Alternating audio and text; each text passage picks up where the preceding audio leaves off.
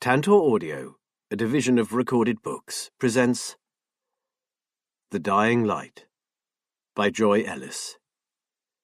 Narrated by Matthew Lloyd Davis. Chapter 1. Matt Ballard allowed a smile of satisfaction to spread across his face. He turned to his partner. Liz Haynes was smiling too. "We did it. Our first case solved and paid for." Liz squeezed his leg. "We really cracked it, didn't we?" It had been a gamble, but in the end turning private had been the only course the two of them could take. Liz had been forced to give up working in the police force after an attempt on her life had left her unable to meet their medical requirements. As for Matt, he had served his full time, but at 53 years old he was still fit, and far from ready for the allotment and the bowling club.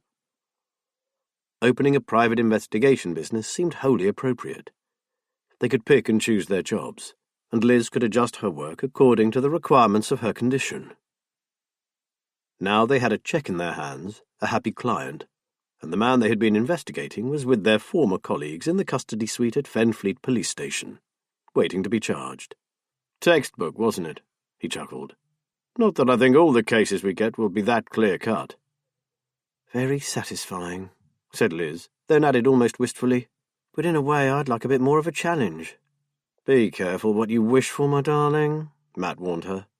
"We used to say things like that when we were on duty, then the next chap would see us up to our elbows in one of the shittiest cases we'd ever had." "True, but... oh, you know what I mean. That was a bit tame, wasn't it?" Before Matt could answer, his mobile phone rang. "Will, how's tricks, my friend?" He switched to loudspeakers so that Liz could hear. They had both worked alongside D.I. Will Stonebridge and had been saddened when a severely damaged elbow had seen him step away from the job he loved. There was a long silence. Then Will's voice filled the car. "I have to admit, things have been better. Any chance of me popping round for a cuppa and a chat? I'm beginning to think living on this fen is making me mildly neurotic. I need a dose of Ballard and Haynes's common sense, if you have some to spare." If he was trying to make light of something, he wasn't doing very well. Matt glanced at Liz. She was frowning. "We're on our way home right now. How does half an hour suit you?" "Kate's in her studio, so she'll be working until late," Will said. "So that's perfect. I'll see you soon." He hung up immediately, as if he were afraid they'd change their minds. Matt took a deep breath. "Well, that sounds rather ominous." "I hope Kate isn't slipping back," said Liz softly. "That girl has suffered enough." They had become close friends over the years, so Matt and Liz were among the very few people who knew the Stonebridges' true story. Kate Stonebridge was a very successful children's book illustrator. She had been working on a series of books called Fairy Dreams, featuring fairies and elves and other magical beings. They had been so popular that now the accompanying merchandise was outselling the books. Kids all over the globe were wearing T-shirts, using pencil cases and sleeping under duvets that featured Kate's creations. She and the author had cleverly introduced a new character into each latest publication, which had kept sales of the books and merchandise at record levels.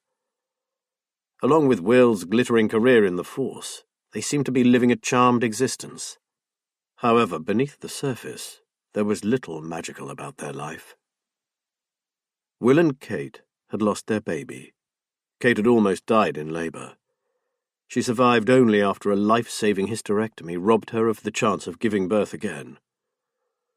Naturally, Will had been devastated, but he held on to the fact that he still had his beautiful wife.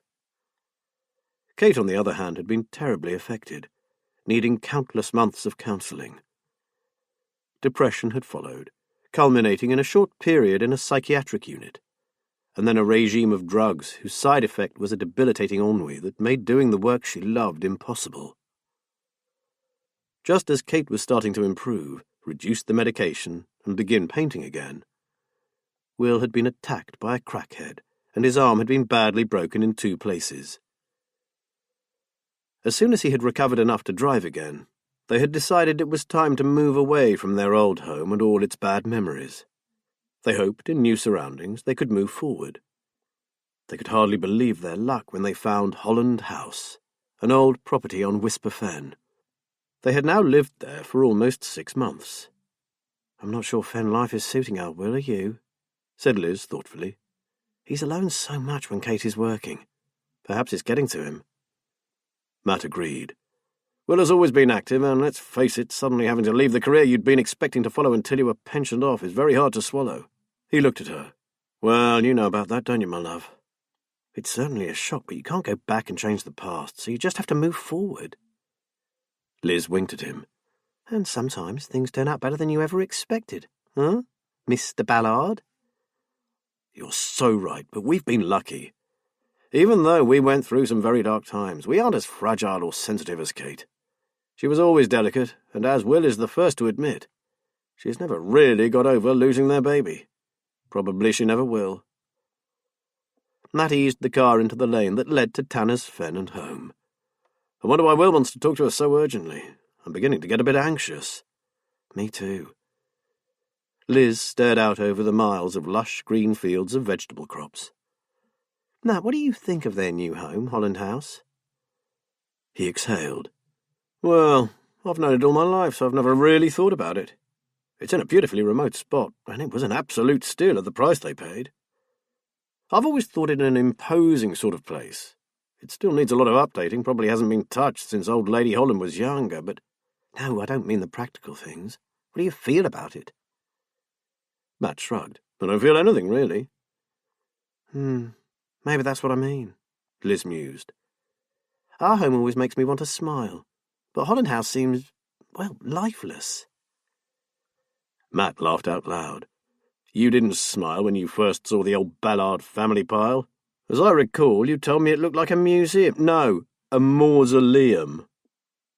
Liz tried to look contrite and failed. True, but I didn't hate the place. It was simply that I could see what it was crying out for. We've stamped our mark on it now, and it's warm and welcoming. Matt pulled into the drive of Cannon Farm.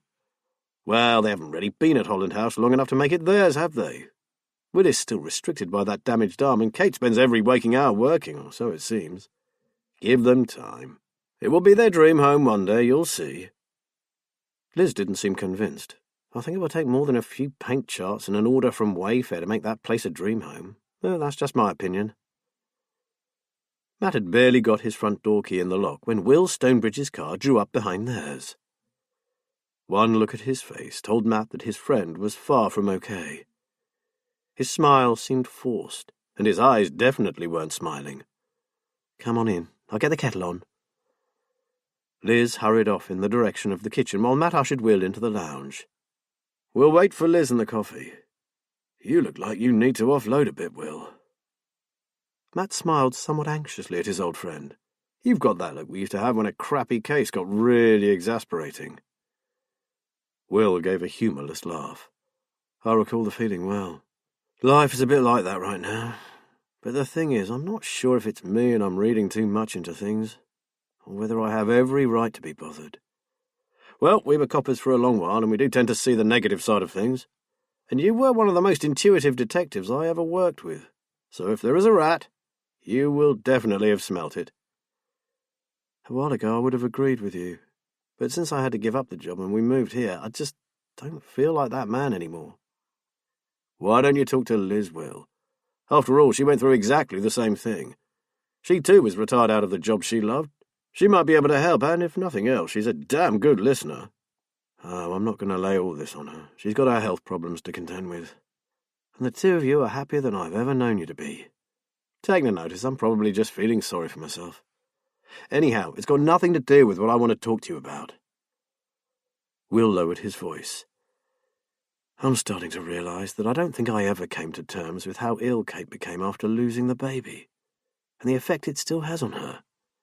She's so vulnerable, Matt, and so mercurial. She changes in the blink of an eye. Matt nodded. That couldn't be easy to cope with. He was about to respond when Liz arrived, carrying a tray of coffee and chocolate biscuits. I thought this sounded serious enough to hit the hobnobs. She placed the tray on the coffee table and flopped into a chair. Will chuckled. For a fleeting moment, Matt caught a glimpse of the old Will. Matt handed his friend a steaming mug. Okay, Will, what's bugging you? Deliberately, Will set the mug down on the coffee table. Actually, I want to hire your professional services. Matt sat up straight. What, as investigators? Why? Something is not right on Whisper Fen, and I'm a bit too close to start digging around myself. Added to which Kate is on a deadline and working all hours, which means I'm running the home, shopping, feeding us, and trying to work on the house at the same time. I'm run ragged. He raised his hands. Oh, I'm not complaining, honestly. What Kate is doing is amazing, and I fully support her. But I don't have the time or the inclination to embark on an unofficial investigation. Absent-mindedly nibbling on a biscuit, Liz had her gaze fixed on Will. So, what do you think is going on? She asked. Will took out a small notebook from his inside jacket pocket. Several small, seemingly unconnected incidents. It's possible that they mean nothing and I've blown them all out of proportion, but listen to this. He looked down at his notes. Whisper Fen is only a few miles from Tanner's Fen, and having lived here all your life, you might know a couple of the people concerned. Have you heard of a woman called Amelia Swain? Matt nodded. The German lady lives quite close to you. Husband died quite a while ago. Nice woman, as I recall. I had some dealings with her husband way back after his business was broken into. Oh, good, that could make life easier. Well, recently, someone has been aiming a series of malicious acts at her. I only found this out last week. She has put them down to prejudice, but I don't believe that for 1 second. Will sipped his coffee. The thing is, she doesn't want to bother anyone, and she certainly won't make an official complaint. So I wondered if we could engineer an accidental meeting with you both, so you can get her to talk about it. What kind of malicious acts? Asked Liz, offering the biscuits to Will. For starters, someone killed her cat. He pulled a face. Disgusting. Then someone snapped the lock off her shed and trashed everything inside, and... He paused, frowning. And I think there is something else, but she clammed up on me. Well, you certainly don't need to hire us, Will. Matt looked at Liz and raised an eyebrow. We'll see what we can find out, but as your friends. Liz nodded vigorously. Of course. And we've just concluded the case we were working on, so we can pitch in immediately.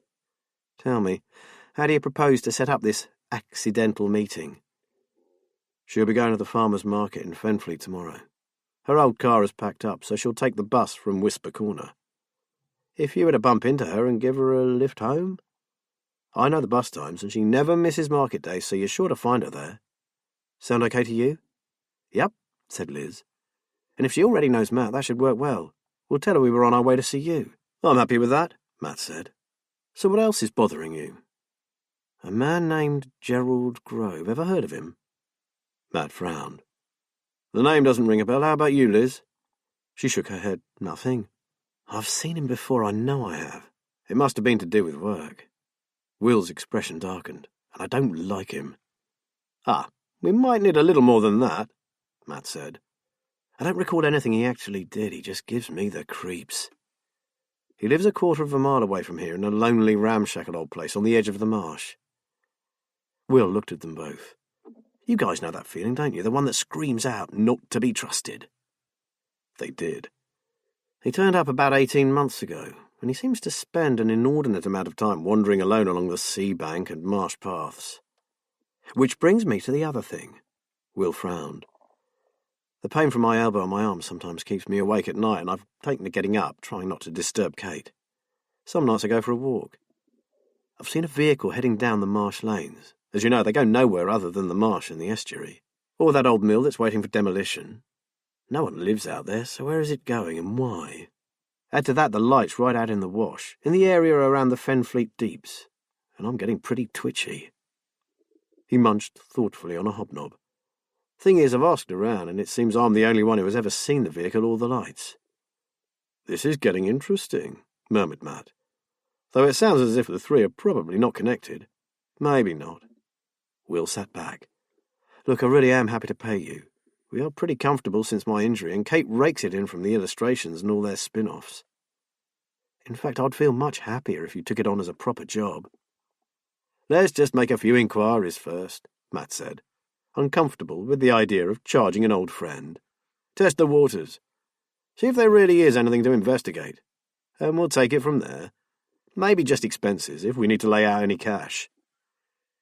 After all, they had embarked on their new career to keep themselves occupied rather than to earn a living from it. Deal. If anyone can put my mind at rest, it's you two. Will sat back, evidently relieved, and they began to chat about inconsequential things. You'd have to come for lunch. You'll be amazed at my newfound culinary skills." Liz laughed. "Ah, yes, the king of the microwave. If it didn't finish cooking with a ping, then according to you it wasn't real food." All in the past. His smile faded a little. "When Kate was so ill, I had to take charge of feeding us, and she needed good food, not some reheated microwave dinner. It was a wake-up call. I must say I quite enjoy cooking now. So how about Thursday, the day after the market? Then you can fill me in on how you get on with Amelia. I'd say call in after you drop her off, but Kate's agent and author are coming down to pick up the draft images of Kate's new character, so we'll be pretty tied up." "Thursday will be lovely. It'll be nice to see Kate again," Liz said. Look, I have to warn you, she could be absolutely fine." He sighed. "It could be just us for lunch. If she's in the middle of working on something, she might not want to interrupt it. No disrespect to you, I promise. It's just the way she is at the moment. The deadlines don't help with her stress levels, and I'm inclined to let her do what she has to." "Of course." Matt beamed at his friend, secretly disturbed by what he had just heard. "If we see her, great, but no pressure, okay?" Will drained his coffee. "I suppose I'd better get back. I'm so pleased you can check all this out for me." He stood up and smiled at Liz. "And you were right about the hobnobs. We clearly did need them." He pointed to the half-empty plate. "I'll see you Thursday. Come at around 1.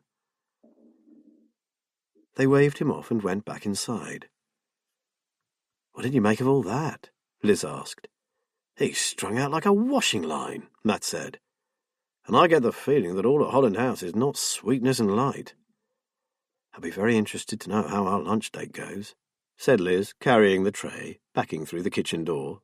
"But in the meantime we have our rendezvous with Mrs. Amelia Swain. Tell me what you know of her." Matt shrugged. "Not much. She lives in a cottage called Little Anchor on the road that leads to Holland House. She's Will and Kate's nearest neighbour, has a very pretty garden. You've probably seen it." "I know the one. We commented on it last time we visited Will." Matt nodded. "She must be in her early 70s, but still looks pretty tough. She has an air of determination that I rather admire. I hope we can help her, if she opens up to us." "Use your charm, my darling. Women are putty in your hands." She grinned at him, fluttering her eyelashes. "Resistance is futile where you're concerned. I should know." "Strumpet, away with you." How he loved her. They were planning to marry at some point, but felt no need to hurry. They were happy as they were, enjoying their new freedom. They had spent years living for nothing but the police force, juggling shift work, overtime, broken sleep, and missed appointments. It had been a life governed by crime and its perpetrators. This new life was a revelation.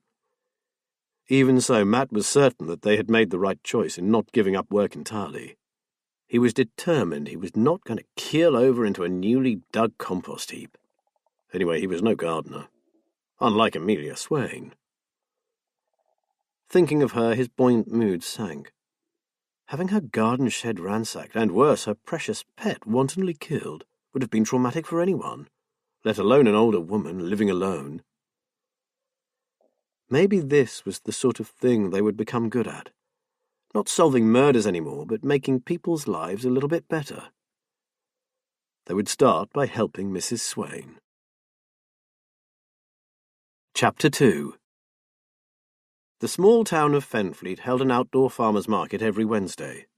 Matt and Liz arrived early and found a parking space that gave a clear view of the bus stop.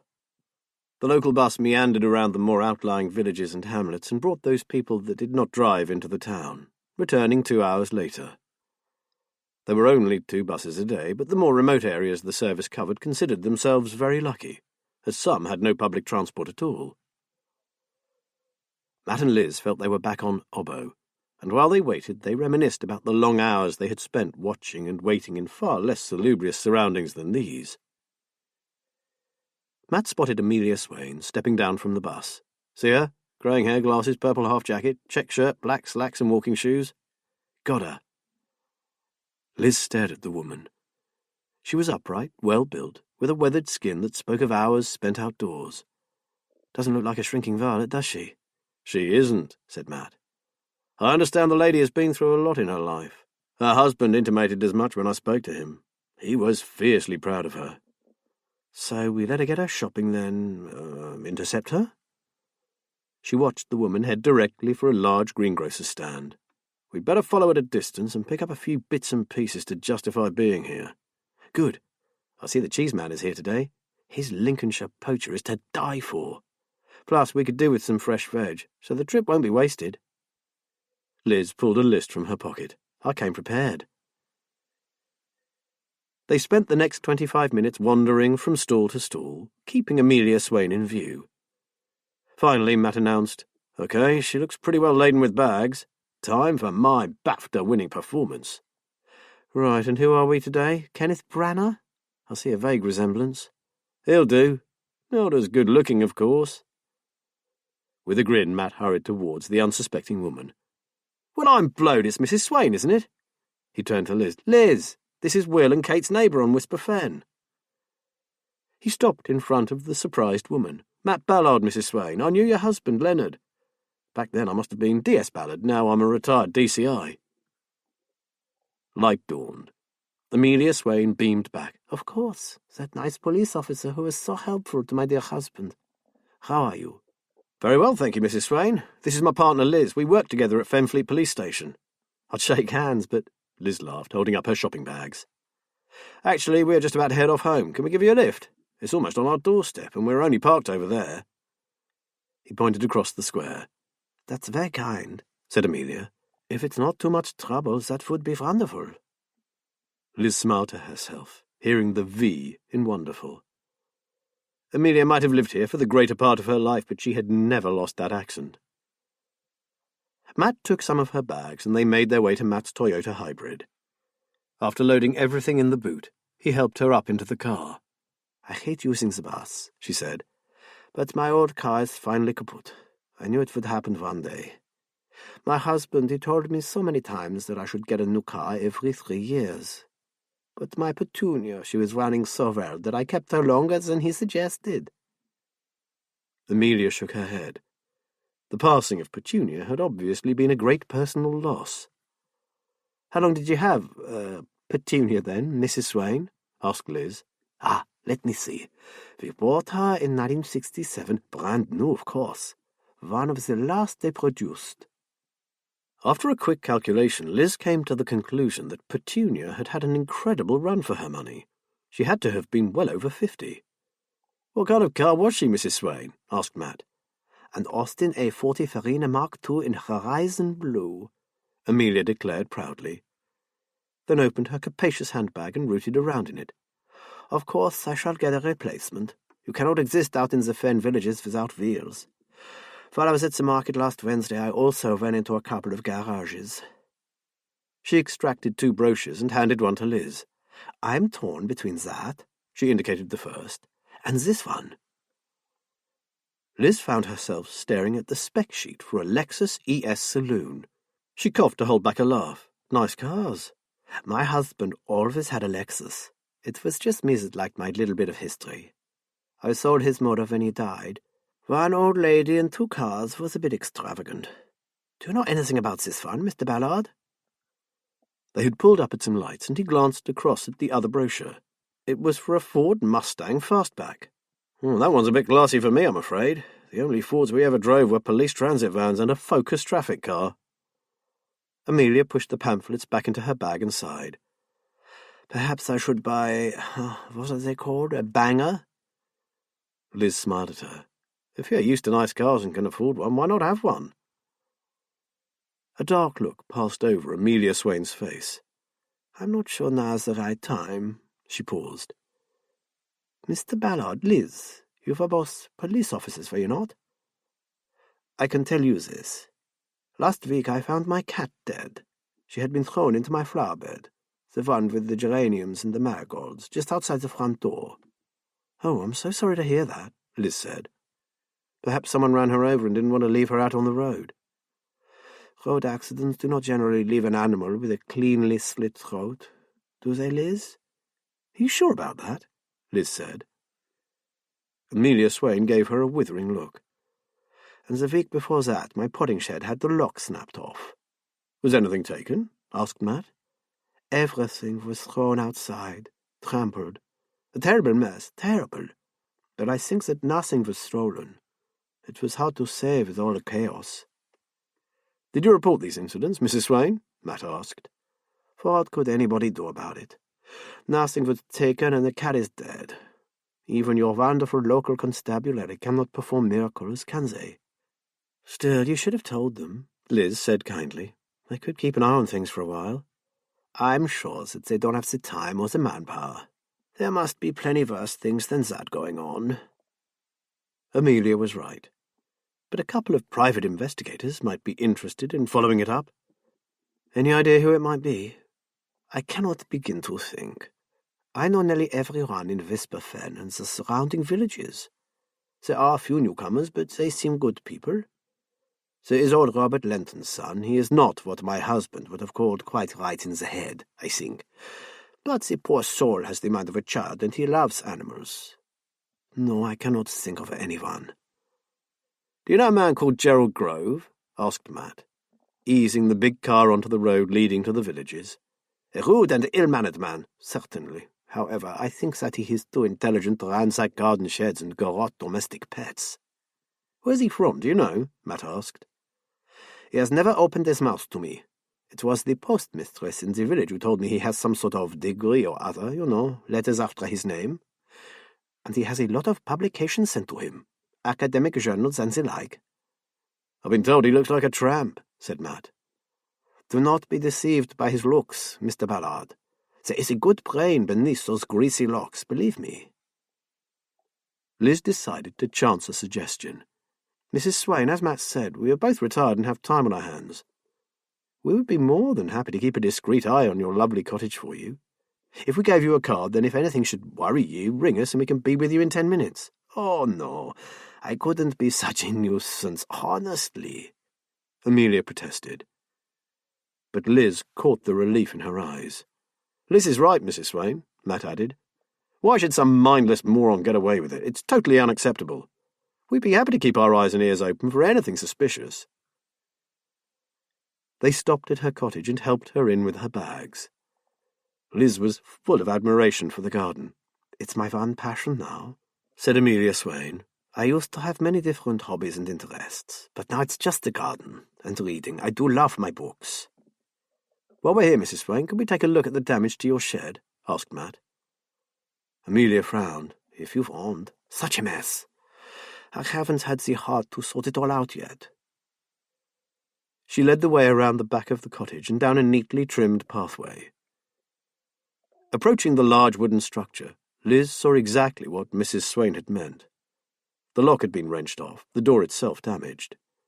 The contents had been thrown out, and most of them, it seemed, had been trampled.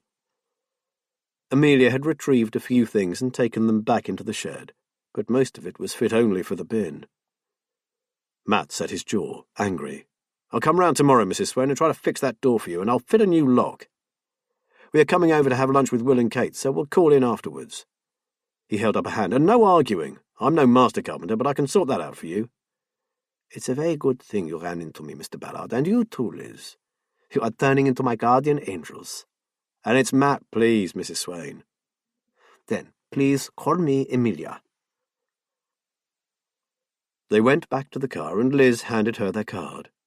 Don't take any notice of the private investigator label. We are offering to help simply because we care about what happens out here on the fens. After all, you are our closest friend's neighbour. Please promise to ring if you're concerned about anything at all.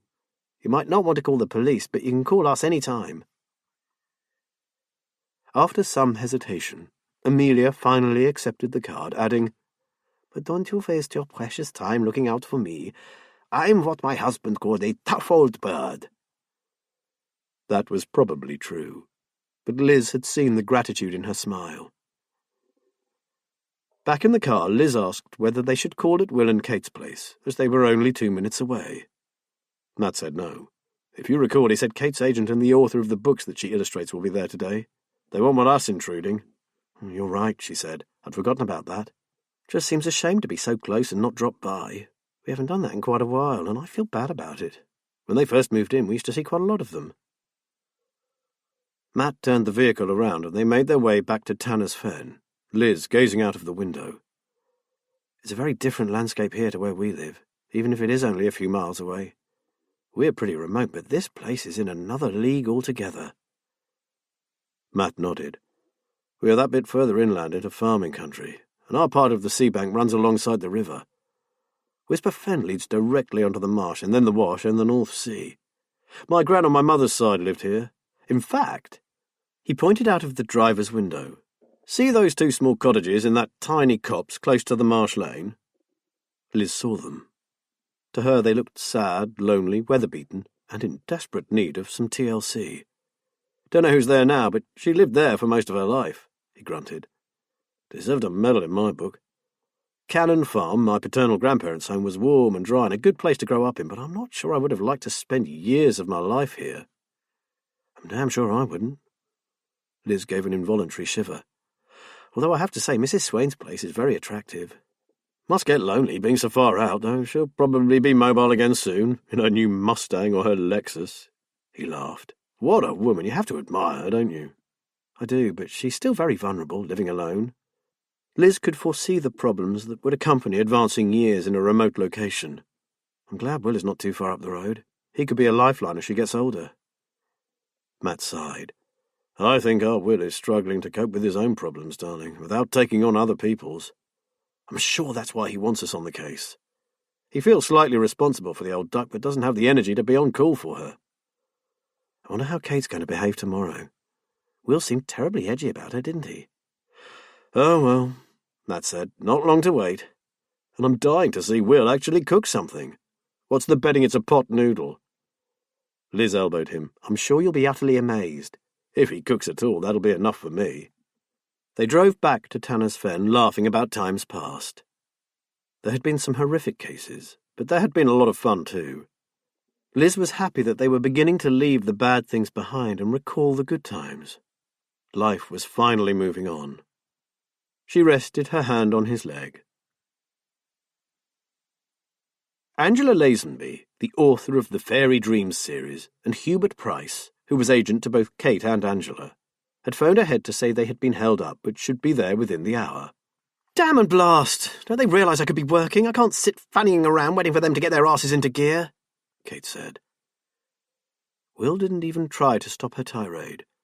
She'd been on edge all morning, constantly telling him what a pain it was, having to put everything on hold for this royal visit. He hadn't liked to remind her that it was she who had insisted they collect the new designs because she didn't want to trail up to London with them. "But, sweetheart," he ventured, "you've finished this new character now. Why the rush to get back into the studio?" "Because," she emitted a harsh exhalation, "if you must know, I'm sick of Angela's bloody fairies, and I've started a book of my own." Will stared at her, open-mouthed. She had always said she wanted to create something that was not some other author's brainchild, a work for adults, something that was entirely her own making. "Well, that's brilliant, but why the secrecy? You always used to show me your work." Kate fiddled with her watch strap. Well, they are a bit different to my usual style. I've been experimenting, and I wanted one finished painting for you to look at." Will gazed at her with interest. Her style had been developing since they moved, and he could hardly wait to see her latest work. "So can I see?" "Give me 3 or 4 days, baby, will you?" His face fell. "But please." He'd give in, of course, he always did. But he couldn't resist one last try. "Then show me this new fairy that Angela and Hubert are collecting. I can't believe you haven't even let me inside the studio while you were designing it. Please let me see it before them." This new habit she had of working behind a closed door caused him considerable pain. For years he had loved to watch his beautiful wife work, but since she'd taken possession of a new studio upstairs, he had not been allowed to enter. She told him her concentration was not as good as it used to be, and she would work better alone. He had had to accept it. For a moment Kate looked irritated, and then she nodded. "Of course you can. Come on." She held out her hand and led him up the stairs. Kate opened the door to her studio. It appeared to be empty, apart from a single painting displayed on an easel. The painting depicted a boy fairy standing under a rowan tree. It took Will's breath away. Incredible. "Kate, you are getting better and better. The detail in this will be lost on children. It's really beautiful. Kate explained that fairies considered the rowan to be a very special tree, and they always protected the garden in which it grew. It was a witch tree, which meant it belonged to the goddess. There is a spell you can cast to make your bedding plants flourish. We must try it, darling, now we are proper country people. It involves burying old leather boots and shoes along with a handful of rowan berries. You repeat a little charm over them. I've got the words here somewhere. You do it by the light of a waxing moon, either a Friday or a Wednesday, as they are the nights of the guardian angels, Anael and Raphael.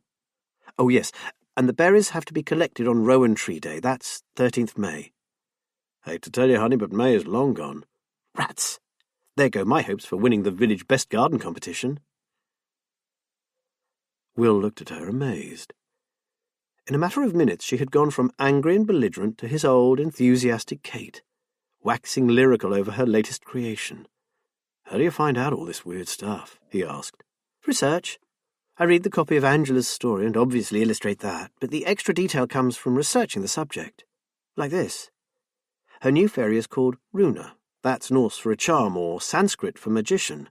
I'm not sure which she meant. They both fit the bill. The rowan is greatly revered for its protective qualities. It's meant to ward off harm. That's a bit of luck. We have a splendid one in the back garden. It's a lovely tree. The Welsh planted them in their churchyards, where we used to plant the yew. They're supposed to watch over the spirits of the dead. And this young chap? He pointed to Runa, standing under his rowan tree. He's her new hero for this next book, The Protector of the Magical Garden of Gort. I've a feeling we'll be seeing his face staring at us from quite a few grubby T-shirts next year. Who knows? But he is a handsome little devil, isn't he?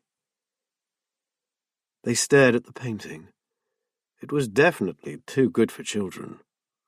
It had a magic about it, but it was more than just a pretty picture for kids.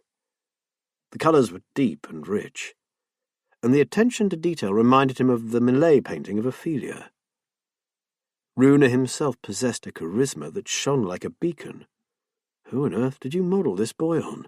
He's not a boy, Will. He's a fairy. Okay, but you had to model that face on someone. No, I didn't. It's just how I see Runa. Now it is Runa. I just hope he's everything Angela is hoping for. Kate sounded unsure of herself all at once. I'm certain he is, and a whole lot more besides. Angela will be thrilled when she sees this. It's your best yet. I'm glad you think so, but still, I really am tiring of Angela's fairies. It's this place. Having been here for a while, I now know that I can do much, much better. Will saw a strange, intense light in her eyes that he had never seen before. Well, you were only contracted for one more book. So why not get that out of the way, then take a break and concentrate on your own work? I can't wait that long. She almost spat the words back at him. Don't you understand, Will? I need to be rid of all this. She stared accusingly at her rowan fairy, and for one awful moment Will thought she was going to sweep it from the easel and hurl it to the floor. Then the doorbell rang. Kate closed her eyes and took a deep breath. Oh, shit. Well, we'd better get this over with. Chapter 3. Liz stood in the garden of Cannon Farm and gazed around her. It wasn't picture-postcard pretty, like Amelia's colourful cottage garden, but it was rather beautiful in an overgrown sort of way. The numerous trees and shrubs fought for supremacy, forming a glorious border of thick, mature plants with little or no space between them.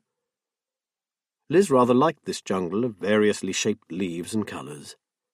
Neat and manicured was pretty, but she definitely preferred this natural look. Not exactly the Eden Project, is it? Matt appeared beside her and handed her a mug of tea. I like it, and seeing Amelia's passion for her garden has inspired me to think about how we can make more of this lovely space. She pointed to a corner of the lawn.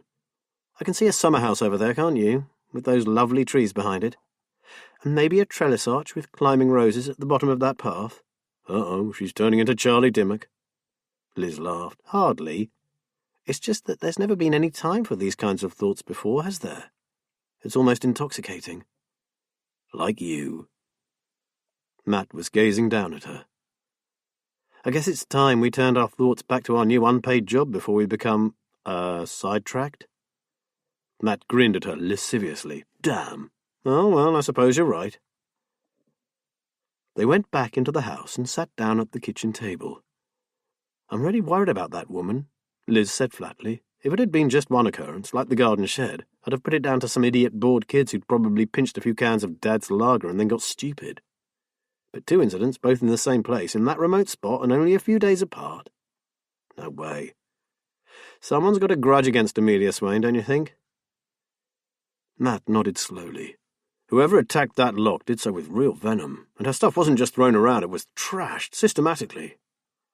So, how are we going to play this, boss? Matt chuckled. That sounds like the old days. We're partners now, remember? I'm not the boss anymore. I'd still like to know what plan of action we are considering. First, I suggest we get on the computer and see exactly what we can find out about Gerald Grove. I think we can afford to take a couple of runs a day out to Whisper Fen, just to keep an eye open. That part of the marsh is a great spot for birdwatching, so we can take some binoculars and not look out of place. Sounds like a plan, Liz said. Shall I hit the internet? Perfect. I'll drive down to the big B&Q on the Sultan Le Fen Road and get our Amelia a new lock and some timber to strengthen that shed door. You okay with that? Sure. And it's good to know you're so handy. He stood up, kissing her lightly on the neck. Oh, you have no idea.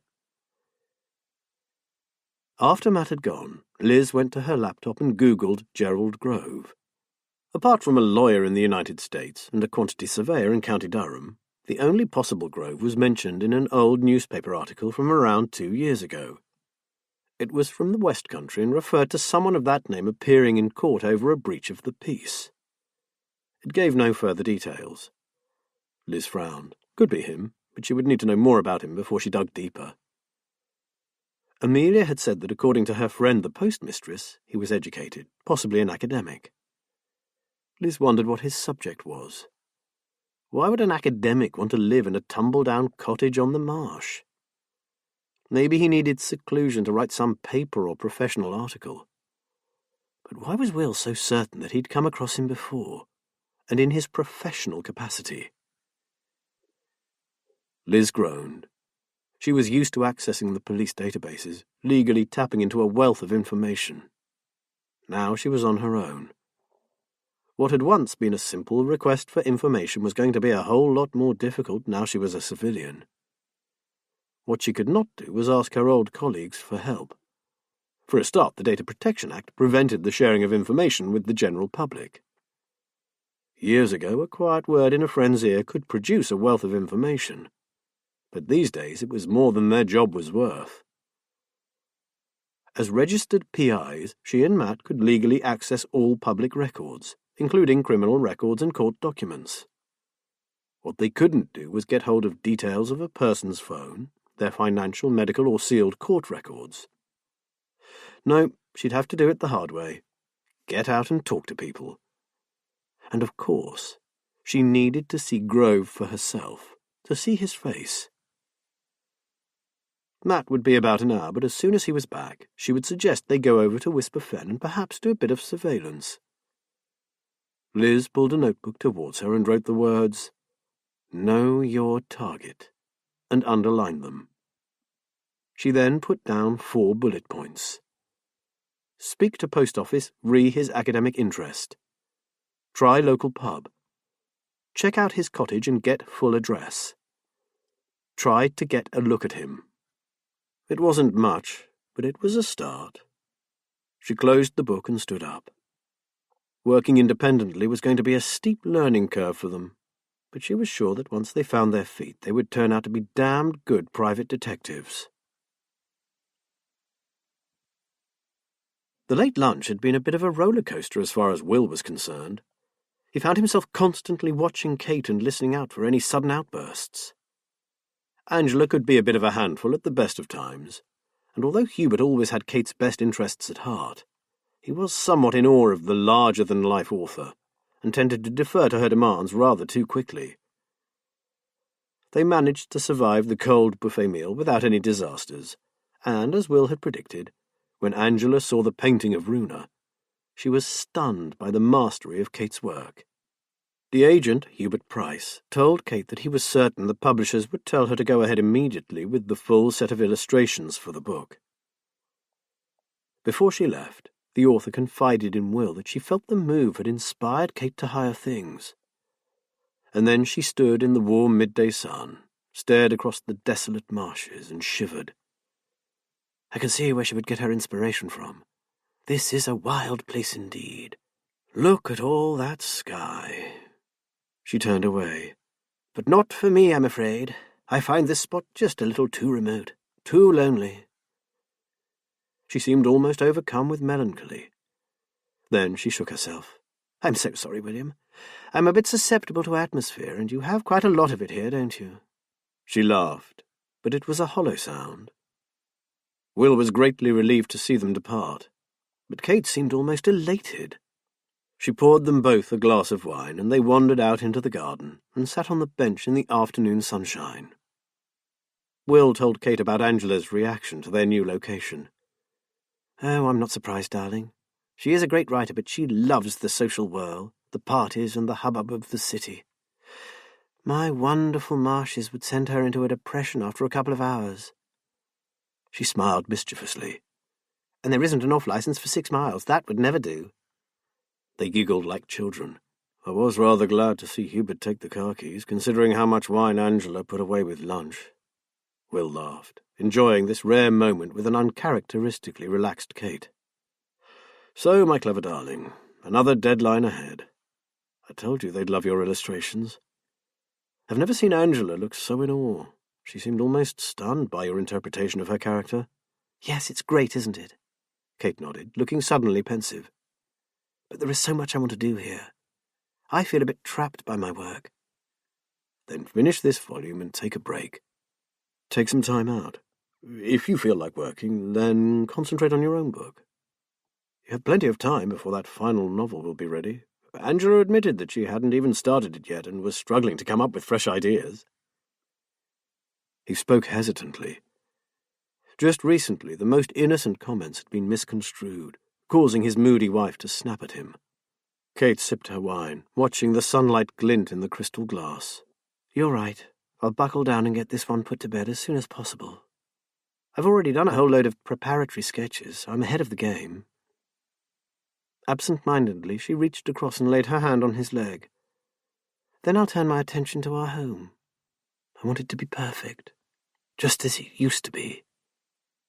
Which reminds me, would you mind if I do a bit of research on the history of Holland House? In your spare time, I suppose? He tried not to show it, but he was somewhat surprised that with her deadline for the publisher, her own work, and her wish to revamp an entire house, she would even consider another time-consuming hobby. She smiled and looked out across the salt marsh. So, what do you want to know about the house? He asked after a while. Do you think it has a grim past? Murder, mystery, and mayhem? I sincerely doubt it. It's hardly Medmenham Abbey.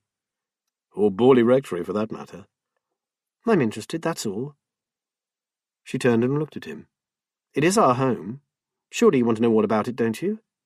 I know that it's been in the Holland family since it was built. Old Mr. Holland's grandfather built it as a wedding present for his son and his new wife. And that's enough for me. Don't be boring, Will. You can investigate to your heart's content, my sweet. Just don't start reciting the Holland family tree. I don't want to know who begat who, thank you. In any case, it'd just go in one ear and out the other. That's fine, she murmured, gazing out over Whisper Fen. This is my project. She turned and looked up at Holland House, as if she and this construction of bricks and mortar had an understanding between them. Will wondered when she had last looked at him like that, and experienced a pang of what could only be described as jealousy. Matt and Liz returned from a very profitable sortie to the tiny village of Whisper Fen. Amelia wasn't alone in being friendly with Gladys Conway, the local postmistress. Matt, too, was on first-name terms with her, and they learned a lot about Gerald Grove. They went over what they had learned while preparing supper. So now we know why he spent so much time wandering around the marsh. He's a lepidopterist, an expert on moths and butterflies.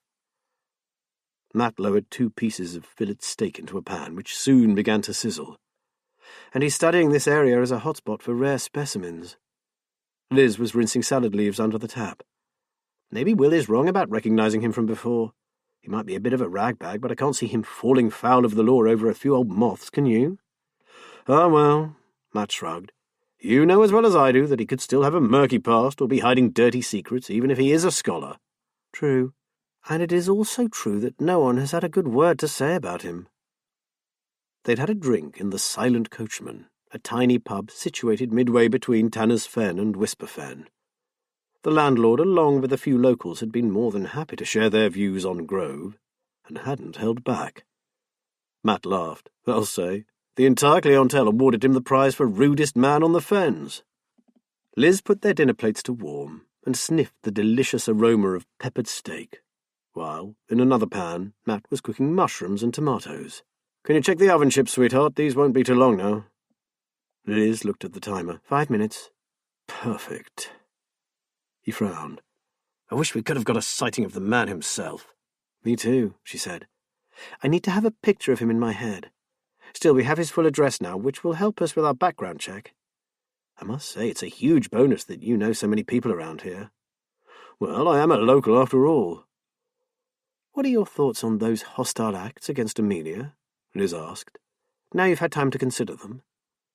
Do you think it could possibly be someone with an ancient grudge against Germans? Matt sat down at the kitchen table. I can't see that being the reason. Sure, there's probably 1 or 2 old-timers who still hark back to the war, but why now? Even before Leonard died, the Swains had been living here for donkey's years. Why leave it until now to start hounding her? Liz helped herself to mustard. That's just what I'm asking myself too. I mean, the war ended in 1945. Supposing while I'm doing my Bob the Builder bit tomorrow, you have a chat with Amelia, Matt said. Maybe she hasn't told us everything yet. And if you recall, Will thought that maybe something else was bothering her. See what you can find out. That's my plan. Leave it to me, boss. Meanwhile, I'm still intrigued about what's going on in Holland House. I hate to see our Will looking so edgy. It's not like him at all. Matt stopped eating.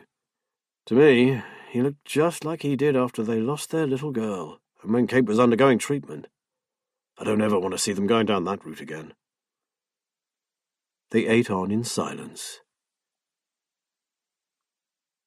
Kate had spent the last part of the afternoon up in her studio, but came down for a late supper. When that was finished, they went outside to their vantage point in the garden and sat looking across the salt marsh. The sky was still a soft blue, dotted here and there with islands of grey and peach. On the horizon, a dark band of night cloud moved slowly across the sky, like a flagship heralding the close of day. This is the best time of all, whispered Kate, and started to hum a haunting tune. Will recognized it as one he often heard coming from her studio late at night while she worked. Will put his arm around her and held her tightly. Rather apt, don't you think? In a soft, surprisingly melodious voice, he sang the familiar lyrics. They told of 2 people, comfortable in each other's company, looking forward to spending the rest of their lives together, no matter what life threw at them. He stopped, unsure of the next words. Kate took up the song until he silenced her with a kiss. No more. I seem to think the next bit is sad. Isn't it about something parting them? That's never going to happen. Never, she echoed. As a moving-in present, Matt and Liz had given them a wonderful old watercolour depicting a cottage and a mill at sunset on the edge of the marsh. The title was Dying Light, and it hung in pride of place above the fireplace in the lounge. Gazing at the evening sky, Will was reminded of the painting. They touched their glasses together. Will, Kate asked, do you really like it here? Her question surprised him. Yes, of course I do. Why? Do I give the impression of not liking it? No, she said softly. It's just that I love it so much I'd hate for us to move on again. My darling, after all the hard work we've been putting in, they'll have to carry me out in a wooden box before I uproot from here. Angela worried me rather. All that talk of too much solitude. I hoped that she hadn't put you off the house." Will laughed. Nothing Angela Lazenby could say about it would influence me in the slightest. She took his hand. "And you don't miss the force too badly?" "You haven't given me a chance. I work harder now than I ever did at the Nick. And it seems you have a lot more in mind." Kate was silent for several minutes. "I'll be doing a lot of the work on the interior myself, Will. Wallpapering and painting and the like. It has to be." She seemed to drift off into her own thoughts for a moment. "Exactly right." He held back his quip about her lack of faith in his workmanship and returned to her question about leaving the force. "As to my early retirement, no. I really truly enjoy spending all my days with the one I love. All those scroats and drunks. I can't say I miss them at all, thank you." He was lying, and she probably knew it, but it sounded as if he meant it. The mention of scroats brought him round to Gerald Grove. Kate spent hours wandering the sea bank, as did that unsavoury character. "Kate, there's a man who walks the marsh a lot. He's called Grove. Should you see him, please steer clear. He's not the nicest man in the world." "Oh, you mean Gerald? He's no trouble." Will took a breath and held it. "You know him?"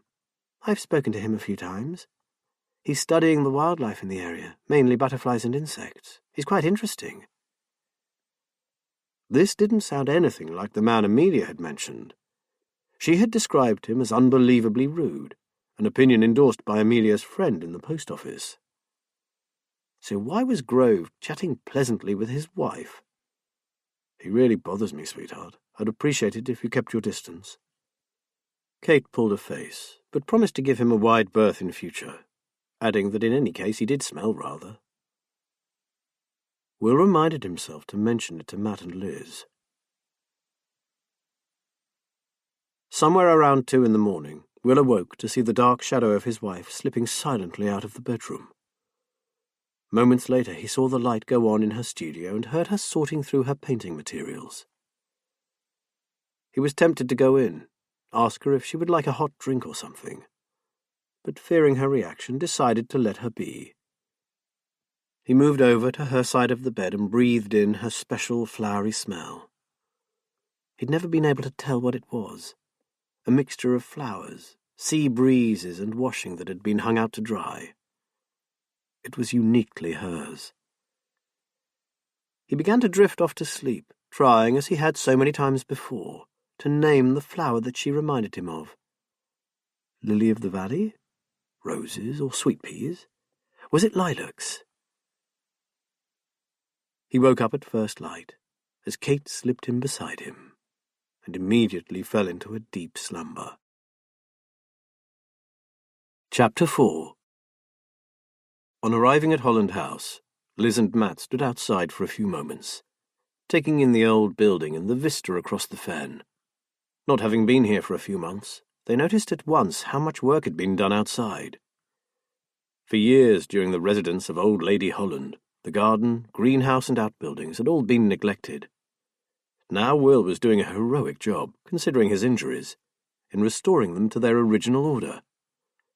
"Hey, you two, how are you doing?" Will hurried out to join them. Matt noted that Kate wasn't with him. "We're fine, Will, thank you. Lovely day again." "You've done a really good job here," Liz said admiringly. "I hadn't realized you had a proper wishing well. It's beautiful."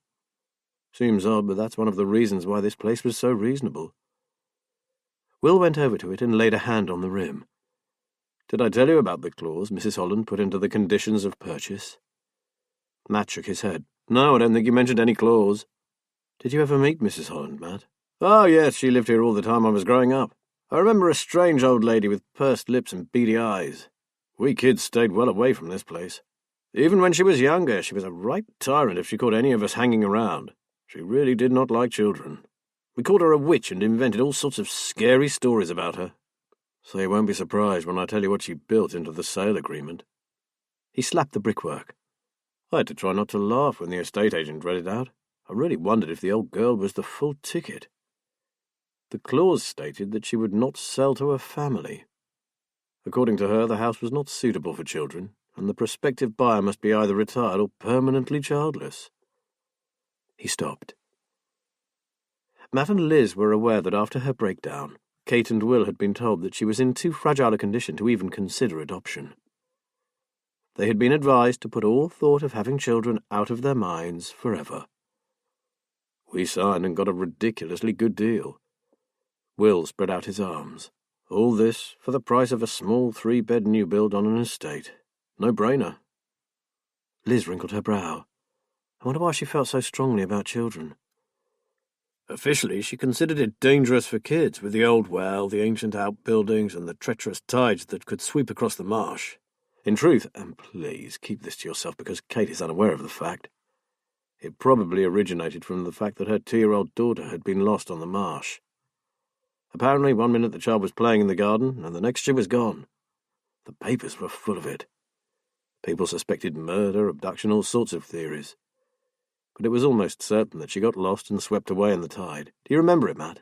Of course. Well, not personally. I was too young at the time, but I remember my dad saying there were search parties out all over the area looking for a missing little one.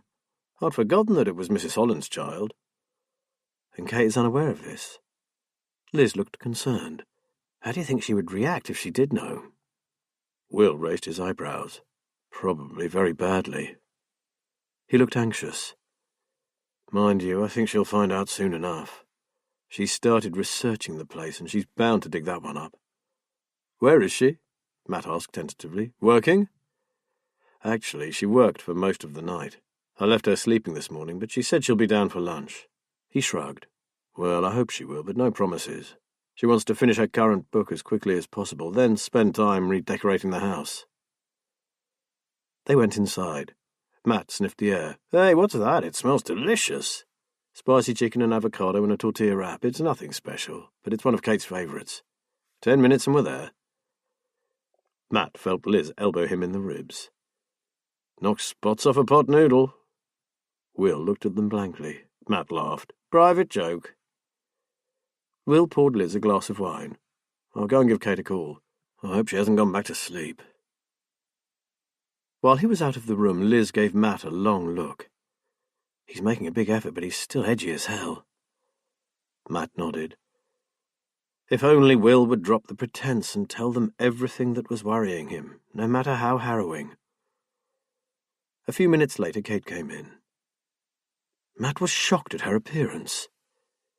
In just 2 months, she had lost weight and looked almost gaunt. She was very pale, as if she lived in the dark. She gave them both a hug and said how good it was to see them again. But there was something not right about Kate Stonebridge. The food was as tasty as it smelt, and Matt took delight in ribbing his old friend about his metamorphosis into Jamie Oliver.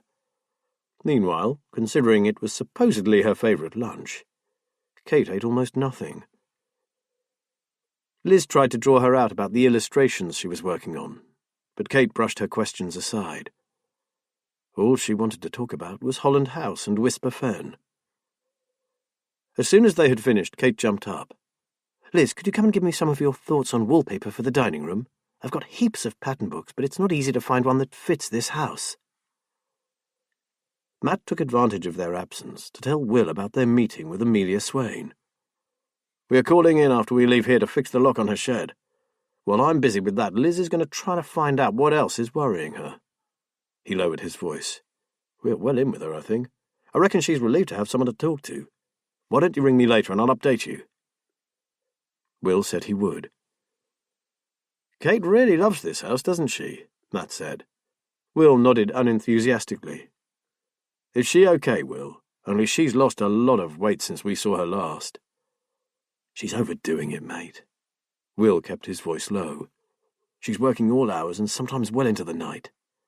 She's desperate to finish this book for her publisher. She's working on new paintings of her own, and then there's the house, which seems to be becoming something of an obsession. He ran a hand through his hair.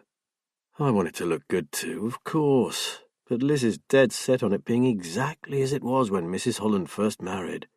She's sourced wallpaper designs from the 30s, researched paint colours, and had them specially mixed. She's even tracked down some authentic fabric for drapes. Hell, Matt, by the time she's finished, I'll be living in a museum. Matt had recalled Liz telling him his home was a museum, then had made it into the lovely place it was now. It seemed that Kate wanted to do the exact opposite. "Don't you have any say in it, Will? After all, it's your home too." Will laughed. "Sometimes I wonder." "Oh, I don't mean that. It's just that she's become so fixated on her idea of Holland House that I don't really feature. She thinks that because I love the property, I'll love what she does with it. End of." He sighed. "And she wanders off all over the marsh and the sea bank.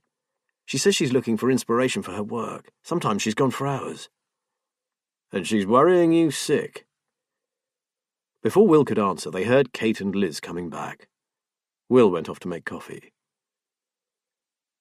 They stayed for another hour or so until Matt sensed that Kate was growing restless. "I think we should make a move, guys. It's been really lovely seeing you both again. You must come over to us next week. It's our turn to cook." A slight look of irritation passed across Kate's face, but Matt chose to ignore it. "Yes," added Liz, "although I'm not sure we're up to the standard of master chef here." She grinned at Will. "We'd love to," said Kate with a wide, forced smile. "We certainly mustn't leave it so long next time." As Matt and Liz drove down the lane to Amelia Swain's cottage, Liz let out a long, low whistle. "Oh, my." She said nothing further. She didn't need to. Will had just started clearing the dishes and stacking the dishwasher when he saw Kate sitting at the table with a large glass of wine, staring at a wallpaper sample. "I thought you didn't want a drink, honey," he said affably, "or I'd have poured you one." She stared at him coldly. "I changed my mind. There's no law against that, is there?" "Of course not," he said carefully. What's the matter, Kate? You really don't get it, do you? Why on earth did you invite them round? You know how much I have to do, but you make me waste all this time." Will was dumbstruck. "Oh, don't stand there with your mouth open, for heaven's sake. I just don't have time for people and idle chit-chat right now. I thought you would have realised that. And anyway, sure, they were very helpful when we moved in, but they aren't really my kind of people." Will suddenly found his voice. "What on earth do you mean by that? We've spent more time with Matt and Liz than anybody. Hell, you've spent enough hours with Liz in the past, drinking her wine and having girly days out. They've been damn good friends to us." Kate, her back rigid, stared unblinkingly at the heavy book of wallpaper patterns. "Oh, don't make a song and dance about it, Will. I only said that I wasn't that keen on them. I don't have to like all your friends, do I? Now, what do you think of this stripe for the hall and stairs?" Will turned his back on his wife, stormed out of the house, and went to the woodshed. Kate came by 20 minutes later. He was still hurling the axe into the big round logs, reducing them to kindling, and himself to a sweating, gasping mess. He knew she was there, but he refused to acknowledge her presence immediately. After a while he let the axe fall and looked at his wife with hurt in his eyes. "I'm sorry my friends aren't good enough for you. You never said as much before, so I really wasn't to know, was I?" Will, I'm so sorry. I don't know what got into me. There's nothing wrong with Matt and Liz. I love them, really I do. It's me. I'm stressed and really overtired, I suppose. Forgive me?" She ran to him and held him close, running her fingers through his wet hair. Will said nothing. I panicked. She paused while he wondered why. I could see us getting into a round of social gatherings again, out for dinner one night, lunch another day. I simply can't handle trying to talk to people, pretending to enjoy myself when I just want to be here, making the house special again, and working in the studio. I have to finish Angela's bloody fairies.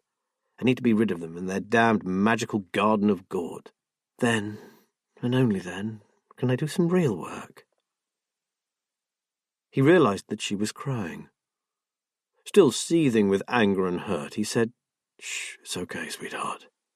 But you can't go on like this, you know. You have to slow down. This isn't you.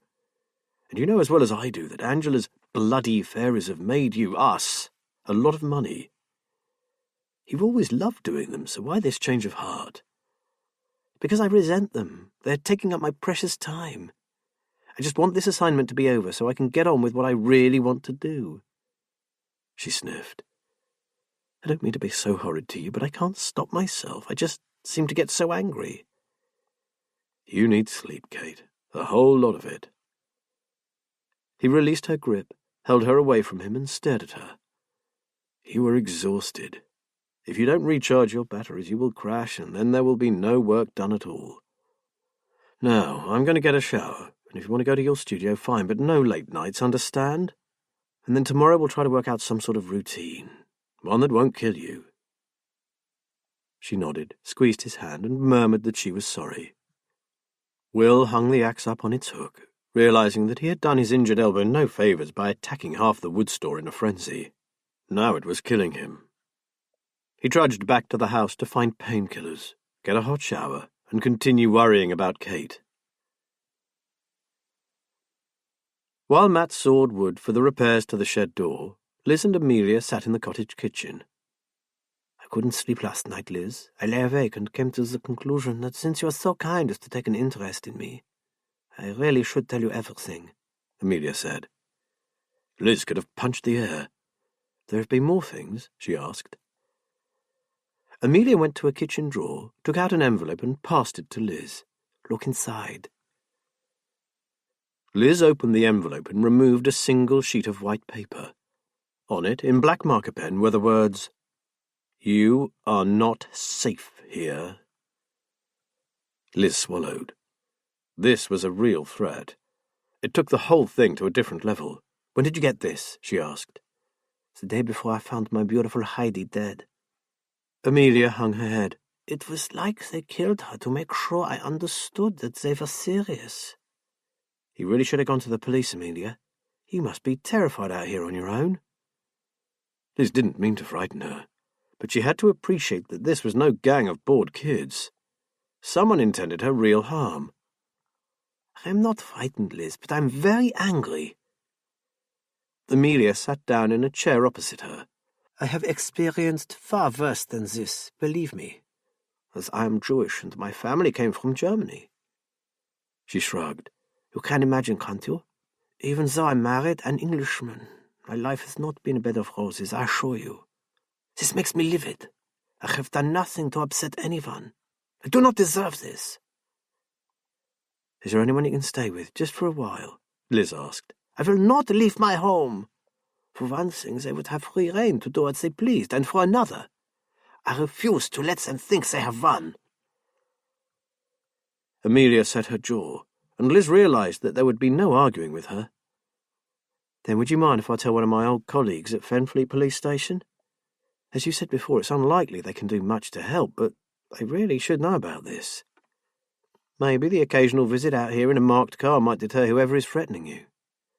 "I'd rather you didn't." Amelia shrugged again. "I cannot think why anyone would want to do this to me. It doesn't make sense." Liz agreed. "When I was in the police, I came across cases of unscrupulous property developers putting the frighteners on people who refused to sell them their homes or land. But let's face it, no one would want to build out here on the marsh edge."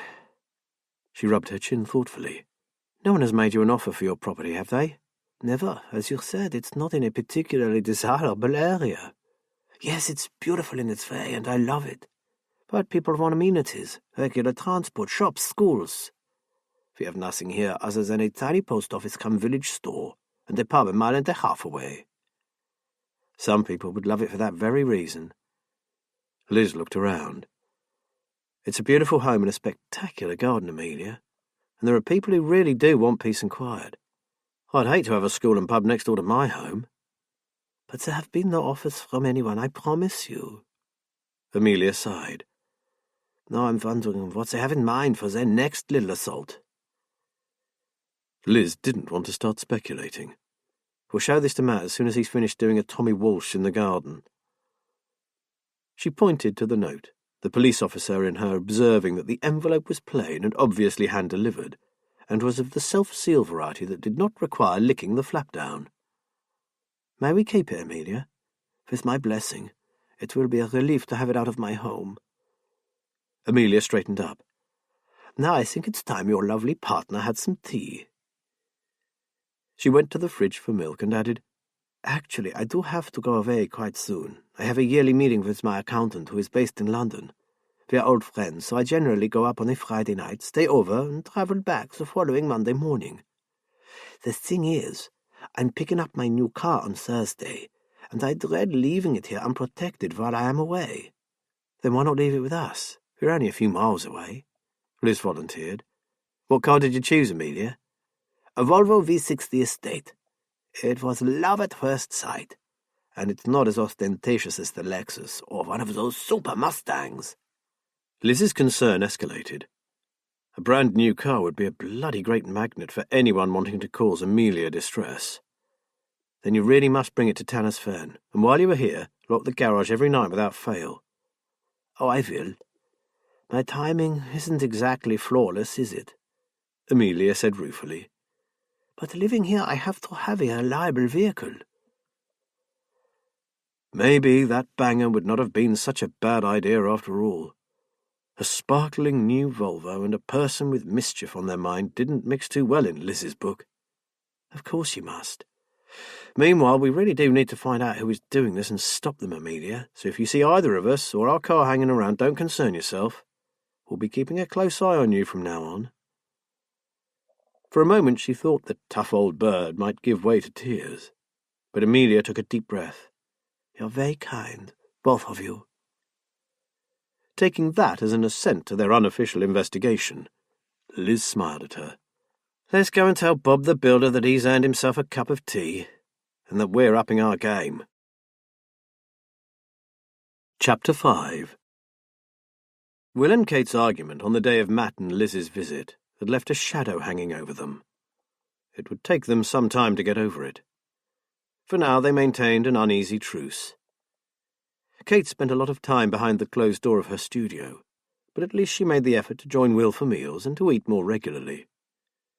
Will soldiered on with his renovations while Kate, when not painting, spent the rest of her time walking the marshes, or planning and researching her project for the renovation of Holland House. She seemed to have become stronger, and even helped with the design aspects of the garden. The following weekend was humid and stormy, but despite this, Kate seemed almost restored to her old self. Will began to relax again. Perhaps the worst had passed.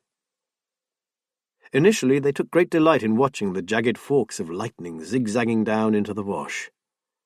But after a while, the constant storms became tedious, and now Kate was becoming unsettled and irritable again. She had begun revamping the kitchen and was at the same time trying to oversee his efforts at restoring the Victorian greenhouse and get parts of the garden back under control. "Damn and blast, bloody weather! Another hour and I could have finished that bed around the well." Kate flopped down on a kitchen chair and rubbed her hair angrily with a hand towel. "There is always tomorrow, sweetheart. Don't forget what we said about not pushing yourself too hard. Anyone would think our time here was limited. We have all the time in the world, remember?" Busy with the tea, Will missed the look of annoyance that she threw his way. "Have you fixed those windows yet, Will? I thought you said the fan lights were almost done." "That greenhouse is a nightmare, Kate. Every time I fix one thing, something else falls to bits. I've practically had to rebuild those frames. They're all rotten." Kate's tone was tetchy. "Well, it needs to be weatherproof for the winter. I'm hoping to get some seedlings in before the frosts start." "It's not a simple job, Kate. Trying to rehang window frames with a dodgy arm is not exactly easy, you know." He tried to keep his tone even, but he had been doing his best, and it rankled that it wasn't appreciated. "Well, if you're not up to it, then I'll get someone in." "I never said I wouldn't finish it, did I? I meant don't push me. It's not a simple job." He went silent. Kate, apparently realizing that she had been, in his words, out of order, took the mug of tea from him and ruffled his hair. "Sorry, Bear." He smiled. She hadn't used his pet name for ages. When they first met on a fun run to raise money for a local children's hospice, he had been dressed as a teddy bear. He had nearly expired beneath the heavy costume, and Kate had given him a cold drink. He became her bear from that day forth.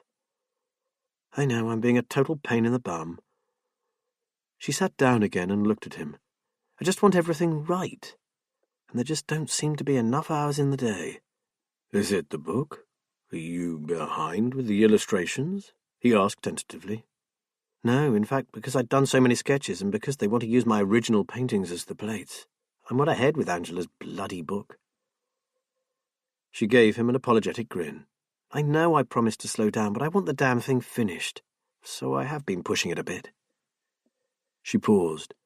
"I've also told Hubert I need a break before the next one, and joy of joys, he reckons Angela's nowhere near ready yet. If she's got writer's block, that's fine with me. Long may it last." Will looked anxiously at his wife. She was suddenly edgy and bad-tempered, mardy-faced, as his mum would have said. He feared that she was going to slip back into her unpredictable frame of mind again, where he no longer recognised his lovely wife. "Actually, talking about getting someone in to help us." Kate's voice was suddenly soft and back to normal. "I want to have a word with the builders' merchants just outside town about some more gravel for the side entrance to the garage. And I was thinking of getting some of those circular paving stones for the patio. The concrete is breaking up badly. One of us will fracture an ankle before long." Will groaned. "That sounds like pretty hard and heavy work for me and my wonky arm." "I have no intention of letting you do the patio, Bear. I thought I'd see if one of the workmen at the builder's yard might like to earn himself a few pounds. The old rubble would have to be taken up and carted away before the new stones could be laid, and your arm wouldn't stand up to it. Hopefully I should be receiving a nice fat cheque in the post soon, so we'll let someone else get a hernia, if that's all right with you." "I'll say it is. If you're okay about spending the cash, let's save me and my arm for more meaningful tasks." He was relieved, but also concerned about some cowboy turning up and charging them a fortune for a crap job. However, this wasn't the time to mention it. Her good mood seemed to have returned, and he wanted it to continue. He smiled. "Let's take the rest of the day off. It's still early. We can go and see your builder's merchant, then, if the weather clears, drive up to Gibraltar Point for a walk in the sea air. Or what about lunch in Stamford, nose around the shops, then on to Rutland Water?" She didn't answer him. "OK, then what about a wander around some garden centres, get some of the plants you want for the garden, then go on to Skeggy? I'll buy you a candy floss if you're good." A smile slowly crept across her face. "And a plate of cockles? Deal." The day out did them both good, and by nightfall they were relaxed and happy. Kate seemed to have left behind her mission to be rid of Angela's fairies, and had got some of her projects into a better perspective. She had spoken to someone at the builder's yard who had said he would call the following morning. Will found some citronella candles, and they took them out to the garden. They sat together on the seat overlooking Whisper Fen, beneath a sky filled with a million stars, sipping glasses of Sancerre. All the recent worries and tantrums seemed to have slipped away, leaving them peaceful and at ease. "This is beautiful," Kate breathed softly. "I wonder if old Mrs. Holland used to sit out here and watch the night sky over the marshes. I bet she misses all this now she's in a nursing home." Will looked doubtful. It was her home all her life, but I don't suppose she had much love for the marshes. As soon as he'd uttered them, he regretted his words. Why, to have lived here all that time, surely you'd have to love it.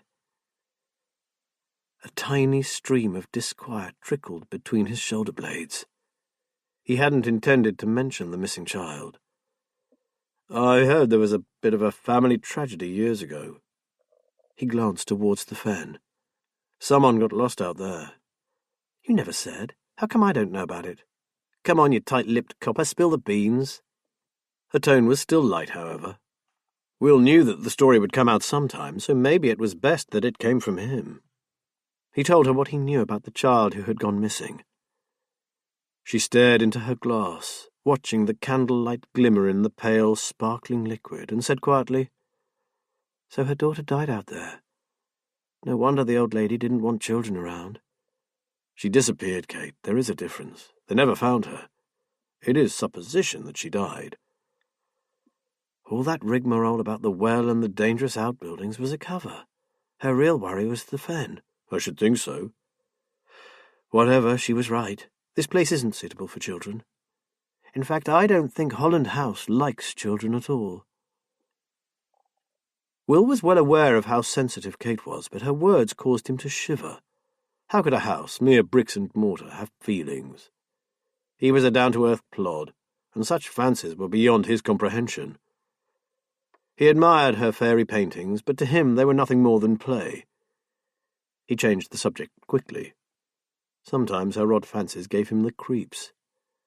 "Have you seen that weird guy Grove again? You know, the stinky bloke that lives in that ramshackle old cottage down by the sluice?" She raised an eyebrow, evidently amused at his too obvious change of tack. Once, although I hadn't meant to after you warned me about him. She looked at him inquiringly. Are you sure you're right about him, Will? Sure, he's not very chatty, but he does love the marsh. And there's nothing he doesn't know about all the birds that pass through here, even though he doesn't come from this area. Though annoyed that she had ignored his warning, Will was loath to spoil their peaceful evening. You found out quite a bit from someone who doesn't say much.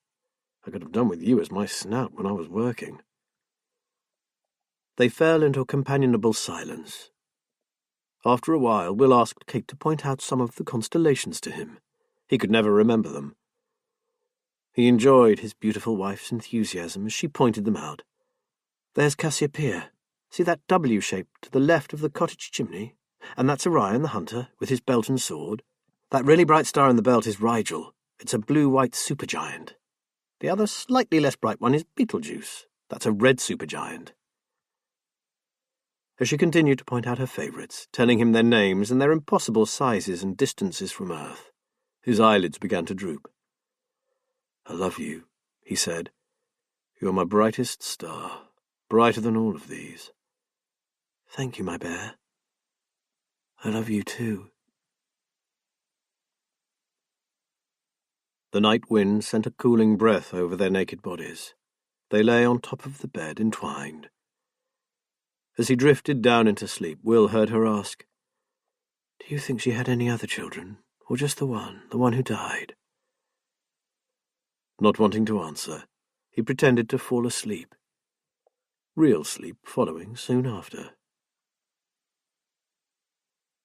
The following morning Will rolled over and reached for her, only to find a cold, empty space beside him. He struggled up against the pillows and tried to massage a bit of life back into his aching right arm. He peered at the clock radio, whose green digital numbers proclaimed it to be 6:35, so he flopped back down again. For the whole of the previous week, Kate had adhered to their new regime. They enjoyed a morning snuggle at around 7 o'clock. Then they made tea and drank it in bed, planning the day ahead before they got up and showered. Today, though, she was back in her studio, and more than likely trying to make up for lost time. Out in the garden, Will had been working for an hour or so when he heard the growl of an engine. He put down his hammer and saw an old, battered white lorry pull up a few yards from their drive. His eyes narrowed. Everything about the vehicle shouted cowboy. It might just as well have been a covered wagon. Will was relieved not to have gone out this morning. This was not the first time he had had to save his wife from being ripped off. He set off down the garden, but Kate was already coming out of the front door. So glad you made it, she exclaimed happily. She turned to Will and called out, This is Barry, darling. The young man extended a hand and bestowed a friendly smile on Will. Pleased to meet you, sir. Nice house you have here. Your wife said you've not been here long. His accent declared him to be a Fensman, and he had a surprisingly pleasant voice. Yes, we lived in Fenfleet before, Will said. They went around to the back of the house. So, Barry, what do you think of our dilapidated patio, then? He asked. Shouldn't be too difficult to get it up, sir. It's pretty crumbly to start with. We get a skip in to take away the hardcore, but use a bit of it for the base of the new patio. That'd keep the cost down. He looked at Kate. Yesterday you said you wanted the job done ASAP, Mrs. Stonebridge. Well, we really are booked up for at least the next 2 months. Kate's face fell. But, he continued, if the estimate is acceptable and you wouldn't mind a lot of noise pretty early in the morning, we could start tomorrow. Thing is, I'd booked a couple of extra chaps for a big landscaping contract over Wainfleet way. But there's a 2-week hold-up on it, so rather than put them off... Excellent, we don't mind at all, do we, darling? She left no room for Will to reply. Kate was in full flow. That's perfect. Well, we'll let you get on with the estimate. When you need to send it to us, could you just tell us so as to save time? Will took her gently by the arm and led her towards the house. Barry will want to check the price of materials, sweetheart. Let's leave him to it and not rush him, shall we? The young man nodded and began taking measurements. Back in the house, Kate was buzzing with excitement. Wow, what luck that they have a cancellation. Babe, Will said, they probably always have a cancellation. It's how they work. Cynic. I'm just pleased that they can start so soon. You haven't even seen the quote yet. Perhaps we should get more than one. Don't get ahead of yourself. He had hardly got the words out when Kate turned on him. I want that work done, and I want it done soon. If the estimate is even halfway fair, I'm going to let them start tomorrow morning. What the hell has got into you, Kate? We used to discuss things. Now all the decisions seem to be made between you and the bloody house. What about me? What on earth is all the hurry for? Because it needs doing, and if I wait for you, we'll still be dithering around at Christmas. Kate! We're arguing again. We never argued before we came here. His voice trembled and tears welled up in his eyes. Oh, right, you're going to blame the house for everything that goes wrong, are you? If I think it's to blame, then yes, he said. Well, I suggest you don't. She spat the words at him. It has nothing to do with the house. Then what is it? She stuttered, searching for words. It's... Oh! She ran from the room. He heard her steps on the stairs and a door slammed. Once again, she was in her studio. He pictured her sitting on the window seat looking out over Whisper Fen. He desperately wanted to go to her, to hold her close. He wanted to bury his face in her sweet-smelling hair and breathe her fresh, clean scent. He wanted things to be as they had been before they came to this beautiful, lonely place. He held his head in his hands. A voice from the back garden called his name. He swallowed hard and went out to Barry. Thank you for giving me a bit of breathing space, sir. I do need to price this up properly back at the office. Your wife is really keen to get it done yesterday, isn't she? Will managed a forced laugh. You do what you have to do. Don't let her rush you. I'll get it done by 4 and give you a ring if I may. These chaps I've got on hold, they'll be wanting to know. Must be pretty grim not knowing if you've got money coming in or not. Will nodded. The guy actually seemed honest. I know I sound like my wife, but any rough idea on a price? I promise not to hold you to it. The man rubbed his chin. Off the top of my head, somewhere in the region of £1,000, say 1,200 tops. I get the materials at trade price, and I'll pass that on to you.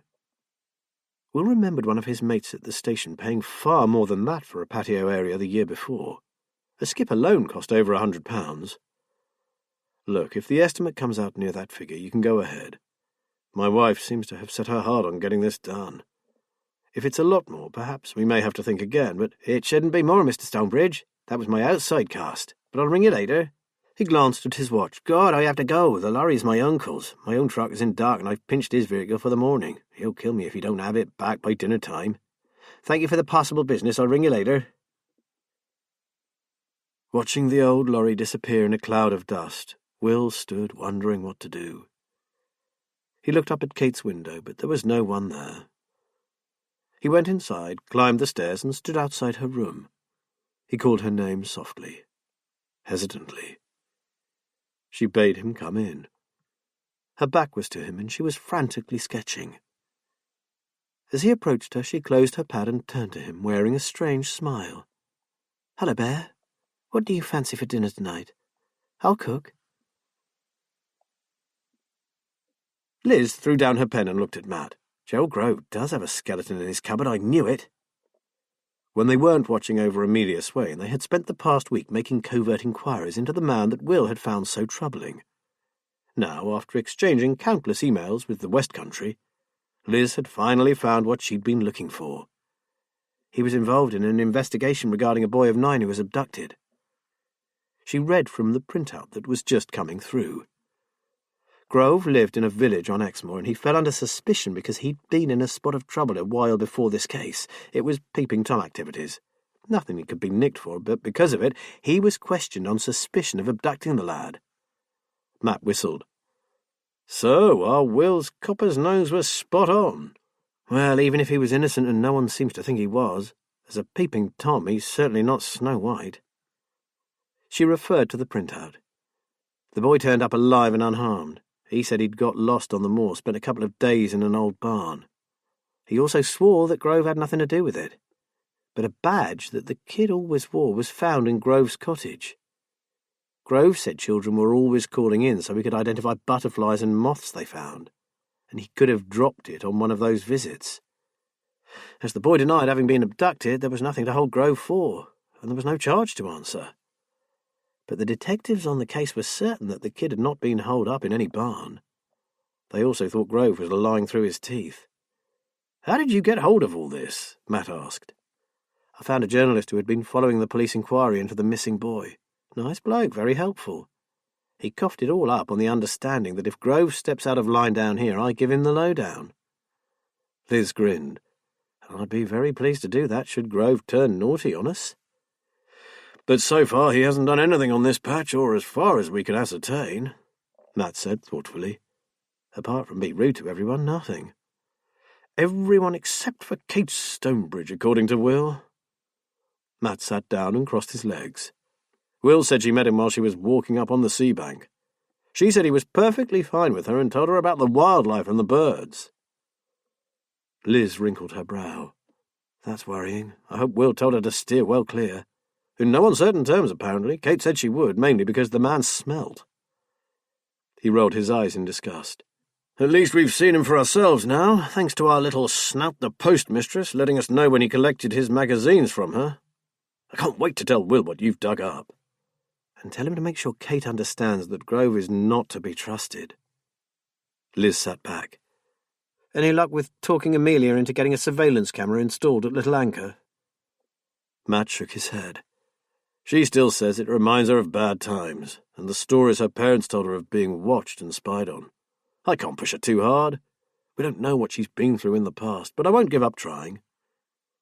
"Shame," said Liz. "I know whoever it is has gone quiet, but I'm sure they haven't finished with our Amelia yet." Matt nodded. He felt the same. The question was, what had they in mind for the next time? Chapter 6. The week had been a series of ups and downs for Will and Kate. In the main, she had been a bit calmer. Barry and his workers had started work on the patio, and as it turned out, he proved to be the exception to the rule. Will was obliged to admit that he and his workers had done an excellent job for a very reasonable price. So much so that as Barry's next job had been held up yet again, they had begun clearing an overgrown area at the back of the well, with a view to constructing a series of small terraces and a pond. It was actually quite reassuring to see them working outside. Having them there made the place feel kind of normal, and they were certainly working far faster than him. Even better, it clearly pleased Kate. Even so, despite the good days, Kate oscillated between being the loving woman he had married and a preoccupied, impatient and bad-tempered stranger. Her mood swings left him tired, unhappy and unable to sleep. Kate's sleep patterns had altered too. More often than not, she would rise in the dead of night and spend hours in her studio, and she never volunteered to show her husband the fruits of her labours. Once, after constant requests from him, she produced a finished image.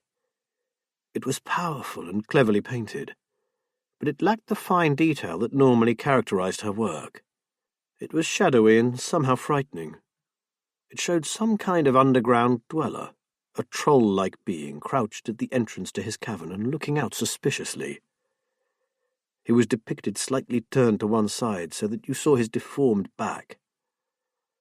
Outside the cave, like a window looking into the light, was a mountain meadow. That was sunlit and colourful, but it only occupied a small portion of the painting. It seemed to Will as if this glimpse of a meadow was the only part of the picture that Kate had painted, the rest being the work of someone else. That other artist was undoubtedly brilliant, but sinister.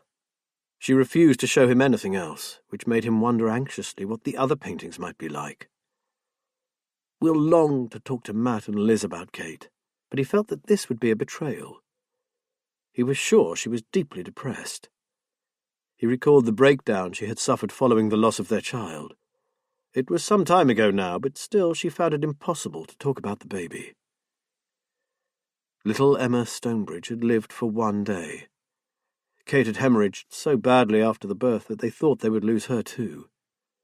But she survived, coming out of it minus her torn and damaged womb. The shock of losing Emma before she could even hold her, and then discovering that she could bear no more children, had pushed her one heartbreak too far. It had been a long road back for them both. Matt and Liz knew the bare bones of what had happened, but Will had never gone into detail about the full extent of Kate's emotional disorder. Now Kate seemed to be operating in overdrive, working all night in her studio and decorating by day. She accomplished miracles. Along with her reluctant workhorse, Will, she painted and papered, bringing the old house back to its former splendour. Will's more relaxed routine long abandoned, she even found time for longer walks on the marshes and the sea bank, sometimes disappearing for hours at a time. Will could only watch in horror, waiting for the inevitable crash. On this particular day, he was carrying some empty paint cans to the garage when he heard someone call out to him. "Sorry to bother you, Mr. Stonebridge. Have you got a moment, sir?" Barry's foreman, an older man called Neville, was coming towards him along the drive. As he went out to meet him, Will experienced an odd disquiet. His gut began to churn, as it had when he was still in the force, a sure sign that something was not right. "You know that natural bit of higher ground behind the well, the mound we cleared last week and plan on cutting the terraces out of?" Will nodded. "It's not actually natural at all, sir. It's an old air raid shelter left over from the war. We don't rightly know what to do now, sir. Would you come and take a look at it?" He and Kate had often wondered about that piece of raised ground. Lincolnshire gardens were predominantly flat. In the end, they had decided that it must just be old topsoil, piled up and ready for a job that never got done. Weeds and brambles had covered it completely. "Well, I'm damned." "It's built a bit like an Anderson shelter, dug down into the ground and with them curved sheets of corrugated iron over the top. I remember playing in the one my gran had. She lived in the East End of London during the Blitz and used her shelter as a sort of garden shed for donkey's years. Good fun for a kid, too. My brothers and I used to love it," Neville chuckled. "I'm surprised there's one on the fens," Will said. "London certainly, but out here?" "Well, Greenborough's not far away. That was considered a prime target. East Coast port, you know. And this is Bomber County, Mr. Stonebridge. The Lancasters flew out of here every night on their missions. Didn't your dad tell you about 'em?" But Will's dad had died when he and his younger sister Eva were kids. Neville, well up on his local history, went on to tell Will about the thousands of evacuees who had poured into the rural villages after war was declared. Will had to stop him after a while and bring him back to the matter in hand. "So, is it intact?" "Dunno yet, sir. Thought you'd better see it first. It has a proper solid door, which is a bit unusual. Lots of folk used to just hang a curtain up. Doors meant no air and would have made it pretty uncomfortable. Our young Steve is still digging down to get it free." A young man with a selection of colourful tattoos and a shovel was moving great heaps of rich soil away from the old, damp wood. Sweat glistened off a ferocious-looking tiger and dripped across the heart-encircled Mandy. "Nearly there." He raked away some loose earth and threw his spade down with a gasp. "Hard work, no mistake." "Open her up, Steve, and I'll get you a cold beer," Will called out. The lad dragged on the old door. It opened with a squeal, and the three men peered in. As their eyes adjusted to the gloom, they made out two beds at either side of the shelter, with a small wooden table in between. A rickety bookcase stood just inside the door with a rusty bucket next to it. The bedclothes had long gone, but a hurricane lamp still stood on the table alongside a tin box.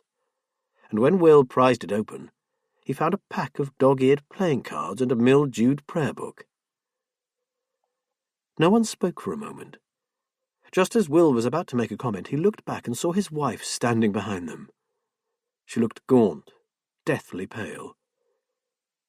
She was staring past them into the shelter. Slowly, as if in a trance, she moved forward between them.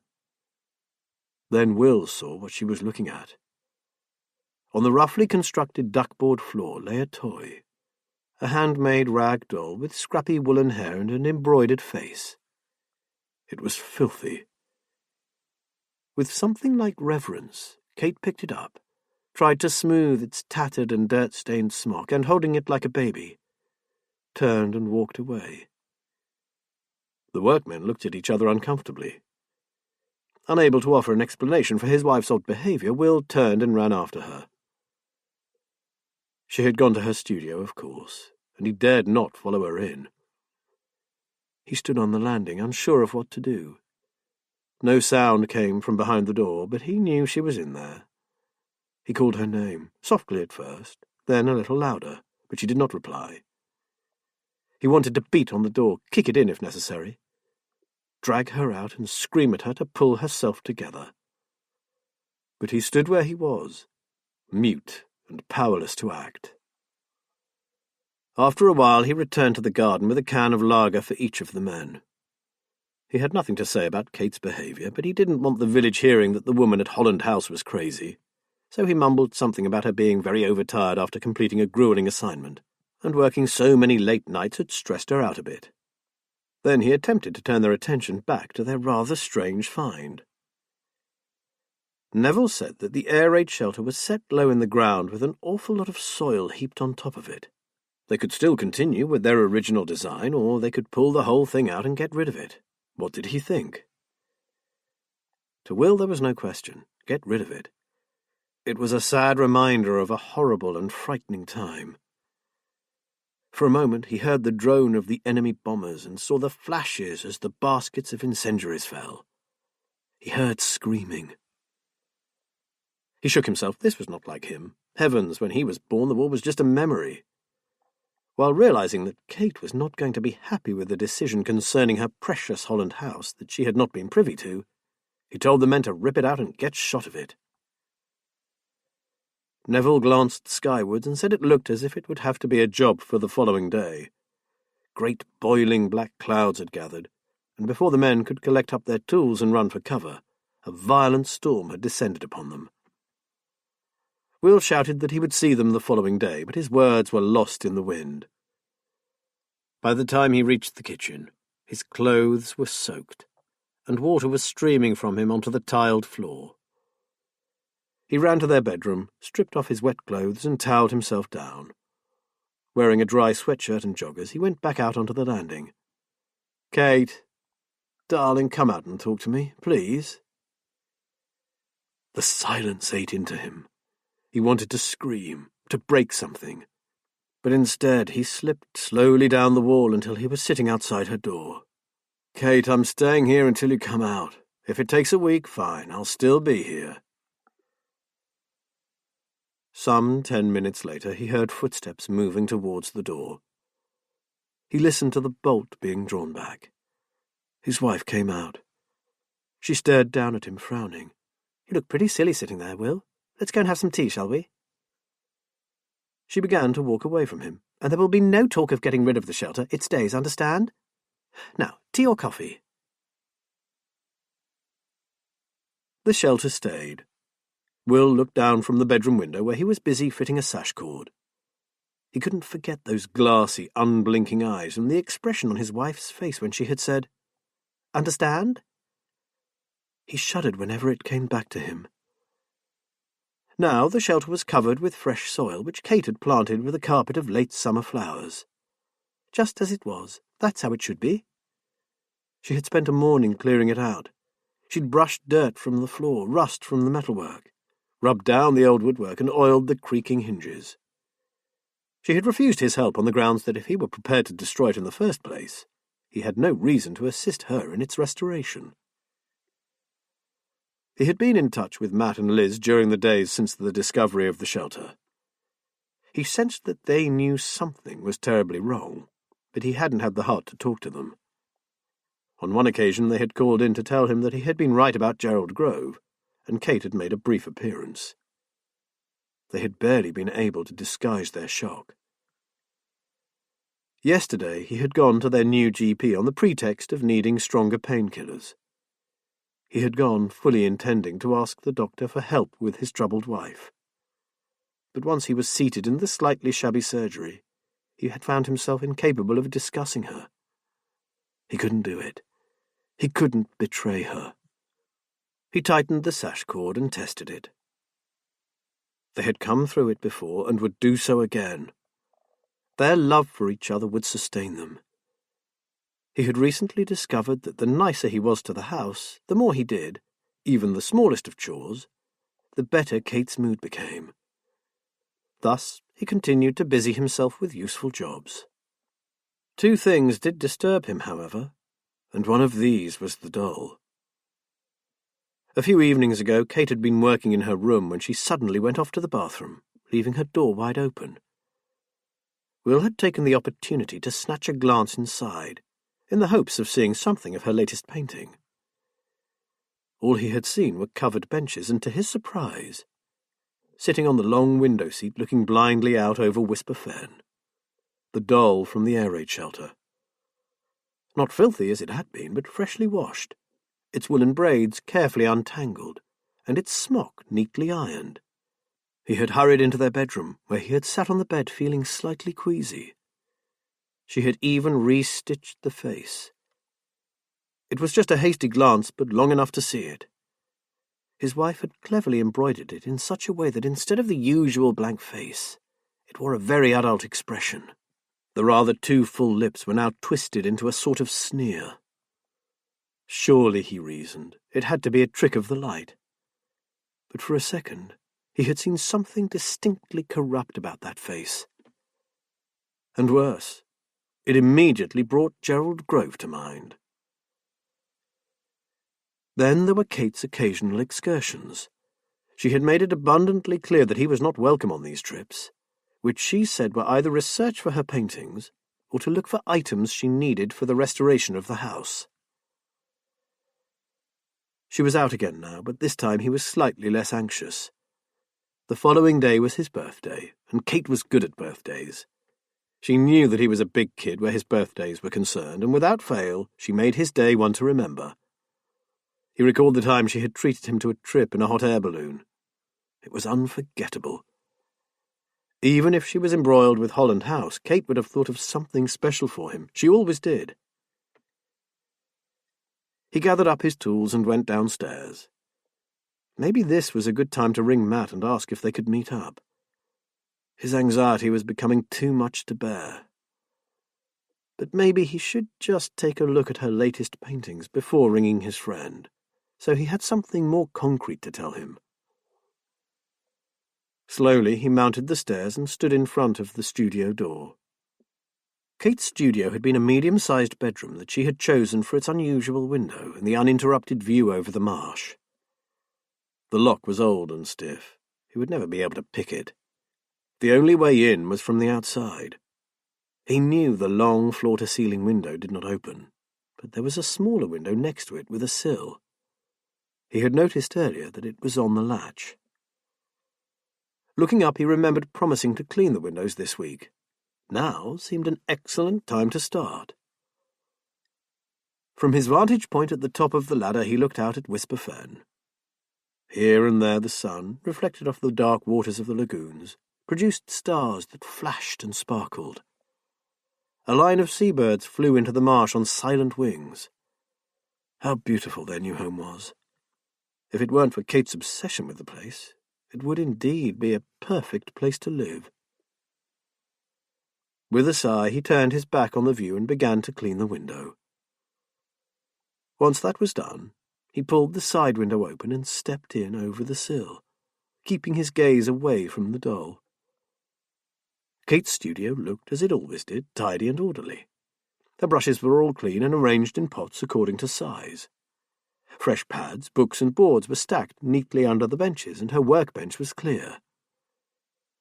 But there were a tremendous number of finished canvases stacked with their faces turned towards the wall. Glancing back out of the window, Will pulled round the first one to face him. He gasped. It was horrible.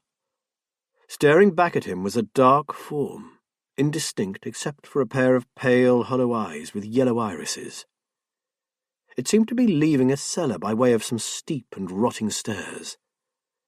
Will swallowed hard. Beneath its arm, tucked in close and almost hidden in its pitchy vestments, it carried a child. All that could be seen of it was a white arm and hand, chubby fingers grasping a teddy bear, and a slight glint from a lock of golden hair that fell over the partially concealed shoulder. Where did this nightmare of a painting come from?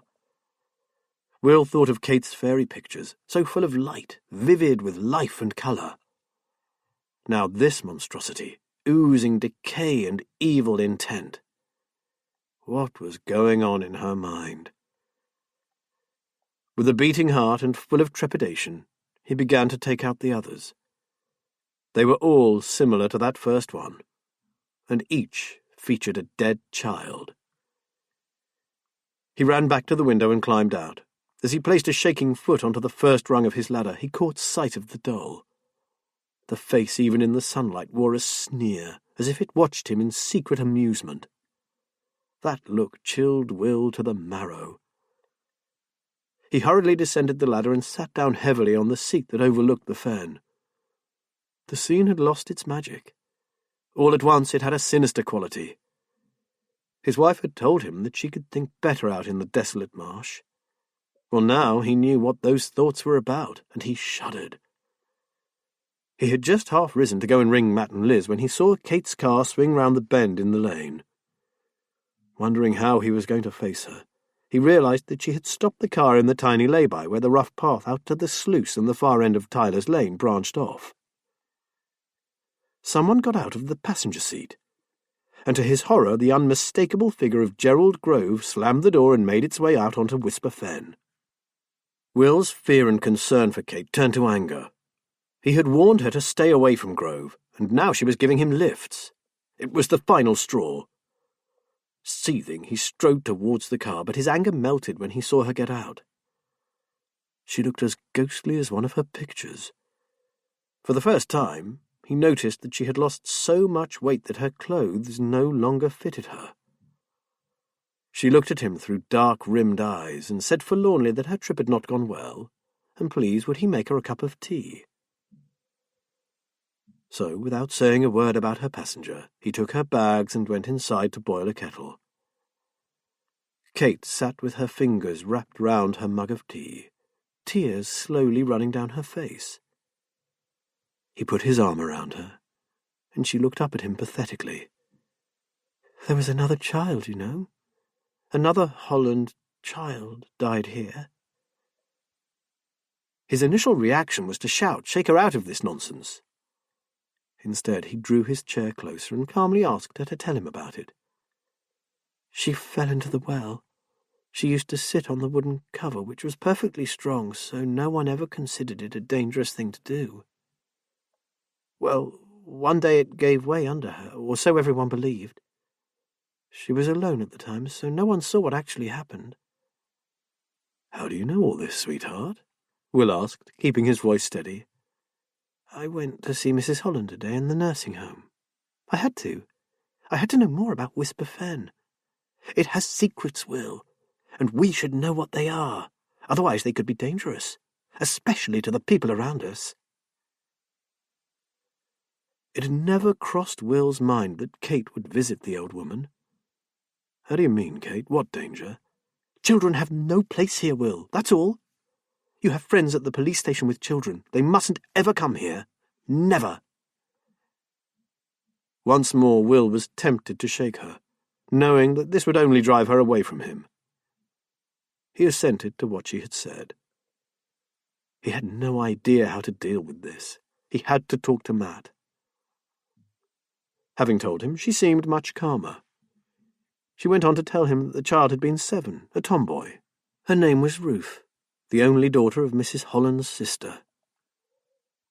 After a while he saw her eyelids drooping. She was fighting off sleep. "Right, Mrs. Stonebridge, you are going upstairs to spend the rest of the afternoon in bed. Look at you, you're exhausted." Kate got to her feet wearily. "Come up with me." He took her up to the bedroom and watched her undress.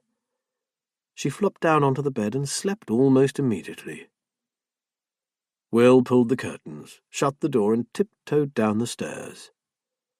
Outside in the garden, he sat beneath the rowan tree and pulled out his mobile phone. It rang, startling him. "Well, I'm not sure how you're fixed, what with Kate and all that, but I'm down at Amelia Swain's cottage. There's something here you really need to see," Matt said. "On my way, Matt. See you in 5. Knowing that Kate would probably sleep for hours, Will locked up and jogged down the lane. As soon as he got closer to Amelia's cottage, he saw why Matt had called. Amelia's garden had been wrecked, Her precious plants ripped from the soil and trampled. The runner bean sticks had been torn down and snapped in pieces. Even the trees had not escaped the carnage. The lower branches had been snapped off and left to sway in the breeze. Petals from Amelia's bright flowers lay bruised, trampled to shreds in the mud. Will stood for a few moments, staring in horror, until Matt came up and stood at his shoulder. "Where's Amelia?" he said. "With Liz back at Cannon Farm. She's naturally terribly upset, so we took her out of the way. I rang it in as soon as we saw it. It's gone too far now." Matt stared around. "This is more than mindless thuggery, isn't it?" Will looked at a big terracotta pot, shattered, and the damp potting compost spread over the broken remains of the flowering shrub that had been growing in it. "Definitely. Tell me, has Amelia had any more of those threatening notes?" Matt shook his head. "No, and it's been quiet all week.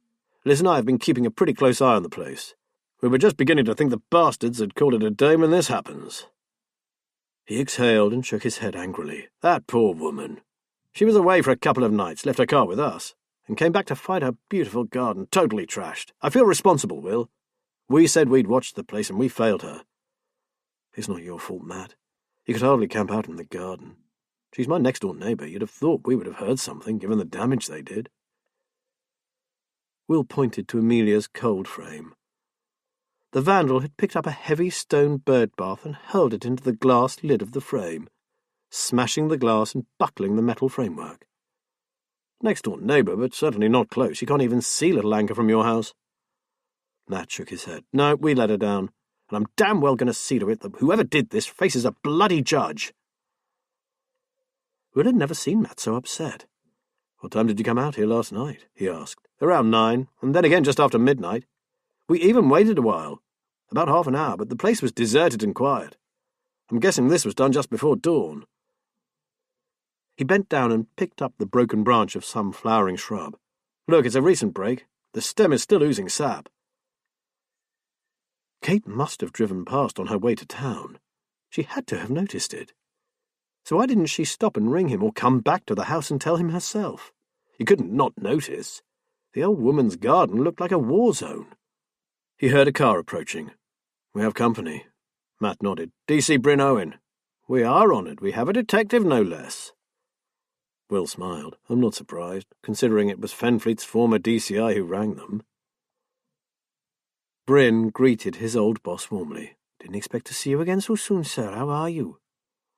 Matt accepted the outstretched hand. "I'm fine, Bryn, and it's not sir anymore. I'm just plain Matt now." "Sorry, but you'll always be the governor to me."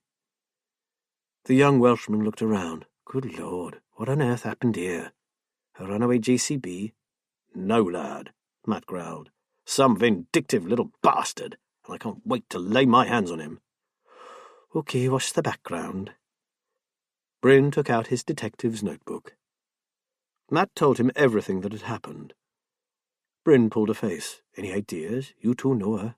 Has she said anything to give you some clue as to what is going on?" Matt shrugged. "We actually don't know her that well. She seems like a strong and capable woman.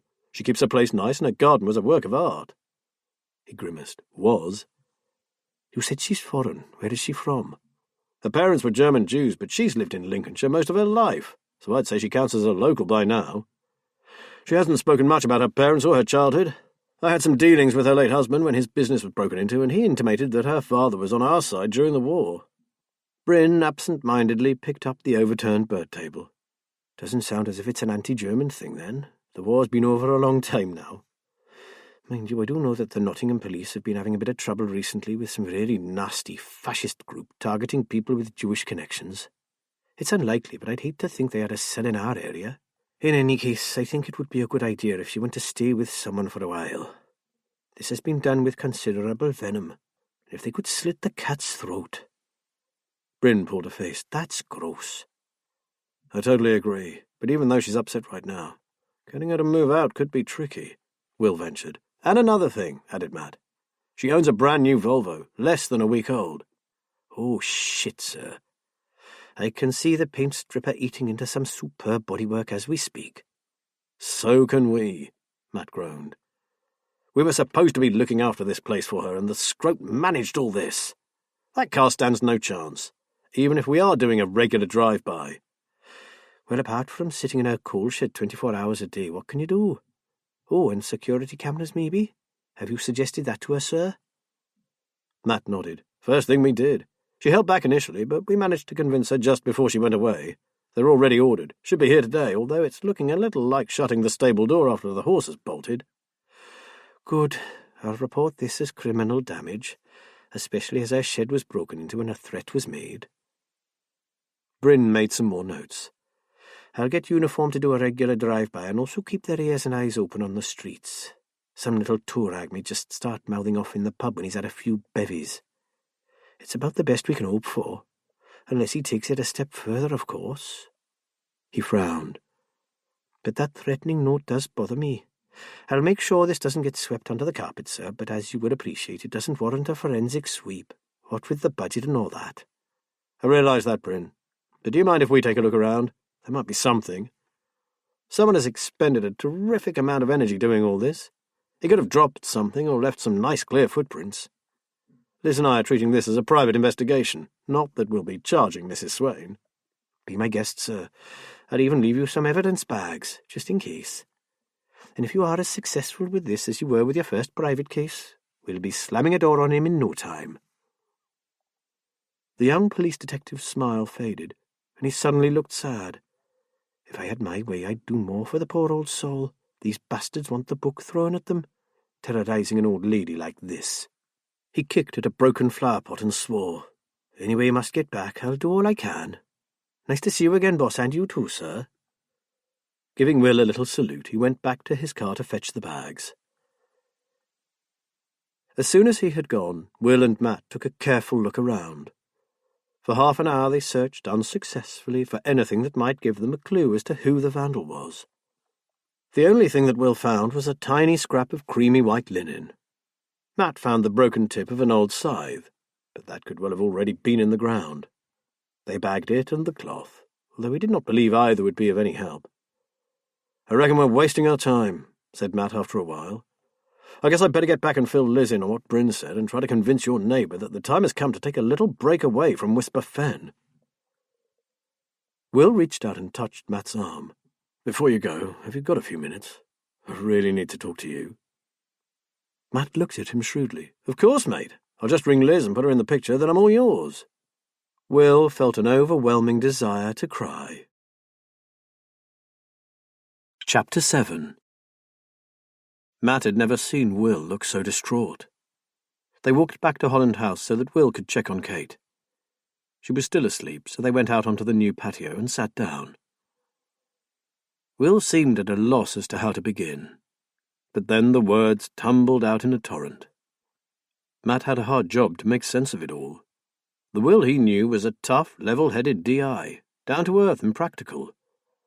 The man sitting opposite him was almost a stranger. From what Will was saying, Matt made out that Kate was subject to violent mood swings, going from the gentle person that he loved to a vitriolic horror, and then back again in the space of a single conversation.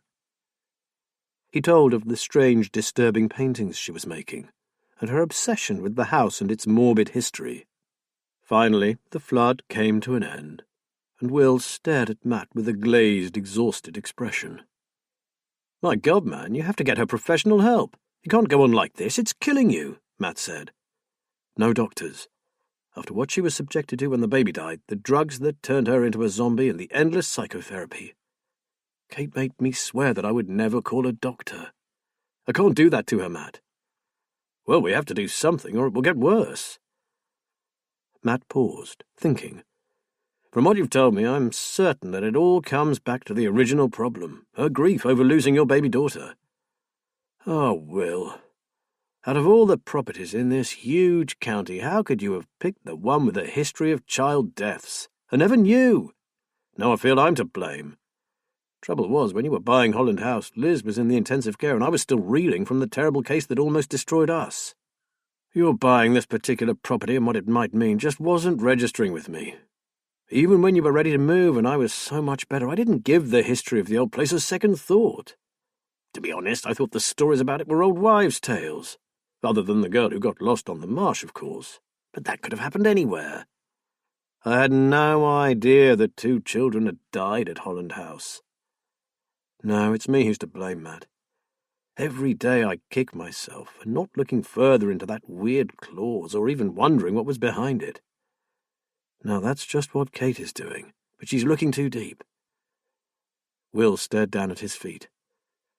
I wish we had never set eyes on this place. Oh, Will, it's not the house. It's Kate's illness that's turning everything into a nightmare. Holland House is beautiful, and you're doing an amazing job on it. We have to try to make her see the place for what it is, and to forget all the macabre stories. He drew in a long breath. Listen, you say she's into tracing its history, so maybe I really can help there. I have photographs and all sorts of stuff relating to Whisper Fen and Tanner's Fen. So what if Liz and I offer to help her with her research? I don't mean the macabre stuff, just interesting local history. We could try to gain her trust that way. It might help. And at the very least, you'd know that there are other people looking out for her and you're not alone. If you would, Will said, that might just work. She refuses to socialize, but she'd bite your hand off for any piece of information about this place. Let me talk to Liz. We'll formulate a plan, and then I'll text you, and we'll take it from there. After all, we'll be in your neck of the woods quite a bit from now on, trying to help out Amelia. Will exhaled. Thank you, Matt. You're a bloody good friend. Matt stood up and hugged him. I'd better go. Will accompanied Matt to the lane and then returned to the house. Feeling as if he'd just been poleaxed, Matt continued on to his car. Before getting in, he stood for a while looking out over the marsh. In the distance he could make out Gerald Grove's cottage, a black silhouette against the huge sky. Though it was a warm day, a trace of smoke filtered up from the chimney. The damp out there must be appalling if Grove needed a fire. Tyler's Lane ended at the cottage, as near as you could get to the wash without being inundated when the notorious autumn tide swept over the marsh. He pictured that man hunkered down in his shack and shivered. As he stared, he saw a point of light out on the fen. Odd, it wasn't even dark yet. So that was the light Will had seen. He recalled some of the old-timers' stories about a local phenomenon called the hobby lantern, a will-o'-the-wisp that drew unsuspecting travellers to their doom on the lonely marsh. He shook his head, more like bloody poachers. Someone up to no good anyhow. He got into his car and, with a last look at Amelia's decimated Eden, drove back to Cannon Farm. Liz was relieved to finally see Matt's car draw up. She had tried hard to persuade Amelia to go and stay with a friend for a few days, but Amelia had dug her heels in. She was going nowhere. Now she was over the initial shock of finding her garden trashed. Anger had taken over, followed by a determination to get to work and salvage what she could from the destruction. One look at Matt's face told Liz that all was not well, but she decided not to ask any questions until they were alone. She made tea and they sat around the kitchen table. First, Matt told Amelia what the police had said, along with their advice to move out for a while. He got the same answer as Liz. Amelia was staying put. When they had finished their tea, she declared it was time to go and face the carnage. I can get a few hours tidying up in before dusk. I think it will be therapeutic. Oh, and I need to call in to my friend from the post office, too. It's our evening for a sherry and a gossip, and I don't want her to hear about my garden from anyone else. She stood up. And I will call you if I'm concerned about anything, I promise. I'll come with you, said Matt. No, I've troubled you enough. I'll be fine, I promise. And as you say, I can always call you. Day or night, Amelia. We can be there in no time. Just make sure you lock up and keep that lovely car in the garage, Matt said rather sternly. At least it's a solid building. You couldn't knock that down in a hurry. Amelia laughed. Well, that's not surprising, is it? You remember what my husband did for a living? Matt looked puzzled for a moment, then smiled. Ah, yes, of course.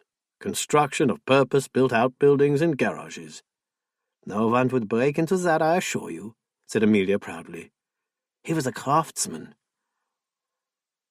Liz accompanied her to the door. I can't tell you how sorry I am about what happened, she said. We still feel responsible and that we let you down. You couldn't be there all the time, Liz. Whoever is doing this is clever. They'd have picked their moment carefully. And I'm certain that they knew I was going away, although I have no idea how. She squeezed Liz's arm. It wasn't your fault, my dear. So please, think no more about it. We know a very good gardener, Amelia. I'm sure he wouldn't be averse to a few extra hours' work, just to help you with the heavy stuff. I can ring him if you like. I might take you up on that, but first I'll see what needs doing. I'm going to tackle it as if it was the aftermath of a natural disaster. Then, once it's cleared, I will have a blank canvas to play with. It could be a new project for me. Amelia went out to her car. Liz stood and watched her drive away. Just as she told them, she was a tough old bird. Even Liz, a retired copper with a good few years under her belt, would have thought twice about staying in a house that was under attack. She hurried back indoors and found Matt still sitting at the table. Okay, what's happened? Matt shook his head. I hardly know where to start. Like we used to say when we interviewed people, from the beginning. Matt began. As he spoke, Liz grew more and more disturbed. When he'd finished, she said, You're right, darling, we have to help them, especially if doctors are out of the question. We need a plan of action. It seems to me that my local knowledge will be our way in, along with your expertise on the computer. Plus, we have the time to spare. So if Kate is burning the candle at both ends, she might be glad of a couple of willing foot soldiers to help her out. Matt nibbled on his thumbnail. Will warned me about her appearance. She's still losing weight, and, to put it bluntly, she looks like the walking dead. So we need to be tactful. Plus, she might be pretty ill-disposed to our presence to start with, possibly even hostile, so we need to get her on the side, no matter what it takes. Will is struggling, Liz. I mean, really struggling. I've never seen him like this, never. Even with some of the most harrowing cases we had to deal with, he was never anything but in control. But those cases weren't personal. They didn't involve the woman he loves. Liz reached out and touched Matt's hand. We'll find a way to help. And if things get too bad, then we might need to be there for Will if he has to make a hard decision like bringing in professional medical help against Kate's wishes. Matt drew in a long breath. Right then. First, I need to get up in the attic. I have a stack of boxes and cases, all coated in decades of dust, that contain photographs and diaries and other papers concerning my family and the history of this area. That should be our starting point. He stretched. Sure you're up for this? Bring it on, she said. But we mustn't lose sight of Amelia. We're going to have to do a bit of juggling with our time. Well, I did say I didn't want to get bored in retirement. And like you also said, be careful what you wish for. She grinned at him. Okay, up in that loft. I'm quite looking forward to getting a sight of the Ballards of old. Kate slept solidly until supper time. But even when she woke up, she seemed lethargic and sleepy. Will had prepared a simple meal, guessing that Kate wouldn't be very hungry. He was right, but she did make some effort to eat what he put before her. As he was clearing away the plates, she said, I'm so sorry about earlier, sweetheart. But the simple fact is I can't do it, Will. I don't want to go into town anymore. I feel terrible.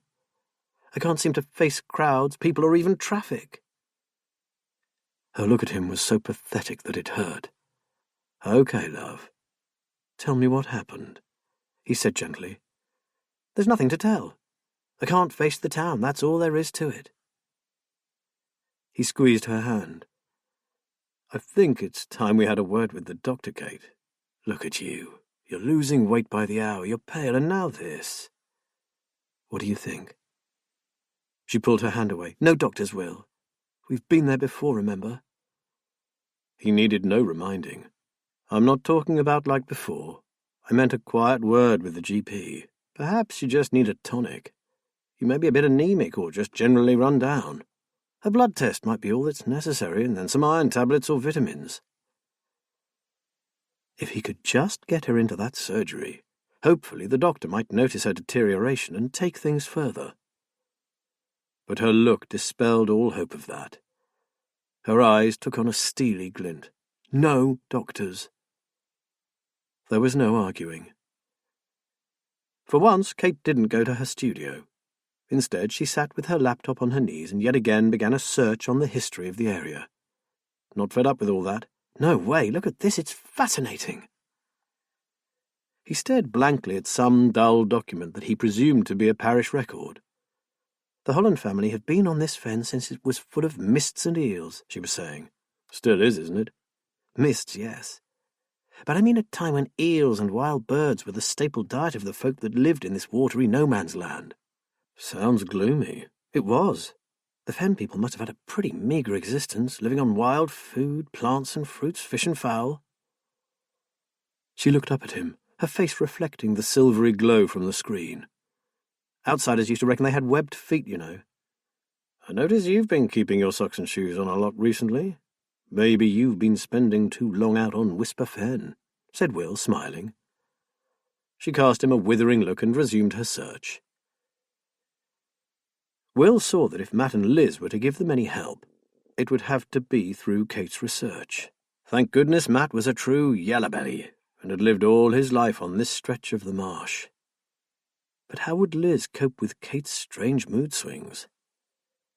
And how, he wondered, had Kate managed to drive past Amelia Swain's wrecked garden without noticing? He decided to try and find out. I thought I'd take a walk down the lane and check on Mrs. Swain. Fancy a stroll? For a moment, Kate looked confused, as if struggling with something. Oh dear, I meant to say earlier. She bit her lip. But when I came back past her place, something seemed to have happened in her garden. She looked at him anxiously. I meant to tell you, but I was so upset I forgot. Happened? He asked blankly, careful not to let on that he already knew what had happened.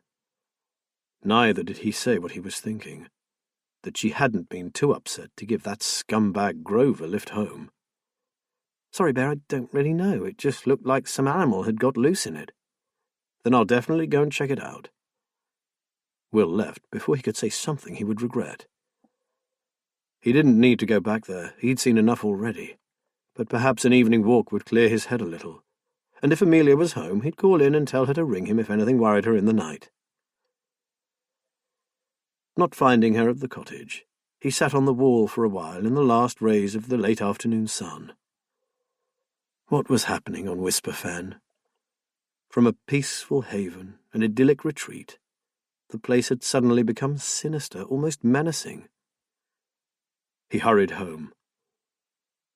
As he entered the garden, Will saw his wife running down the path. Her call was almost lost, carried away in the breeze off the marsh.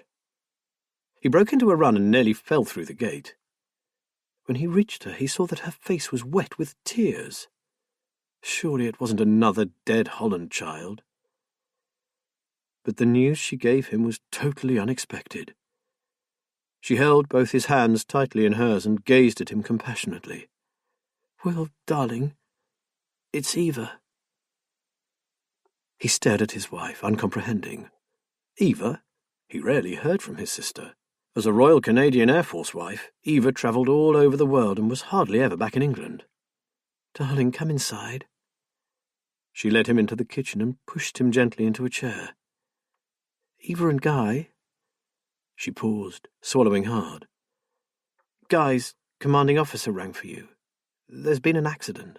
They don't know any details yet, but... They're both dead, Will. As a police officer, Will had often been the bearer of tragic news. Almost invariably the recipient told him he must be mistaken.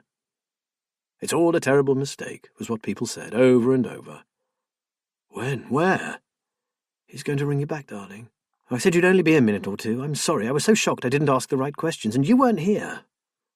Her tone was almost accusatory. Then she was holding him, hugging him to her like a baby. The phone rang, and he rose unsteadily to his feet. Thankfully, the man knew his job. He was sympathetic but factual, offering Will and his family every assistance. He would, of course, ring back as soon as he knew more himself. Keeping his voice steady, Will thanked the man. He was about to hang up when a thought struck him. Sophie! What about Sophie? Was she with them? The officer assured him that his 8-year-old niece was safe and well, being cared for by her best friend's family. Will exhaled noisily. At least Eva's child was unhurt. He sat back down at the table and put his head in his hands. She was only in her 30s, Kate. That's no age to die. And Guy. I couldn't have wished for a better husband for my little sister. Both dead. He said it seems that their vehicle came off the road. I didn't even know they were in Germany. Kate held him while he cried. As the sobs subsided, she told him she loved him, was there for him. Her smile belonged to the old Kate, even if he barely recognized the gaunt and pallid face that wore it. They talked about Eva well into the night. Later, just before he finally drifted off into an exhausted slumber, he thought of Sophie. I wonder what will happen to her, Kate. Guy was an only child, and his parents are getting on in years. I suppose I'm her only close relative. Did the arm that held him tighten? Chapter 8. After a fitful sleep, Will finally got up at 5 and went to the kitchen for tea. He recalled bitterly that today was his birthday. Poor Kate.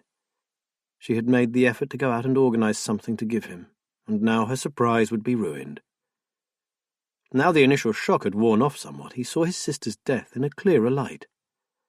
He loved her dearly, of course, but they had seen so little of each other. They were not close now, not as they had been as children. He poured a second cup of tea and took it up to his sleeping wife. He quietly put the mug on her bedside table and slipped back into bed beside her. She stirred and nestled into him. "Morning, my bear. Did you manage to sleep at all?" "A bit, babe. It's just difficult to take on board." "I can't believe it either. I spent half the night thinking about their wedding day. All those uniforms. Who would have thought?" She fell silent. Every time he thought of Eva, Will's mind was crowded with images from their childhood. Eva on her three-wheeler, him on a racing bike. Eva sitting on the garden wall, him balanced beside her on one foot. Eva as a bridesmaid, smiling out from beneath the wreath of flowers in her gleaming chestnut hair. He scowling, uncomfortable and stiff in the best suit he hated. "If you had to sum up Eva in a single word, what would that be?" Kate mumbled, half asleep. "I think I would choose vibrant. Yes, vibrant." Kate was right. Eva dressed in colours that no one else ventured to wear. She went out to dinners in dresses like butterfly wings, drawing the admiring glances of everyone in the room. Even her wedding dress was a bright Aegean blue. Will sighed, turning his thoughts to more practical matters. Where would the funeral be? Probably Canada. When? Flowers, he must organize flowers. His brilliant little sister would have to have something bright. And then there was Sophie. His thoughts were interrupted by Kate extricating herself from him and reaching for her tea. Did the Air Force people say when they'd be ringing again? No, he just said he would keep us informed. So probably later today. Not exactly the kind of news you want to hear on your birthday, is it? For a moment, Kate said nothing. He waited, fully expecting her to leap from the bed, run out and return with his present. Surprise! Instead, she turned towards him slowly, and a huge tear welled up in her eye and rolled down her cheek. "Oh, Will, how could I forget?"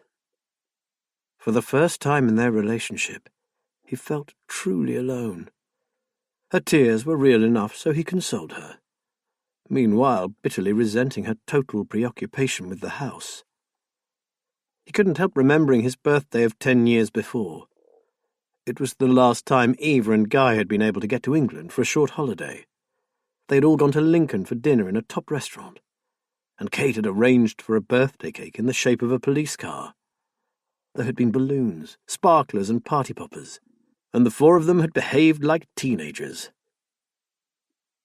Having sent his red-eyed wife off for a shower, he lay back against the pillows, finishing his tea and trying desperately to suppress his hurt.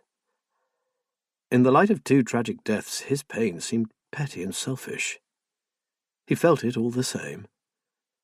He went down to prepare breakfast, still half expecting to see the card propped up against the toaster. Surprise, surprise. The following week gave Will little time to think about his forgotten special day, or Kate's problems. Indeed, apart from a strange remoteness, she too seemed to have been caught up in the change brought about by this unexpected death. She had promised to make up for her blunder, but it was too late. A high-ranking officer had called from Germany to inform Will of the circumstances surrounding the accident. It appeared that his sister and her husband had been returning from an evening function in a village near Heidelberg. They were temporarily attached to an airbase just outside Mannheim, and were on their way home. Since this was an official gathering, Sophie had stayed the night with her friend. Guy had been driving, and as he never drank, alcohol was not an issue. A freshly killed deer lay not far from the crash site. Examination showed animal blood and hairs on the car's front bumper, or what was left of it. The BMW had ploughed head-on into some trees, both of its occupants killed instantly. Endeavouring to be as tactful as he could, the officer told Will that by an odd fluke, the angle of the decline and the positioning of the trees, Eva's airbag had inflated but had broken her neck. Guy's airbag had been punctured by a massive, jagged branch entering the car. "There is no suspicion of foul play at all. Frankly, it was the best we could hope for, sir, considering the kind of accident. It would have been over in seconds. They would never have known what hit them." Will had seen enough RTAs to accept this. The bodies were being flown back to Saskatchewan, Guy and Eva's home, where a funeral would be held with full military honours. "I hope this is acceptable, sir. It is on record that they wish to be buried in the same plot. Naturally, we will fly you and your family out, sir. The date is not yet fixed. Captain Hogan's parents are in a pretty bad state, as you can appreciate. Meantime, sir, if there is anything the RCAF can do for you, please don't hesitate to ask." Will could think of nothing. What could they do? He was hardly going to object to his sister being buried with the man she loved, was he? He had been assured that his niece would be staying with Francoise's family until a permanent home could be found for her. Apparently the little girl was devastated. She was being monitored carefully and given the full support of the base medical team. The Fauve family were giving her love and a good home environment to assist her to come to terms with her loss. It was thought prudent to leave her where she was. Philip and Annette Fauve had insisted that Sophie stay with them as long as necessary. They had been Eva and Guy's closest friends, and were devastated by the horrific news. Will rang them. He had been dreading speaking to Sophie, but when he did, although she seemed quieter than he remembered, their conversation was far less emotional than he had expected. Annette Fauve spoke to him shortly afterwards, and said the little girl was being remarkably brave, although the smallest of things could bring on floods of tears. He was dreading the funeral. The last one he and Kate had attended had been their daughter's. He would have to go without her, but the thought of Kate alone in Holland House filled him with concern. On the other hand, the thought of Kate in black again was beyond contemplation. They had not yet broached the subject, but Will put off discussing it with her until a date was set. On the Wednesday, he went into town and bought himself a new dark suit. He couldn't bring himself to put on the one he had worn to his daughter's funeral, and he wondered why he had kept it. When he returned, Kate was sitting on the bench waiting for him. She beckoned to him and patted the seat beside her. Will kissed her forehead and sat down. "I can't go to the funeral, Will. I just can't face it." She was staring at the ground. "I don't want you to go, sweetheart. I know it would be too much for you, but you can't stay here on your own either. Perhaps you could spend a few days with your cousin Judy. She'd love to see you again." "Oh, I couldn't leave the house, darling. I'll be fine here. I'm not scared. After all, I spent enough nights alone when you were on shift." "Not on the edge of a desolate fen, you didn't." "And what, officer, is the crime rate here compared with the town?" "There is no comparison, Kate." "I rest my case." "Come on, babe, I'll worry myself sick." "What if we got someone to stay with you until I get home?" "Who exactly?" "I don't know. There must be someone." "William." "How long do you think Mrs. Holland was alone here? An old lady with pots of dosh around? If anyone was going to get burgled, it would have been her, right? And was she? No. If she could be happy here alone, then so can I." For a second he didn't care what she did. He was tired of all this. If she wanted a precious house to herself, then so be it.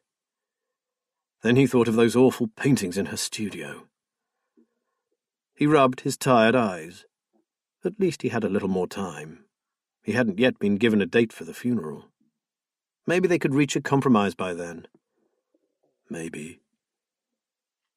That afternoon, Will drove out to Tanner's Fen. He had already rung Matt and Liz to tell them what had happened, and they had offered to do anything they could to help out. Now he wanted to see them in person. When he arrived, his friends were engrossed in sorting through the contents of an ancient, battered suitcase. The kitchen table was piled with yellowing documents and dozens of old photographs. "We've just found this case. It was stuck on top of a wardrobe," explained Matt. "We've been putting together an archive on this particular area of the Fens. I've been meaning to sort all this stuff for donkey's years, and Kate's research has given me the push I needed. It seems that I really do know quite a bit about Whisper Fen." Liz led Will through to the dining room, where he saw another table covered in papers, folders, and clear plastic envelopes, all labelled in black marker pen. "Hellfire!" Will exclaimed. "This looks like the case notes from a major investigation." He looked at some of the files of photos and was surprised to see one marked Holland House. The pictures were in black and white and sepia. Liz gave him a grin. "It's the only way we know how to work. Once a copper, always a copper, I suppose." She reached out and squeezed his arm. "How are you doing, Will? Are you coping all right?" He gave her a tired smile. "Oh, I'm okay, Liz, thank you. In a way, it's been made easier by the fact that I saw so little of Eva since she married. We had very different lives. Even so, it's hard to believe I'll never see her again." "And Kate?" What to say? He didn't know himself. Before he could answer, Matt joined them, carrying 3 mugs of tea. They sat at the table amidst the piles of documents. "Kate isn't going with me to the funeral." "Oh, thank heavens! That's a huge relief. We were worried about that." Matt took a deep breath. "Which brings us to the next thing we were going to say. You can always say no if you think it would be inappropriate, but considering the circumstances, I would be very happy to go with you for moral support, and Liz will keep an eye on Kate." Overcome with emotion, Will couldn't speak for a few moments. He had been dreading having to make the trip alone. "You would? Of course! Sometimes you need a mate close at hand," Matt smiled. "Even if it's just to pour you another drink and listen to yet another story about when you were a kid. I've subjected Kate to enough of those recently," said Will, laughing. The laugh faded, but as to looking out for Kate, I'm really not sure if she'd agree. He stared into his tea. She almost seems to relish having Holland House to herself for a while. Well, at least she'll know I'm just a phone call away and could be with her in minutes if need be. And whether she likes it or not, I will keep an eye on her one way or another. Liz looked at him seriously. "But I'll be clever about it, don't worry. I won't intrude." "Liz can use some of these snippets of Holland House memorabilia as bait to draw her in," Matt added. "The closer we can get to her, the more help will be." He paused. "This couldn't have come at a worse time for you, Will, could it?" "No," Will said. "Although, strangely, I've seen more of my old Kate in the last week than all the time we've been here. There have even been a few times when I began to wonder if I'd been getting it all out of proportion and worrying over nothing. And then I remembered those awful pictures. I'm sure you're right. Don't be lulled into a false sense of security, my friend." Matt sounded grave. "Have you had a date for the funeral yet?" "Not yet, although the circumstances surrounding the accident were quite straightforward, so it should be fairly soon." "Well, I can be ready at short notice. Liz and Amelia are in touch a couple of times a day, although once again it's gone very quiet at Little Anchor. I've seen a police car drive past several times, and Amelia is already beginning to get her garden back to what it was." Will drank his tea. "I must say, I do admire that lady. She's such a nice person," added Liz, "and very interesting to talk to." "But still no clue as to who could have done all that damage?" Will asked. "Not a thing," she murmured. "It's really frustrating." Will left shortly afterwards. "I'll let you know immediately I hear from Canada. I'm so grateful to you both. I can't tell you what your offer means to me. But I'll leave it until I know the date of the funeral before I tell Kate of our plans. I don't want to give her time to start formulating excuses to keep Liz away." The call came on Friday. The bodies had been flown to Moose Jaw, Saskatchewan, where Guy had worked at the Canadian Forces Flying Training School. The funeral was arranged for the following Thursday, and a representative of Guy's squadron was to collect him early Tuesday evening. The official had sounded surprised to hear that there would be just 2 of them attending. They had been expecting a large family party. Will had explained that he and his wife were Eva's only remaining close relatives, and that his wife wasn't well enough to cope with the long flight, so his closest friend had volunteered to accompany him. He would return the following day. The mere thought of Kate all alone in Holland House and Whisper Fen on a dark night sent shivers of dread down his spine. Guy's family had requested that their son and his wife be buried in the family plot in Regina, his hometown, rather than the military cemetery, and Will agreed. His nomad of a sibling had loved the coniferous forests and the plains of Saskatchewan. Will wanted to take a present for Sophie, but had no idea what to buy for an 8-year-old. He tried to ask Kate, but she seemed not to want to even think about it. Finally, he asked her if she had a fairy painting they could give the child. Eva had begged him to send her Angela's next book as soon as it was published, saying Sophie adored them. An original painting by her aunt would be a special gift that he was sure his niece would love. Kate had not been particularly interested in his idea. It took him a lot of coaxing until she was reluctantly persuaded to look through her old work. Eventually she produced a watercolour of one of Angela's early characters, a fairy called Snapdragon. You can have this if you like. It's a painting they didn't use in the book. It was perfect. The character's impish face grinned cheekily from between some tall, brightly coloured flowers. Seems a long time ago that I painted that. Indeed, when he compared it with the sinister and macabre work that she was making now, Snapdragon might have been painted by another artist altogether. He still had not told Kate about Matt accompanying him, or about Liz being on call. The right moment had not yet presented itself. Trying to work out how best to go about telling her, he prowled around the kitchen, opening cupboard doors and peering hungrily into the fridge. Kate had forgotten about lunch again. No wonder the weight was falling off her. He called up the stairs, asking if she would like a sandwich, but she answered that she needed to finish something, and would grab a bite when she was through. He wondered what malevolent figure was emerging from her dexterous fingers, and began to wish he'd never sneaked a look at those awful paintings.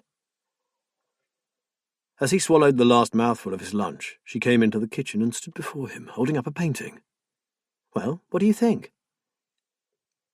After a moment's hesitation, he raised his eyes and beheld not some vile goblin, but a magical landscape. Imaginary flowers surrounded a waterfall, all rendered in glorious colours. Mythical birds with vivid plumage flew among the blossom, and in a pool at the base of the waterfall, a gathering of water sprites frolicked in sunlight. What on earth was she up to? "You keep saying I don't show you my latest stuff, so here it is. Opinion, please." But when he looked closer, Will realised what she had done. The picture had seemed vaguely familiar, and it was. She had resurrected an old painting, adding more flowers and birds in the sprites. It was years old, and she must have thought he'd have forgotten it by now. But Will remembered them all. Not one single brushstroke had ever escaped his attention. What should he say? He stalled for time, taking it to the window and holding it under the light. She was going to extraordinary lengths to keep her new work hidden from him. He decided to go along with the charade. "Great, babe, I love it. But what about the new powerful approach you told me you were using for your own book? This is more your original style." He detected a flicker of panic, or was it anger? "Oh, that, I've put it on hold for a while." "Okay, 2 could play at that game." He smiled at her and asked if he could come and watch her paint like he used to. She suddenly found something of great interest on the toe of her trainer. Without looking up, she produced her habitual excuse. "I'd love you to, Will, but my concentration is shot at the moment. I've no idea why, it's just the way I'm feeling right now. Give me a bit longer, can you?" She raised her eyes to his, beseeching. "Of course. It's just that I love to be near you. Well, you know that. I do know, Bear." Her eyes stayed on him. "And I love you. You know that too, don't you?" Will nodded. Despite everything, he had never doubted it. He held out his arms to her. The following morning, Will rose at dawn and slid out of bed, leaving Kate asleep. Donning a sweatshirt and jeans, he went downstairs and pulled on his walking boots. Out in the garden, the air carried the fresh chill that heralds an approaching change in the seasons.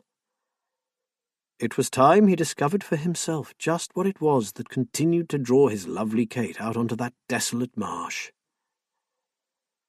The ground leading up to the sea bank was soft underfoot. It had rained the night before, and the slender stems of the grass formed miniature arches to which clung countless droplets that shone like crystals. Mist hugged the trees, whose black trunks disappeared into an enveloping grey. Soon the trees gave way to scrubby, deformed shrubs, to be succeeded by coarse tussocks of reedy grass and sea lavender.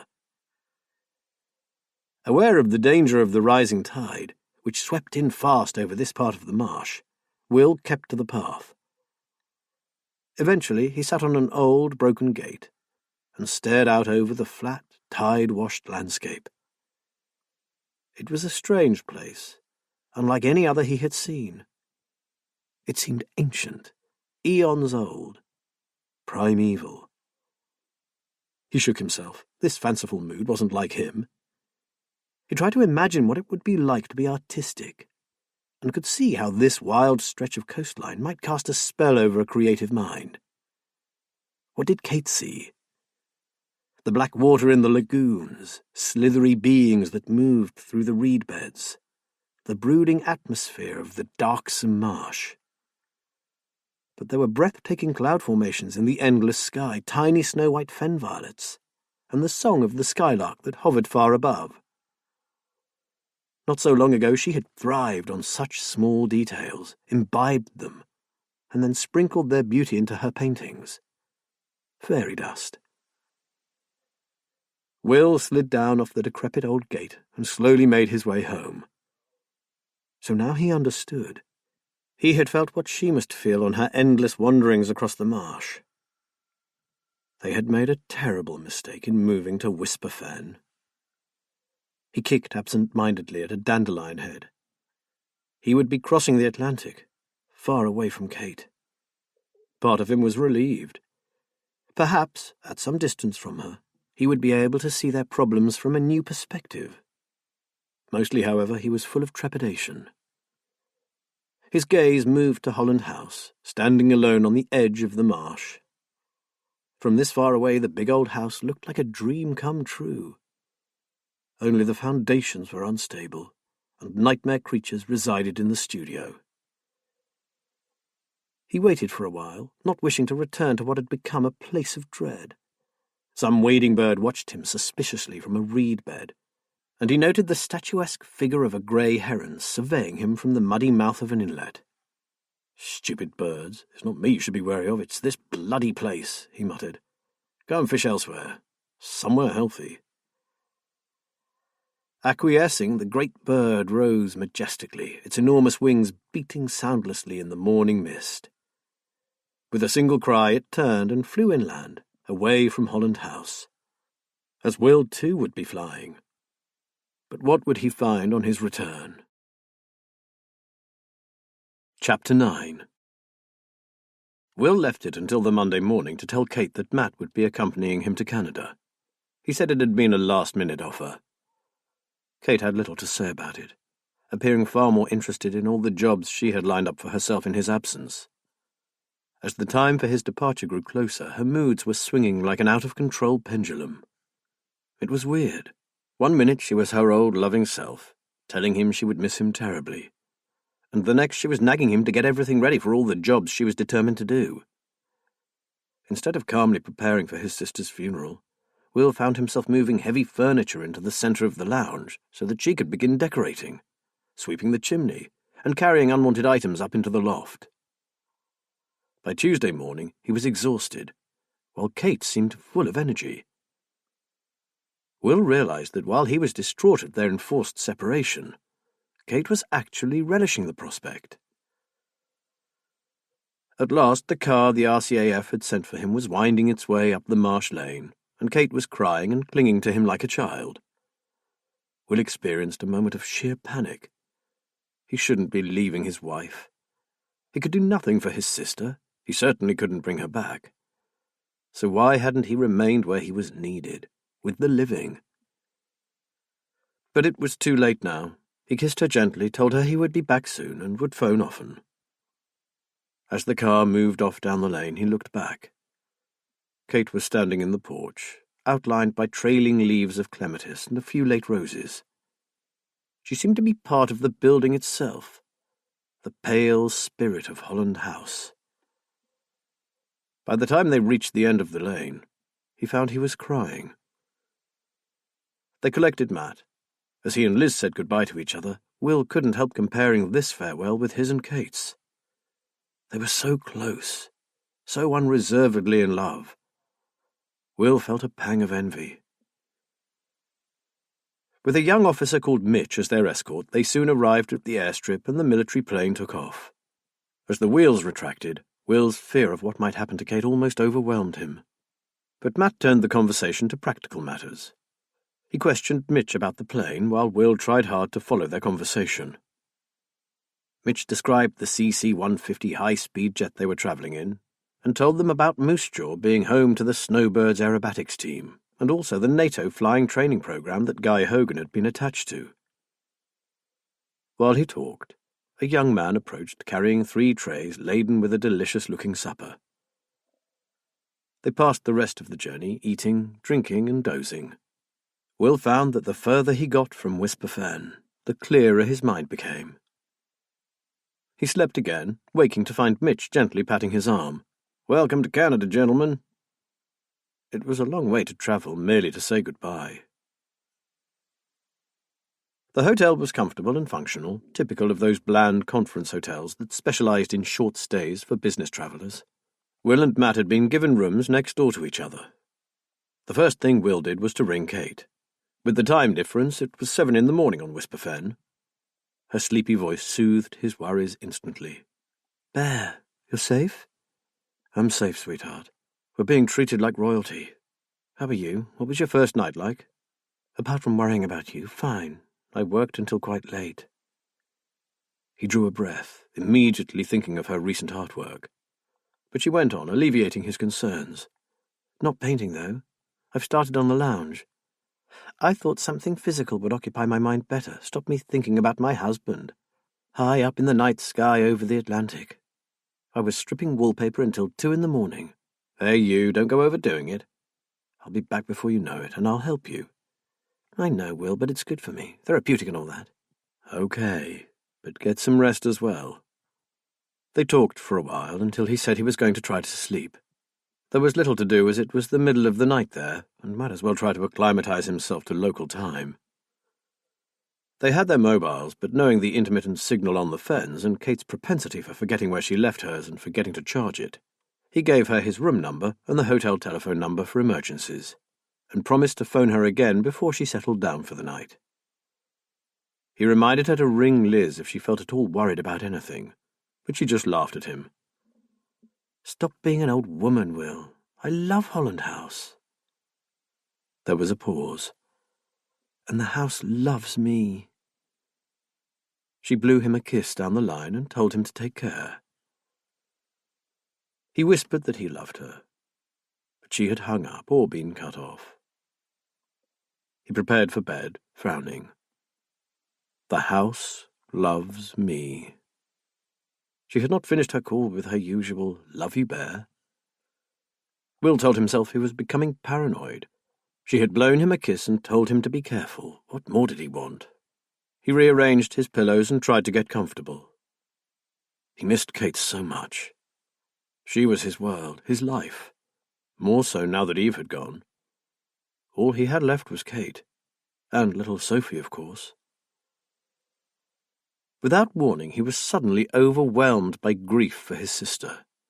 The realization that she would never again walk into a room wearing one of her brilliant dresses and turn heads all evening was just too much to bear. The world had lost a bright light, and it was a duller place now for her passing. Will cried into his pillow. Memories of a happy childhood came to him one after the other. And still the tears fell. After a while he rallied, and he realized that all these raw emotions had been held back, suffocated by his constant 24-hour worrying over Kate. Now that he was away from her, he was free to grieve. He undressed and climbed into bed, fully expecting not to sleep a wink, but instead he drifted off almost immediately, surrounded by images of Guy and Eva's little daughter, Sophie. Matt talked to Liz for ages, loath to hang up despite the cost of the call. They had been together from the moment he retired, and he felt as if he had lost a limb suddenly. "I feel like I'm making up for lost time, don't you, Matty?" Liz asked. "We came rather late to the party, and I don't want to miss 1 minute with you." He told her he felt the same way. He couldn't wait to get back to her. "Have you seen Kate yet?" he asked. "Not yet. I rang and told her that I was here for her and would be happy to drop by at any time, but she was somewhat cool." She laughed. "Until I casually mentioned that we had some old pictures of Holland House that she might like to see. Then I threw in that you knew a whole lot about the area and that I was helping you research it. After that, I was suddenly her best buddy." "So, you going to see her?" "Tomorrow after lunch. She says she's decorating, but she'll take a break for an hour or so at around 2. I'm going to tie it in with a visit to Amelia. Don't take on too much, my love. I know you're so much better, but you mustn't get overtired. Don't worry. We come first. I'll do all I can to help our whisper-fen neighbours, but not at the expense of my health." Liz told him that she loved him, and very reluctantly he hung up. The two men ate breakfast together. Matt offered to let Will go alone to meet his niece and her friend's family, but Will was having none of it. He was far from certain how he was going to cope with meeting Sophie again under these tragic circumstances, and he wanted Matt's calming presence. They set off for the Fauve home with Mitch as chauffeur. Will had no wish to meet his niece for the first time in years while standing by 2 gaping holes in a cemetery lawn. His heart was racing as they drew up outside Philip and Annette's big family home. He had rehearsed a million things to say to the little girl, but as they stepped out of the car he forgot them all. Before he could collect himself, Sophie had run down the path and thrown herself into his arms. "Uncle Will, I'm so glad you've come," she said. She clung to him for what seemed like hours. When she finally let him go, he held her at arm's length to look at her properly. He was astounded. It was as if he were looking down at his little sister. "Sophie, you're the image of your mother," Will said. She lowered her head and quietly began to cry. "Your mum was a very beautiful woman, and you were going to be just the same. Be proud of that, sweetheart." "I am, Uncle Will, but I miss her so. I miss Daddy too, but he was away so much. Mummy was always here, and now—" Her voice quavered. He kissed the top of her head. "First, I want you to meet my friend Matt. Then perhaps you'd like to take me to meet your friend Francois?" Sophie smiled at Matt and stuck out her hand. "You look nice. Thank you for coming all this way with Uncle." She turned back to Will. "You'll like Francois. She's funny. My doctor says she's just what I need right now. Come on, Uncle." She pulled him towards the house. A slender blonde woman of about Eva's age smiled at him from the entrance hall. She wore jeans and trainers with a baggy pink sweatshirt emblazoned with the words, "Sloppy Joe." Behind her stood her husband, tall and broad. He had a clipped moustache and his auburn hair was cropped in military fashion. He would have looked severe if he hadn't been smiling broadly. "Hi, come on in. Sophie has told us so much about you. It's great to put a face to the name. And good to meet you too, Matt." The big man pumped his hand in welcome. "Terrible thing, Will." His grip tightened and he turned away for a moment. His wife took Will's hand. Her voice was soft and there seemed to be another accent beneath the Canadian vowels. "We're hanging on in there for Sophie's sake, but it's pretty tough. Philip is, well, gutted. I've never seen him so hard hit. Guy was his closest buddy. He was our best man, Fran's godfather. And Eva—" Her voice broke. "I don't know what to say to you, Will." "There is little any of us can say, is there? Not at a time like this. But I can't thank you enough for what you're doing for Sophie. It's the least we can do. The two girls are inseparable anyway. Hey, let's not hang around here on the doorstep. Come on in. Mitch stayed with the car while Matt and Will, who was carefully carrying the painting of Snapdragon, went inside. They were introduced to Francois, a chubby and bespectacled version of her dad, followed by the dog, the cat, the rabbit, and the guinea pig, and finally given a tour of the house, conducted by a very grown-up Sophie. On their return to the others gathered in the family room, Will produced Kate's painting and gave it to Sophie. She undid the paper slowly, painfully so, very carefully winding the string into a ball, then folding the brown paper, while Fran bounced about impatiently, desperate to see what was inside. Sophie held the picture up with an excited gasp. Look, Fran, Anne, Philip Snapdragon is my favourite. I'm sure I've never seen this picture in the books. Auntie Kate says it is a one-off, especially for you. The child rose several inches, bursting with pride. I want to ring Aunt Kate. Will that be all right, Philip? The big man laughed and said of course she could, right then if she liked. Oh, later when I've calmed down, I think. Thank you, Uncle Will. It's wonderful. I shall treasure it. She propped the picture up on the table and hugged him again. The two girls went off to play on Francois's computer, and Philip went into the kitchen and made his guests some coffee. Is she going to the funeral tomorrow? Matt asked. Yes, she wants to go, Annette said. We had a long talk with her, and so did the base doctor and her counsellor. She knows what to expect, and we will all be there to support her. The doc thinks it's a good idea. We couldn't let Sophie see her parents. We went to the Chapel of Rest, and, well, Guy was... She swallowed. Pretty badly injured. Eva looked sort of asleep. Let's just say we thought it best she remembered them as they had been, full of life and happy. Will agreed. I saw my mother, and I wished I hadn't. Well, the doc says because of that she will need some kind of closure. So it's good that she wants to go to the burial. Kids are very resilient. He reckons that after tomorrow, and with plenty of support, Sophie will be able to get on with her life again. Will nodded. I suppose so, but it's a lot for a youngster to cope with.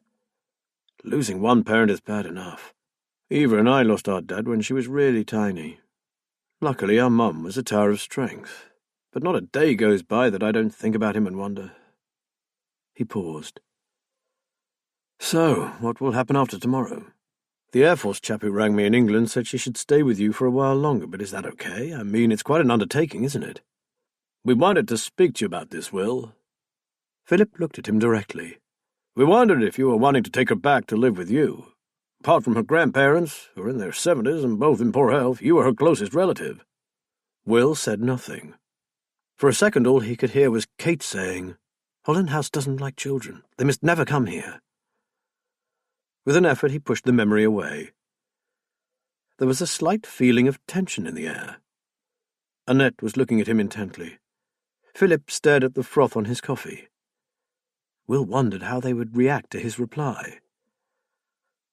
Glancing at Matt for reassurance, he said, I will be perfectly frank with you both. It would be very difficult for me to take Sophie. Personally, I would love to. But my wife is far from well at the moment, and, well, she is showing signs of getting worse, not better. It would be impossible to give Sophie the care and attention that she needs at this terrible time. There was a noticeable relaxation of the atmosphere in the room. Philip, speaking slowly, said, We sure are sorry to hear about Kate. That's really tough, and we both wish her well. But in that case, if it's all right with you, we'd like to continue to look after Sophie. There was a long pause, then he added, And depending on what the future brings, maybe consider something more permanent? We're talking about adoption. Would you have a problem with that, Will? For a moment he couldn't answer. It was a mammoth decision to make. Then he saw Kate, that almost ethereal, painfully thin and desperately sick woman that was his wife. He saw the mist off the marsh surrounding Holland House with its chilly, damp tendrils. Compare that to this warm and friendly family home where he sat. He could have wept all over again. He had no choice at all, did he? No option whatsoever. I'd have no problem with her staying with you. She deserves the best, and she will get that with you. I can see that. Indeed, Will's heart suddenly sang at the news. Sophie's fate had been eating into him since he had first heard about the accident. Annette went to her husband and kissed him. Matt smiled at Will and patted his arm. Philip, his voice choked with emotion, said, I loved Guy like a brother, and I know he would have done the same for our Francois if it had happened that way. Sophie would be safe with these good people. Her future would be assured. For once he had to agree with his wife. Whisper Fen was no place for a child. Kids needed stimulation and other kids to play with. He thought of the brooding atmosphere of the marsh. Next they had to find a florist. Will easily found a bouquet of those brightly coloured flowers that his sister had always loved. But when it came to writing the card, he came to a full stop. The Mat saw his blank expression and pitied his friend. There's no hurry, sir, the florist said. It's the worst part, I always think. I'll leave you for a few minutes. Will looked helplessly at Matt. What do I say? He sounded like a little boy rather than a retired crime fighter. What would you like to say to them if you could? Matt said. I guess that I loved them and I'm going to miss them. I didn't see them often, but the world won't be the same without them. Well, there you are. That sounded perfect to me. Just write it as you would say it. Will wrote, To darling Eva and dearest Guy, the world has lost one of its brightest flowers and a giant redwood of a man. We will always love and miss you.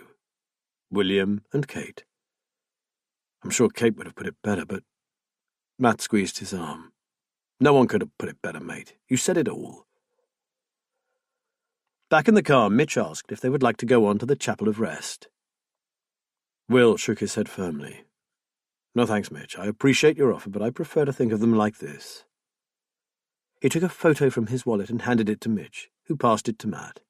It was a holiday snap sent from a vacation in the Bahamas, showing Guy and Eva sitting on the edge of a sparkling azure pool, laughing at their toddler daughter, who was splashing happily around in an inflatable baby floater. Probably for the best, Will, said Mitch. Good-looking couple, weren't they? Yep. Eva had all the looks in our family. Sadly, she had the brains as well. I got left with very little in either department. Don't you believe him, said Matt. This man was one of the smartest detectives I ever worked with. Mitch said he didn't doubt that. He then asked if he could give them a sightseeing tour instead. Matt thought that would be a great idea, something to keep Will occupied. But surprisingly, Will declined. Would you mind if we went back to the hotel? If it's okay with Matt, I think I will take advantage of the swimming pool and the steam room. It's all been a bit traumatic, especially seeing Sophie. And I've still got tomorrow to get through.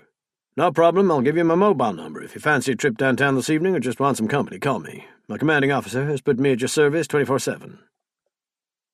Will took the man's number and thanked him. A drink or two later might be just the thing. If so, we'll give you a call. After the airman had left them, Will said, You okay with this, Matt? I should have asked what you wanted to do. The pool sounds perfect. I assume there's a shop on site where we can buy bathing trunks? Yes, I read it in the hotel info. Will looked apologetic. I drag you all this way and don't even let you see the sights. Some friend I am. Look, I'm fully aware that this is no jolly boys' outing, so don't beat yourself up. If you need to unwind, where better? Let's go check out that pool. After half an hour of swimming, Will was starting to feel some of the tension leave his muscles. Swimming always relaxed him. As a kid, he had loved the water, and after his accident, he had been encouraged back into the pool as a form of therapy. He would think of nothing but his breathing and the rhythmic strokes of his limbs. He guessed it was his form of meditation. Shall we hit the sauna? He suggested to Matt. Luckily, it was empty. Will closed his eyes and exhaled. Surreal, isn't it, Matt, all of this? Matt sighed. You can say that again. How are you doing, my friend? You looked really worried when Mitch asked you if you wanted to go to the Chapel of Rest. I simply couldn't do it, mate. I made the mistake of seeing my mother at the funeral home, and I went crazy. I can still hear myself screaming. This is not my mother. What have you done with her? Where's my mother? It was awful. I swore then that I would never do it again. My memories of the dead when they were alive will suffice. He sat up. But it wasn't just that. I just felt so stressed and I didn't understand why. I mean, my great worry was Sophie's future, and that couldn't have turned out better, could it? So why was I feeling so panicky? Because you want to get it right, for Eva's sake. You want to do what your sister would be happiest with, and your grief is getting in the way of clear thinking. And then there is Kate, of course. Will shook his head and gave another sigh. Yes, Kate. They sat for a while in silence. I keep seeing those awful paintings, and they scare me. People do use art therapy to express their darkest fears on canvas, Will, said Matt practically. Perhaps she's doing that. Perhaps it's a good thing. Perhaps it's a channel for all the bad stuff in her head. Maybe. And it's true that artists can have black periods. Come to think of it, some paint that way all the time. Matt looked confused. Art's not really my thing. Didn't crop up in police training. Will chuckled. Didn't in mine either. But Kate was always dragging me round the art galleries. I went under sufferance. But eventually I began to look a bit harder. I found some paintings fascinating, while others bored me rigid, and some were simply beyond my understanding. There was one artist called Hieronymus Bosch. I seem to recall he painted some pretty hellish creatures. Actually, I had a case once involving a major insurance fraud. The guy we were investigating was an art collector. The stuff he collected really gave me the creeps. I can see it now, and the case was years ago. He said it was inspired by the Holocaust, so you can imagine what they were like. Something similar happened to me, Will said. Kate was invited to go to New York with Angela on a promotional tour of Fairy Dreams. We were in this mammoth bookshop where Kate was looking for some art books she wanted. I found a book on this photographer who liked to work with dead bodies. His pictures turned my stomach. I put the book back before Kate could see it. The plate on the last page showed a dead baby. Imagine how Kate would have felt if she'd seen it. Matt wiped sweat from his eyes. Well then, in light of all that, perhaps Kate's new work isn't so disturbing after all. Maybe, but they are so unlike her usual work. They're dreadful pictures, Matt. But I could see how well executed they were. Anyone who likes that sort of thing might think them works of genius. The sense of darkness and foreboding she conveyed was so powerful. It was just that it was my darling Kate that had made them. And they weren't the Kate I knew. I'm looking forward to hearing from Liz how she got on with Kate today. From what she told me, our plan might just be working. Matt grinned at him. Apparently Kate can't wait to hear how our research is going. I bet she can't, Will said. Holland House and Whisper Fen are all she thinks about. I wonder if Liz might be able to get her to show her some of her artwork. Shall I ask her to try? Matt suggested. You can try, but I'll bet you won't get far. Matt mopped his face again. I think I've had all the heat I can take, Will. I'm off for a cold shower. Me too, said Will, climbing down from the bench. I'll call Kate and then we can decide where to eat and what to do for the rest of the evening. Good idea. Come to my room afterwards and we'll have a think. They stepped outside. See you later. Reassured by their conversation, Will began to look forward to talking with Kate. He went up to his room and called her on his mobile. And waited. Her phone rang and rang, but there was no answer. All his anxiety flooded back. Where was she? Out on the marshes, without her mobile? On top of a ladder painting a ceiling? Will sat on the bed and idly flicked through the different channels on the TV, worrying about his wife. Unease about Kate turned to apprehension about the following day's funeral. How could he cope with it all? After a few minutes he tried ringing Kate again, this time on the landline. Just as he was about to give up, she answered. Kate, where were you earlier? I was worried about you. For God's sake, Will, I can't hang around the telephone in case you choose to call me. You said you'd ring before I went to bed. It's not even 9 yet. Sorry, babe, it's just that I really miss you. You seem so far away and I hate it. We've never been this far apart before. You sound like a big kid. Softening a little, she said, "How's it going?" "Okay, I suppose. It's not the nicest thing I've ever had to do, but Matt is a rock. I'm so thankful that he offered to come. Still, once tomorrow's over, I'll be thinking of getting home to you."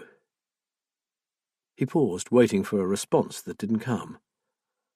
"I did see Sophie today. She is the image of Eva. It's quite uncanny. Oh, and she's going to ring you if she hasn't done so already. She adored your picture. Snapdragon is her favourite, so it was an inspired choice on your part." "Oh, good," she said without enthusiasm. Since she said nothing more, Will went on to tell her that the Fauve family were going to continue to care for Sophie, with a view to formally adopting her at some point in the future. Now she did sound animated. "Really, what lovely people.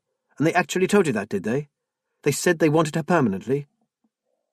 Her tone had changed completely. "Well, yes. They asked if I was planning on bringing her back to England to live with us."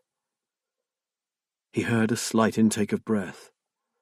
"I told them it would be very difficult for us, and they nearly broke open the champagne. Yes, you were quite right, darling. It would be no good her coming here, no good at all. And of course she has her friends, her school, the support of the Air Force. Everything she needs is right where she is now." For a moment he wanted to argue. It wasn't Whisper Fen that was out of the question. It was Kate. Stifling his retort, he changed the subject. "So what have you been up to today?" Eagerly she listed the tasks that she had tackled already and those that were lined up for the next day. If she were missing him, Will thought, she was certainly showing no signs of it.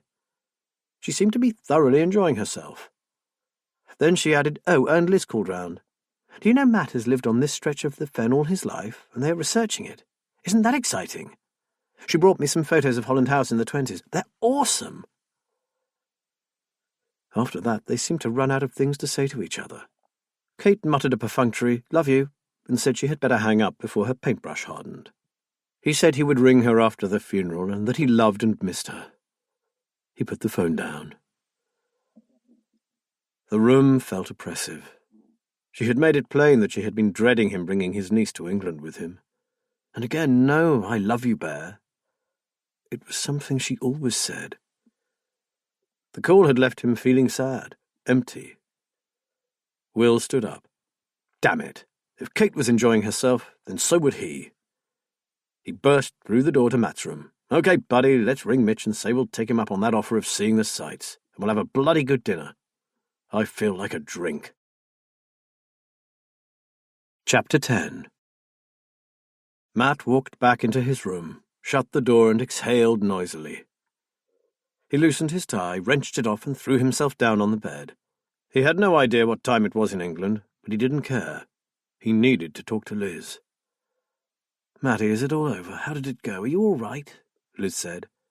"Sweetheart, I've been to quite a few funerals in my life, but that was one of the most distressing and most beautiful I've ever attended.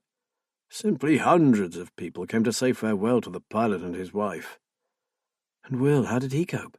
"Brilliantly, all things considered." Matt got up, went to the minibar and took out a small bottle of bourbon. "I think he held it together for Sophie's sake, and it'll probably hit him later." "I can't say I'm totally in agreement with young children going to funerals," said Liz softly. "It's so traumatic for them." "She was about as brave as a child could be." He took a swig of the bourbon. It was pretty heart-wrenching, especially when she laid a rose on each casket. "Glad I wasn't there, Matty. I'm sure I'd have cried my eyes out." "A lot of people did. I guess it was all those uniforms that made it so powerful. And there was a military band and a choir to add to the charged atmosphere." He gave a little chuckle. "On the lighter side, the chaplain painted such a glorious picture of life in heaven that I quite expected the entire congregation to agree one massive suicide pact and all march off to the promised land." "Stop it, Matt, that's awful." He chuckled. "Enough of funerals. How did your visit to Holland House go?" Liz didn't answer immediately, as if she was trying to find the right words. "Well, our Kate's a very confused woman. I don't know how Will lives with her the way she is right now. She's changed so much in such a short time. It's scary." "Simple, he loves her." "He must." Liz lowered her voice. "Matt, I'm no shrink. But I reckon Kate is suffering from some form of bipolar disorder. Her mood swings are unbelievable. She flips from almost comatose to manic in the blink of an eye. I spent an hour and a half with her earlier this afternoon. Not long, but long enough for me to know that Kate needs professional help. He promised her there'd be no doctors. Sometimes you have to go against what a loved one wants, especially in the case of a loved one. I can see something tragic happening if he sticks to his promise. But at least she spent some time with you, didn't she? Matt said. That's something. According to Will, she doesn't let anyone over the doorstep. Your photos were my passport inside. She loved them and said she can't wait to talk to you about the old place. And Mrs. Swain, any more from her? Matt asked. I helped her tidy up for a while after I left Kate. She's treating it like a new project. But seeing all that devastation must be hard for her to take. At least there've been no more incidents, and the police have been out here a couple of times. I saw both Swifty and PC Barney Woods this morning. Amelia's so utterly stoical. Talk about keep calm and carry on. Liz paused. Oh, and I do miss you, Matt Ballard. Ditto, Liz Haynes. I can't wait to get back to you. Any idea of when? None at all. We're at the mercy of the RCAF. Will is hoping it will be tomorrow, but I'll let you know as soon as I hear. He drank a little more bourbon. I guess I better go check on Will. I don't want it to hit him when I'm not around. He managed well, but he's not at his strongest right now. Give him my love, said Liz, but keep most of it for yourself. Matt hung up. He realised that he was smiling. But then Liz always did make him smile.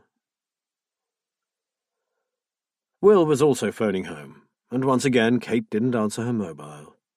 He texted her, and now he was trying the landline. But all he got was the answer phone. With a sigh, he took 2 bottles of whiskey from the minibar and poured them into a glass. He lay on the bed and thought about little Sophie. He didn't usually have much to say to children.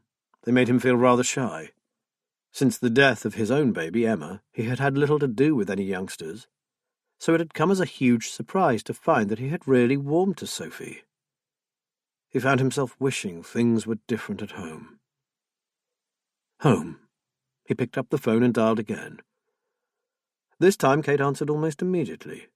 She said she had no signal on her mobile, and then she listened while he told her about the funeral and said she would be glad when the trip was over. She sounded sad. She said almost nothing about her decorating, and there were no more little gems from the history of Whisper Fen. Will put this down to the solemnity of the occasion. She asked him when he would be flying home, but Will couldn't say. I'll text you, but in case the signal's down again, put the answer phone on, babe. Then if I find out anything and it's night time over there, I can leave you my flight schedule. She agreed, which saddened him. Once she would have told him that she didn't care what time of the day or night it was, but only wanted to hear his voice. Are you okay, Kate? You sound a bit down. I'm fine. I expect it's all this talk about funerals. Not the most cheerful subject, is it? Well, I'm so sorry my sister died, Will wanted to say, but swallowed his sarcasm along with the bourbon. I'd better let you go. Will you ring me before you turn in for the night? There was a pause. Well, yes, of course, but I may be working tonight, so if I get carried away, you will have to forgive me. You know how I lose track of time if things are going well. Please try, sweetheart. It's been one hell of a day, and I could do with a transatlantic hug. I'll try, I promise. I love you, my bear, and I'm glad today is over. Me too. Will shook his head. Well, he might as well make the most of his time away from the marsh. They were going to Philip and Annette's this evening for supper. The last time he would see Sophie, possibly for years. Once again, he wondered what it would have been like if the Fauves hadn't offered to adopt Sophie. Could he have ever taken her home to live with him and Kate? Could he have made it work? She might have made a difference to their lives, given Kate a new direction. Then he saw again that picture, the malevolent goblin with the child under its arm. Will, tired and drained, had to turn down Philip's offer to sample some of the local beers. He made up his mind to bring Kate to Canada for a holiday as soon as she was better. Hey, if you do come out again, you guys have to stay with us. And you too, Matt, and bring that Liz of yours. We'd love to meet her. We have some great places we can take you all to, and Sophie would love it. Sophie clung to Will all evening, until she was too tired to stay awake. He kissed her good night and promised to ring her often, and as Annette led her up to bed, she began to cry. Before he left, Will went to her bedroom to see her. Sophie lay in bed, her chestnut hair spread over the pillow, and he saw his little sister again. Mitch picked them up just before 10. I just had a call from the base. You are on a flight tomorrow. It has been delayed a bit, though. Takeoff is now at 2200 hours. You should be in England by about 3 in the afternoon, local time, which gives you almost a day here. I could run you out to Moose Jaw if you like, show you around the base. Will glanced at Matt, who nodded. Great, we'd love it. I've said my goodbyes here, and I don't want to upset Sophie again. Soon they were back at the hotel. Will was shattered. His back ached and his arm throbbed. Come up to my room and we'll have a snifter before we turn in, said Matt. It'll help you sleep. Will agreed. Despite his fatigue, he wasn't looking forward to climbing into a cold hotel bed. He wanted his wife in their own warm bed in Holland House. A whiskey might deaden all sorts of pain. After Matt had poured the drinks, he said, I'll just give Liz a quick bell, even though it's around 5 in the morning there. She sent you her love when I spoke to her earlier, by the way. Will settled into an armchair, listening to Matt's conversation with a pang of envy. No conflict, no silences, no trying to read between the lines. Why couldn't his conversations with Kate be like that? Matt's face became more serious, and he said, I'll pass that on to Will, darling. Now I'll let you go, and hopefully I'll see you later tomorrow night. He hung up and frowned at Will. Liz said that she'd forgotten to tell me earlier, but she thought you should know that when she arrived at Holland House with the photographs, Kate wasn't there. Then she saw her walking back from the sea bank, and that Gerald Grove character was with her. Kate told her that Grove had given her some butterfly wings that she wanted for a new painting.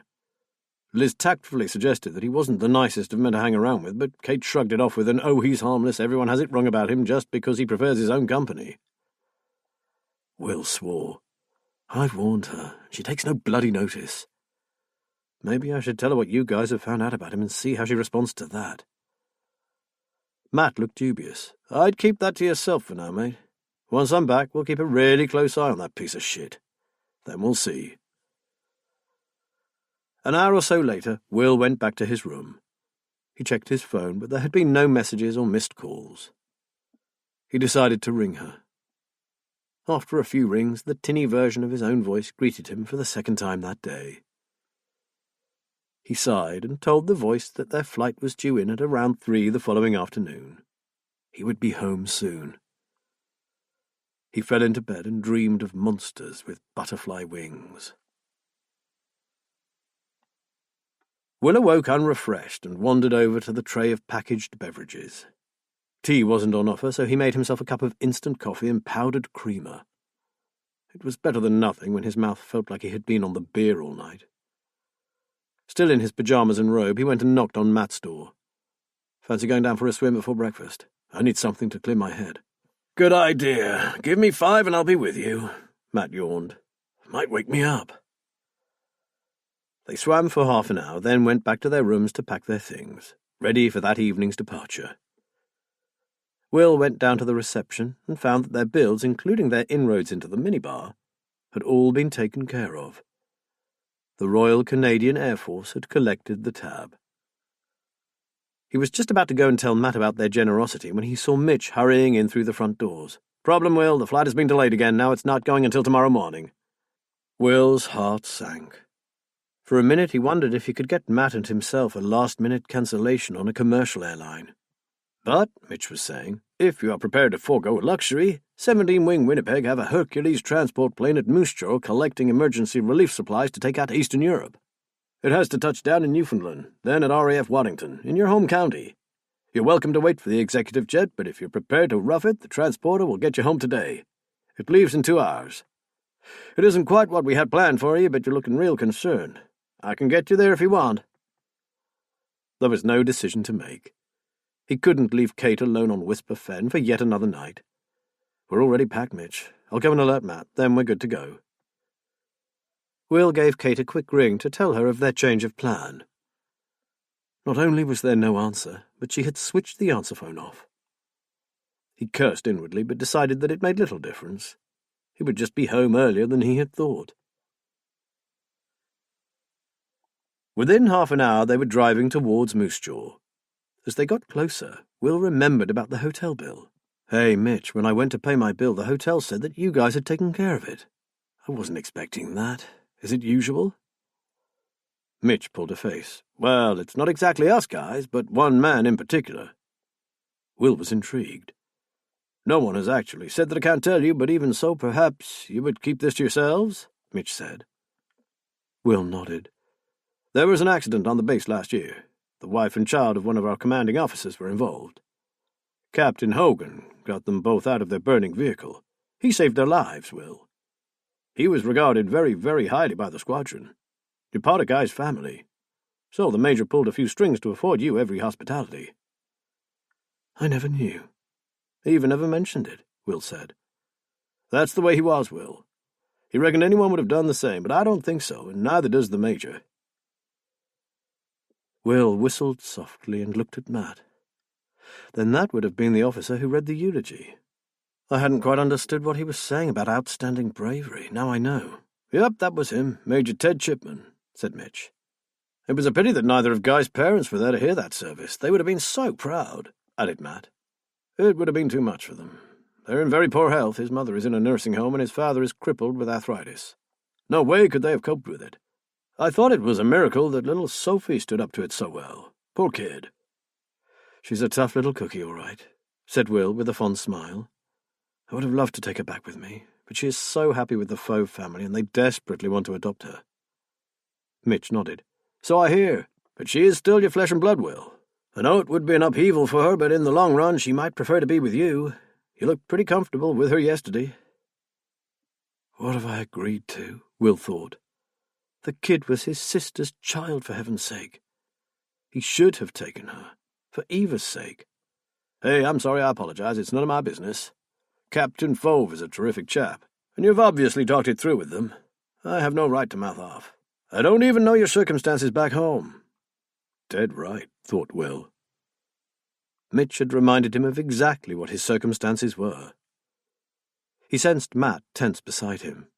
"It's all right. We have all agreed that there should be a trial period for Sophie and the Fauves, to see how she settles in. But I assure you there is much more going for her here in Canada than an injured ex-copper can offer her in a backwater in the fens." No one spoke for the rest of the journey. Then they were there, and Mitch was offering him a hand. "Best of luck, Will.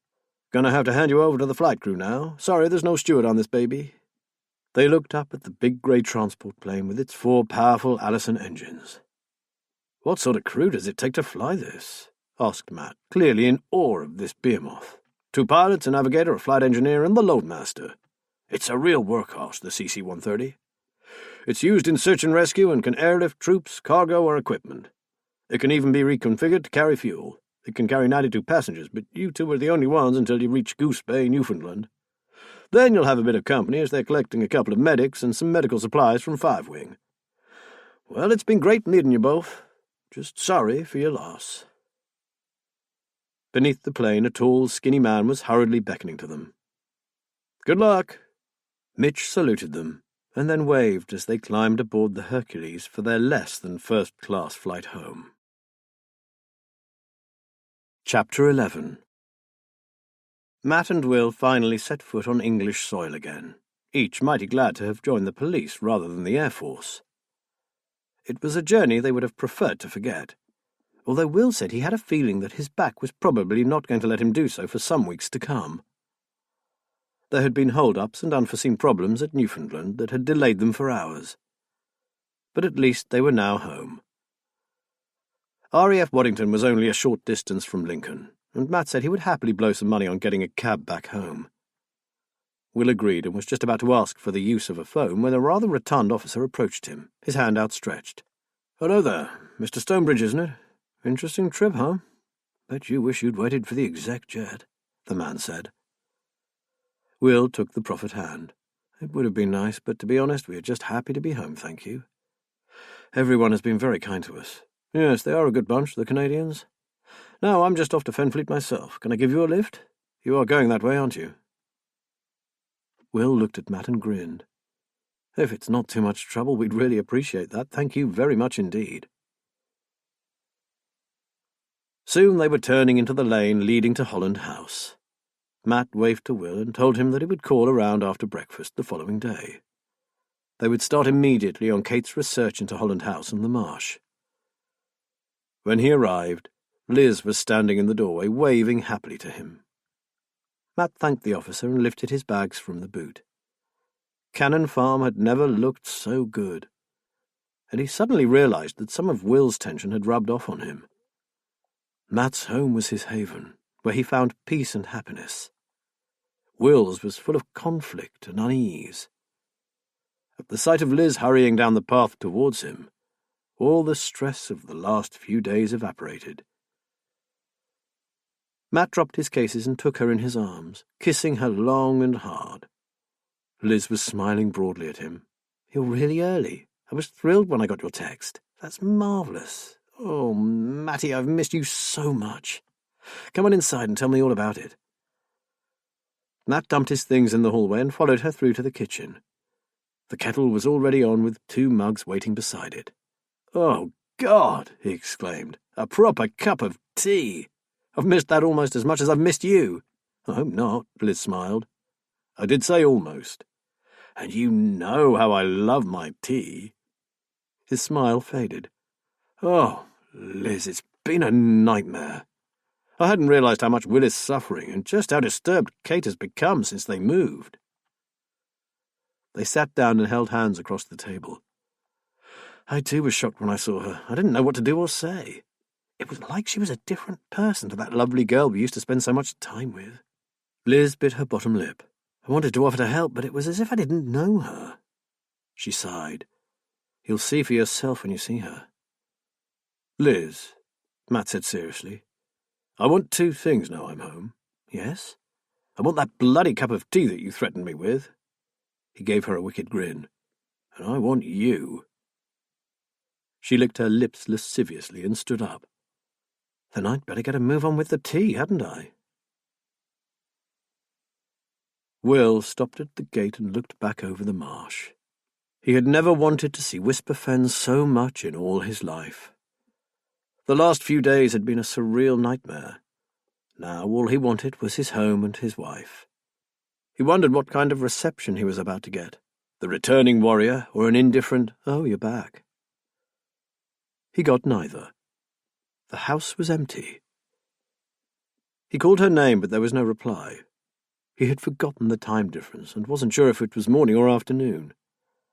A glance at the kitchen clock told him it was only a little after 10. Wherever she was, she couldn't have read his text, or she'd be here, surely. He dragged his cases up the stairs and put them on the spare bed. More than anything, he wanted a shower and a change of clothes. He made quite sure that Kate was not working in her studio and hadn't heard him, and went to see how far she had got with decorating the lounge. The furniture was still covered with dust sheets, but work was well underway. She had finished the ceiling and painted the coving and all the woodwork. The old wallpaper had been stripped away, and the walls above the wooden dado rail had been painted in a warm shade of terracotta. One wall was completed, with the bottom part papered in a heavy and slightly ornate striped pattern in deep burgundy, dark terracotta, ivory and gold.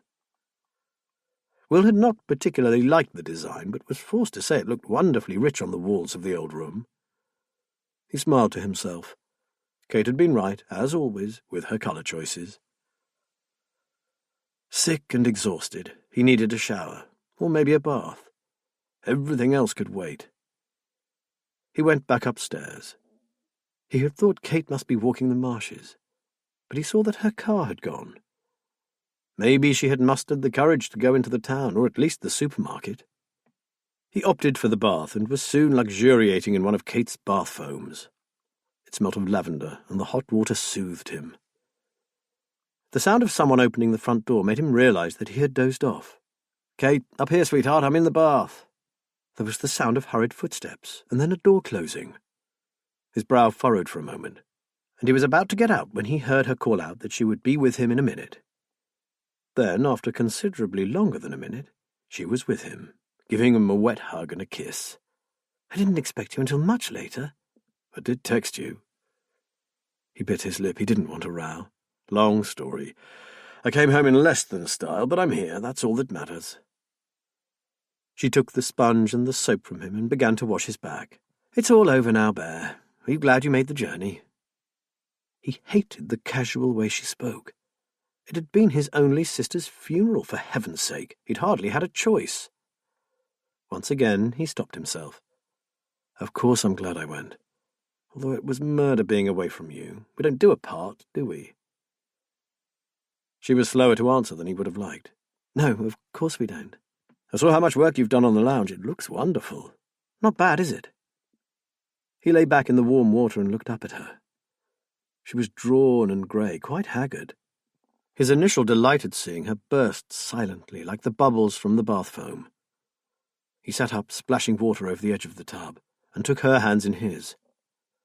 "Kate, how much sleep have you had since I left?" "Oh, don't start, Will." She pulled her hands away and dried them on his bath towel. "Come on," he persisted, "tell me. Have you been working day and night?" She looked at him in a slightly bemused fashion. I'm not really sure. I finished when I felt like it. I wasn't clock-watching, so maybe I did work really late once or twice." "And have you eaten?" "What is this, the bloody interrogation room? You've been home 5 minutes and listened to you." "You look terrible, that's why. I'm upset. Have you looked in a mirror recently? The weight is dropping off you. I'm worried, Kate, really worried. You can't blame me for caring about you." He stood up and wrapped the towel around himself, while she stood by the door, looking utterly miserable. He took her by the shoulders and gently drew her closer.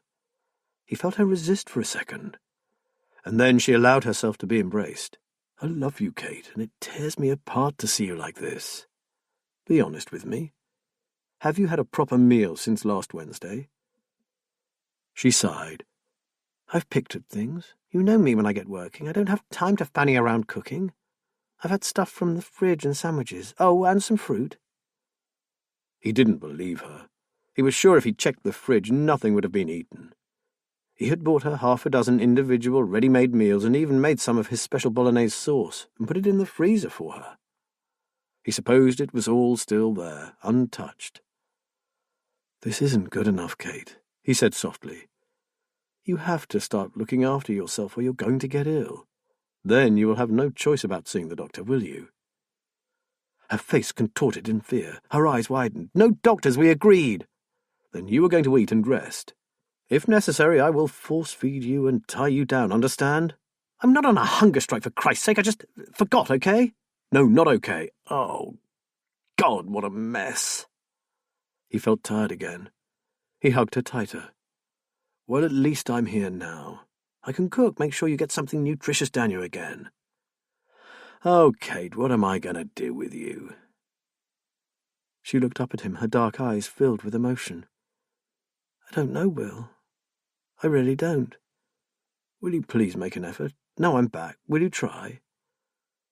She pulled away from him. "I haven't done any shopping, I'm afraid." Will wasn't surprised to hear that. "It's all right, we can eat the meals that are in the fridge. I'll go to the supermarket and get fresh bread and milk in the morning." "I thought maybe that was where you were when I got home," he said. "Your car wasn't here."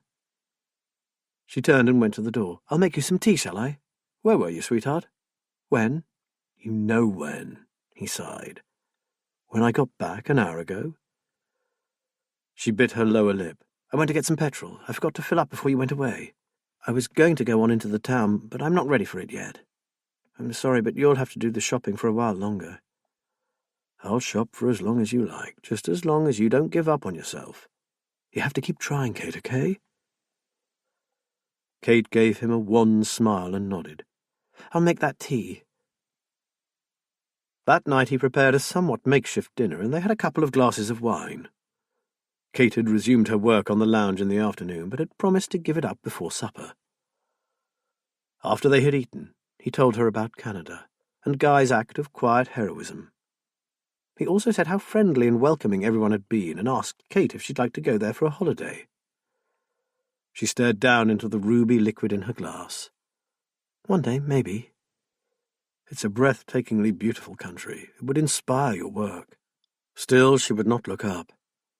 He noticed how tightly she gripped the stem of her glass. "As you say, one day. Want a top-up?" She held out the glass, still in one piece. He poured the wine and sat back in his chair. "Fancy an early night?" He fully expected her to find an excuse, but she flashed him a rare smile and said that would be lovely. For the first time since he got back, she told him that she had missed him. For once, she didn't visit her studio, and was still in his arms when the misty grey light of morning filtered through the window. Chapter 12.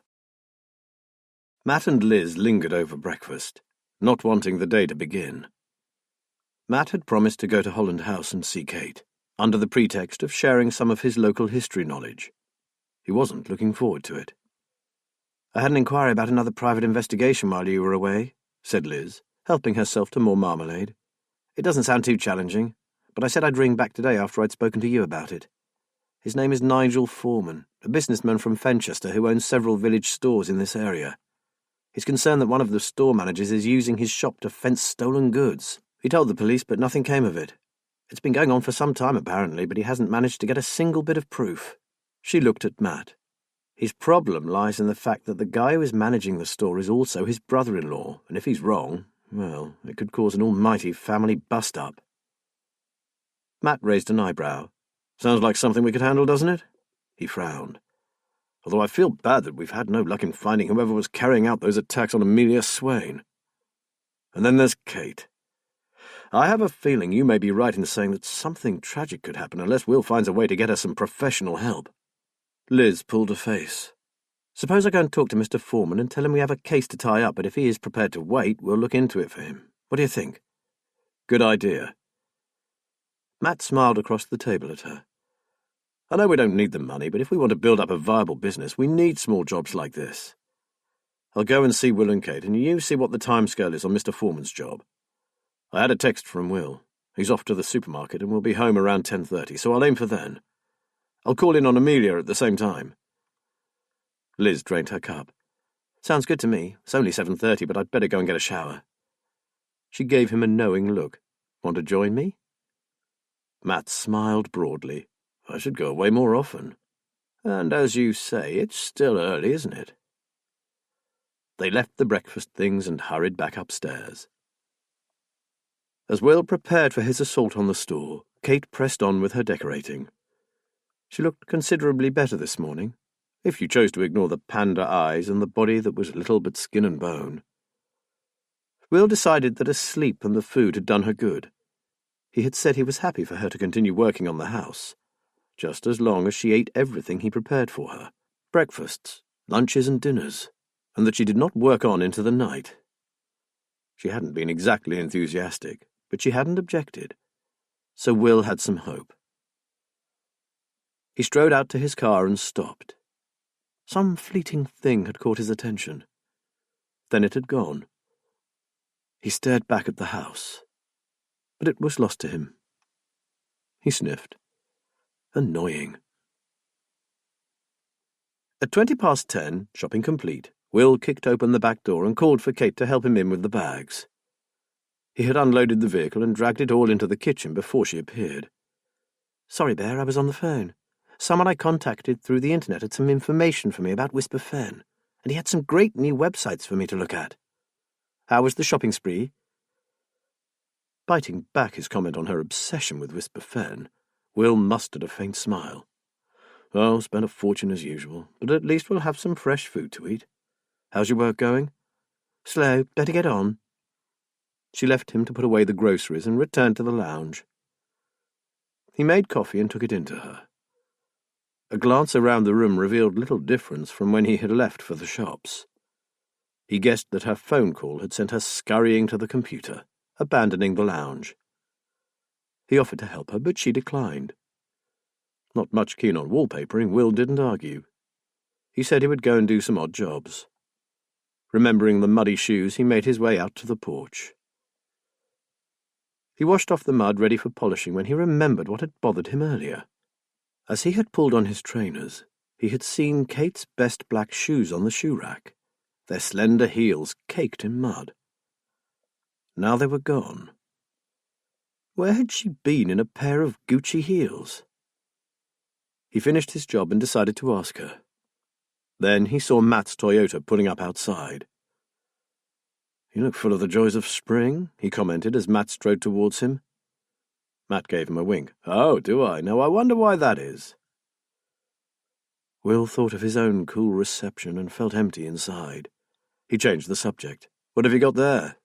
He indicated the folder under Matt's arm. More photos, a few old newspaper cuttings, and some interesting stuff about the building of this house. Heaven knows why my parents had it, but I found it with some old deeds and documents that belong to them. It even lists the materials used and the names of the builders. I reckon Kate'll love it. Even I have to admit it's interesting. Oh, you'll be her friend for life, said Will bitterly. Sorry that came out all wrong. Been a bit fraught, mate? Matt asked softly. Could say that. But come in and see what she's done with the lounge. It's impressive, even if she's nearly killing herself getting it done. He led the way into the house. I'll leave you two to it while I make some tea, okay? Matt nodded. Just give me enough time to do a bit of evaluating. I'm wearing my police hat today, and I'm going to use some of my old investigative skills. As long as she doesn't suspect anything. Matt smiled. Rest easy. I'm just a fellow enthusiast, full of eagerness to impart what I know about the marsh here. He lowered his voice. The good bits anyway, nothing too macabre, I promise. Okay, well, I need to go and check my emails. I'll bring you a mug of tea later. Matt went into the lounge. Will listened to him making all the right noises before going into the small room off the hall that they used as a study. He logged into the computer. He skimmed through his own mail, deleting most of the messages, then took a look at Kate's emails. He found a string of unopened messages and dozens of websites that she had saved as favourites. All had to do with genealogy or local history. He opened one and found it was an old story about a local eel catcher. He left that one and clicked on another that consisted of a series of sensational newspaper articles, including a story about the disappearance of a 2-year-old girl from Whisper Fen. He sat forward, closer to the screen, horrified. There was a third child then, a third lost child at Holland House. He read on. According to the article, it had occurred 3 years after the house was built. Victoria Holland, the rich farmer's daughter-in-law, to whom the house had been given as a wedding present, had given birth to twins, a boy called Albert and a girl named Elizabeth. Shortly after their second birthday, the children had been playing in the garden in the care of their nanny. This woman had apparently returned to the house in order to get her charges some cool drinks. When she came back, a matter of minutes later, the little boy was alone and crying. Elizabeth Holland had disappeared without trace. Will groaned in dismay. Kate must not read this. He deleted the message and the link. Then he realized that she must have made a note of all these website addresses from the phone call. He sifted through the papers on the desk but found nothing. Then he searched the waste bin and found it. He removed the screwed-up piece of paper and pushed it in his pocket, collected up the bin and took it out to the incinerator in the garden, where he burned the lot. He went to the kitchen with a heavy heart. How many more dark secrets did Holland House have to reveal? And how many of these would his wife discover? While he made tea, Will listened to Kate's excited voice praising Matt for remembering some choice piece of information about the Fen. He carried their mugs into the lounge. Kate called out, "Oh, I'm so glad Matt came to see me today, darling. He's a treasure trove of information." Will summoned a grin. "That's our Matt for you, a right little treasure." "And here's the best bit. He knows an old man who has lived here all his life, and he used to work in the garden here. He's going to take me to meet him. Isn't that great? I bet he'll have some incredible stories." Her dark-rimmed eyes burned almost feverishly. "Absolutely, babe." Will turned to Matt. "Thanks for taking the time to do this. As you may have gathered by now, my lovely wife has something of an obsession with Holland House. And rightly so," Matt said. "I'm a great believer in learning the history of your local area." "See?" Kate flung at him. "I'm not the only one who wants to learn everything I can about this magical place." Matt stayed for another half hour before taking his leave. "I promised to call in at Amelia Swain's place on the way home. I'm just hoping that nothing else has happened to her." He looked at Will. "Fancy a ride out there? Then you can walk back." "Sure, then it'll be time for me to get lunch." Kate, I'll ring you as soon as I can get hold of old Amos. Then we can go and visit him, okay? He smiled at her. And I think you're making a fantastic job of the room. It's perfect. Kate squeezed his arm affectionately. Thank you, Matt. I want to make Holland House proud again. Well, you're doing incredibly well. He patted her hand. And Liz and I will continue to look for anything that will help you with your project. Outside, Matt exhaled loudly. As soon as the car door closed, he said, Oh my, I'm starting to see why you're so worried about her. My friend, you have to get her some help. You just have to. Will groaned. You don't know what she suffered last time. It was horrendous. She would never forgive me if I put her through that hell again. I'd lose her, Matt, I know it. You could lose her anyway. A condition like that left untreated could have terrible consequences. Matt started the car and drove slowly down the lane. Look, is there any way you can get into her studio and take some pictures of her latest paintings? I really need to see them. And Will, with your permission, I'd like to run them past Laura Archer. Besides her work for the force, she also does the occasional session in the community. At the very least, you would get a professional opinion on Kate. Will was torn. He didn't really need a professional to tell him that Kate needed help. I'll try to get the pictures, Matt. I'm assuming that's why you were carting her off to meet this Amos character? To give me time to do a bit of breaking and entering? Neat, wasn't it? And very convincing. But just for now, Matt, if I get those pictures, you will keep them just between us. And Liz, of course. Matt nodded. They had arrived at Amelia Swain's cottage.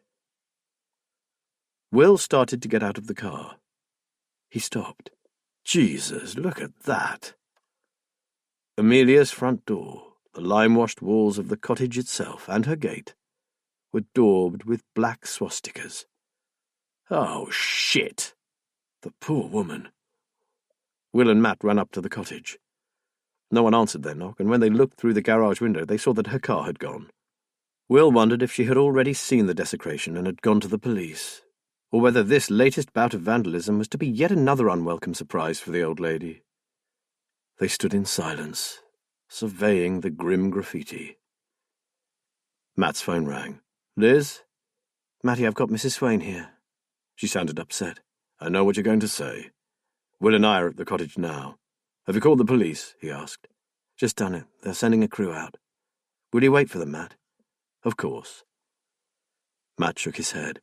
Hell, Liz, I was only a few meters up the bloody road. How is Amelia? Distraught. As you can imagine, this has hit her hard. When you are through there, can you come home and then escort her back to Little Anchor? She's going to pack a few things, and will stay with one of her late husband's relatives in Louth. Best thing. And tell her yes, I'll bring her back as soon as the police have finished out here. He ended the call. Will photographed some of the graffiti on his phone. Then he rang Kate. I'm going to be a bit later than I said, Kate, and I've sent you some pictures of what they've done. Take a look and tell me what you think. For some reason, Will sensed that something wasn't quite right about the symbols painted on the wall. After a moment or two, she rang back. Whoever they are, Will, they aren't fascists. Well, not very smart ones anyway. The symbols are back to front. Hitler's swastika was a Greek cross with the arms bent at right angles going clockwise, but these aren't like that. The swastika is an old Sanskrit symbol for good luck and well-being. Any real Nazi would get that right, wouldn't they? He grunted. I had a feeling you'd know. But where on earth do you get all this stuff from? No, don't tell me. Research. Of course. Fairies and other magical beings are all tied in with signs and symbols. Think of the unicorn. So, if it's not some neo-Nazi group, then who the hell is trying to frighten this old lady to death? I have no idea. That's your department, Mr. Policeman. I'm just a researcher. Now I have to get back and finish what I was doing. See you soon. Will put his phone back in his pocket and told Matt what Kate had said. Matt shrugged. Really? Would that honestly make a difference? I'd be surprised if the little shits can spell, let alone get their swastikas the right way round. What else can it be but her being Jewish? Well, Bryn Owen did say there was a nasty faction operating out of Nottingham way, so if I was them, first thing I'd do is check out any fascist organisations that could have a cell round here. It was the correct route to take, but Will couldn't shake the feeling that all this was about something very different indeed. But what? Matt paced around the garden. Poor woman.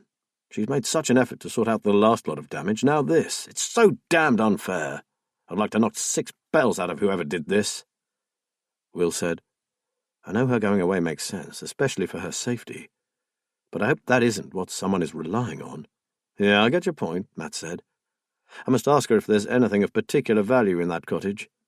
Something that would be easier to take if she were out of the way. I thought she was getting cameras installed. They would help with this sort of vandalism, said Will. Apparently, the company she chose have gone bust.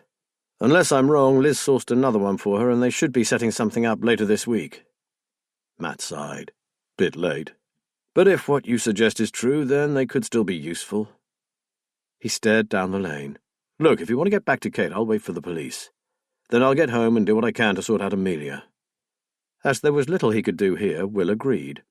He'd promised Kate regular meals, and he had yet to prepare lunch. Okay, but ring me later, won't you? I'll start taking regular walks down here, several times a day and maybe once late at night. I swear there's an ulterior motive for all this, and we're just not getting it. Damn right we're not getting it. Bloody hell, Will, we are a couple of the Fenland Constabulary's finest, a DI and a DCI, and this piece of shit is running rings round us. Damn it, Will, that hurts. Chapter 13. It was mid-afternoon by the time Matt and Amelia arrived back at Little Anchor. He was surprised to see Will coming towards them down the lane. I just wanted to say how sorry I am, Mrs. Swain, said Will, and to offer to try and sort this, artwork out for you. She gave him a weak smile. That's very kind, Mr. Stonebridge, but we've already found a company who specialize in getting rid of this sort of blasphemy. She threw a disdainful look at her once beautiful cottage. They wreck my beautiful garden, then they pollute the very bricks and mortar of my home. I'm speechless. They accompanied her inside and watched while she pulled clothes from an old oak wardrobe, ready to pack. I cannot stay and look at that filth. It will never come off. And even if it does, my home has been indelibly stained. Who is doing this, Mr. Ballard, Mr. Stonebridge? My God, you have no idea how much my family hated the Nazis. My dear father worked for British intelligence, for God's sake. Now it feels like history is repeating itself, and they are attacking Jews again. Angrily, she threw open drawers and snatched at odd items of underwear and stuffed them into a case. Mrs. Swain, can you think of anyone who may have a grudge towards you? Forget the Jewish element for a moment. Have you or your family ever had enemies for any other reason? Will asked. She gave a short, hard laugh. We were German and Jewish. We always had enemies. But no, after the war, my parents worked hard at fitting in, being part of the community. It was tough, very tough, but they succeeded. She sighed at the memory. Except that my poor mother struggled with the English language. I was brought up bilingual, and I still blame her for my never losing her accent. Now her tone softened. My husband was a well-respected, indeed well-loved man, and as his wife I was accepted too, in time. No, Mr. Stonebridge, I have no enemies here. I know we've asked this before, but are you sure no one has ever offered you money to move? I keep thinking about property developers. There are housing estates springing up everywhere these days, Matt said. No, and I am certain that the farmer who owns the land surrounding the cottage would not let it go for building. Henry Porter is a man of the countryside. He hates the way that towns are spilling over into the rural areas. He's vehement about it. No one has approached me, and I wouldn't have sold if they had. She frowned. Now, of course, I'm not quite so sure. Matt hated to think of her being ejected from the home she loved through no fault of her own. Look, don't make any decisions just yet. Have a break. Get the cleaners to sort out the graffiti, and then think again. Will you leave me a contact address? I can let you know when the work is finished, and Will and I will keep an eye on your post if you like. I will leave your key, if that is all right with you, Mr. Ballard. If you don't think it an imposition. Of course not. I'll be happy to help. He gave her a rueful smile. I'm just sad that we've not managed to protect you from it all. To tell you the truth, Will and I are feeling pretty useless. The old woman went to a bureau in the corner of her bedroom and took out a sheet of white paper. On it, in elegant script, she wrote a name, address and telephone number, and her mobile number, and handed it to him. "No one could have done more, and you're both being so kind. It means a lot to me. Lena is a dear old friend as well as a relative of my husband. She used to live in the old manor house in the village here, but it got too much for her after her family grew up and her husband died. She now has a nice little bungalow in Beckington, near Louth, and I can stay for as long as I want. She was a great friend of old Mrs. Holland, too. She's a good woman. She will make me welcome." She turned to Will and smiled. "Oh, and do tell your wife that I will be staying with Lena Marshall. They met at the funeral. Mrs. Stonebridge was quite taken with her, Lena having spent such a lot of time at Holland House in the past." Will froze, then stuttered, "Funeral?" "Yes, Mrs. Holland's funeral. It was very good of your wife to attend, when she clearly isn't very well herself. There were precious few who did, I can tell you. I know it was rather early in the morning, but even so, the crematorium chapel was almost empty. Just myself, Lena, a couple of representatives from the home, and your good wife." Matt watched as Will struggled to cover his confusion. "Oh, yes, of course. I was in Canada at the time. I'd forgotten." Amelia seemed to accept that and continued with her packing. Matt caught Will's eye and nodded towards the door. "Shout when you're through, Amelia, and we'll carry your cases down." He hurried Will downstairs. What was that all about? Black Gucci shoes with mud-covered heels. Will looked shell-shocked. "When I came home from Canada, Kate wasn't there. I got in the bath and heard her come in. She was ages before she came and found me. I asked where she'd been, and she said to the garage for fuel. But I saw her best shoes in the porch, the heels all muddy." He looked as if he was about to cry. So much for getting petrol. She had been at the funeral. How could she, Matt? We travelled halfway across the world without her because she couldn't face going to my only sister's funeral. She couldn't be there to support me in my grief, yet she managed to dress up and drive herself to the cremation of a complete stranger. I didn't even know the woman was dead." Matt didn't know what to say at first. He gripped his friend's arm tightly. "Look, Will, you need to get a hold on this. There's one hell of a difference between flying off to another country and driving a couple of miles in familiar territory. And don't forget, Mrs. Holland was her only living link to the place she's obsessed with. In her fragile state, I'm willing to bet that Kate believed she had no choice." Will looked at him, hollow-eyed. It was going to take him some considerable time to get over this apparent betrayal. "Come on, man. She's far from being herself, and you know it. Cut her some slack. Just don't go storming off home to have a go at her. We both know that could have disastrous consequences." "I'm ready," Amelia called down. Her voice seemed to rouse Will from his stupor. "Coming," he called back. He swallowed. "I hear what you say, Matt. I'm just hurt. And I think I have every right to be." He went back up the stairs 2 at a time and collected the bags. 5 minutes later, the 2 men watched Amelia Swain's new Volvo drive away in a cloud of dust. "Bloody shame," growled Matt. "We must find out what is going on here. We have to." Will nodded absently.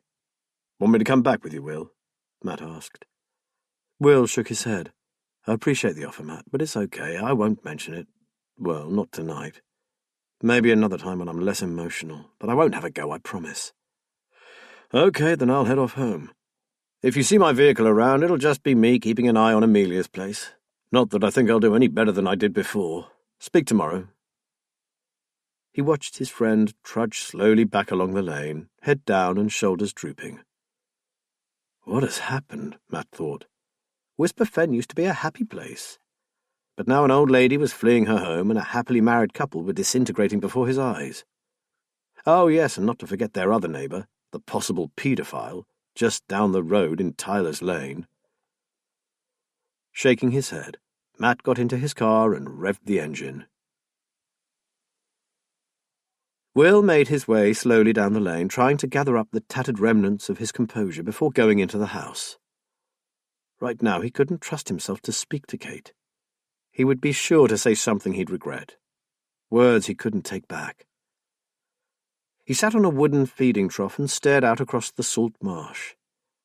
He had to remember that he was not dealing with a rational person, to remind himself that Kate was ill, and that was why she was behaving as she was. Most of all, despite her betrayal, he knew she still loved him. He felt drained, empty and confused and lonely.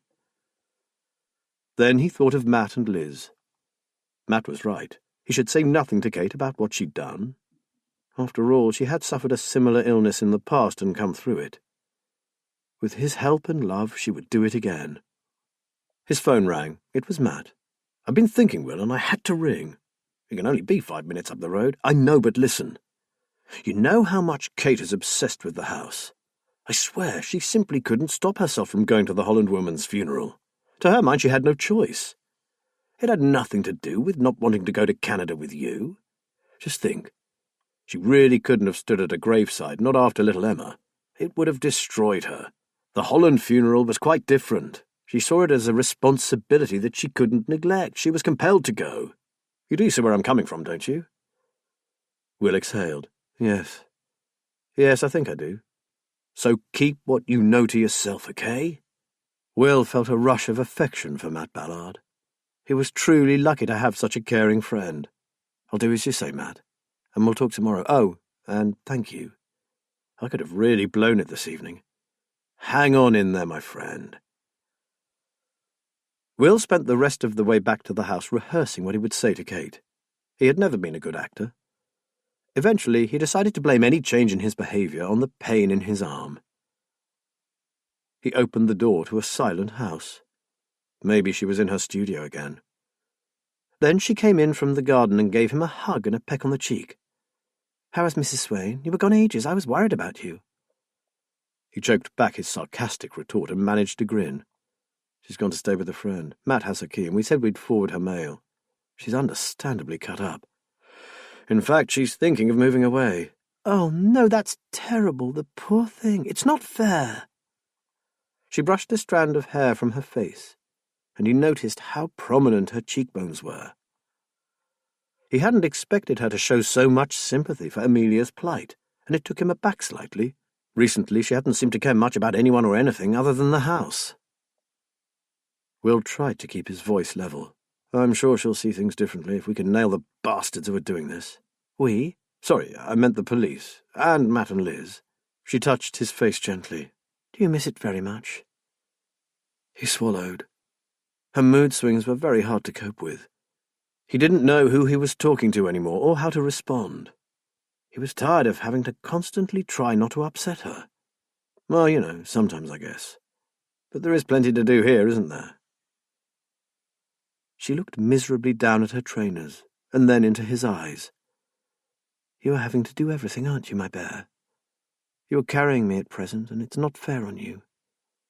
I promise that as soon as this book is finished, I'll pull my weight again. I really will." He wondered vaguely why, after an encouraging start, all his good nourishing meals seemed to have made no difference to her. He ran his fingers through her hair.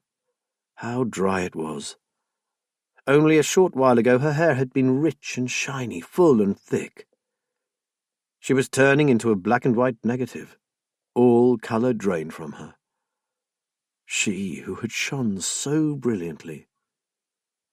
He held her to him and kissed her. "I love you, babe. I'll do it for as long as it takes." She kissed him back. "I love you too." He began to berate himself for his anger over the way she had sneaked off to attend that woman's funeral. If she was sick, she needed his support, not his condemnation. Perhaps it would not be so difficult to act normally after all. "I want you to see something, Will. Come up to the studio." He started. She wanted him to see her work. He followed her upstairs. The studio was unusually tidy. Only the doll leering at him from the windowsill jarred. He looked away. "I have been forced to accept that if I really want to spend time on the house and my own work, I have to get Angela's illustrations out of the way, so—" She removed the paper covering from her work table. "I admit that I was working all hours, but I've produced these." She stood back. Will approached the table, looked down and gasped. "This is for the new book? You've done all these? That's amazing." The table was covered with finished illustrations, every one of them delicate, intricate.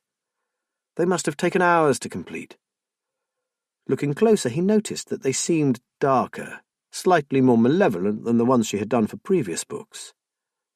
He wondered if this was intentional, because of the storyline, or whether her depression was creeping into her work. They are incredible, darling. This new character is quite powerful, isn't she? She turned out just as I hoped. And seeing that Angela's next book is the last, I thought I'd ramp it up a bit. Give her magical garden of Gort a bit of an edge. Well, you certainly did that, thought Will. I just have the main plate to finish now, and then it's done. She went to her easel and took the cover from her work in progress. Again, Will gasped. What's her name? She's amazing. Kate laughed, and he heard the old Kate in it. She's called Aliena. I think Angela drew the inspiration for her from Helen of Troy. She was supposed to be the most beautiful woman in the known world. Wow, well, she's that all right. Aliena was indeed beautiful, but he detected the slightest hint of cruelty around her lips. Will stood back and couldn't help taking a quick glance around just to see where her collection of alternative paintings was stacked. He spotted them at the back of the room, all shrouded in dust sheets. Now he knew where to find them when he returned to take his clandestine shots for Laura. You can see why I was so tired, Kate was saying, but all for a good reason. 2 more sessions on Aliena here and I can kiss the bloody fairies goodbye for a while, and do what I want to. And eat and sleep and build yourself up again, he added. I think your work is breathtaking. He hugged her. I'm so proud of you, Kate. Did he feel her flinch slightly, or was it his imagination? He really must not analyse her every movement or expression. He should just enjoy having the old Kate back for a while, because it wouldn't last. Chapter 14. Matt paced the kitchen, fuming at their inability to protect one little old lady from vandals and threats. It has to be someone who wants that cottage, but why? There's nothing special about it. There's an empty cottage 2 houses before Little Anchor. It's the same size and of similar design. If they wanted somewhere close to the marsh, why not have that? It's going for a song, apparently. Finally, he sank down onto a kitchen chair and stared at Liz. Sorry, rant over. She gave him an understanding smile. Now it's my turn. I went to see Mr. Foreman about the job that he would like us to undertake. And although I know you are eaten up with worry about Will and Kate, as well as Amelia Swain, I think we should accept. He opened his mouth to object, but she held up her hand. Before you say anything, Matty, listen to this. I took the address of the village store in question and drove past on my way home. I parked up opposite and sat there for a while, just to get a feel for the village and his clientele, and I saw someone I recognised going in. Remember Clem Cutler? Do I ever? What a toe-rag he was, Matt exclaimed. Well, he was there, in and out in minutes. I already have a slim suspicion of what could be going on, and if I'm right, I think I could get Mr. Foreman the proof, or at least the information he needs to act on, very quickly indeed. Matt sucked in air. I see. My only worry is Whisper Fen. Things seem to be getting worse out there, and I could easily get sidetracked. I wouldn't want to let a client down. I've told him we're pretty tied up, but I'm happy to make a few low-key inquiries. So as long as he doesn't need results yesterday. So far, he's just delighted that we'll look at it for him. Liz leaned closer. But that isn't all, Matty. I noticed something else. In a corner of the pub car park, where I was sitting observing the store, I saw a man talking heatedly to a shadowy figure inside a battered blue Ford Fiesta. It was Gerald Grove, Matty. Now he was really interested. I tried to get a look at the driver of the car, but I could only make out a shoulder and a close-cropped head. I'd have had to get out of the car to see the reg plate, unfortunately, but I did see Grove back away from the Ford, remove something from his inside pocket, and pass it in through the open window. Then he buggered off. So did the Ford Fiesta. And from where I was sitting, I couldn't see much of the vehicle other than the make and colour. Drugs? Asked Matt. I don't think so. It was more like a large envelope than a proper package. Something crooked, though. Oh, it stank, Matty. He was furtive, like a rat, glancing this way and that. Luckily, he didn't clock me. She shrugged. I have no idea what it meant, but it certainly proves that Will hasn't lost his ability to sniff out a wrong-un. I never doubted that for a moment, said Matt. So are you okay if I do a little sleuthing, and possibly pick up some small remuneration while you were being psychotherapist to Kate? I'm not being dismissive of her plight, believe me. But it's you she will respond to now you are home, not me. And I'm sure Will appreciates your support. Matt nodded. Sure, and if things calm down, I can chip in and help. Don't forget, Will originally wanted us to check out Grove, and that's just what you're doing, even if it was unintentional. Great. How about a glass of wine while I prepare the dinner, and we'll work out how to proceed. Matt put her wine on the table. Would you mind if I did a night shift on Obbo down at Little Anchor? I've been thinking that if someone has been monitoring Amelia's comings and goings, they might have seen her drive off with luggage. Or they might allow the dust to settle and return when they think everyone's forgotten about them, added Liz, cutting up vegetables. True, but for some reason I think they'll strike quickly. There has to be something they want in that cottage, even if Amelia herself doesn't know what it is. Well, we all know never to ignore our intuitions. But how about if we do shifts, rather than you doing a whole night? I could go down at dusk, and then you take over at around 1 or 2? She looked at him. Shall I get the flask out? I never do Obbo without a brew. I don't want you overdoing it, my darling, Matt said. I'm okay, Matty. I know my limitations, and I'm certainly good for a few hours' observation. Where do you suggest we park up? Let's ring Will and ask if we can use his drive as a base, then walk back to Little Anchor and set up camp in her garden. She has a tiny summer house that they forgot to trash when they wrecked the garden. That would offer some protection and give a good view of the lane and the front of the house. Matt took a sip of wine. Shall I ask him? Oh, and I'll tell him about your sighting of Grove. Sounds good to me. Go for it. While Liz pan-fried some salmon fillets and cherry tomatoes, Matt called Will. He's offered to do a couple of hours as well, so that none of us gets bored or overtired, considering we aren't exactly used to it anymore. He said if we cover until 4 in the morning, he'll wait there until around 7. It'll be just like the old days, won't it? She said and frowned. Some of the old days had almost killed them both. She saw from Matt's expression that he was thinking the same. She smiled. I'll rephrase that. It'll be nothing like the old days. Maybe it was the thought of doing observation again that made Will think of Billy Briars. That or the mention of Grove, upon whom his wife still looked benevolently. Poor misunderstood victim. Pah! What a line he must have fed her. Just like Billy Briars. Young Billy was everything the do-gooders loved. Supposedly the product of a broken home, beaten by his father and ignored by a drunken mother. He had a baby face with an angelic expression that wouldn't have been out of place in a white surplice.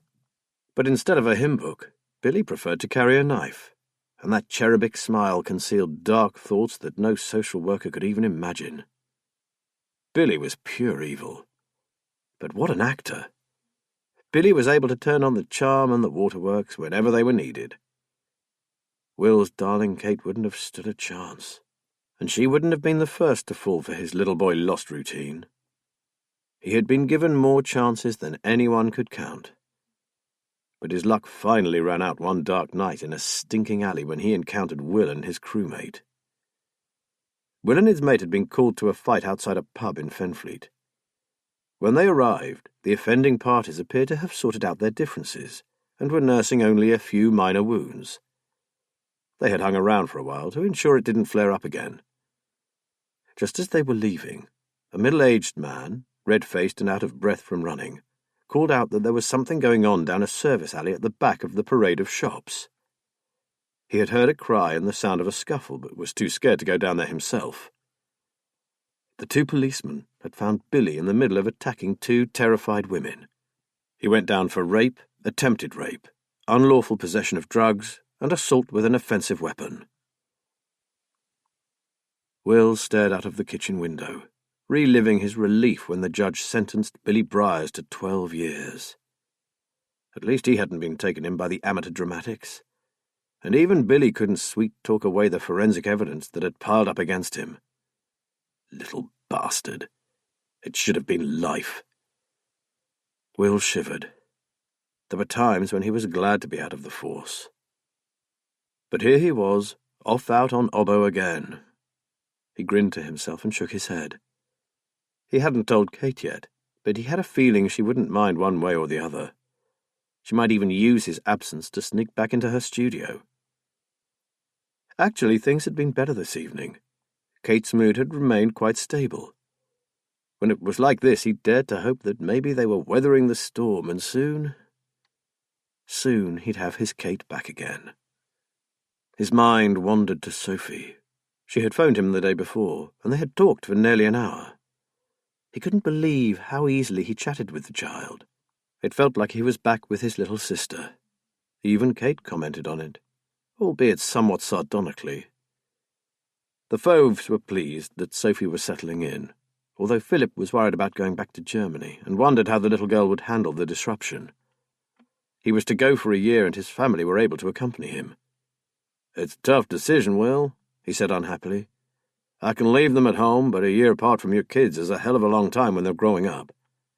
How can I take that poor kid back to the very place where her mum and dad were killed? What do I do?" Will had no answer to give him. After some thought, he suggested that they ask Sophie what she would like to do. Will worried about his niece. Strange, because he'd had little to do with her while her parents were alive. Now she had become dear to him, and he wanted her to be part of his life.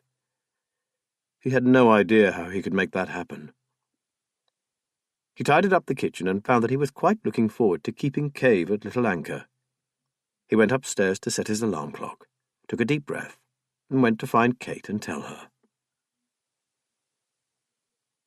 Liz had taken the early shift. Her 3 hours had been uneventful. The last hour dragged, and the warm night had her fighting to keep her eyes open. She was pleased to see Matt's large frame slipping through the summer house door. "Nothing to report, boss," she said sleepily, "unless you count several tomcats and a couple of hedgehogs." She handed him the night vision binoculars. "Don't forget, mind, no wading in alone if you see someone. Brunoin knows what we are up to, and if we need the Fenland Constabulary's help, we ask for it." Matt smiled into the darkness. "I know the drill, Liz, and I promise I'll follow it to the letter." "Why don't I believe that?" she whispered back. "Can't think." Matt pecked her cheek.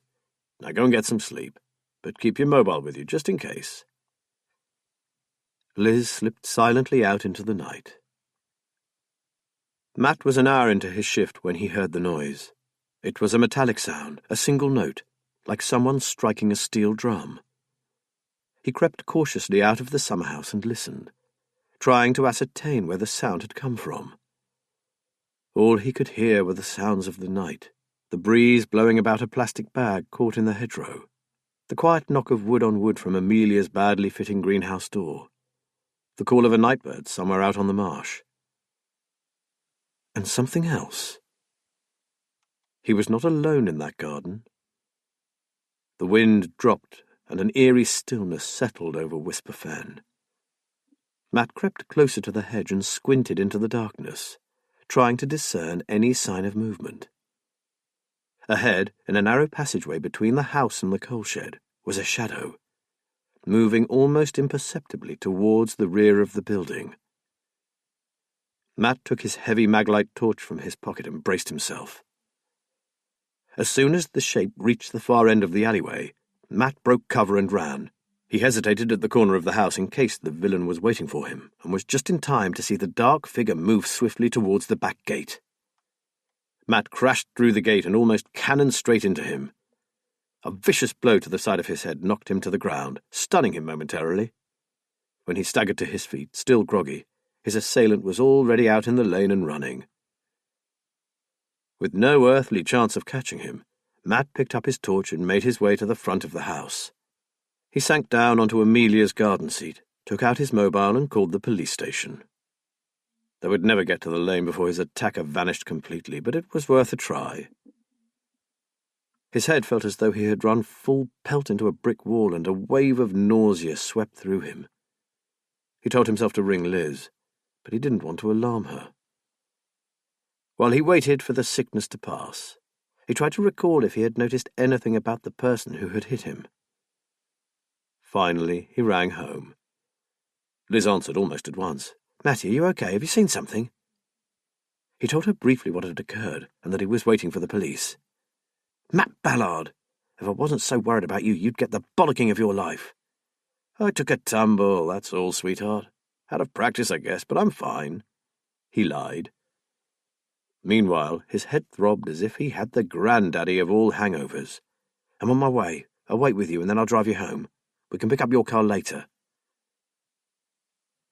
He was still feeling nauseous when he saw the flashing blue lights of a squad car making its way along the road from the village. Matt stood up, dizziness forcing him to hang onto the arm of the bench for a moment before he made his way gingerly towards the two uniformed officers getting out of the car.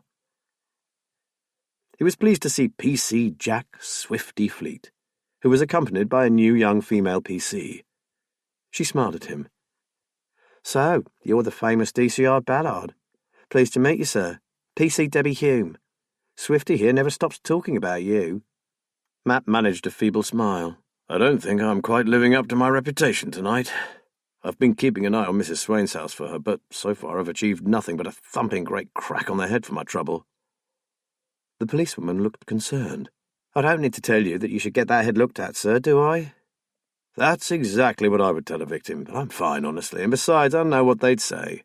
Standard head injury instructions, sleepiness, vomiting, visual disturbances and all that. No, I'm okay, really, just shaken up. And I didn't black out completely." "Concussion can cause you to fall unconscious for just a few seconds, you know. You don't have to have been out for hours. You really should have 24 hours in hospital under observation. Look at you, sir. You're still dizzy, aren't you?" "I'm okay, really," Matt insisted. And she held up her hands. "Well, as you know, we can't make you go to hospital, but if you have someone at home, get them to keep an eye on you, won't you? Now, why don't you sit down and tell us exactly what happened?"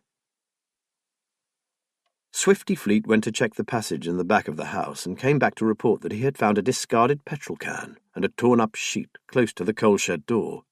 "Unless the old dear has taken a setting fire to her bed linen rather than washing it, I'd say that you have just saved her from having her house burned down. What the hell is going on here? That poor woman will be forced to leave for good if things continue as they are." "Did you get a look at him, sir?" asked Swifty. "No, I only saw his general build as he ran away. Very slim and quite short, about 5'7", at a guess. Wore dark clothes. Looked like jeans and some kind of zipped-up jacket. You know, one of those light nylon sports jobs. Oh, and a beanie hat pulled down to his eyebrows." He stopped at the sound of an approaching vehicle. "That'll be Liz come to collect me."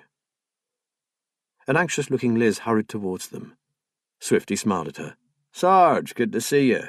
He pulled a face. "Pity it had to be like this. Our Matt has had a nasty bang on the head, and he refuses to go and get it checked out." Matt rolled his eyes. "Thanks, Swifty. Now I'll have Liz nagging me as well as you two. Can we just finish the interrogation so I can go home to bed?" With an exasperated glance at Liz, Swifty continued. "Age? No idea. I'd say youngish, but he could have been a wiry type. Certainly ran like the wind." Matt paused. He must be a local because he veered off into the marsh, and not on a footpath either. It had to be someone who knows the area really well. "Or a total idiot who doesn't realise how dangerous it is out there," said Debbie. Matt had to agree. But when he recalled the way the man had dashed off, it was as if he knew exactly where he was going. "We'll take a run down to Gerald Grove's place and ask him if he's seen or heard anything. Not that he'd tell us if he had. I reckon the bloke's long gone." Swifty lifted his cap and scratched his head. "Still, we have the petrol can. I couldn't see anything else round the back, but we might see something in the daylight. Why don't you get off home now, sir? We'll talk to you again tomorrow. You can make a statement then, and don't worry. We'll go over this place with a fine-tooth comb in the morning."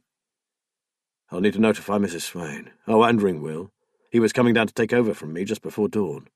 "We can ring Mrs. Swain, sir." "I'd rather Liz or I talk to her first, Swifty. I've got the number of where she's staying back at home. I'll give it to you when I make my statement." "Of course, sir. And I've already contacted Will," added Liz, "on my way here."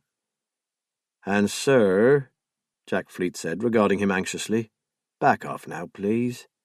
I know you're trying to help the old lady, but attempted arson and assault are in a slightly different league to daubing someone's house with graffiti and a spot of extreme gardening. You've already had a clout for your troubles."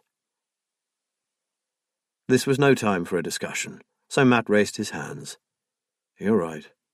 And I'm sensing that Liz here is keen for me to get home. Do you want me to come to the station tomorrow?" Debbie Hume shook her head. "We'll be back here at first light, so we can call in on you. Any particular time suit you?" "Whenever you want, we'll be there."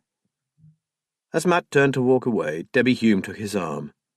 "Sorry, sir, you still look pretty groggy to me. You can change your mind about going to the hospital if you want."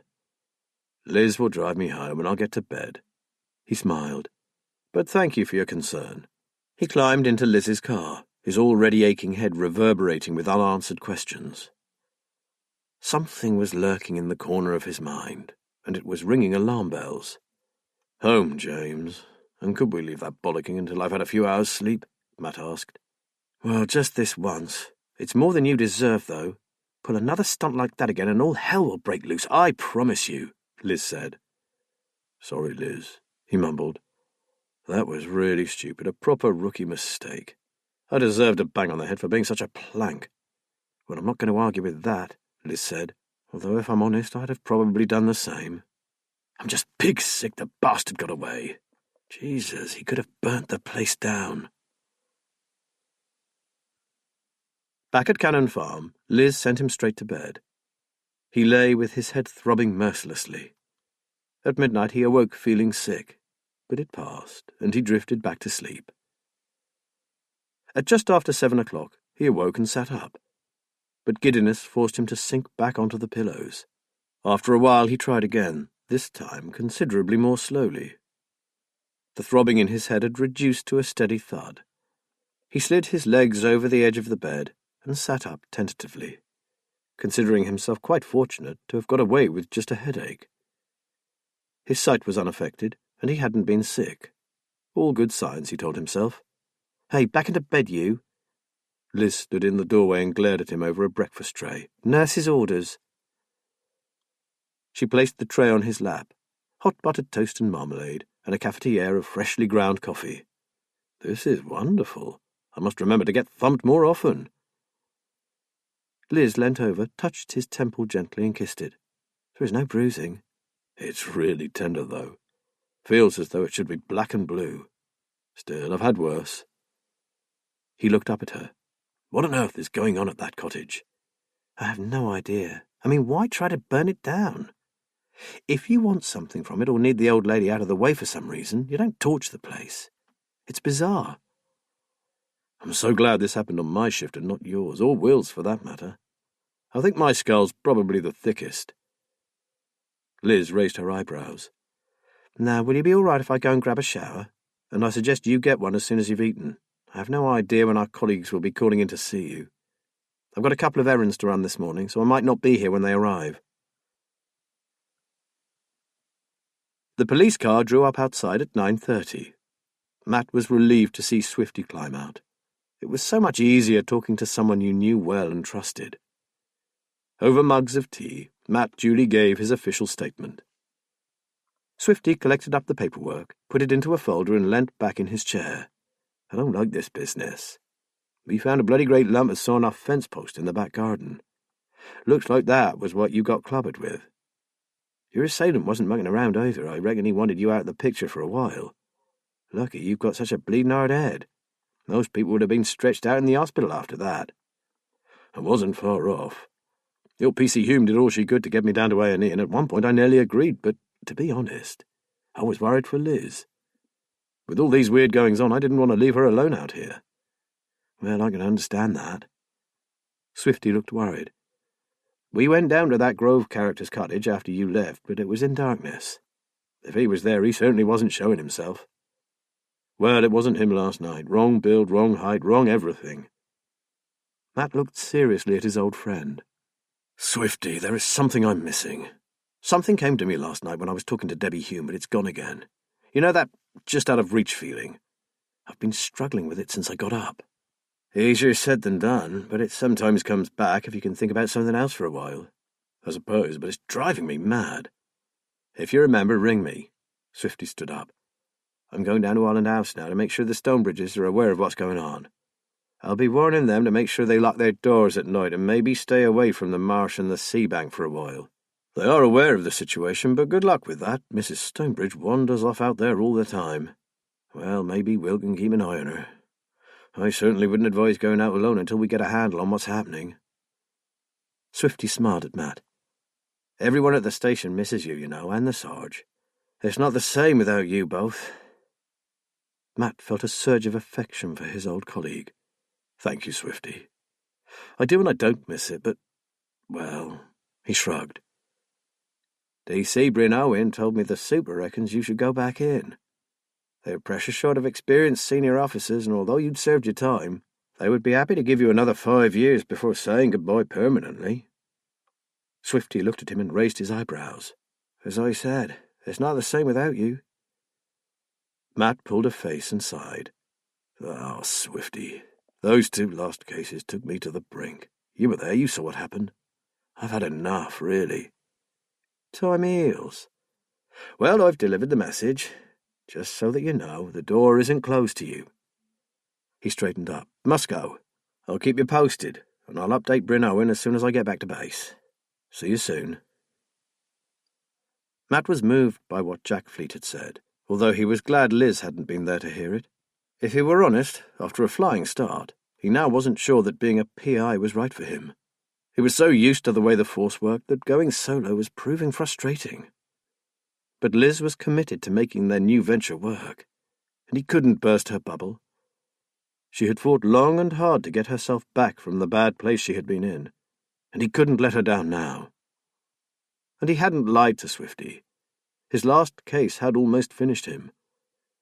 Why on earth would he choose to go back into that hotbed of pressure, that violence, when he had finally found peace and quiet, and a life with the woman he loved? "Matthew Ballard, there are times when I seriously doubt your sanity," he muttered. It had to be frustration that was making him think this way. He was getting nowhere while some arsehole ran rings around him. It was time to up his game. Chapter 15. Will was alone in Holland House. Kate, who had been wallpapering since breakfast, declared she needed some fresh air, and was going up on the sea bank for a while. As usual, she declined his offer to accompany her. He reminded her about the unknown assailant who had poleaxed Matt and asked her, for the sake of her safety, to keep close to Holland House. To his surprise, she agreed. He was about to add a warning about Gerald Grove, but thought better of it. He watched her walk away until she was just a tiny figure on the sea bank. It wasn't until he trained his binoculars on her that he saw that she was carrying the doll. He lowered the glasses. Why on earth was she taking that thing with her? He had noticed that lately it was no longer confined to Kate's studio, but turned up in different places around the house. His phone rang. It was Matt. "How's the head this morning?" Will asked. Matt grunted. "Still reminding me what a stupid arsehole I was, thanks for asking." "Sorry," Will laughed. "But don't be too hard on yourself. It could have been any of us." "I keep reminding myself that at least it wasn't Liz or Mrs. Swain." He paused. "Or you, mate. You've got enough on your plate at present. How are things today?" "Delicate. I've never really appreciated the expression walking on eggshells until now. Look, I thought I'd pop over this morning with some more photos and stuff for Kate. I won't let on that I'm coming, so act surprised, if you're okay with that." "Of course." Will was certainly okay with it. Having Matt around lifted the pressure off him, even if just for a short time. "She's up on the sea bank right now. I can see her from here. Not the best place for her, but I imagine you had little say in the matter." "None at all, although at least she agreed to stay in sight of Holland House. I think I'm learning how to use the place to my own advantage." "Sensible," said Matt. "Will, can I throw something at you to consider? Well, 2 things, actually. One is Little Anchor. Do you think what's going on there could be connected to Holland House in some way? I was thinking earlier about the property a few houses down, the one that's for sale. It's almost identical to Amelia's place, so if you needed somewhere close to the marsh, why not just buy that one? So you're thinking that the particular importance of Little Anchor is its proximity to here? It's a shot in the dark, but it's possible." Matt grunted. "Not that I know what the heck it could mean." "Food for thought, mate." Will ruminated for a moment. "So, what's number 2? Does your Kate know Laura Archer? Did their paths ever cross while you were working? Does she know that she's the Force psychologist?" Will considered the questions carefully. "Well, I know they've never met. I never had a lot to do with Laura. And to be honest, as soon as Kate was painting again, she was so tied up with her own work that I rarely talked about mine. I can't swear that I never referred to Laura in passing, but I very much doubt it. For reasons you will fully understand, I was wary of even mentioning anything to do with doctors or psychologists. I rather hoped that was the case, Will. What are you thinking? I've spoken to Laura, as I said I would, about the paintings. With your permission, I'd like to tell her the full story and get her professional opinion. It wouldn't go any further, I promise. Matt took a breath. She's offered to come over to Tanner's Fen late this afternoon for an informal chat and take a look at the area. It's not a place she's familiar with. So, just in case her name cropped up in Kate's hearing, I thought I'd say she's an old work friend of Liz's. How do you feel about that? I'm not sure, to be honest, said Will quickly. Kate is damned canny, and she's suspicious of everything. It would have to be completely without her knowledge. Laura must never come here, not even take a look at where we live, because if Kate ever met Laura, she'd suss her out immediately. Then life here wouldn't be worth living. We'll make sure Kate never gets to hear of it. Your problem is that while she won't entertain professional help, you are left in the dark as to how to help her. Laura and her mentor, Professor Sam Page, are bloody good at their job, Will. They put my Liz back on the straight and narrow after having been so badly damaged in her last case, and I trust them with my life. If Laura can give us some basic advice as to how to treat Kate, it would help you to help her. Will felt a rush of affection for his friend. He really cared. Okay, mate. But please, say no more. Leave it to me and I'll see you shortly. Will ended the call and trained the binoculars on the lone figure now walking slowly back towards the house. He swallowed. He wanted to run out and walk back with her, but he couldn't face that leering doll. After his disastrous night on the watch, Matt was determined to get to grips with the problem at Little Anchor and help Will to cope with the situation at Holland House. Whisper Fen had always been a good place. Lonely, yes, but tranquil. All those children lost on the marsh. He had never even heard of most of them. Their disappearances had never impinged on his life, and he didn't understand why they would now. He gathered up the materials he had selected for Kate and called out to Liz. I'll be about an hour or two, darling, and don't forget, Laura will be here at around 4:30. Liz was busy on the computer, searching for whatever she could find on Nigel Foreman's shady brother-in-law, Kelvin Smith, the village store manager. I'll be here, sweetheart. Take care. Matt drove across to Holland House. As soon as he drew up, Kate came out to meet him. Matt, how lovely. Have you managed to get hold of your old Amos? I certainly have, and he's going to meet us at the Crossed Keys in Tanner's Fen at midday tomorrow. Matt smiled. A pint or two should jog his memory, I reckon. I had some trouble stopping him chattering on about the marsh and Holland House, so he's going to love talking to the new owner. Kate positively beamed. Matt suddenly noticed what it was about her that Will had tried to describe. Her eyes took on an unnatural gleam whenever she mentioned the house. It wasn't a happy light either, more a kind of fervour. The Kate of today was a far stretch from the gentle soul who had painted fairies for children. He wondered how long it had been since she visited a hairdresser. Her gaze alighted on the folder he was carrying. More photos? He nodded. And some other stuff that you might find interesting. It goes back to when Mrs. Holland was a young married woman. Just village stuff. But it gives a good insight into what life was like on Whisper Fen back in those days. Oh, that's marvellous, Matt. Just the kind of thing that interests me. Come on into the kitchen. I can't wait to see what you found. She turned and hurried inside. Will's just gone to the garage for fuel. He shouldn't be long. It was clear it was the photos that she was desperate to see, so he gave her the folder. You can keep them, Kate. Liz has scanned them all into our computer for when we start our research in earnest. But these are the originals, Matt. Are you sure? She held them to her chest tightly. Of course. Especially as they pertain to here. I think you should have them. She laid them out on the table and leafed through them. Oh, look at all these wonderful people. I'll need to identify them somehow. I can tell you a few. Luckily, my mother had a habit of scribbling names and dates on the backs of pictures, but obviously not all. He sat down and picked one up. See this man? He was the local bobby who policed this area on his bike. His name was Constable Frank Herring, and I happen to know that his great-granddaughter Penny still lives in the area. I'm told that she is very much into genealogy. I bet she'd be happy to talk to us if I asked. Oh, really? That would be amazing. They spent about half an hour discussing the photos until Kate said, I really have to go and do some work, Matt. I'm almost done with my illustrations for the last but one book in the Fairy Dreams series. I can't wait to get rid of them. She spoke of the paintings as if she hated them. Matt said, I'm sure they're amazing, Kate. I remember all the earlier ones you did, and they were so beautiful. I don't suppose I could see them, could I? For a moment she hesitated, then, yes, of course you can. She led the way upstairs. It came as a shock to see there was a lock on the studio door, but Matt didn't comment. He knew that this hurt Will terribly, and seeing it for himself brought it home to him. Poor Will, he must be living in a nightmare. Kate's desk was covered in illustrations, with 2 larger studies displayed on easels.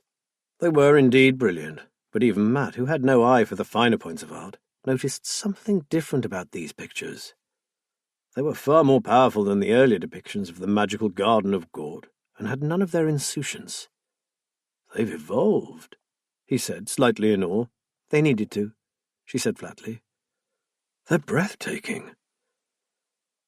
While he was examining one of the larger pictures, he heard the doorbell ring. Oh, that will be Dougie the farmer. Will said he'd be dropping off a sack of potatoes. I'd better go and pay him. I won't be a minute. Kate hurried out and ran down the stairs. Matt looked around. Where were those other pictures, the ones that Will had told him about? He knew he had little time. Then he saw a series of larger paintings stacked at the back of the studio and covered in dust sheets. He sprinted across and lifted the sheet from the first one, and gasped. Will had been right. Matt was looking at a nightmarish painting of some hideous creature digging what looked like a grave out on the marsh. Next to it, lying on the muddy ground, was a bundle wrapped in filthy, dark material. Lantern light just managed to catch a tiny child's foot sticking out from the folds of the covering. It was brilliantly executed, yet horribly disturbing. He replaced the sheet exactly as it had been and was back at Kate's table just in time to hear her mount the stairs. A few seconds later she came in. Sorry about that, Matt. Have you had a chance to look at them? Oh, yes, thought Matt, and I've seen far too much.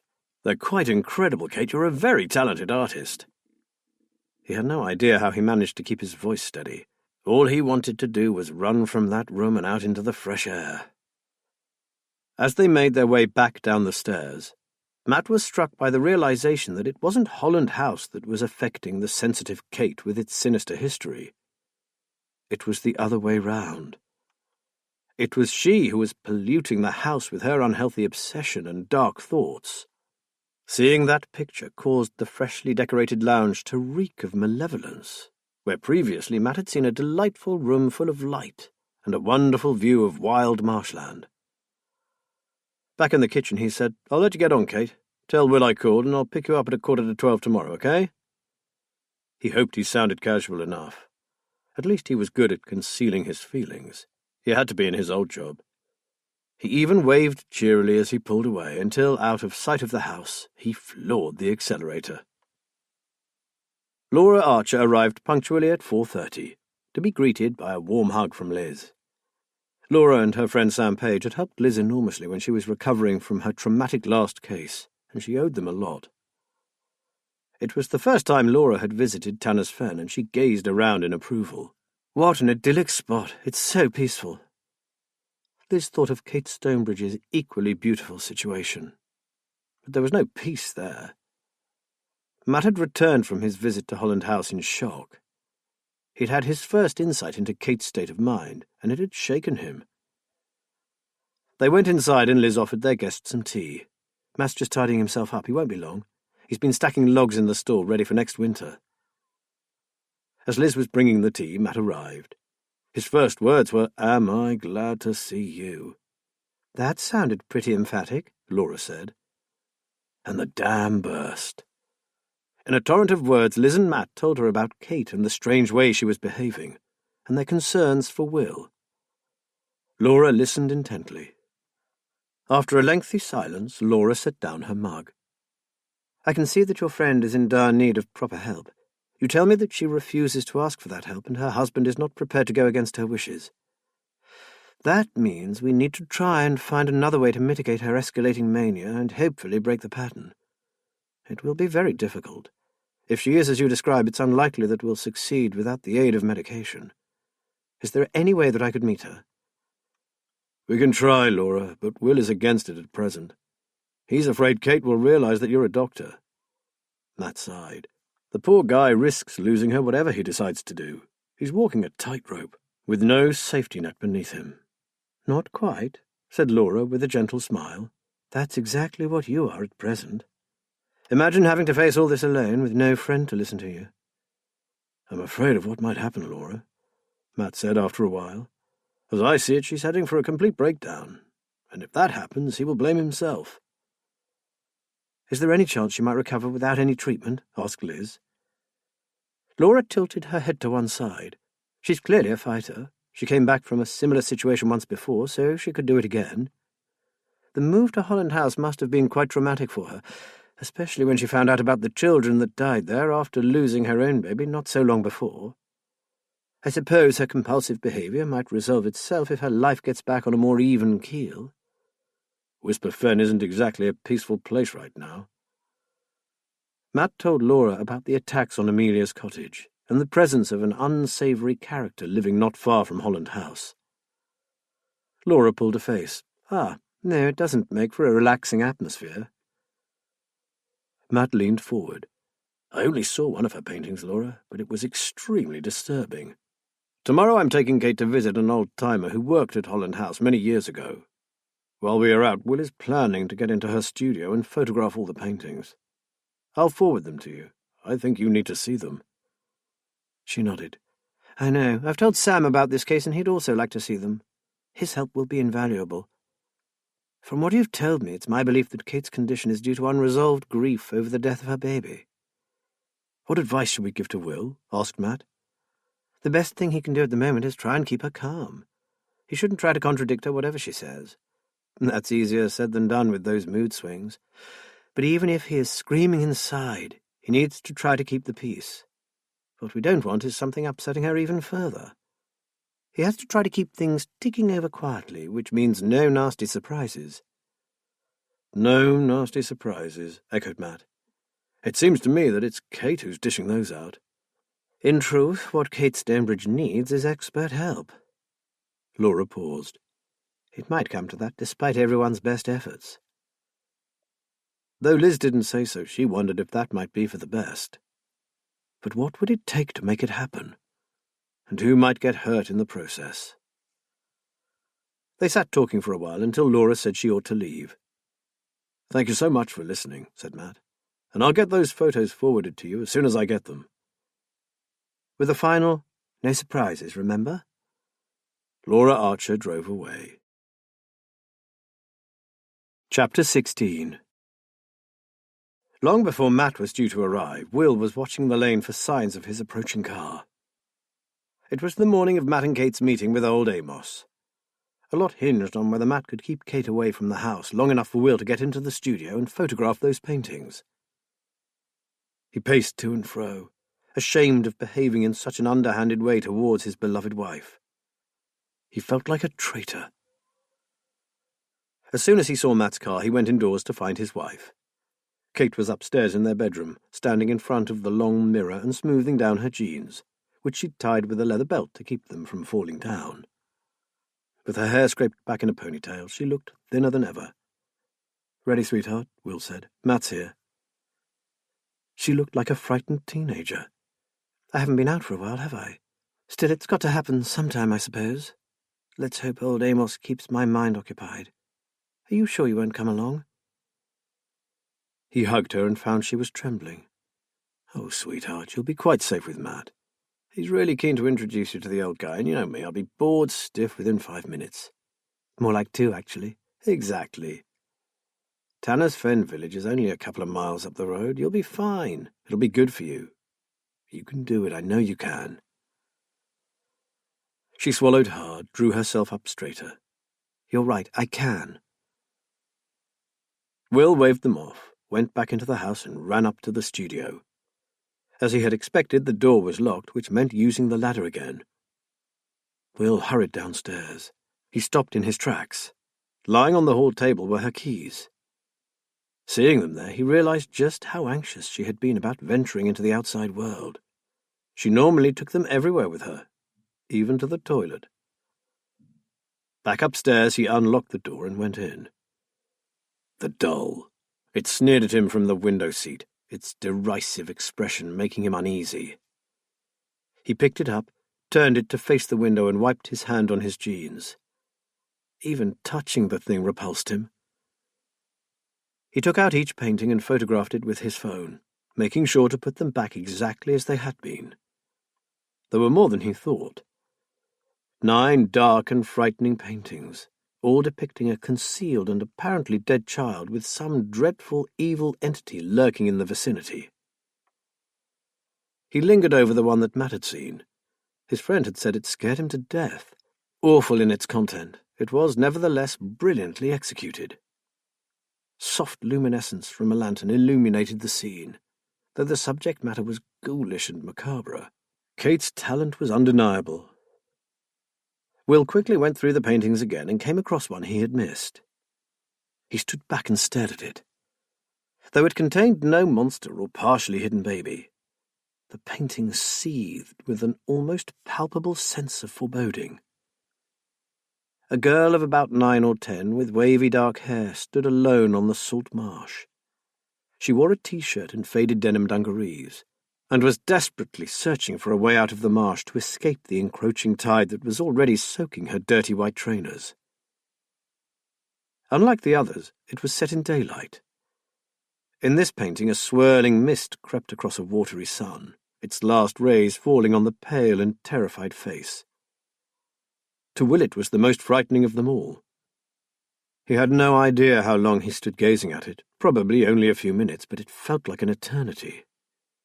Suddenly he was aware of the phone in his hand, and he took a couple of shots of the painting. He replaced it and left the room, locking the door behind him. He needed air. That last painting had hit him like a punch in the gut. Gasping for breath, he sat down heavily on the wooden seat. Oh God, the keys! He ran back indoors and placed them back exactly where they had been. He looked at his watch. They had only been gone for just over 30 minutes, but there was no telling when Kate's nerve might fail. They could be back at any moment, and he needed to be found doing an outside job, nowhere near the hall table and those forgotten keys. He ran out to the garage, dragged out the hose and began to wash the cars and then to polish them. As the minutes ticked by and there was still no sign of his wife and Matt, he started to relax a bit and began to hoover out her boot. He had moved to the interior of the car and was almost through when his stomach tightened. Something was wrong. He left the cars and walked around the house, pausing at the seat that overlooked Whisper Fen. It wasn't the keys, he had replaced them all right. So what on earth was it? He heard the distant sound of an engine. Whatever it was, Kate would be home in a matter of minutes. It was too late to fix it now. The sun glistened off the bonnet of Matt's Toyota as it turned the bend at the end of the lane. As the car drew up, Will glanced up at the studio window. His gut tied itself into a knot. The doll. Remember me? The three of them sat around the kitchen table. Amos is a fascinating old boy, Matt was saying. His memory is still amazing even at his age. That jeering face still haunting him, Will struggled to look pleased and relaxed. Why had he turned it around in the first place? What on earth did he think it was going to do to him? You did okay, did you, sweetheart? He asked. She smiled wearily, saying she was glad she had gone, although it had taken a lot out of her. To his relief, she said she would like to put some of Amos's recollections straight onto the computer while he made them all a hot drink. As soon as she had left, he nodded to Matt. Mission accomplished. I'll send the images as soon as you're home. Operation successful. One hitch, a silly oversight. Fingers crossed that either Kate doesn't notice, or that I get the chance to rectify it before she does. While the kettle boiled noisily, he told his friend about his mistake. Matt looked perturbed. She showed me that doll when I was in her studio. She thinks it's beautiful, by the way. Oh, it's disgusting. I agree. But Kate is totally enamored of it, calls it Elizabeth. Will was silent. Elizabeth was the name of the stolen Holland child, the one he had tried to keep from Kate. Had she found out about her, or was it just a coincidence? The copper in Will was deeply suspicious of coincidences. He made tea, and Matt took Kate hers, joining her at the computer. "I'll go back with you any time you like, Kate. Perhaps we'll stay for a bit longer next time, huh? Amos really is a fount of local knowledge and gossip, isn't he?" Will joined them and watched Kate's eyes soften. "He's wonderful. It'll be easier for me next time, I'm sure. I'm sorry if I seemed a bit on edge, Matt. I think the pressure of work, the deadlines and such have just worn me down. Add to that the move and the effort I'm putting in to get the house as I wanted, and I'm quite exhausted. I might even be becoming a tad agoraphobic." Will listened. It hurt him to hear her speak in the singular about all the effort being put into the house. Where did he come in? "Thanks for your help with my research, Matt. I really do appreciate it," she added. "My pleasure, Kate, and Liz's too. We're enjoying it. We'll pass on anything we find. And Liz told me to tell you that should you need anything following up, to let her know. She has much more free time than you." Kate smiled and yawned. "Thank her for me. I might take her up on it soon." Matt finished his drink and smiled warmly at Kate. "Better go. Your Williams hive of industry outsiders reminded me that I promised to clean Liz's car for her today. Don't get up. I'll see myself out, and I'm thrilled that we had such a successful outing."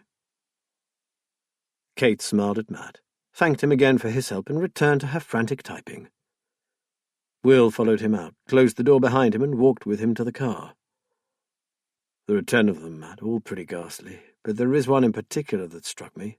I won't say which, but I think you'll know the one I mean when you see them." Matt nodded thoughtfully. "Look, as soon as I hear back from Laura, I'm going to suggest that you and I have a quiet drink together in the local pub. At least we'll be able to talk without going through all this cloak and dagger rigmarole. And do let me know if she mentions the doll. And if she accuses you of going in there, deny it totally. If you are convincing enough, she'll probably doubt herself. Just brush it away as irrelevant, and whatever you do, don't make a fuss." "Okay, but I'm not exactly the best liar in the world." Will gave him a rueful grin. "Then become one, mate. You know how it's done. You've arrested enough of them in your time." On his way back to the house, Will couldn't resist glancing up at her studio window. The doll was gone. Chapter 17.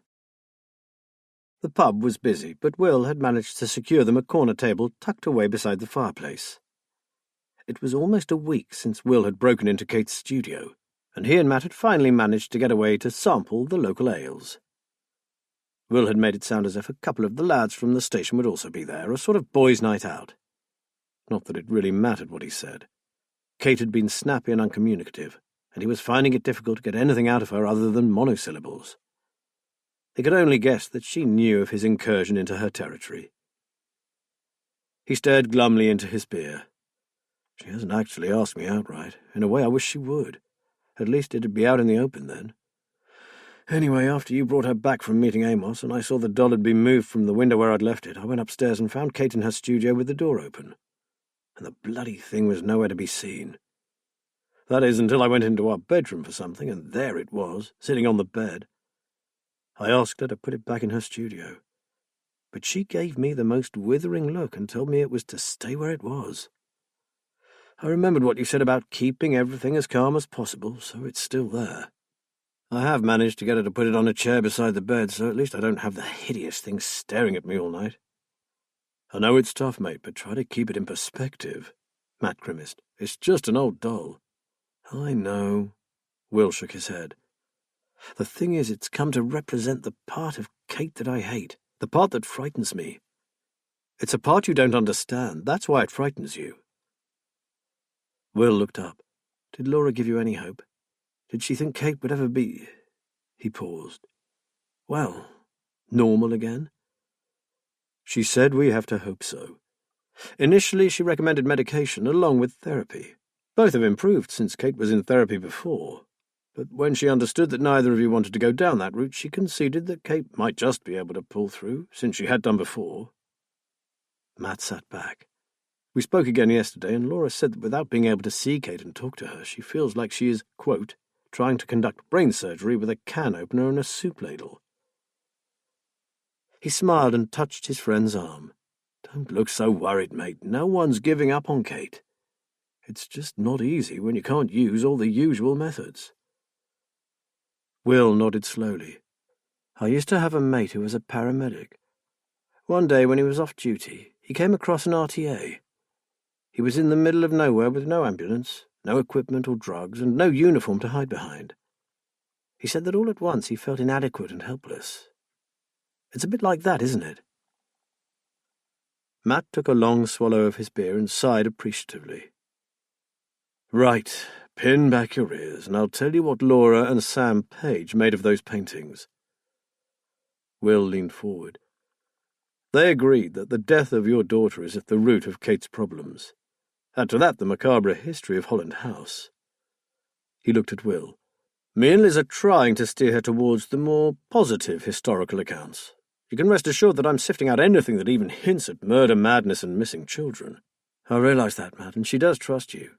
Even this last week, while she has been terse and bad-tempered with me, she's still full of praise for you. But she continues to ferret out the Holland family skeletons on the web, and the stories of other people hereabouts. Not much we can do about that, is there? But right now, back to the paintings. Matt took another slug of his beer. You know, when I think of her earlier work and its light, its atmosphere of sunshine and fun, I could weep. This new work of hers is the stuff of nightmares. Will shook his head. Well, Sam reckons that is exactly what they are, her nightmares. And Kate's horrors aren't confined to the night. They are with her all the time. Did you notice that in all but the last one, that of the young girl in the dungarees, the children are covered up and partially concealed? Yes, I did. What do they think that means? That she cannot face them. She cannot face her problem. She has hidden them so that she doesn't have to look at them. They are there, but they don't have faces. Matt pulled out a sheet of paper from his jacket pocket. I made some notes. Listen. In the case of the fiend digging the grave, she is trying to bury the problem. The monster climbing the stairs with the child bundled under its arm is her trying to take the problem away without looking at it. The child hiding in the shadows from the darker figure with the evil eyes doesn't quite exist, which means Kate doesn't have to acknowledge it. There are apparently a dozen other indicators in her paintings: fear, anger, hurt, and loss. All those feelings exacerbated by moving to Holland House, a place where other women have had their children taken from them. Her grief has deepened to a point where she is taking on the loss and heartbreak of all the past Holland women. Kate isn't strong enough to cope with her own grief, let alone theirs. Matt looked up. That does make sense, doesn't it? It did. Oh, God. Kate was obviously sicker than he had imagined, and that meant her suffering was far greater than he had believed. Poor, poor Kate. He wanted to do his best by her, but without professional help, Will had no idea how. Should we force her to face her demons, make her talk about Emma? I asked Laura exactly the same question, but she said no. Doing so could send her further inside herself into a dark, entangled place where we can't follow her. I don't want to frighten you, Will, but Sam and Laura have done a kind of assessment based on both the paintings and everything Liz and I have told them. And they've said that you really do have to tiptoe around her. Kate is very poorly, quite unstable, in fact. And somehow we need to support her and return some sort of balance to her life. Only she can face the cause of her illness. You can gently guide her, but you cannot make her do anything. I really don't understand. Will felt close to tears. Sometimes she is the old Kate, except for the awful weight loss. She can still be loving and funny, and she is still working. How can she do that if she is so ill? How often do you see the woman you married, Will? Be honest. The tears began to well. In truth, he hadn't really seen that vibrant, witty, and beautiful woman for months, maybe much longer. A hint of her humour, a trace of her sparkle maybe, but that was all. He was silent. From what Laura said, I reckon that Kate works because she has to. She has to hold on to something familiar, something she is safe with, and most of all is in control of. It's an outlet for her pain. Why can't she hold on to me? Will's voice was close to breaking. She does. Although you probably can't see it, you are her rock. She can rant and rave at you, she can be moody, can vent some of the hurt and anger at you in the knowledge that you won't fail her. She knows that you love her. Her work is her anchor and you are her safety net. I don't feel too strong at present. What if she falls? We have to make sure that she doesn't, mate. If, God forbid, she should, then the decision will be taken out of your hands. You mean the hospital? If she crashes, Will, if she's a danger to either herself or anyone else, then the decision would be made by others. Matt paused. If she won't go voluntarily, then she would be sectioned. You know that from all the sad cases we've dealt with in the force. Will shook his head. This is what Laura warned me could happen, and she told me to make it quite clear to you. If I kept that from you, I wouldn't be much of a friend, would I? It just seems so unbelievable, so unreal. My beautiful Kate in a madhouse. It's sickening. Matt pulled a face. Come on, Will, get real. We aren't in Victorian times anymore. You've seen modern psychiatric units. They're proper specialist hospitals with highly trained mental health professionals. Okay, modern-day madhouse, then. She would still be pumped full of drugs and given God knows what therapy. I can't allow it, Matt. I just can't. Then you need to be strong for her now, and hopefully she will never have to go down that route. Although I have to say, hospital is where she would be given real help. Matt went to the bar for another round, while Will tried to assimilate what he had been told. One odd thing stood out in his mind. When Matt returned to their table, Will posed his question. What about that last picture, Matt? The girl on the marsh with the water around her feet. Oh, yes, they both said that one was a puzzle. It's set in daylight, then the child is clearly visible. The kid is terrified, in danger of death from the encroaching mist and the apparently fast incoming tide, and she knows it. Sam suggested it could be how Kate herself feels, like a child trapped by her emotions, out of her depth, scared of going under. But he said to say that he wasn't sure. He frowned. He reckoned that something in that one didn't equate. It's so different to the others it could have been painted by a completely different person. Laura said that she has a colleague who uses art therapy with his patients. If you have no objection, she would like to show him the whole series of pictures, especially that one, and get his opinion. All in complete confidence, of course. Will agreed. Sure, any help is welcome, so long as Kate never finds out. Matt nodded. I'll tell Laura first thing in the morning. He looked seriously at Will. You do realize that Laura is sticking her neck out to help you both. This is very much off the record. There are guidelines that she should be following, and she really should not even have seen those paintings without Kate's permission. Will gave a humourless laugh. Kate's in no condition to give permission or not. We know that, Will. But just remember, this is between us, and it's very unofficial, okay? She's doing this because she fears for both of you. Now, she also asked me about the regularity of Kate's mood swings, but I wasn't sure, as most of the time I get to see the best of her, so fill me in on the darker side, would you?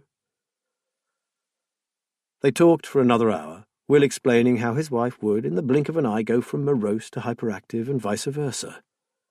How she got so involved in something that she forgot everything else, and then slept the clock round. And then he said how hard it was to play second fiddle to a pile of bricks and mortar and a rag doll with the face of a streetwalker. Chuckling at this description, Matt said, Laura insists you try being nice to that doll.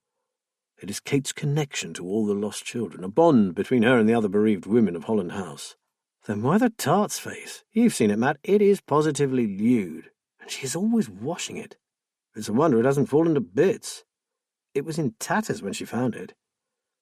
Far be it from me to start talking like a shrink, but don't you think that maybe she has transferred a little of the evil of whatever happened to the children to the doll?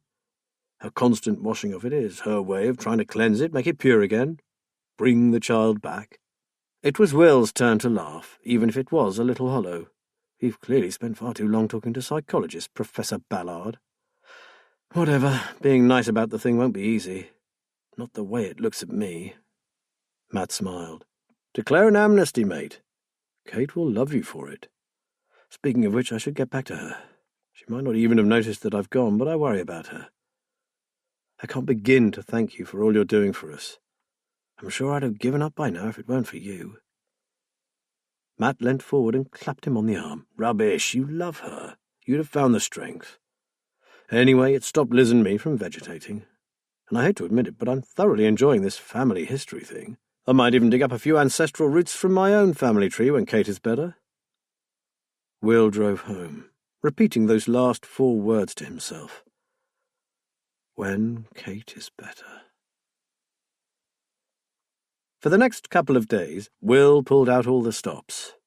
He thought he noticed a slight change in Kate's attitude. There were even brief moments of light-heartedness that gave him cause for hope. But they were very brief. Then he noticed her throwing him suspicious glances, and he backed off a little. He suspected that she was weighing up the reasons for his sudden about-face, especially regarding the doll. Kate was far from stupid, and there was a good chance she had put his change of tactic down to advice from an outside source. And that could mean only one thing to her: doctors. So he reverted to acting more neutrally towards her, her ideas, and her doll. Today she was in a strange mood. The night before she had packed up all her work ready to send off to her agent. She had also photographed them all and sent the images electronically. The book was finally complete. She had told Will that she had never been so glad to be rid of something, and had told Hubert that she needed a proper break before embarking on Angela's final volume. Apparently he had emailed her back saying that Angela was still struggling with this last book, and it would be a while before there was any more news on that front. Kate had then gone online and booked a courier. She had put it in the hall ready for collection, muttering about good riddance to bad rubbish. This morning, instead of being elated that the millstone had been removed from her neck, she seemed oddly disconnected from everything around her. Will's old concerns flooded back. He stood at their bedroom window, staring out at Kate. She was up on the sea bank again, standing perfectly still and looking out across the muddy terrain. Elizabeth was clasped in her arms. He looked away. He needed a distraction. He couldn't keep watching her like this. Maybe he'd take a stroll down to Amelia's cottage and do a quick walk round. It had been quiet at Little Anchor recently, and the cleaning company had done a great job of removing the graffiti. Now, from being adamant that she would never leave her precious home, Amelia had become reluctant to return. It was all wrong. Another injustice that rankled in his head. Will sighed. That would have to wait. God knows how long Kate would be out wandering the marsh, and the courier had not yet collected the package. He was marooned until they arrived. He padded downstairs and tried to decide what job he could do that would please Kate. But before he could make a decision, the front doorbell rang. The courier, good. He flung open the door and stared straight into the excited eyes of his niece. Sophie. "Uncle Will!" She rushed forward and hugged him. Will stood there holding her tightly, absolutely terrified. After stuttering out a greeting, he cast a furtive glance towards the sea bank. Fortunately, Kate was out of sight. "We've been trying to get you on the phone all the way from Lakenheath. I just couldn't pick up a signal. Think my mobile is bust." Philip Fove's great hand was held out to Will. He grasped it and said, "Come in, please." They made their way to the kitchen. Philip said, "Sorry, Will, I couldn't tell you sooner. Orders only came through late last night. Germany is off until next year. Some problems at the German airbase, so they tell me. But I have to attend a couple of important meetings at the base in Suffolk, and they gave me special dispensation to bring Sophie. When I've finished with work, we have 3 days' leave together." Their unexpected arrival had left him poleaxed. A pulse was throbbing in his neck, and all he could think of were Laura Archer's words. No surprises. What could possibly upset Kate more than a child's presence at Holland House? His delight at seeing his lovely Sophie again was totally destroyed by fear of Kate's reaction. He made his guests a drink and ran upstairs to see if his wife was anywhere in sight. It would be some 20 minutes at least before she might get back. Back in the kitchen, he hugged the little girl and told her how thrilled he was to see her, meanwhile flashing Philip a worried and apologetic glance. He wasted no time but began to explain the situation. Katie's very ill, Philip, and as much as I'd love you to stay with us here, it's just not possible. I'm so very sorry. Hey, no sweat, Will. I remembered what you said about Kate, so we've booked into that big motel on the roundabout just outside of town. I know this all seems very strange, but Fran's having a minor up this week. Nothing serious. But Annette's going to be pretty tied up looking after her, so since I have to be here, we grabbed the chance to let Sophie see a bit of her mum's home country. We knew you might be busy, but if we could just see something of you when I get back from my meetings, that would be great. Okay? That was a start. Will felt relieved. At least the child wouldn't be staying at Holland House. He would have to go out to spend time with them. Kate would surely go along with that. Maybe even be pleased to be alone for a while. He wondered if he should allow her to come home and find them there, or make sure he'd told her of their visit before she met them. He was pretty sure that whatever he chose to do would be wrong, but Philip took the decision out of his hands. And I'm sorry to say that this is a flying visit too. I have to get up to RAF Waddington by 2 o'clock to meet with some of my superiors prior to our conference. We'll stay over at the motel tonight and return to Suffolk tomorrow morning. The conferences will be through by Friday, then I'm taking Sophie to London for a day before coming back here on Sunday. We can then spend a couple of days with you in this neck of the woods, if you can spare the time. He lowered his voice. Sophie really wanted to see you again. You've become very important to her, especially since she saw you in Canada. The little girl had hardly spoken. She had taken Will's hand and hadn't let go all the time they were talking. He smiled fondly at her. You bet, I can't wait. He told her he wished with all his heart that she could stay with them, but that Auntie Kate was not very well at all. Perhaps when she was better they could all have a proper holiday together. The child's eyes shone with excitement. Can we, Uncle Will? Uncle Philip? Sure, honey. Just as soon as Auntie Kate is better, okay? Now we've really got to go, or they'll be sending the cavalry out to look for us. Say goodbye, Sophie. We'll see you next Sunday, Will. I'll ring from the motel and we'll make arrangements then. Will accompanied them to the big Ford, Sophie still clutching his hand. Reaching the car, she looked up at the facade of Holland House and said to Will, It's no wonder Auntie Kate is ill, living here. Will tilted his head to one side. What do you mean, sweetheart? She looked at Will and then climbed into the car. Auntie Kate draws those wonderful pictures for children, doesn't she, like my snapdragon? Which means she must love kids. She looked at the house again, and it seemed to Will that she was looking directly at the long window of Kate's studio. I thought you'd be living somewhere as magical as the Garden of Gort, but you don't. It must be horrible living in a place like this, and I sure can't imagine any child liking it here. Will stood rooted to the spot. Perhaps Kate had been right all along. This house really was no good for children. As the car moved away, he looked at the sea bank. With her shoulders hunched and her hands pushed deep in her pockets, Kate was slowly making her way back towards the house. He kept his eyes fastened on her until she was almost at the garden gate. He was frightened, no longer in control. And more than anything, he hated Holland House. If nothing else, he knew that they had made a terrible mistake in coming to live on Whisper Fen. It had taken Sophie to finally open his eyes. The place was unhealthy, cloaked in a miasma of despair. As she drew nearer, he saw his wife's sunken cheeks. Worst of all, the place was killing her. Laura's warning that matters might eventually be taken out of his hands suddenly didn't seem so improbable. Stepping in through the gate, his wife said, "Who the hell was that in the big car?" He told her about Philip and Sophie's surprise visit. "And you didn't know they were coming?" Her tone was accusatory. "Of course I didn't. Philip's orders came through too late to ring us, then he couldn't get a signal." It sounded a little lame, even to him. "So, you were telling me that he has come to attend some high-powered conference without any notice or preparation?" "The officer who was to attend was taken ill. Philip took his place. He's had to go straight to Waddington to be briefed." "And he just happened to have the kid with him? You may think I'm stupid, Will, but next time you concoct a story, make it believable, will you?" He bit the inside of his cheek hard, forcing back the angry retort. He didn't know whether he was more furious at her for accusing him of lying, or because she had referred to Sophie as the kid. "Believe what you want, Kate. He couldn't keep the harshness from his tone. "But I am as surprised as you. They are coming back this way next Sunday, staying at the Fenmore Lodge, and I hope you will be able to drag yourself away from your precious house for 5 minutes to meet them." Kate glowered at him in silence. He heard Matt's voice whisper in his ear, "No surprises, mate. Tiptoe on fairy feet." He swallowed.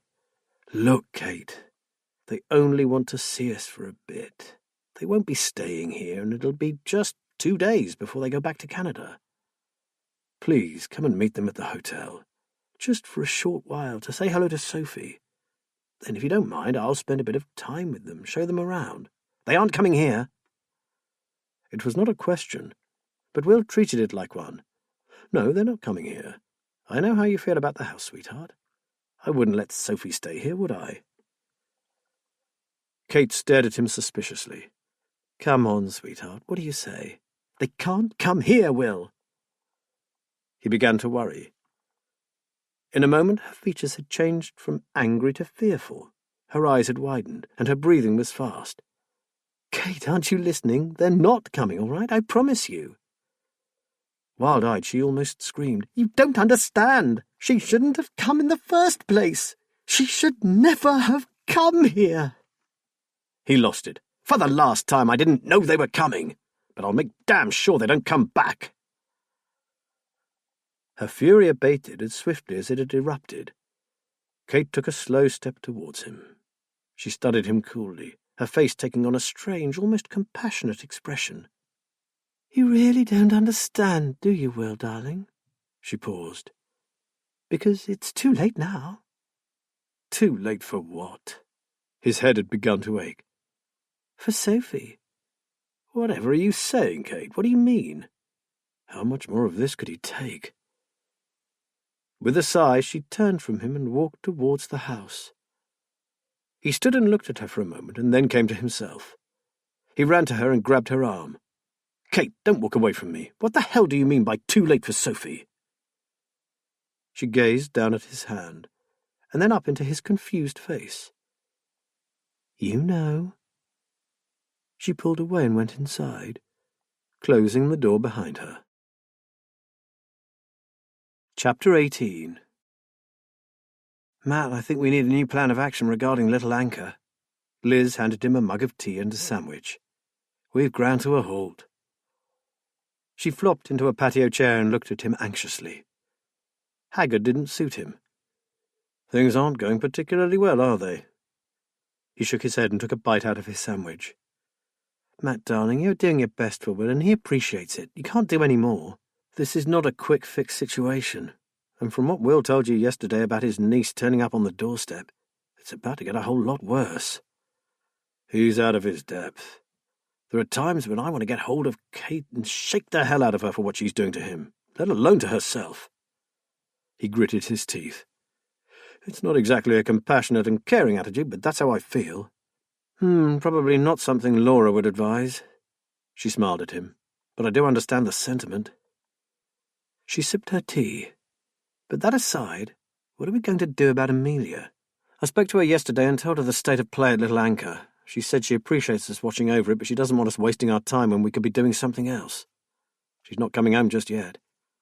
She and her friend are enjoying some time together, going out and basically doing things you don't do when you're alone."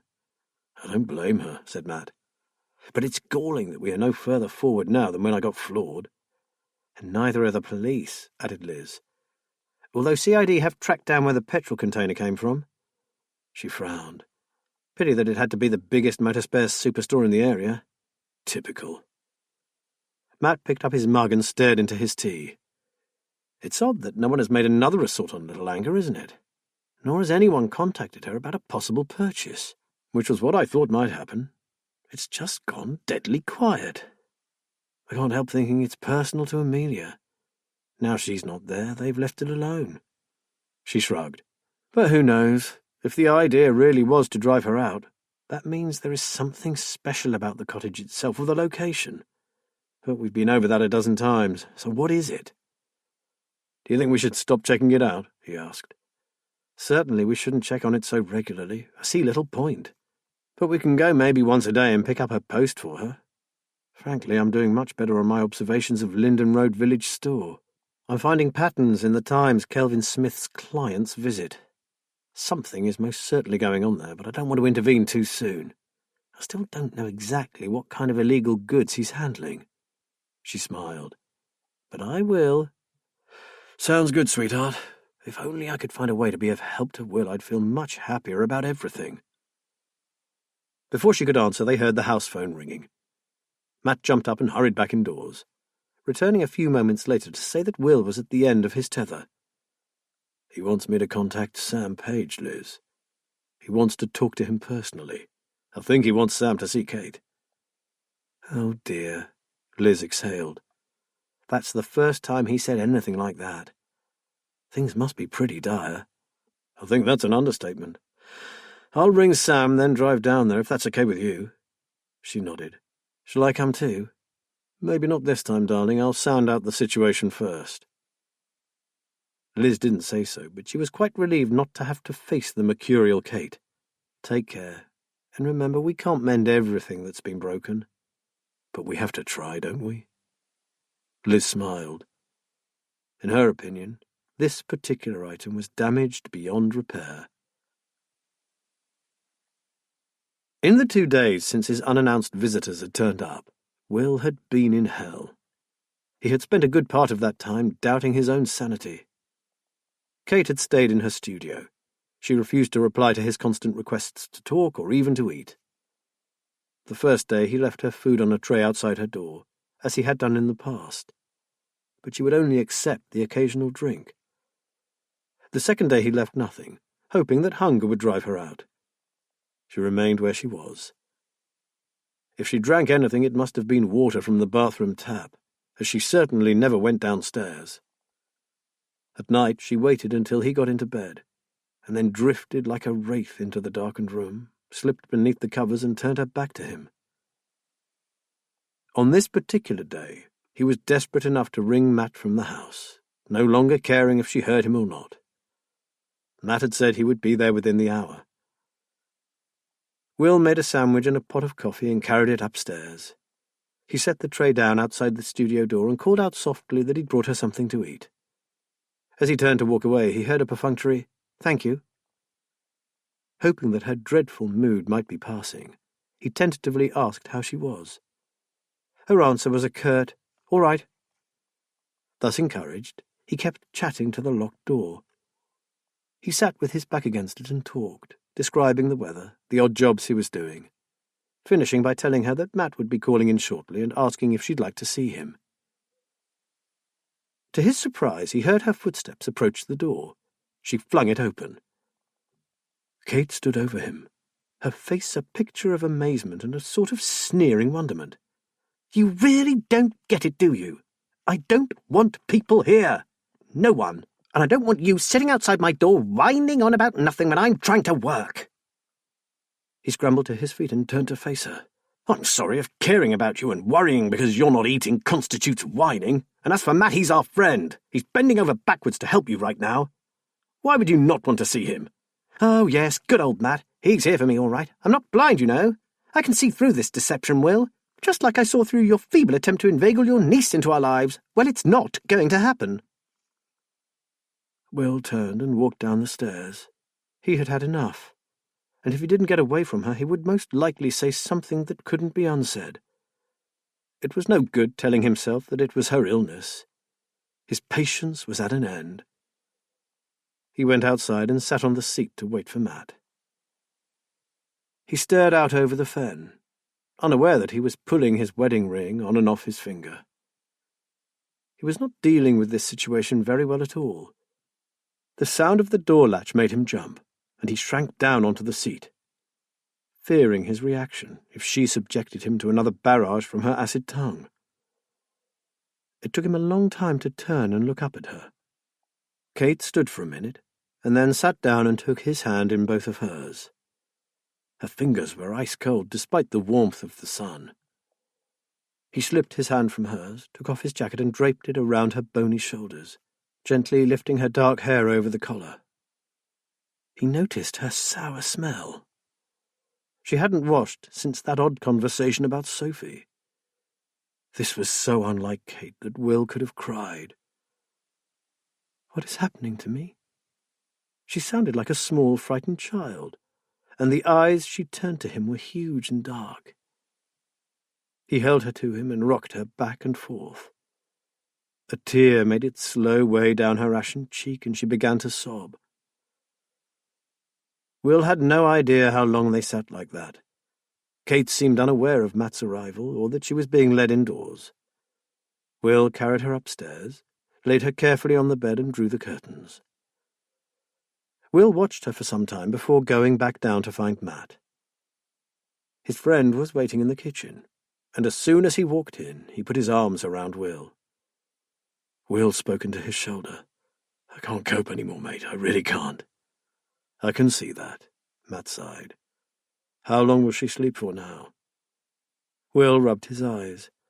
"Anything up to 24 hours. "Okay. So why don't you go up and make sure she is all right, and I'll make us a coffee. Then I want you to tell me everything that has happened, Will. Everything."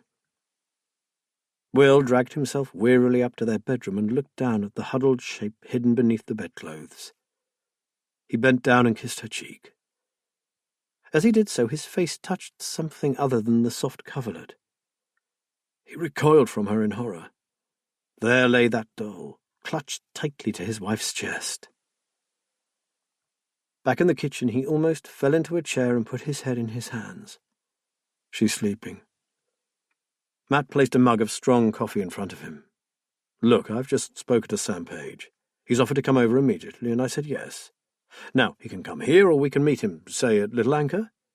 Amelia wouldn't mind under the circumstances, and I have the key." Will shook his head. "No. Tell him to come here, Matt. Kate won't wake. She'll not know anything, and frankly, even if she did, I'm past the point of caring." Matt made the call. "He's 10 minutes away." "Good.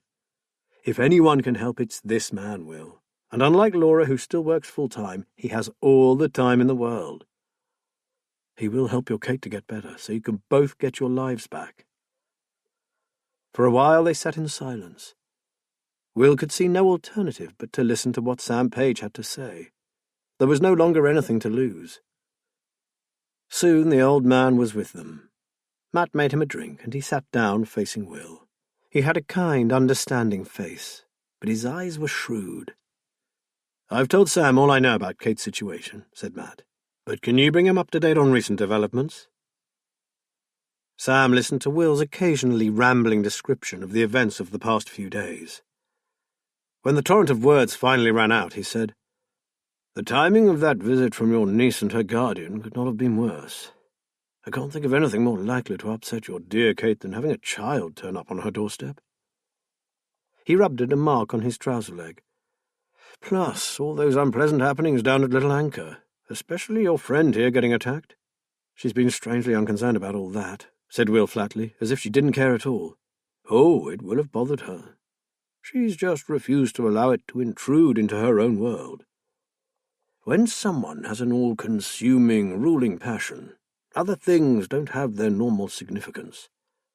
It's as if there is only room for one priority and everything else is relegated to the background. Do you follow?" Sam looked at Will inquiringly. Will nodded.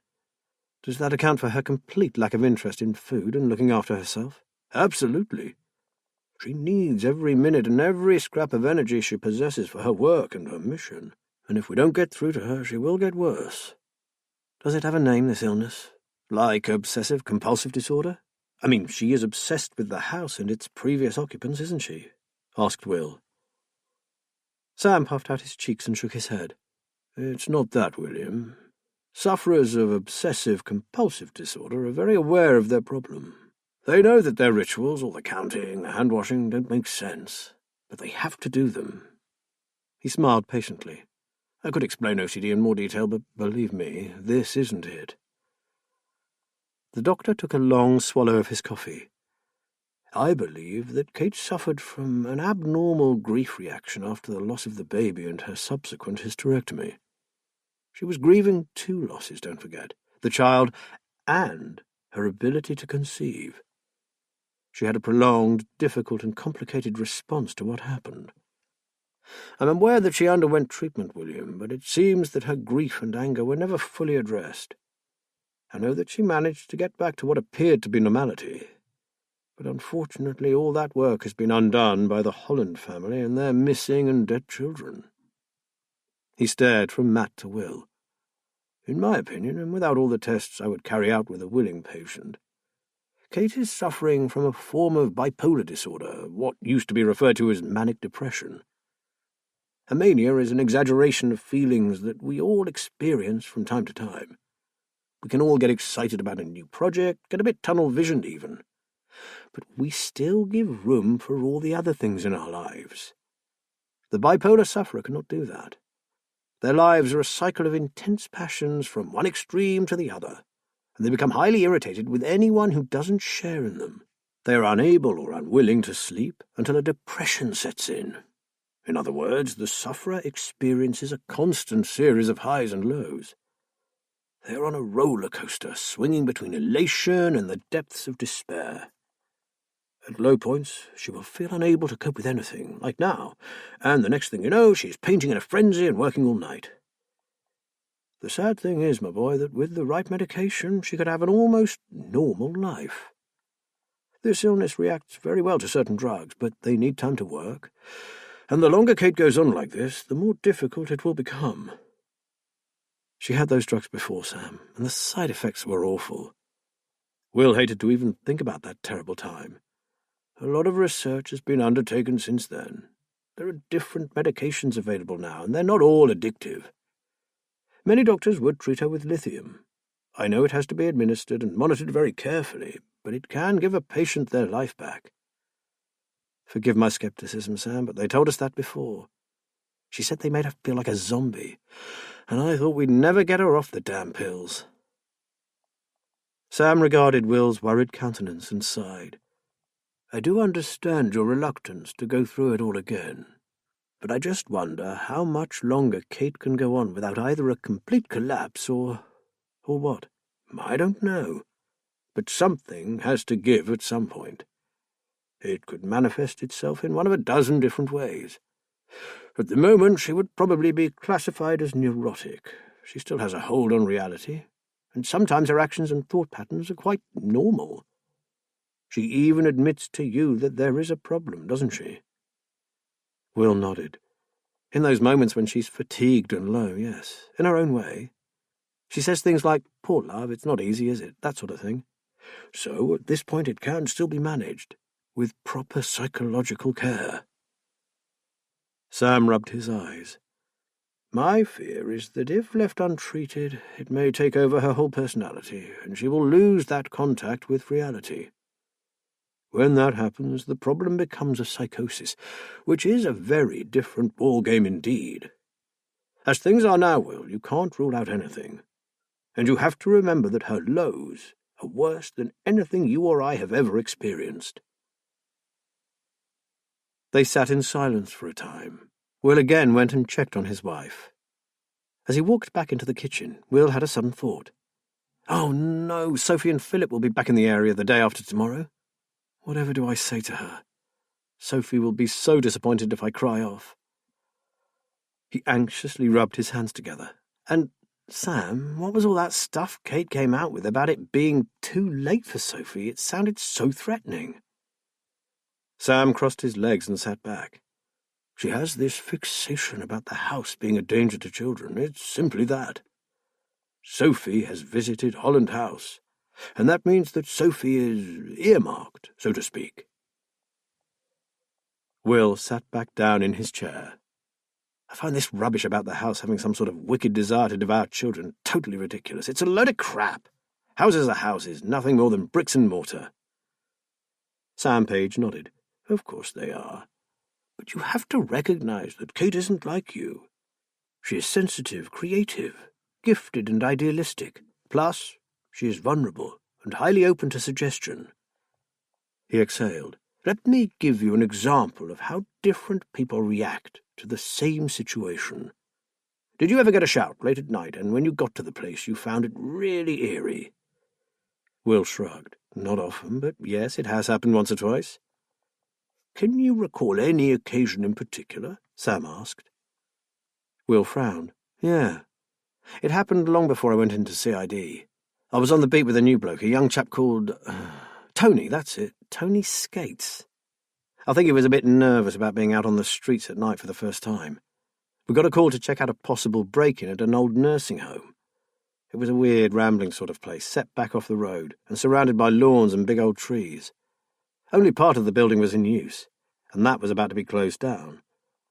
We checked with the warden, who had reported someone creeping about in the grounds, and we made off in the general direction the intruder had taken. We searched everywhere, but there was nothing. We were just going back to the main house when Tony thought he saw a light coming from the deserted part of the building. There was an old door that wouldn't budge when we tried it, but we found a broken window and got in that way.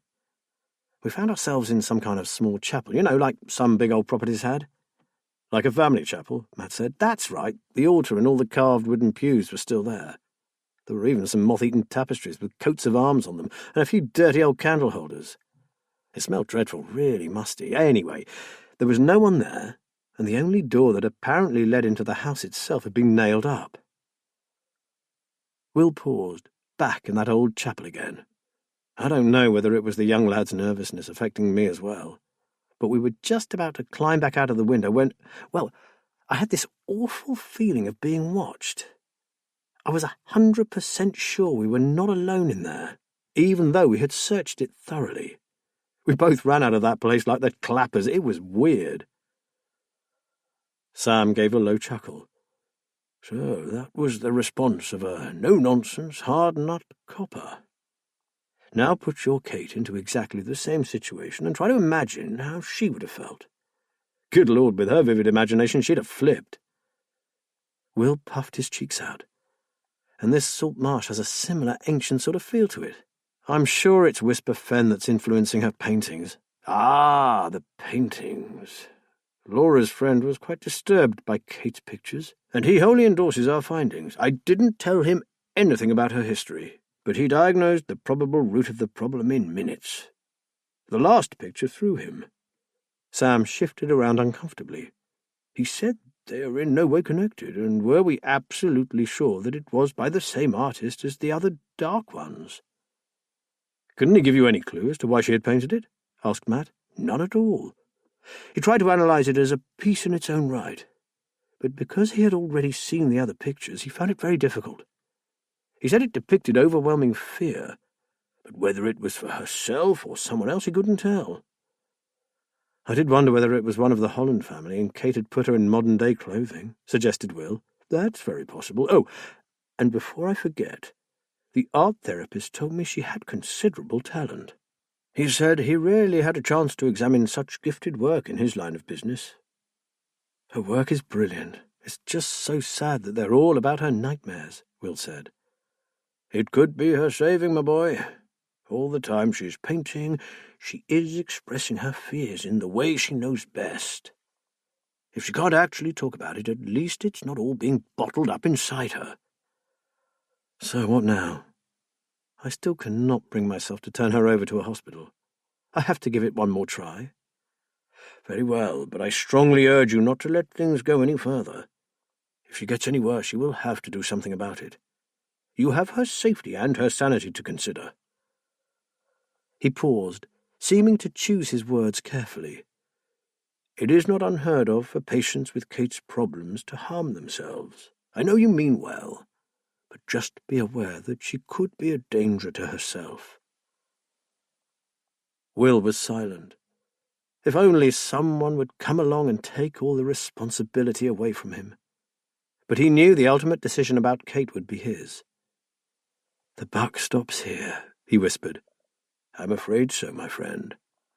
Now, tell me what sort of frame of mind will Kate be in when she wakes, judging by her previous moods after a long sleep? Well, strangely, she is usually still tired.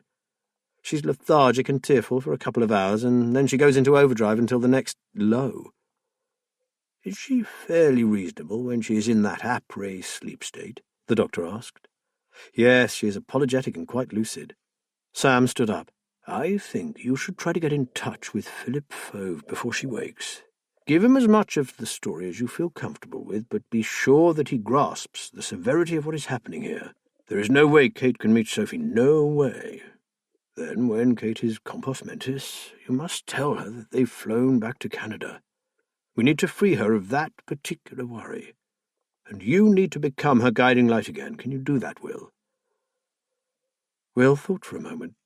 Damn! I don't have a contact number for him, other than his mobile, and it's not connecting. He said it wasn't working properly, even though he had roaming activated. "Can you ring the airbase?" asked Matt. "I can try. I'll do it now while you are both here, if that's all right with you." He looked from one to the other. "I might just bottle it if I leave it till later." His call was put on hold, and after being connected to several extensions, he was finally put through to someone who knew about the Canadian captain. "Is it Lakenheath today, sir? I can give you a number if that will help." Again he was passed around until a curt voice asked why he wanted to contact Captain Fove. He explained that it was a personal matter. He said he urgently needed to speak to him regarding his niece and their proposed visit to the Fens. The man informed him that for security reasons, the best he could do was to get a message to Captain Fove and ask him to return the call. Will then had to spend a restless 15 minutes before the phone rang. To his disappointment, it was the Lakenheath base again. "I am sorry, sir, but the conference ended an hour ago and Captain Fove has already left. I understand he is staying the night in London, but we have no contact number for him." Will swore softly. Choosing to ignore the epithet, the man on the other end of the line suggested he ring Mrs. Fove in Canada. He was bound to call home at some time, and she could pass on a message for him. Will thanked the man. After hurriedly working out the time difference between England and Saskatchewan, he found the number. Annette sounded surprised, but delighted to hear from him, although her tone became more sombre when he told her of his problem. "Poor Kate, how awful. Yes, of course you must speak to Philip, but his phone is down. Let me get the London number for you. They're staying at a small hotel in Bayswater. We had a few days there a couple of years ago." Will could hear the shuffling of papers. "Ah, here it is." Annette Fove read out the number. "It's room 25, Will, and if he rings me first, I will make sure that he knows about your troubles and doesn't spring another surprise visit on you. I really am so very sorry that turning up unannounced like that has caused such an upset." Will assured her that it was no one's fault. He explained that Kate had become worse of late, and the smallest thing made her ill. He also explained that telephone calls could be difficult if she was around, so to forgive him if there were times when he couldn't talk freely. She said she understood, wished him well, and hung up. The hotel said that they hadn't yet arrived, but confirmed their booking reservation. Will said he would ring back. His back and shoulders screamed with pain from all the tension, and his elbow throbbed mercilessly. In the past, when his injuries had played him up, Kate would massage his aching joints with aromatherapy oils. Now he went in search of paracetamol. "Headache?" Matt asked. "Oh, Matt, headache, backache, mainly elbow ache. You name it, it aches." "Hardly surprising, my boy," said Sam kindly. "Have you managed to track Fove down yet?" "No, but at least I have the number of his hotel. I'll try again in half an hour." He swallowed the paracetamol. "Look, if you guys want to get home, I'm over my crisis. Kate will probably sleep the clock round, so if you need to go, it's not a problem. You've both got me back on an even keel again. I'm so grateful, honestly." Sam glanced at Matt. "I don't know about you, but I have all the time in the world. I'll stay until you've talked to Captain Fove." Matt agreed. "No rush. Let's make sure you have this sorted." Finally, Will found himself talking to Philip. "I thought there was something wrong, Will. You were strung out like a high wire. Look, I'm really sorry about all this. I feel I'm to blame. I should have found a way to call you first, but I had no idea Kate was that bad." "It's not your fault," said Will quickly. "And please don't let Sophie feel like that either. Can you assure her that her aunt is very poorly, and that it has nothing to do with her?" He was desperate not to let his niece feel that he'd rejected her, on top of losing her parents. Philip promised he would tell her as much as he could. "Do you think we will see it all?" "I really don't know, Philip. Her moods fluctuate so suddenly. I would hate to break another promise to Sophie. Say, tell you what. We'll stay on here another night, then come up to the Fens a day later than planned, on the Sunday night. That way we'll be around for all of Monday. If you can get to see us, it would be great, but if not, no sweat. The motel has a pool and Sophie swims like a fish, so we can chill out there before our journey home." What time do you leave? 2,100 hours from Waddington. It's in your neck of the woods and less than 30 miles from the Air Force Base. I'll do my best to see you, Philip, but I can't make any promises. I'm living from crisis to crisis at present. Look, you take care of your wife. After all, it was a bit of a long shot meeting up anyway, and—" Philip paused. "And young Sophie didn't like Holland House one bit, you know. She keeps on about it, doesn't know how you guys can live there. Funny how an ordinary old house can freak a kid out." Will was of the opinion that Holland House was anything but ordinary, but refrained from saying so. Philip lowered his voice. "I think I can hear her getting out of the tub. I'll sit her down and explain things to her. But hey, it sure was lucky that you decided not to bring her back with you. You would have had Sophie to deal with as well as Kate." "You mean she is really that troubled by Whisper Fen?" "Sure thing, Will. She had an awful dream about it the night after we saw you. Woke up sweating and crying. It upset me, too. She looked so terrified. She said she had been trying to save some birds' eggs from getting washed away on the marsh when the tide started to come in. She tried to get back to the house, but it kept moving away from her. She said the water was over her shoes and she was calling for help. But all she could hear was the house laughing at her. It must have been pretty vivid, poor little kid. It took ages to get her off to sleep again. I expected her to have nightmares over her mum and dad, but not about some old building. Well, I'd better go and get showered myself. We have an early dinner booked. Take care, Will. And if there's anything Annette and I can do, just ask." Will thanked him and hung up. He kept seeing the terrified expression on the child's face in Kate's last picture. Was he becoming paranoid too? Or had Sophie unintentionally explained what the imaginary youngster had been doing on the marsh? He realized that Sam Page was looking at him with some concern. Will told him about Sophie's reaction to Holland House and about her dream. For a moment Sam said nothing. Then he asked Will what he remembered about the painting, especially the detail. He sat considering it for a while, then said that he had been so fascinated by the girl herself that he had not taken in the smaller details at all. "So, you wouldn't have noticed the small nest at the child's feet. The tide had partly filled it with water, but it contained 3 birds' eggs." Will's mouth went dry. For a moment he was Constable Stonebridge again, back in that ruined chapel, and full of terror. Chapter 19. That evening, Matt and Liz sat at the kitchen table and discussed the meeting between Will and Sam Page. Their supper dishes forgotten, they were sipping a welcome glass of brandy. Matt had printed off the picture from the computer, and it lay on the table in front of them. "To be honest, I wish Sam hadn't mentioned the birds' eggs," said Matt. "I know it was a fact, but poor Will is so wrapped up in his wife's neuroses that I think he became a bit fanciful himself." "I can understand why," said Liz, staring at the painting. "It's a bit spooky that the child dreamed the same thing as in that scary picture." "Not really," Matt sighed. "Come on, D.S. Haynes. Look at this like a detective. It's perfectly understandable. And I took great pains to explain this to Will before I left. Hell, Liz, he looked haunted." He took a quick sip of his brandy. "I'm sure you remember Kate's earlier work, all those cute fairies in the magic garden. Well, one of her big things was to incorporate nature. All her main character illustrations had flowers, trees, birds, small animals, butterflies, and things like spiders' webs and, you got it, nests with eggs in them. Sophie is a massive fan of the books, and remember that painting that Kate dedicated to her and we took to Canada? It was called Snapdragon, and at the bottom, close to where she'd signed it, was a bird's nest with eggs in it, nestling in the grass. Do you see where I'm going?"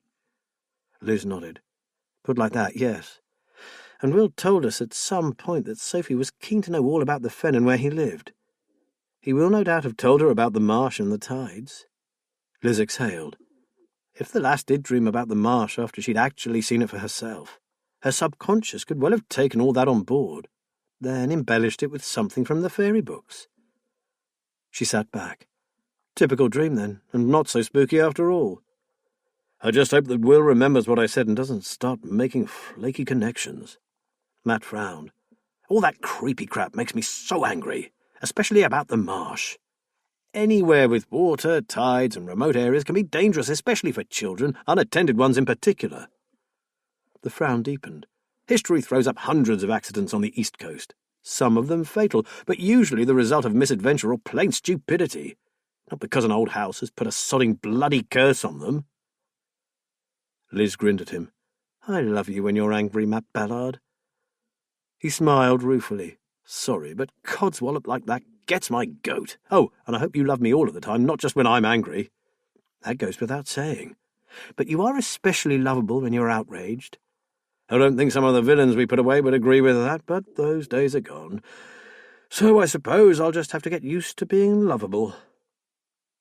Matt looked at the picture of the terrified child and turned it face down. He'd had enough of all that for one night. So what happens now, Matt, with Kate? Liz sipped her drink. Well, I guess Will has taken a big step by actually meeting Sam face to face. But he wants one more chance to salvage the situation. Sam made it abundantly clear that he's walking a dangerous road by not getting her the help she needs, but he shrugged. We can't force the issue. So all we can do is be there to support him. At least Sam gave him his card, so he can contact him immediately if things do go tits up. So, hopefully a little less pressure on you, darling. I'm not being unkind, but you are shouldering rather a lot of someone else's emotional baggage, and it's draining you. He knew she was right. He did feel drained, but even so, I can't abandon him, Liz. He's our friend. And I wouldn't want you to, Matt. I love them both dearly. But you can't help people who don't want it. And Kate certainly doesn't, not from anyone. She doesn't even want us anywhere near her precious Holland house. Liz frowned. She's changed beyond recognition. Let's just pray Sam can convince Will to get her to a specialist. Otherwise, he's going to lose her. Sam said as much.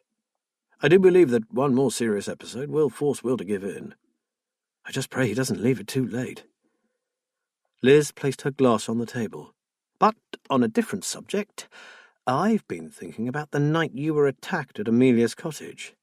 Remember you mentioned that the arsonist's petrol can and some petrol-soaked material were found by the coal shed door?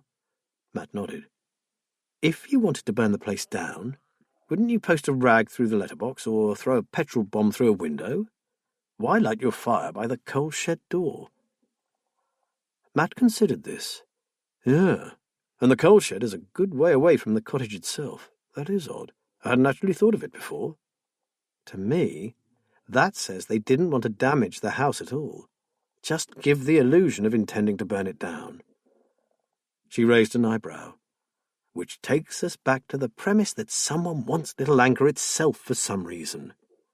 And it also takes us back to not knowing what the hell they want it for. Do you know, last time I went in to check the post, I went over that place again from top to bottom, and for the life of me I can't find anything that makes it special. Then we do what we agreed and back off. If Amelia is not coming back immediately, there's no need to spend too much time there. Liz yawned.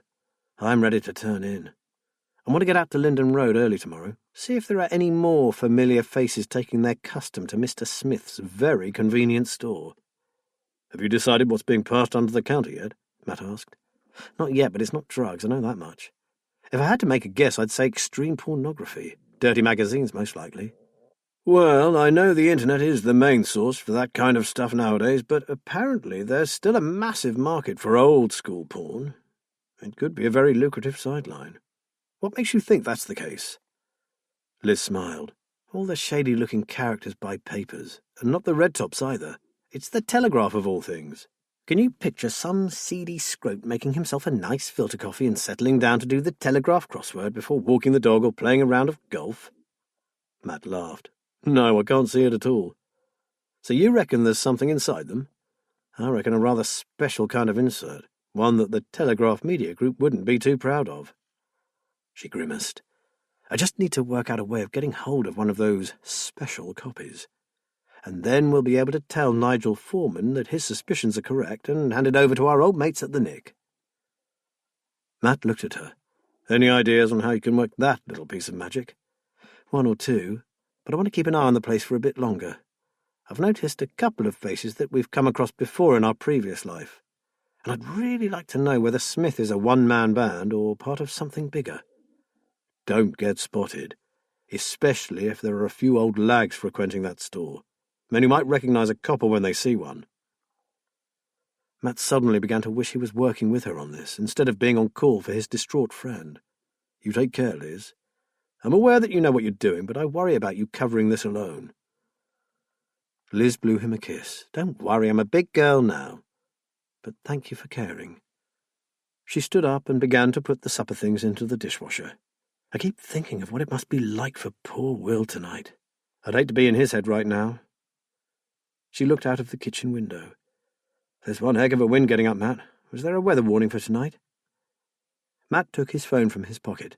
"I was too late home to catch the weather. I'll check." He found his usual app and saw an amber warning sign flash up. "Uh-oh, high winds coming in from the east. Could reach 60 miles per hour in this area." God, where did these summer storms and high winds come from? I swear we never had them when I was growing up here. "Climate change, dear." Liz stared at the trees whipping back and forth. "It's rather dramatic out here on the coast, isn't it?" Matt laid his phone on the table. "You can say that again. I'm going outside to see if there's anything that needs securing. Looks like we're going to have a rough night." He paused at the door. "Can you check where the flashlights are, sweetheart? And there are candles in the drawer in the hall. The last time we had one of these high winds, it took out the power for 2 days.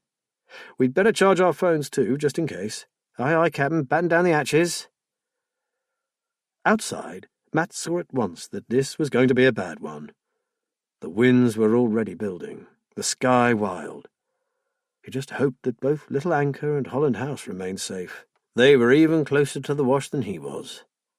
It looked as though poor Will was about to get another sleepless night.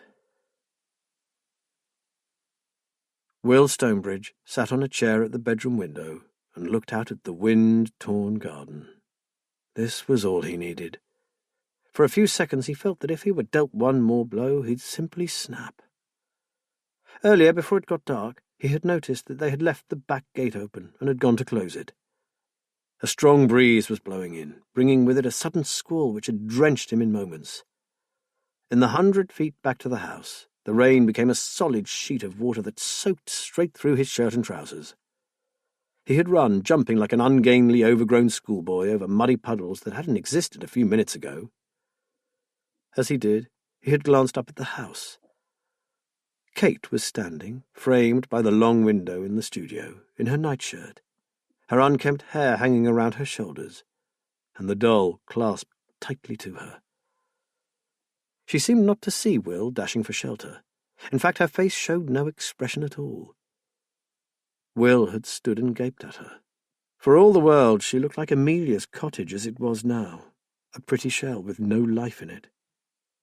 He kicked off his shoes and tore off his wet shirt, then took the steep stairs at a run. Along the galleried landing he saw that the studio door was closed, but that of the bedroom stood ajar. In the semi-darkness he saw Kate's shape huddled in the bed. So now she was sleepwalking. He had been able to at least relax when she slept. These brief periods of respite had now come to an abrupt end. What if she wandered off onto the marsh? He decided not to think about it for the time being. A sudden gust of wind drove the rain against the window with such force he feared it might shatter. The noise was awful, but still Kate slept on. He sat for nearly half an hour watching the trees and shrubs whip this way and that. The wind screamed and whistled, but the willowy branches refused to snap until, to his horror, the rowan gave a great crack followed by a squeal, and the beautiful tree crashed to the ground. He heard again Kate's words echoing back from the past.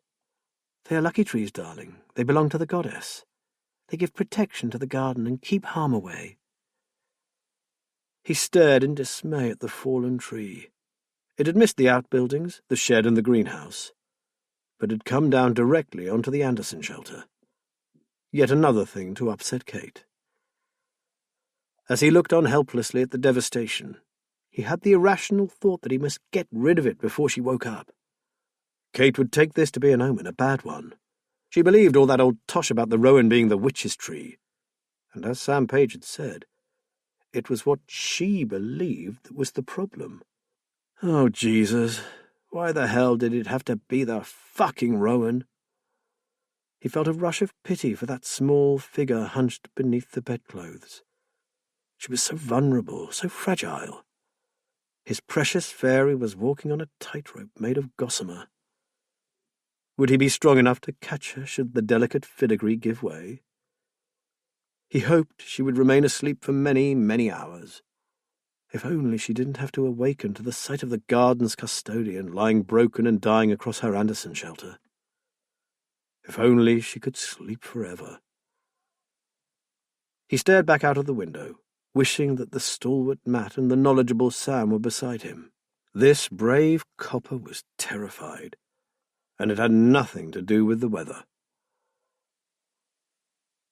At the height of the storm, 2 men dressed in wet weather gear made their way along the boggy and perilous marshland path.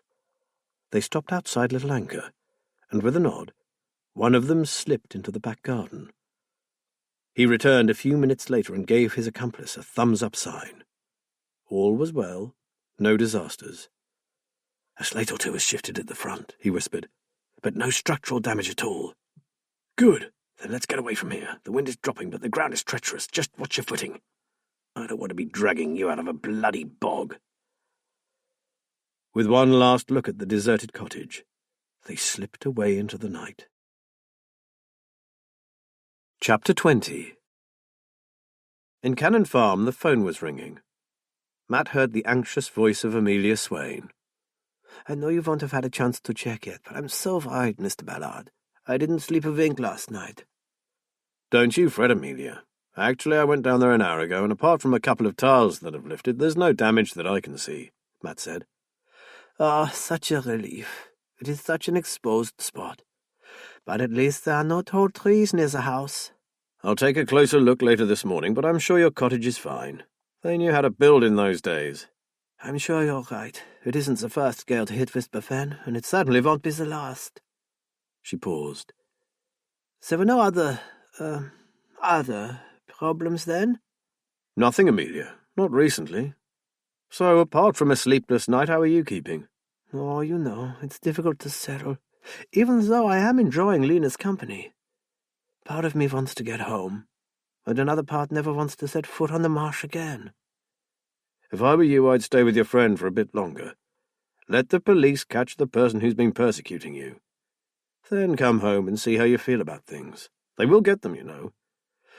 "Well, Matt, you have more faith than me. They seem to come and go like the will-o'-the-wisp, sliding in like a strand of marsh mist, committing their atrocities and vanishing as if they never existed." "Well, he certainly has more substance than mist, I can tell you. He had no trouble flooring me." Matt laughed. There was a few seconds' silence. Then she said, "Oh, dear, that was thoughtless of me. I'm so very sorry. I feel so guilty. How is your poor head now?" "Like my darling Liz said, I'm lucky it's so hard. But look, don't feel bad about it. Given the opportunity, I'd have another go at the bastard.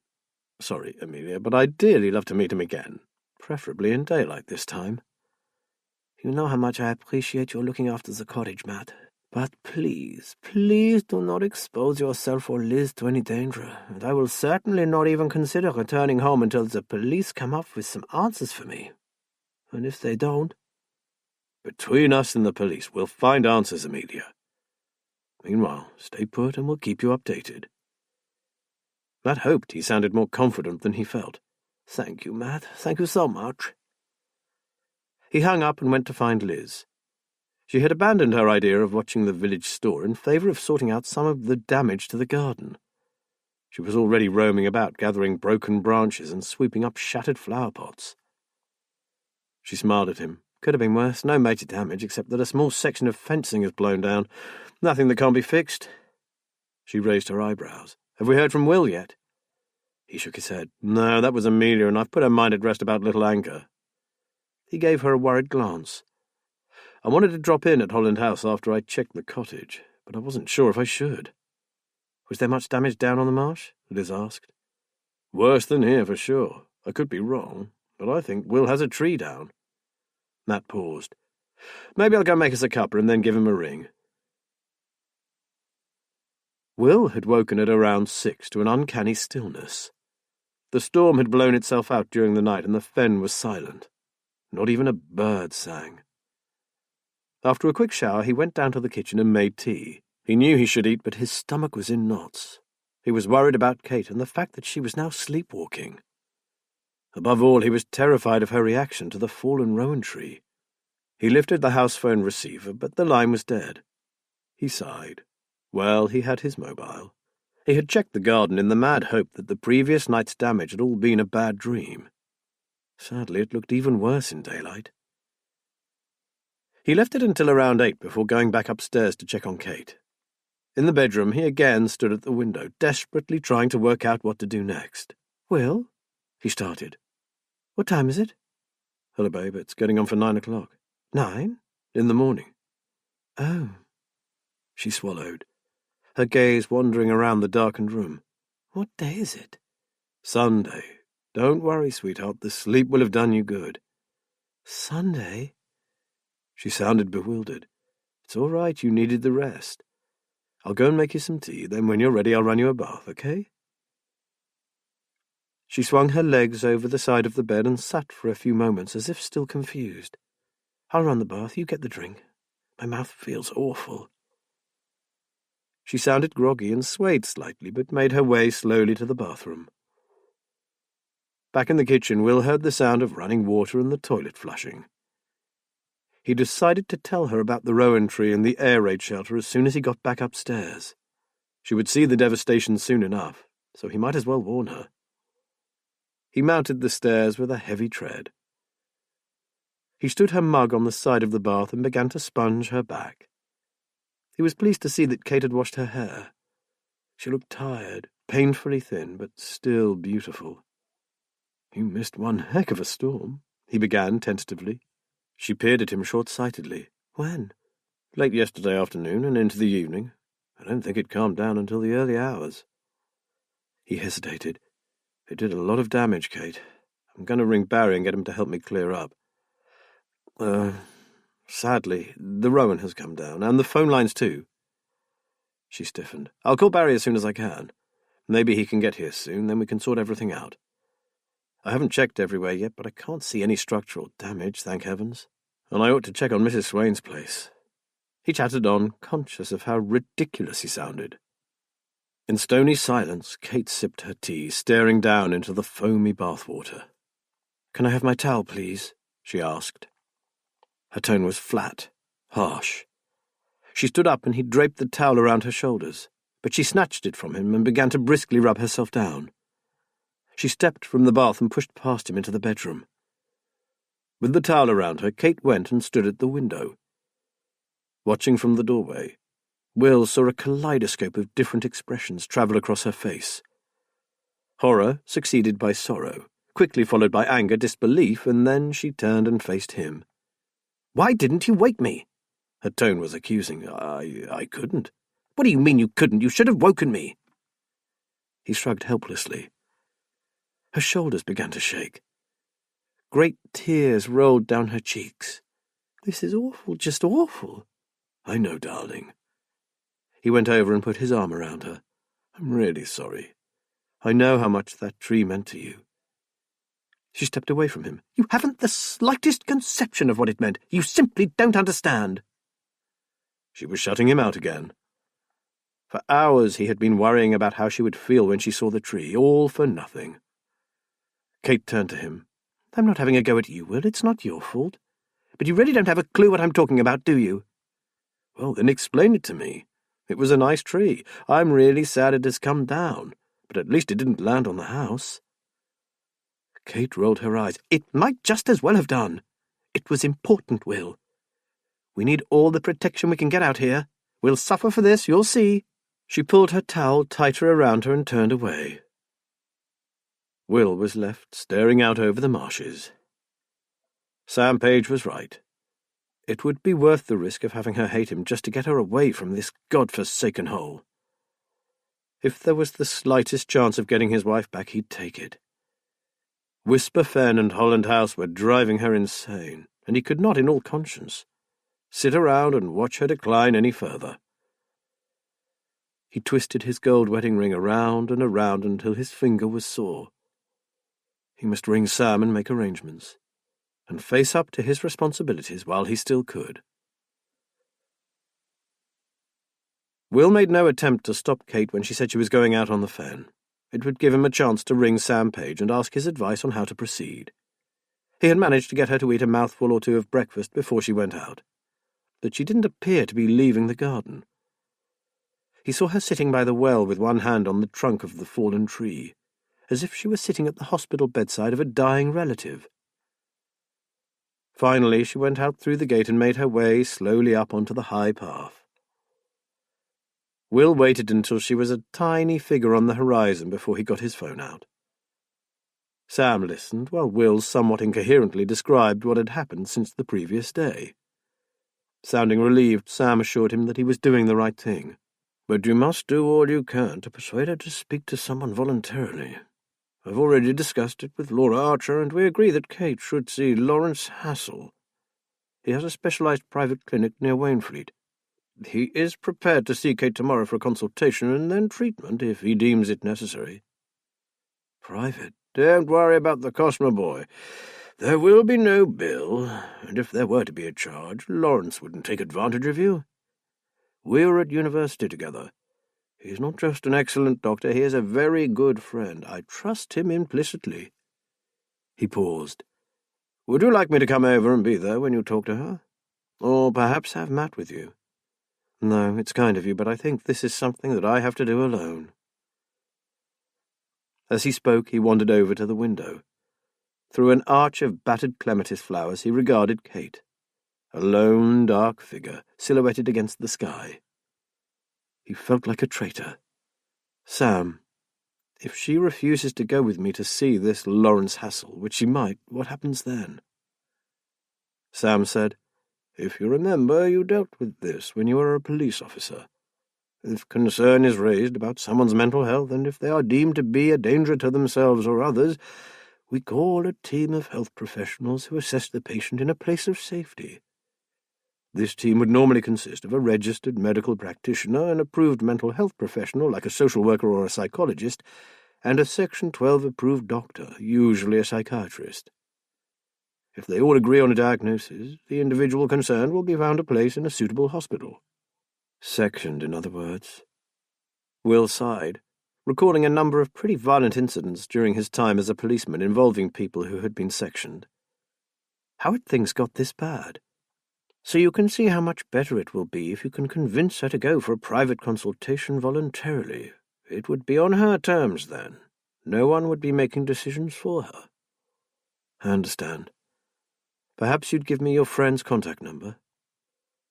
Sam gave him the phone number and the address. "If she agrees, be there at 11 tomorrow morning. Lawrence will be expecting you." Will hung up with a heavy heart. This was the most difficult thing he had ever had to do, and he was filled with dread. He was so entrenched in his thoughts that he hadn't heard the car doors slamming. Matt Ballard and D.C. Bryn Owen were at the front door. His first thought was that something else had happened at Amelia Swain's cottage, until he saw their faces. "I met Bryn while I was on my way here," Matt said. "You need to listen to what he has to say." "We've just had a call from a Captain Philip Fove," Bryn said. "It seems his ward has gone missing." Will froze. "Sophie? Missing? I don't understand. They're in London, aren't they? Has she got lost or something?" "No, sir. They're staying at the Fenmore Lodge. He said they changed their minds and drove up here this morning." "Here?" Will saw Matt flash him a concerned look. "Well," Bryn continued, "as I said, sir, it may be nothing. The youngster might have just gone off with some other kids or something. But due to the recent tragedy in her life and considering her age, we're treating her as at risk. Apparently they checked in earlier than expected and went to the pool for a swim. They swam for a while, then Philip had a call from his base. He took it in the swimming complex reception area, only a few yards from the pool. Sophie said she'd go and get changed and meet him in the foyer, but she didn't turn up. He had someone check the changing room, but Sophie had gone." "Jesus, I have to go there," Will exclaimed. "Hang on, Will." Matt took his arm. "Have they searched the hotel?" Bryn Owen nodded. "From the attic down, believe me. We need you to stay here, sir," he said to Will, "just in case she tries to get to you. You are her nearest relative in this country. She's just arrived, so she can't have made any friends yet. So that is what we think she might do. Will closed his eyes. A few moments ago he had been worrying about how to tell Kate what he had arranged for her. Now everything had been turned on its head by the disappearance of his young niece. "The hotel is only 4 miles from here," Bryn was saying, "and we have officers out checking every inch of that area." Will began to collect himself. Have there been any sightings? How long has she been missing? "She has been gone since 2:15, and no sightings as yet. What about her clothes? You say she went into the changing area. Did she actually get dressed?" Bryn nodded. Her swimming costume was still in the changing room, and all her clothes were gone. Could she have been abducted? There was an uncomfortable silence. Then the door opened wider. Kate was standing just inside, her mouth slightly open, her eyes wide and staring. Abducted? With surprising speed for such a big man, Matt ran forward and caught her just before she hit the floor. "I warned you, Will. I told you it was too late. How much more proof do you need?" She spat out the words, then closed her eyes and slumped into Matt's arms. Will hurried to her, lifted her limp wrist and checked her pulse. "Matt, get her into the lounge. Lay her on the couch. I'll get a duvet. We need to keep her warm. She's frozen and her heart rate is far too low." Will ran upstairs and returned with the duvet. As he gently placed it over his wife, he heard Bryn asking Matt what Kate had meant by, "I warned you, and it was too late." He looked utterly bewildered. Matt glanced at Will before replying, "I don't rightly know, lad, but don't read too much into it. As you can see, she's really poorly at present." "Is she anorexic?" Bryn asked. "Something like that, and she's been overworking. Deadlines and such." Matt almost shoved the young detective out of the lounge. Will heard Bryn say that he'd better get back out and join the search. He promised to keep in touch via Will's mobile phone and handed Matt a slip of paper with the Fenmore Lodge number. "Captain Fauve needs Mr. Stonebridge to speak to him, sir. The poor man is beside himself. Will you ask him to call as soon as Mrs. Stonebridge is recovered?" Matt accompanied him to the door. Will heard him say, "You couldn't have a word with the powers that be to get Will's phone working again, could you?" "Well, you know what they're like, sir. One word from us, and they find 20 other priorities to attend to first. But I'll ring them by all means and explain the situation." Matt thanked him and hurried back into the room. "How is she, mate?" "She's sleeping, and her pulse is better than it was." "She's freezing. You wouldn't make her a hot drink, would you, Matt? Lots of sugar." "I'm afraid to leave her."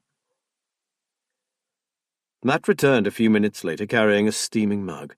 He set it down on the coffee table and stared down at Kate's diminutive form. How long has she been like this? Will took a deep breath. Since that fucking rowan tree came down in the storm last night, she believed that it was protecting us, and when it fell, we would pay for it. He shook his head. God, I wish we'd never come here, or that she'd got to hear of all those missing Holland children. Dead right, said Matt. But I suggest we don't tell Philip Fauve any of that. The guy is probably out of his skull with worry enough without hearing the local tales about disappearing children. Will nodded, without taking his eyes off Kate. And by the way, Matt, I don't think Sophie will try to find her way here. If she hates this place so much, to the extent of having nightmares about it, she's not going to want to come here, especially not on her own. Well, the alternative isn't too good, is it? You're saying there is a chance she's been snatched. I know, that's exactly what I am saying. Poor little kid. After all she has been through, this is just not fair. Matt had no answer. Having spent so many years in the force, both of them were only too aware that if Sophie wasn't found in the first 12 hours, the hunt for the missing child could easily become a murder inquiry. Matt returned to the kitchen and rang Liz, asking her to come over immediately. He then made Will and himself hot drinks and tried to gather his thoughts. There was a good chance that this latest blow could send Kate over the edge. And in a strange kind of way, that might be a blessing in disguise. Matt wasn't sure how much more Will could take without breaking down himself. He took the drinks into the lounge. Will was still sitting next to his wife, her hand in his. I can't get my head around this. Will spoke so quietly that Matt could hardly hear him. I had just found the courage to phone Sam and organise her some help. And now my Sophie has disappeared. It's beyond belief.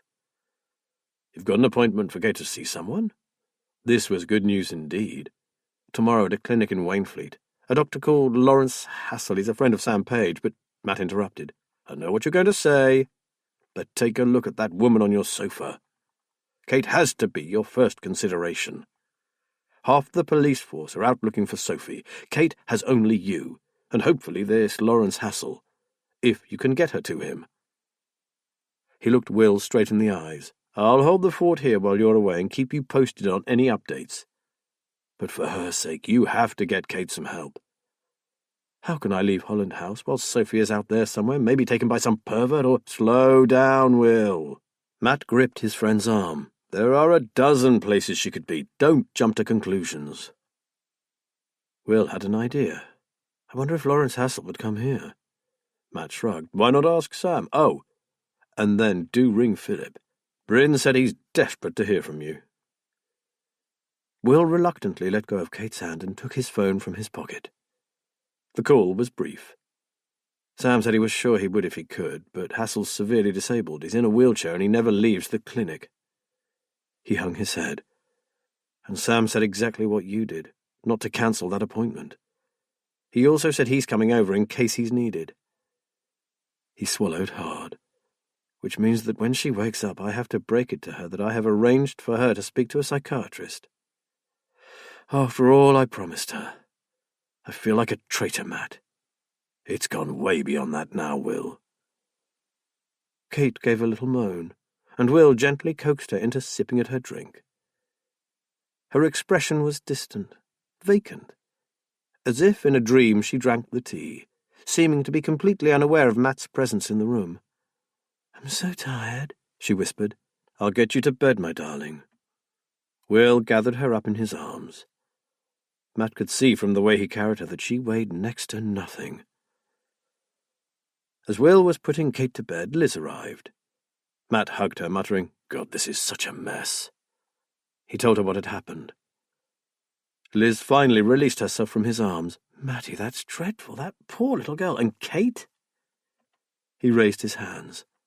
"God alone knows. The only good piece of news is that Will has an appointment tomorrow morning for her to see a specialist."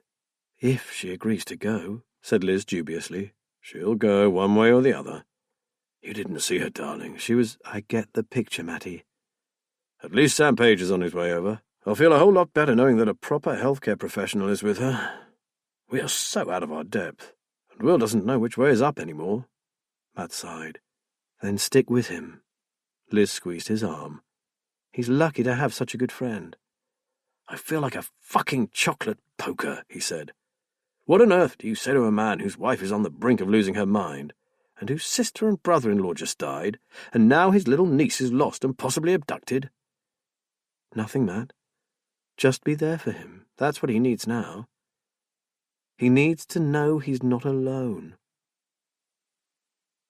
By nightfall, Will was distraught. He knew that at the hotel Philip Fauve was pacing the foyer, his eyes glued to the front doors.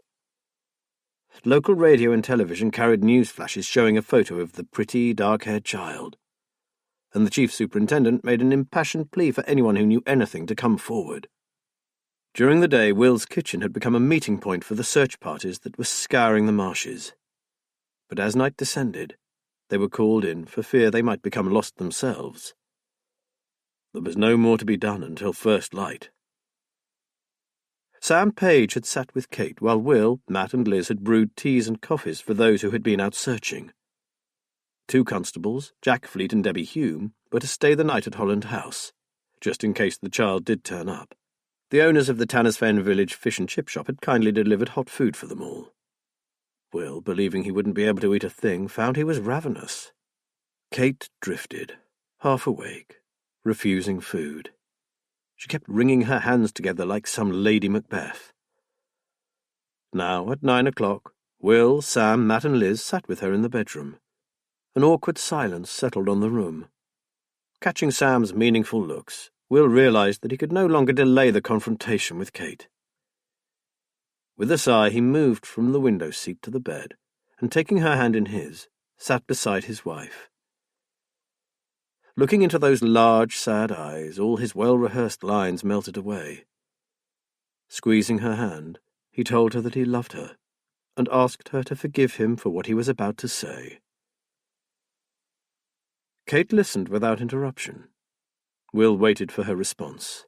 The only sound in the room was the ticking of the clock. After what seemed like an hour, Kate raised her eyes and fixed them on Sam Page. "Did you put him up to this?" With a gentle smile he said, "Yes, my dear, I did. You need help, and you are breaking your husband's heart." Will was certain she would turn on him, spitting venom and hurling abuse. But she simply said, "Thank you for your honesty."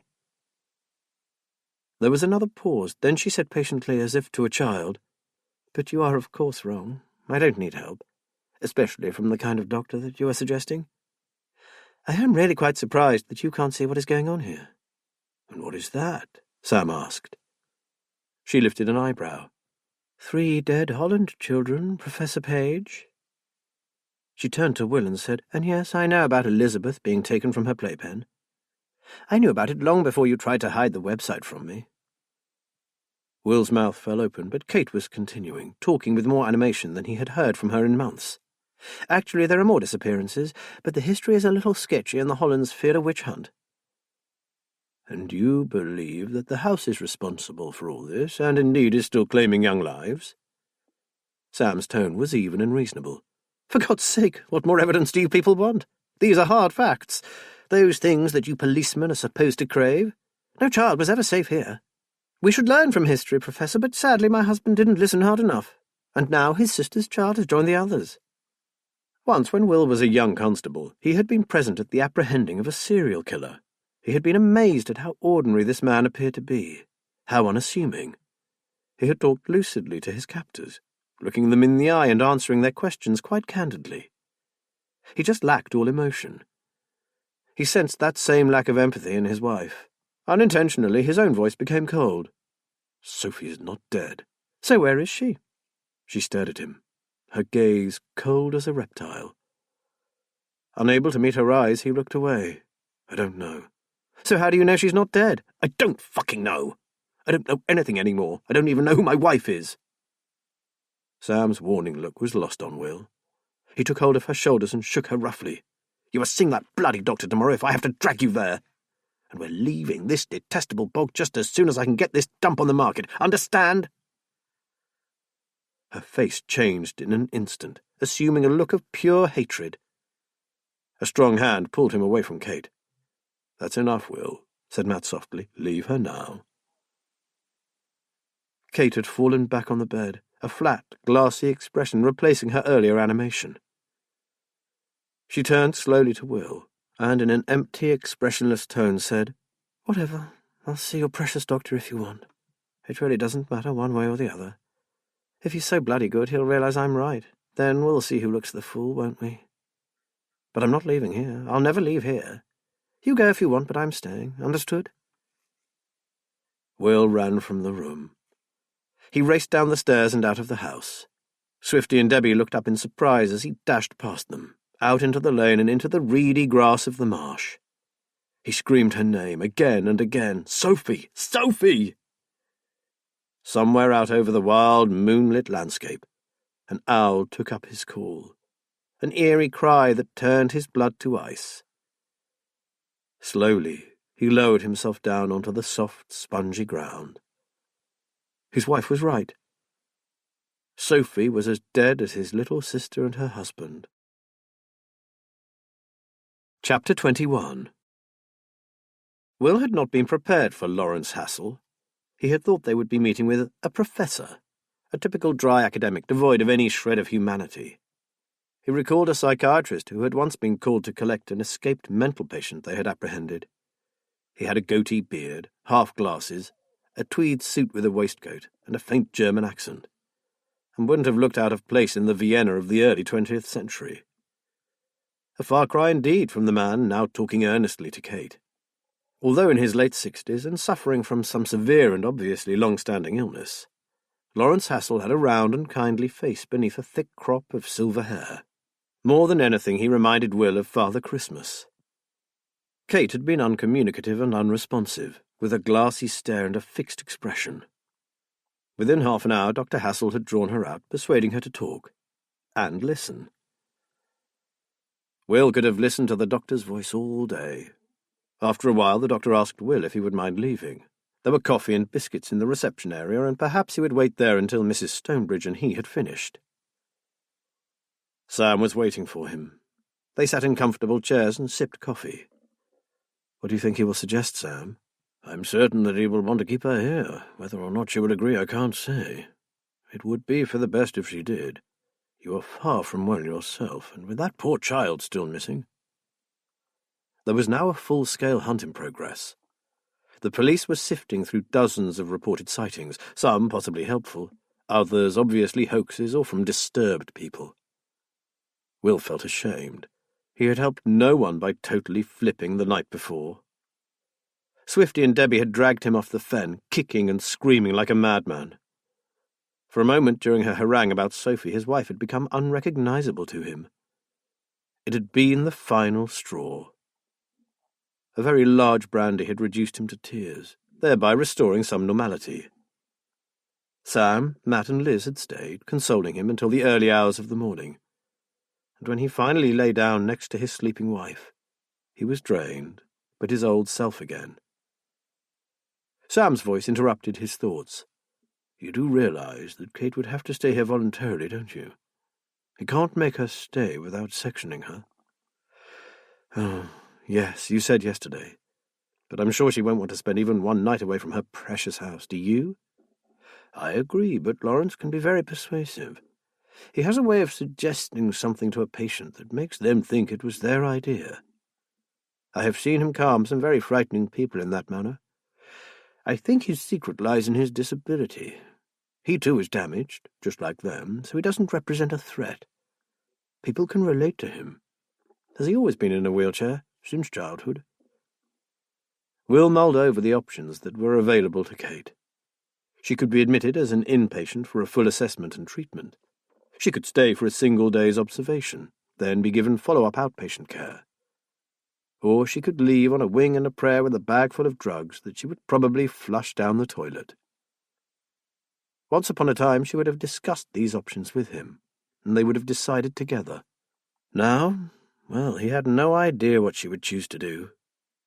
In a calmer moment before they had left for the clinic, he had managed to make her understand that he had been angry and upset about Sophie when he said he wanted to leave the fen.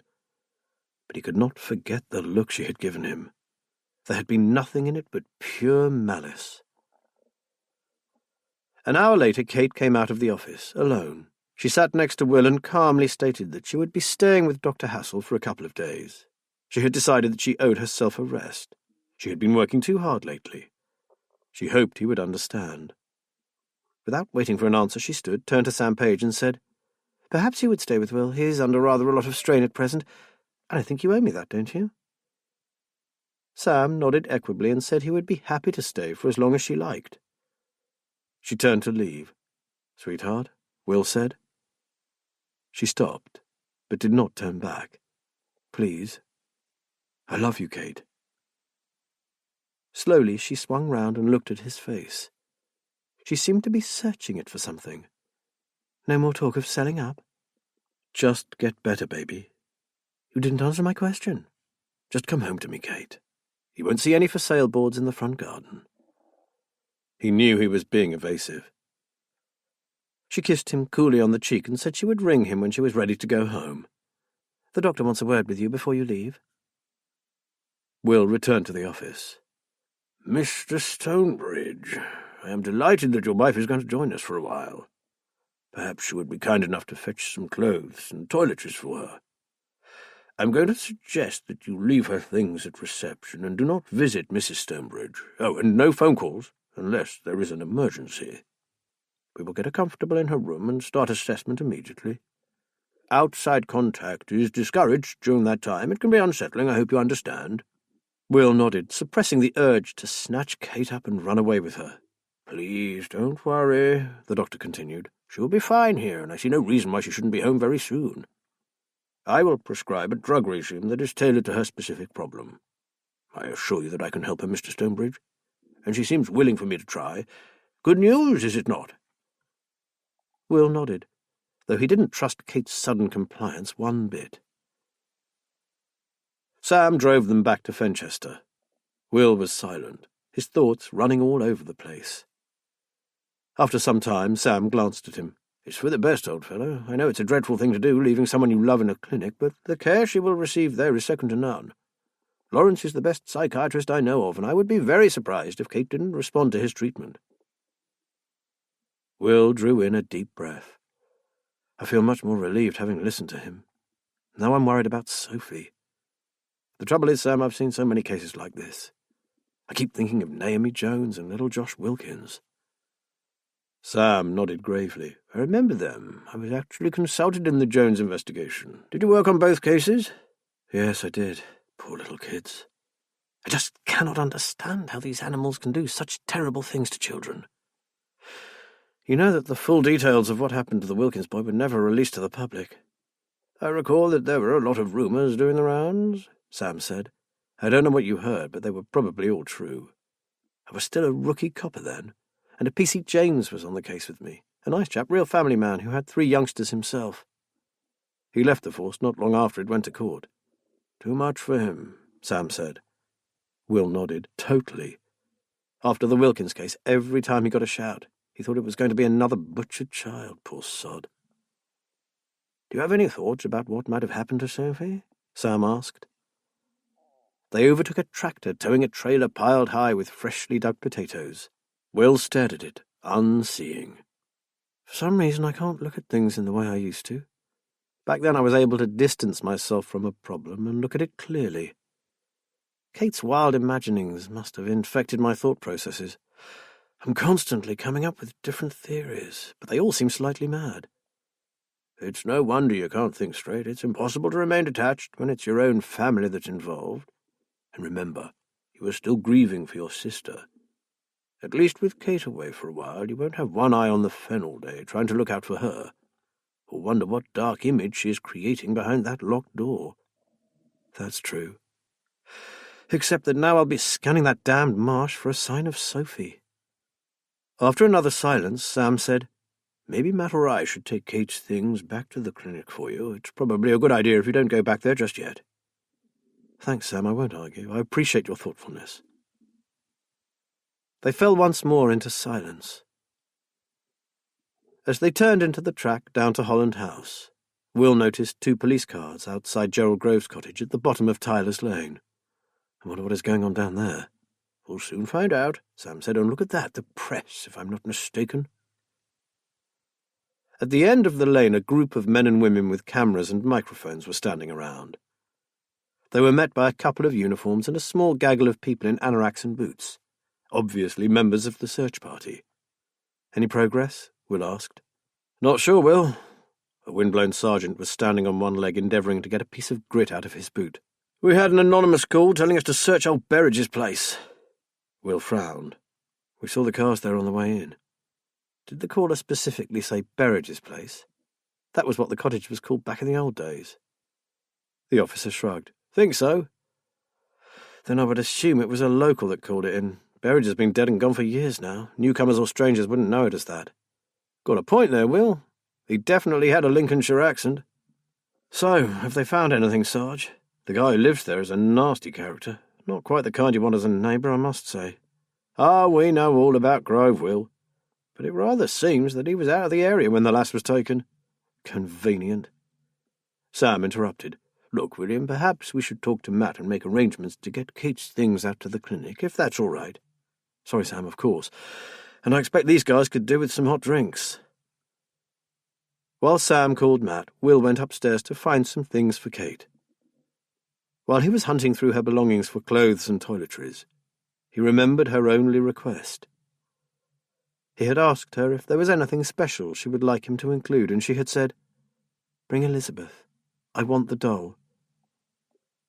Reluctant to even touch the thing, he picked up the doll from Kate's bedside table. At least the revolting object would be out of the house. He almost threw it into the case and closed it quickly, managing in his haste to catch the dress in the teeth of the zip. Cursing, Will opened it again, trying hard not to look at that hideous face. He pulled the doll out and turned it face down, flattening the material to keep it from catching again. He was just about to zip it up for the second time when he noticed something about the dress. There was a jagged tear in the back of the skirt, and a piece of the material was missing. He caught his breath. The alarm bells ringing. He almost fell over his own feet in his haste to get to his side of the bed. He pulled out his drawer and rummaged through the contents. He found what he was looking for at the bottom. The 2 evidence bags from Amelia Swain's garden. He had meant to give them to Matt, in case the police thought they had relevance. But with all the angst with Kate, he had forgotten. He ripped open the first one and stared at the small ivory-coloured scrap of linen. There was no need to even place it against the tear in the doll's dress. It was so obviously the same material. Will sat down heavily on the bed. He didn't understand. How had that shred of fabric got into Mrs. Swain's garden? Kate? A voice from the doorway caused him to look up in alarm. He must have looked pretty odd, this large man sitting on the edge of the bed with his mouth half open, doll in one hand and the tiny piece of material in the other. Sam Page stood over him. "Did you tear it, my boy? What a shame." Will put the doll back in the case and closed it, hoping that the doctor hadn't noticed the tremor in his hands. Taking the case, Sam went to the door. "Get some rest, lad. You look exhausted. We decided that Matt was more use here, so I'll go and drop this at the clinic." Will managed to smile. "Thanks for doing all this and for going. Yes, I will try and have a rest." With a nod, Sam left the room. Why hadn't he shown Sam what he'd discovered? He wasn't sure himself. He lay back on the bed and tried to make some sense of it. Could Kate have trashed Amelia's garden? And if she did, had she also killed the woman's cat and done those other things? What was he thinking? For heaven's sake, she had been at home with him when the graffiti artist had been doing his work, and the firebug. And by no stretch of the imagination could she have floored Matt with a chunk of wood. So what did it mean? He could only think that she had dropped it when she stopped to talk to the old lady, which she did occasionally. She may have been invited into the garden to admire some botanical specimen, or been given some of Amelia's strawberries. Will remembered seeing his wife wander the fens carrying the doll, so she could easily have walked down the lane with it. Probably the dress had snagged on a bramble or a rose thorn. He lay pondering the mystery until he heard voices below. He pushed the scrap of material back in the evidence bag, returned the things to the drawer, and went downstairs. They drew a blank at Grove's cottage. He grudgingly let them in, but they found nothing. Must have been someone who didn't like the bloke and thought they'd stir things up a bit for him. And as that includes most people around here, I don't think we'll be spending too much time looking for our time-waster." Swifty looked at Matt and Will and shook his head. "This is really rough on you two, isn't it? I expect you'd rather be in my shoes right now, wouldn't you?" "You can say that again, Swifty," said Will. "I miss you guys, I really do." Swifty kicked at a weed that had valiantly forged its way up between 2 paving slabs. "The DI still wants you back, you know. I reckon we've got more ex-coppers than serving police officers in Fenfleet by now. If that arm improves, you get yourself back in the job. And if not, don't make strangers of us. We all still think about you. We miss you." He directed a thumb to Matt. "And this one. We've been trying to get him to have second thoughts and all. You should both come back." Will patted Swifty's arm. "Thanks, mate. So nothing at Grove's place?" "No, nothing. God knows how the bloke can live in that run-down old shack.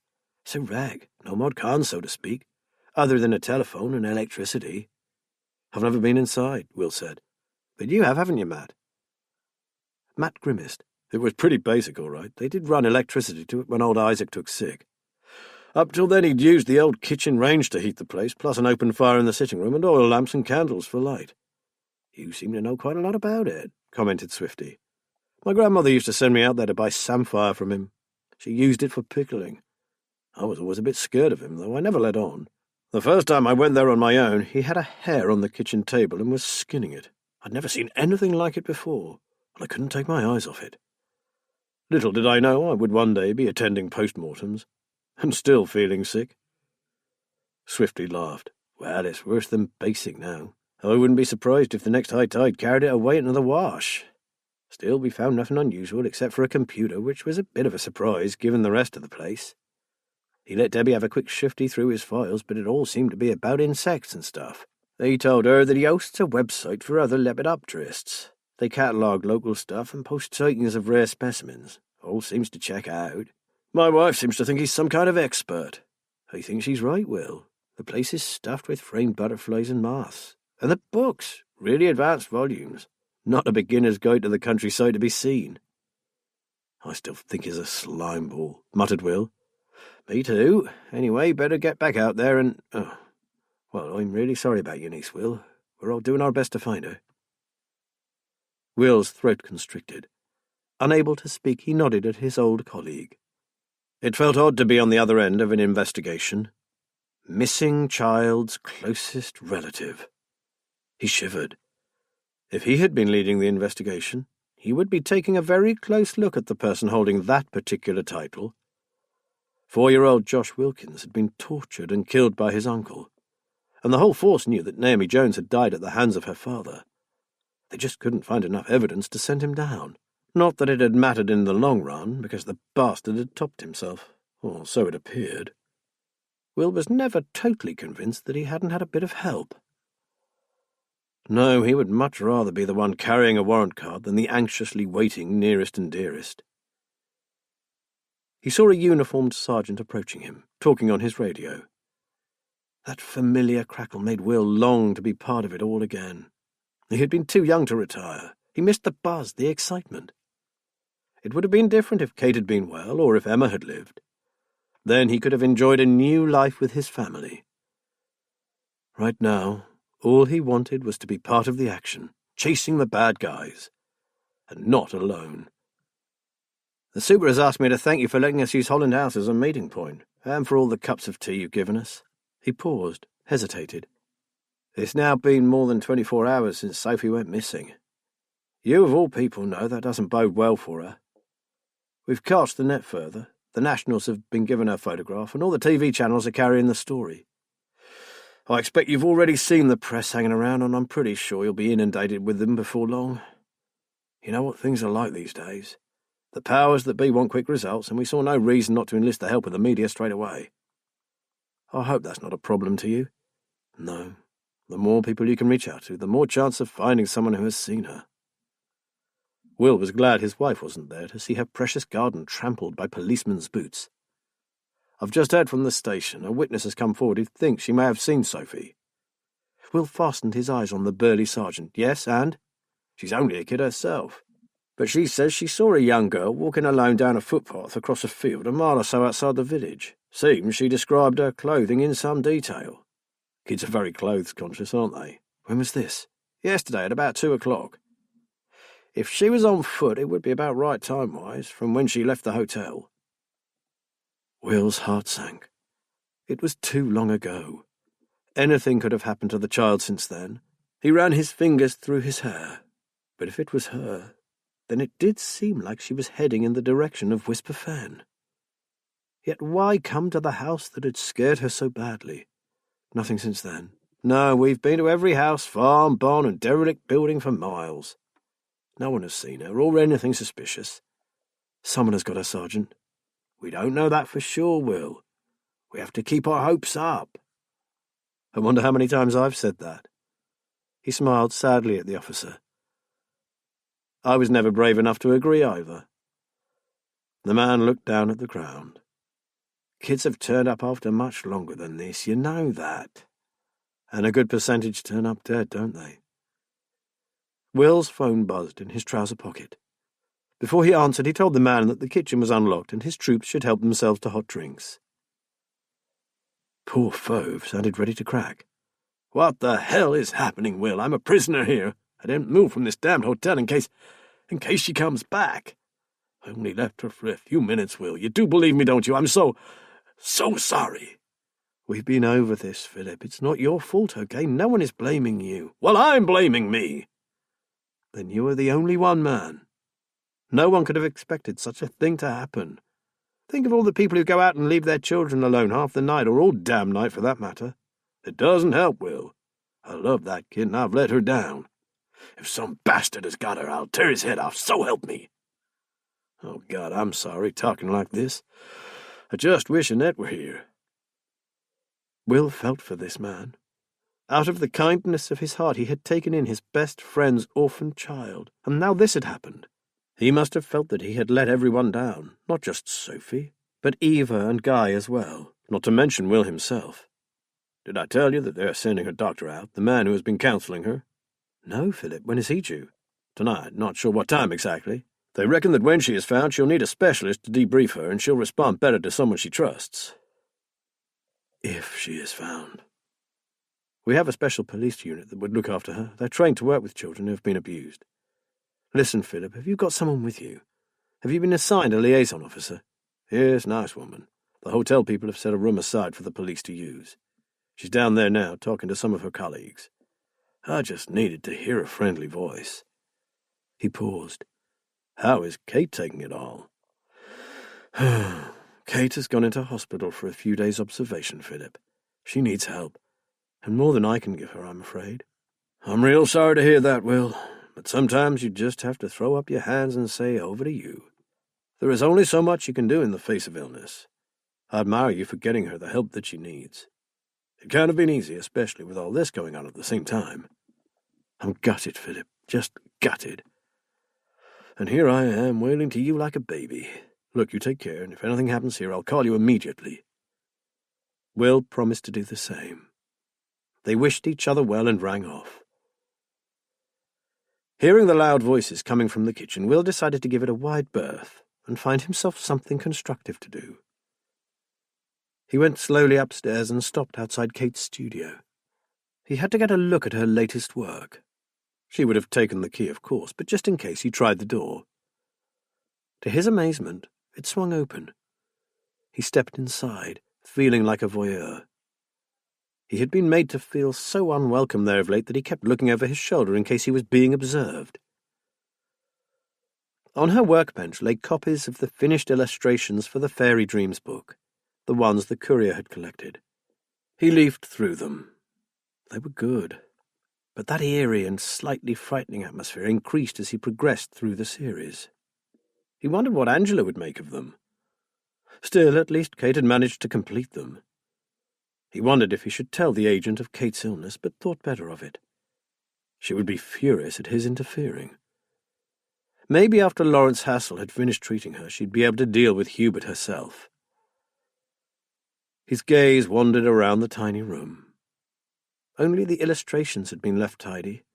Unusually for Kate, the place was a mess. There were artists' materials everywhere, plus sketches, half-finished plans and pictures, notes and screwed-up pieces of paper. He turned to the stack of paintings that he had photographed, but left them alone. Not those nightmarish illustrations. Not today, knowing that his dear little Sophie could be lying out on the fen, like the subject of one of her deranged aunt's creations. Again he was struck by the horrible coincidences, the unexplained connections between all the events at Whisper Fen. He recalled that last picture and Sophie's dream, followed by her disappearance. He had to see it again. He pulled it out and stared at it. A yellow post-it note was stuck to the top right-hand corner. "I knew you wouldn't be able to stay out of my room, Will, so I didn't bother to lock it. And you have seen this before, haven't you, on one of your earlier visits? Ironic, don't you think? Or do you still believe that children are welcome here?" He stared at the frightened child. Perhaps he hadn't looked at it properly before, but the resemblance was clear enough now. Not to Sophie exactly, but to Eva, her mother. The look of fear had distorted the features, but the more he looked, the more it became obvious.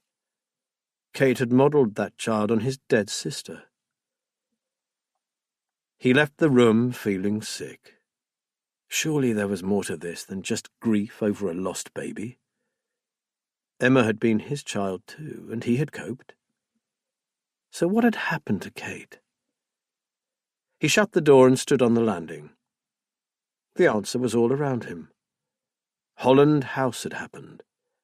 Its miserable history had seeped into his lovely wife's fragile mind and taken it over. He descended the stairs, step by step, As soon as Sophie was found, alive or... He couldn't bring himself to contemplate the alternative. He would ring the estate agents. He refused to see the rest of his life out in this dreary place. Kate could argue all she liked, but they were leaving, and if she thought he would leave her alone in Holland House, she could think again. He'd burn it down before that happened. Chapter 22. Liz and Matt's concern over Kate Stonebridge had diminished somewhat, but as the hours passed, their fear for the missing girl mounted. "Will is in a state of panic," observed Liz, washing up yet another trayful of dirty mugs. "If only there was something we could do or say to help the poor guy." Matt grunted. "He's seen too much in the past like we have. All the awful situations he had to confront in the force are probably running through his mind. Add to that his worry over Kate and the macabre history of the children of Holland House. The way she spoke so casually about there being more deaths. It had me wondering if she could be right. "I'd rather stick to the facts right now, wouldn't you?" Matt said. "And fact number one is that little girl has been missing for far too long, and frankly I'm starting to panic too. At least Kate's not here to see it all. Sam reckons that if she's amenable, she'll probably be staying for about a week or 10 days. Liz refilled the kettle. "Don't you think it's odd that she didn't put up a fight?" asked Matt. "I thought she'd protest like hell. Will said she simply agreed." "I think perhaps she was upset by having the police and a horde of strangers arrive on Whisper Fen," Liz said. "It was her special private place, and the search for Sophie would have been a colossal intrusion into her privacy. Maybe she needed to escape for a while. She obviously didn't think she needed treatment, so she might have thought she was using the situation for her own ends. Maybe, Mrs. Freud, but right now I'm not sure about anything where Kate Stonebridge is concerned." Matt dried the last of the mugs. "If it's all right with you, I'm going to suggest to Will that he and I go and join some of the guys out on the fen. It will do him good to feel useful. He has his mobile, so if anything happens here, you could contact us. Go for it. I'll call if anything occurs." Matt went out to where Will was pacing around the garden. "Come on, mate. Let's get out there and help. Liz has got everything covered here." Will readily agreed. The light was failing, and clouds were forming in great boiling grey masses. Matt nodded towards the sky. "If it gets any darker, they'll be calling everyone in. All we need is another bloody downpour. So, if you're ready, let's go over to Tyler's Lane. If any of our old cronies are still there, you might get a chance to have a look at Grove's place." Donning waterproofs, the two of them set off down the lane. They arrived to find a lone officer, another new lad, still on duty and checking through the shambles that had once been a garden. The old Berridge place had always been a hovel, and it hadn't got any better. "Sorry, it's all locked up again. CID have left, and so has Mr. Grove, although I understand he is coming back later tonight." Will stood chatting to the young PC while Matt clambered through the shrubs in an overgrown flowerbed, trying to see in through one of the grimy windows. The interior was almost invisible through the smears, but he could just make out a jumble of boxes, books, and other junk. The frames of the windows were rotten, the exterior walls decorated with damp patches and dangerous-looking cracks. He wondered how an educated man could live in such squalor. Will joined him, and they peered into the gloom. Matt commented that other than the electric light fittings, it was very much the same as when Isaac Berridge had stood at the table skinning his hair. "They said he has a computer. Well, I can't see it." Will rubbed at the grimy glass. "Maybe it's upstairs in his bedroom. There are only 2 rooms up there. One was a fair-sized bedroom, and the other a sort of windowless box room. Berridge used the small room for storing everything from dozens of jars of jams and preserves to seed potatoes and dahlia tubers. He even used to make his own carrot whiskey and parsnip wine. Oh, and a concoction that he brewed up and sold to the local eelmen and fishermen to keep them free from the ague, whatever that was. The old men used to swear by it and paid a good price for a small bottle. God, look at all this." Will was gazing around the yard. An old mangle stood in one corner, its rollers once bleached white by constant washing, now split and covered in green moss and greyish mildew. There were old brass pans heaped together around the iron legs of the mangle, and a pile of rusting pieces of gardening equipment spilled out over the stone paving.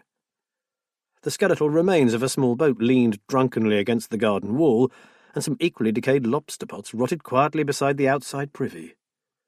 "All Isaac's things," Matt said. "I remember when that boat used to be moored out on the other side of the sluice. His mother used to come out here every week to do his washing for him. I can still picture the old woman all dressed in black and with her sleeves rolled up, passing the sheets through that mangle. She had muscles on her forearms like a bricky's hod carrier.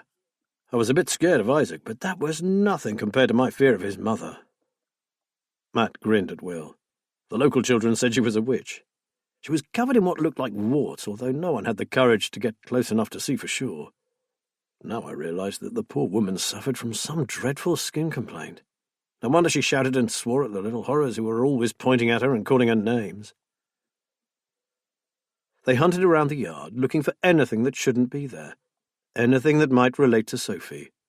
I've no doubt the CID team have thoroughly checked the contents of Grove's computer, Matt said. But all the same, I would dearly love to get the chance to see for myself what he has on it. Their external search of the cottage and that of the constable yielded nothing. So, with the sky darkening by the minute, they made their way back down Tyler's Lane towards Amelia Swain's place. Little Anchor had a lonely and uninhabited air. Matt picked up a few letters from the doormat and they gave the cottage a cursory check. Nothing appeared to have been touched. Dust was gathering on the furniture, and the old lady's collection of brass on the fireplace had taken on a dull, uncared-for look. Matt was glad that she hadn't come back, but he couldn't help being sorry that the homely cottage was beginning to resemble Miss Havisham's boudoir. Back outside, Matt said, "Look at those clouds. We'd better get back to the house before the heavens open." Will glanced up at the gathering thunderclouds and nodded. "We can either run the gauntlet of the press or double back out onto the fen and take the cattle track up to Holland House. What do you reckon?" "The fen. It will only take a few minutes more. I'm really not in the mood to have a microphone thrust in my face." The two men struck out across the damp ground until they came to a well-worn path on their left. After 5 minutes or so, the shape of the fallen rowan tree could be seen in the back garden of Holland House, and in no time at all they were joining a milling throng of searchers, all complaining about the dark.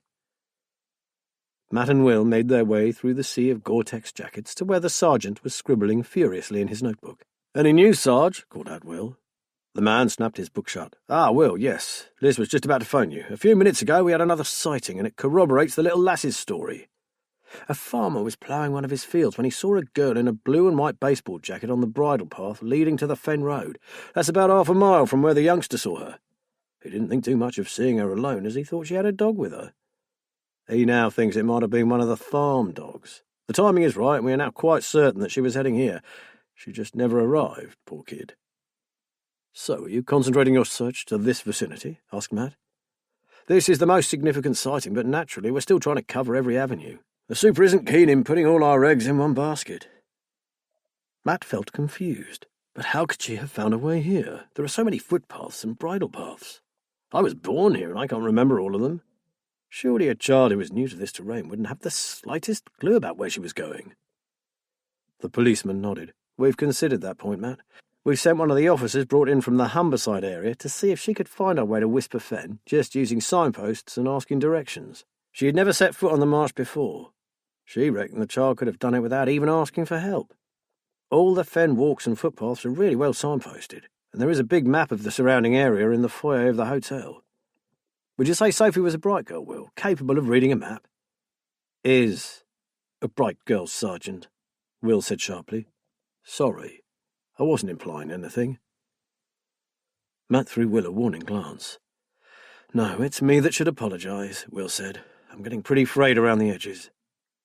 "Yes, Sophie can map read. In fact, she enjoys it.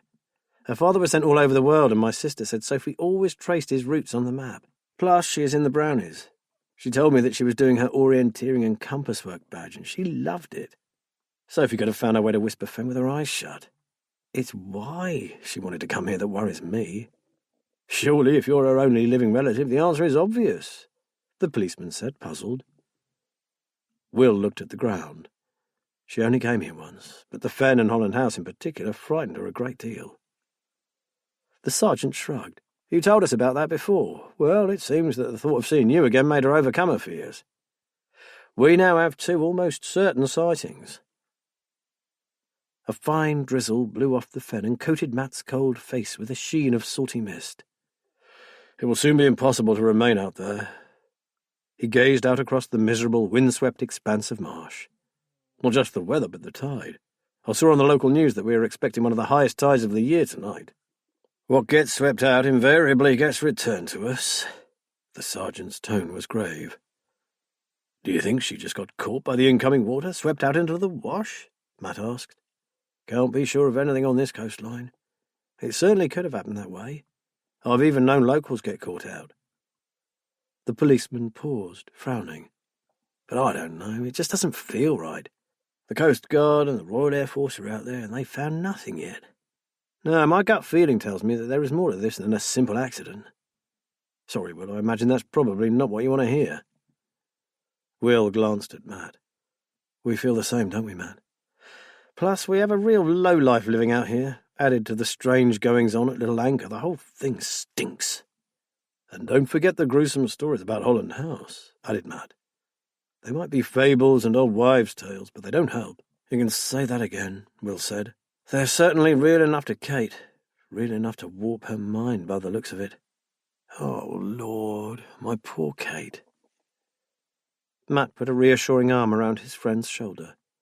Come on, Will, she's in good hands. Better than being here, that's for sure. Let's go inside for a bit and let these chaps get on with their work. They'll soon come and get you if there's any news, won't you, Sergeant? Of course. In fact, I'm expecting the boss and some of the top brass down here shortly, so I'd better make sure my finger is on the pulse, so to speak. Oh, and now that the search is to be concentrated here, I understand they are sending out some toilet facilities, arc lights and catering equipment. We really appreciate everything you've done for the men, but we'll be organising our own hot drinks and food from now on. You know, health and safety and all that. Matt smiled. Oh, yes, I remember. A Portaloo and a Land Rover and a tea urn? Most likely. He turned to Will. But could we still use your garden as a meeting point?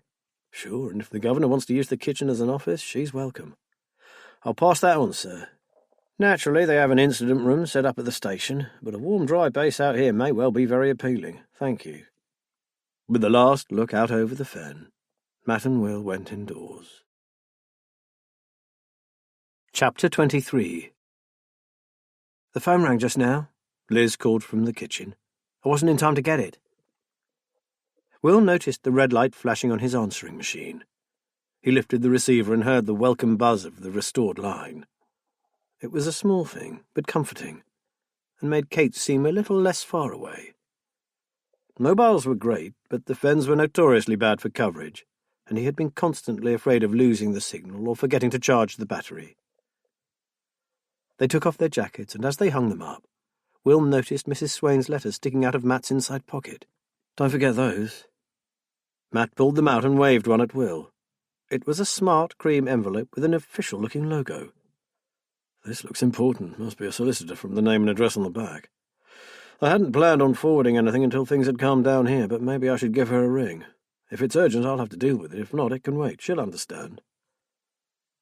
Will suddenly felt guilty about the old lady, especially since his discovery of that piece of material from the doll. It could be completely innocent, or he could be withholding evidence. I'll ring her, Matt. I really should tell her about Kate. Please do not concern yourself, Amelia said at once. You have enough to worry about. We've been watching the news. It is your little niece, is it not? The little girl that is missing? Her accent became more pronounced as her emotions took hold. The poor dear child. And Mrs. Stonebridge? How is she coping with this tragedy? Will did not have the heart to go over the whole story again, so he merely said, She's gone away for a few days, Mrs. S. It's like Victoria Station here at the moment, all too much for her. I am sure her nerves are not good, are they, Mr. Stonebridge? No, they are not good at all. He paused for a moment, his mind returning to the tiny piece of linen. He said tentatively, Have you ever seen my wife carrying an old Victorian doll? No, I can't say that I have. She used to visit quite frequently, but sadly, since my troubles began, I haven't seen much of her at all. Well, not to talk to, that is. I have certainly seen her on the marsh. She spends a lot of time out there, and on the fen paths. Maybe a bit too much. It's a lonely place, and if you have problems, I don't think you'll find healthy answers in all that solitude. Anyway, listen to me going on like a demented old fishwife. Forget the letter, Mr. Stonebridge. Just send it on when it's convenient to you. It will only be confirmation of a letter that I sent to my solicitor about putting my cottage on the market. I had asked them to deal with the sale if I do. You're selling up, Will said. I'm not sure yet, but I think I probably will. I should get a good price for it. It's in excellent condition for such an old cottage, and as Liz said, if you like remote, it's in a lovely spot. I think it has retained its old-world charm, even with all the improvements my husband and I made to it. She laughed sadly. Despite my objections, my dear husband always insisted on having the best of everything. Apart from the expensive heating system, even his garage has an inspection pit and a workroom. Well, at least it will help me get a fair price for it. Will felt the hairs rise at the back of his neck. Why was that? Have you told anyone else about this, Mrs. S? Only my friend here, why? I'm not sure, he mused. Have you had anyone ask about the cottage? Anyone make you an offer for it recently? No. I've not even contacted an estate agent yet. I'm still not entirely sure if I will sell it in the end. Then could you do me a favour and not mention your idea of moving to anyone just yet? Of course, she said, sounding puzzled. But I hadn't planned on telling anyone until I was sure in my own mind. Will ended the call and stood for a moment, staring at the floor. You look rather thoughtful, Matt said. Will looked up. Matt, the police haven't checked Amelia's place, have they? They never said, but I don't think so. They know she's away and probably saw us going in and out and thought there was no need. Why? Dunno. Will was fighting his way back into his jacket. But something's not right there. Come on, Matt, we've missed something. Grabbing his own coat, Matt chased after Will, who was already halfway down the drive. What are we looking for? I'll know it when I find it. Will threw back over his shoulder. So far, it's nothing but the old copper's nose, twitching like fury. Matt muttered something and then called out, Will! I've been through that cottage with a fine-tooth comb. There's nowhere left to look. The rain had come to nothing. Will thought they had about an hour before the twilight made it difficult to continue. They were lucky to escape the notice of the reporters. Just as they approached the group of them waiting by the gate, 2 cars swung into the lane and the press ran off to catch a sighting of the arriving dignitaries. Will and Matt were able to slip into the garden of Little Anchor without so much as an eye turned in their direction. Okay, if you've been right through the interior, it has to be outside. The only thing I can tell you is that we're looking for something, anything, that would be worth forcing the old lady out for. So, where outside exactly? Grumbled Matt. The shed was trashed, the summer house is empty, which only leaves the garage. Then let's get out there now before we lose the light. They let themselves into the big empty garage. The fluorescent lights fluttered and steadied. Goodness, I've never seen a smarter garage, have you?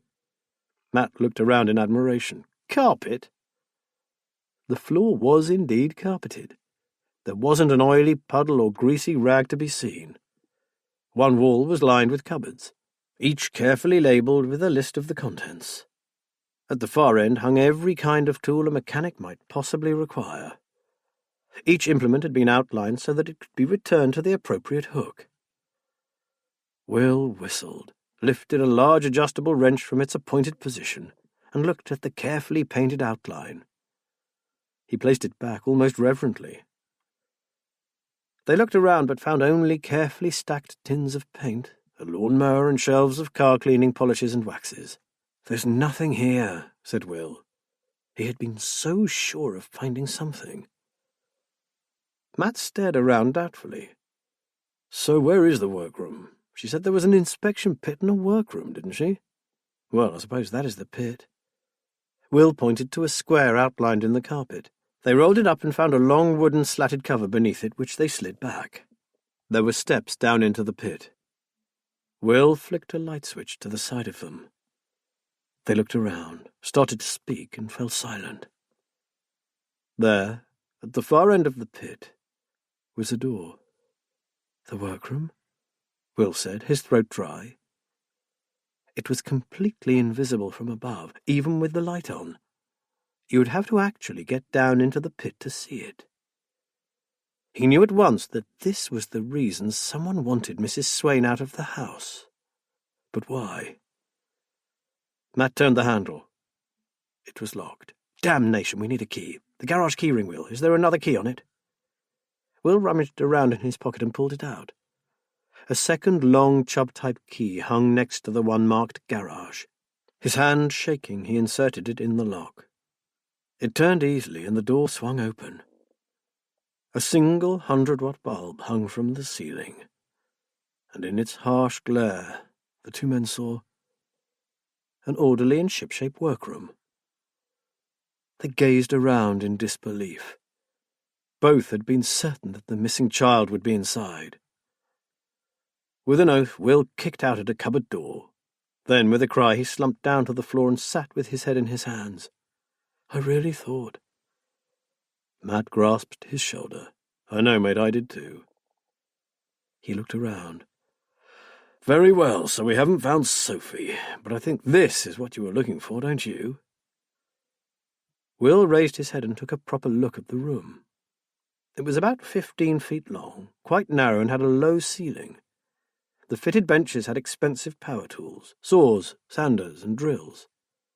On one bench was a big vise and several handsaws. On closer inspection, he found drawers full of drill bits, screws, nails, and an unused set of wood chisels.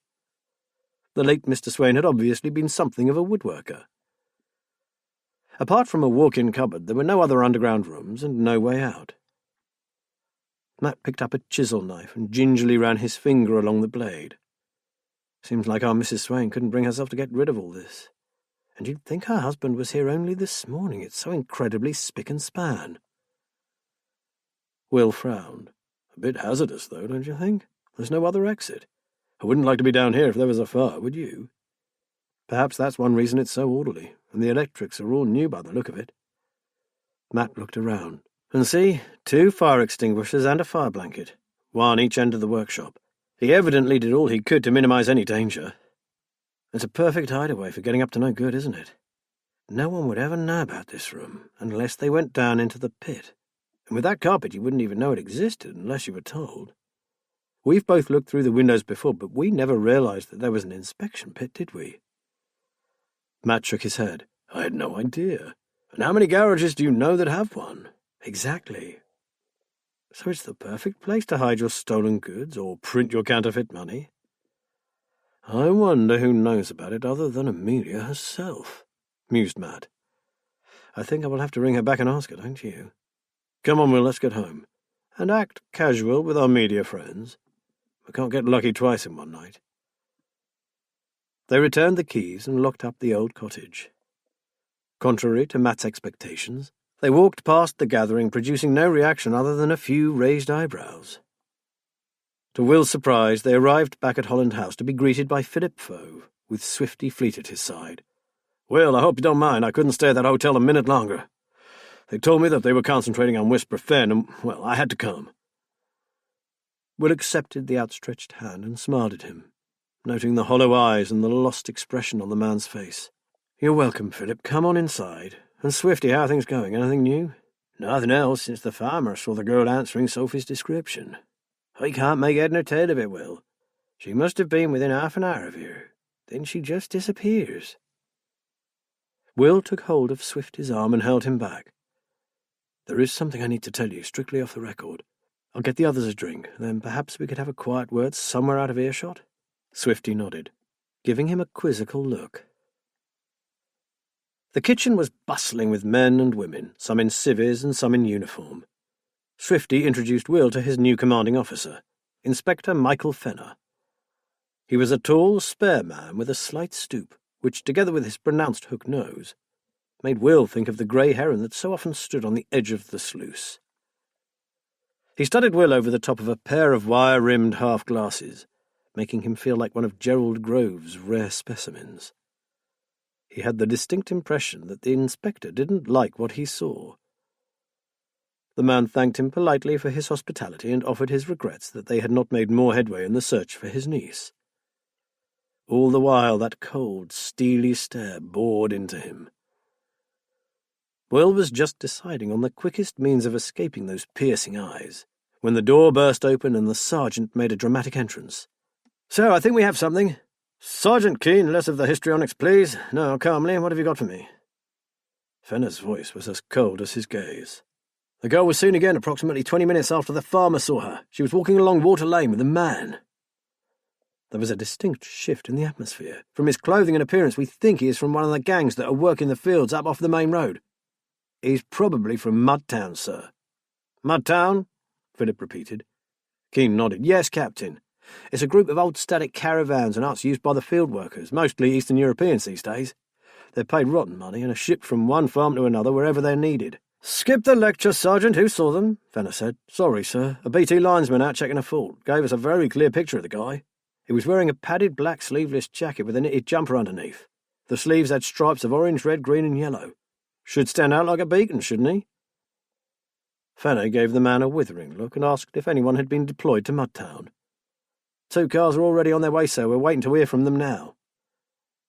As if on cue, his radio crackled into life, and following a few terse words, the sergeant confirmed that they were taking a Romanian man back to the station for questioning. He had admitted to seeing the girl and said that she was only asking directions. Before Keane finished speaking, the inspector was on his feet. At the door he paused and fastened his pale eyes on Will and Philip. This may come to nothing. Do not pin your hopes on this man being the abductor. The search will continue. He was gone before Will could utter a word. What a charming gentleman, said Sam Page, who had just joined them. So warm and friendly.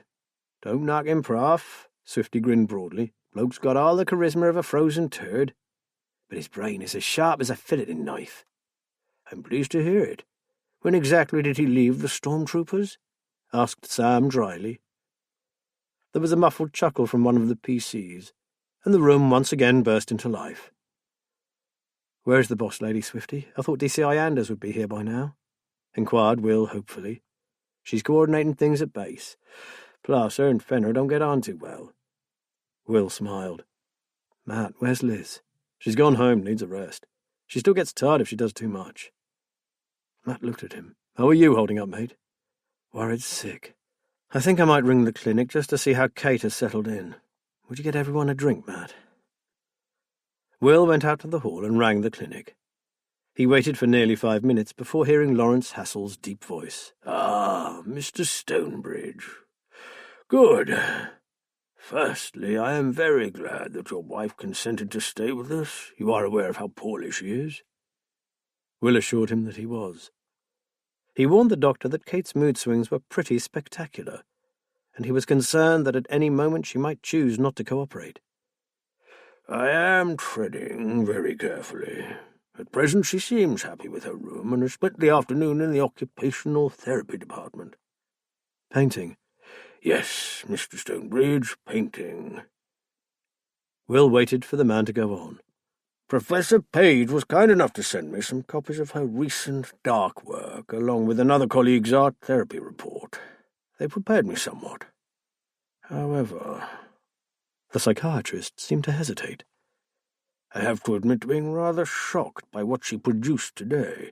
I'm unused to seeing evil represented with such technical mastery. Evil, isn't that rather a strong word? You have seen her work, Mr. Stonebridge? Will was forced to agree. I'm sorry you haven't seen her earlier pieces. They were so beautiful and sensitive, you wouldn't believe they came from the same brush. I don't doubt it, Mr. Stonebridge. Her talent is beyond dispute. It's the subject matter that is so shocking. Doctor, would you be able to send me an image of them? I could, if you really think that's a good idea. He sounded doubtful. If it's not too much trouble, Will insisted. It doesn't make pleasant viewing, Mr. Stonebridge, but I will attend to that straight away. Now, I had better get back to my patients. Thank you for your help, Doctor. I really am indebted to you. Let's see how we go, shall we? It is very early days yet, but be assured I will do everything I can for her. Will gave him their email address, hung up and switched on the computer. Sam would no doubt be interested to see Kate's latest tour de force. Back in the lounge, his visitors were busy quietly discussing the latest turn of events. Before Will could tell him about Kate's new work, Sam asked if her studio was still locked. He would like to take another look at the dark work. Philip went upstairs with him, leaving Will with Matt and Swifty. Swifty began at once. All right, spill the beans. What's eating you two?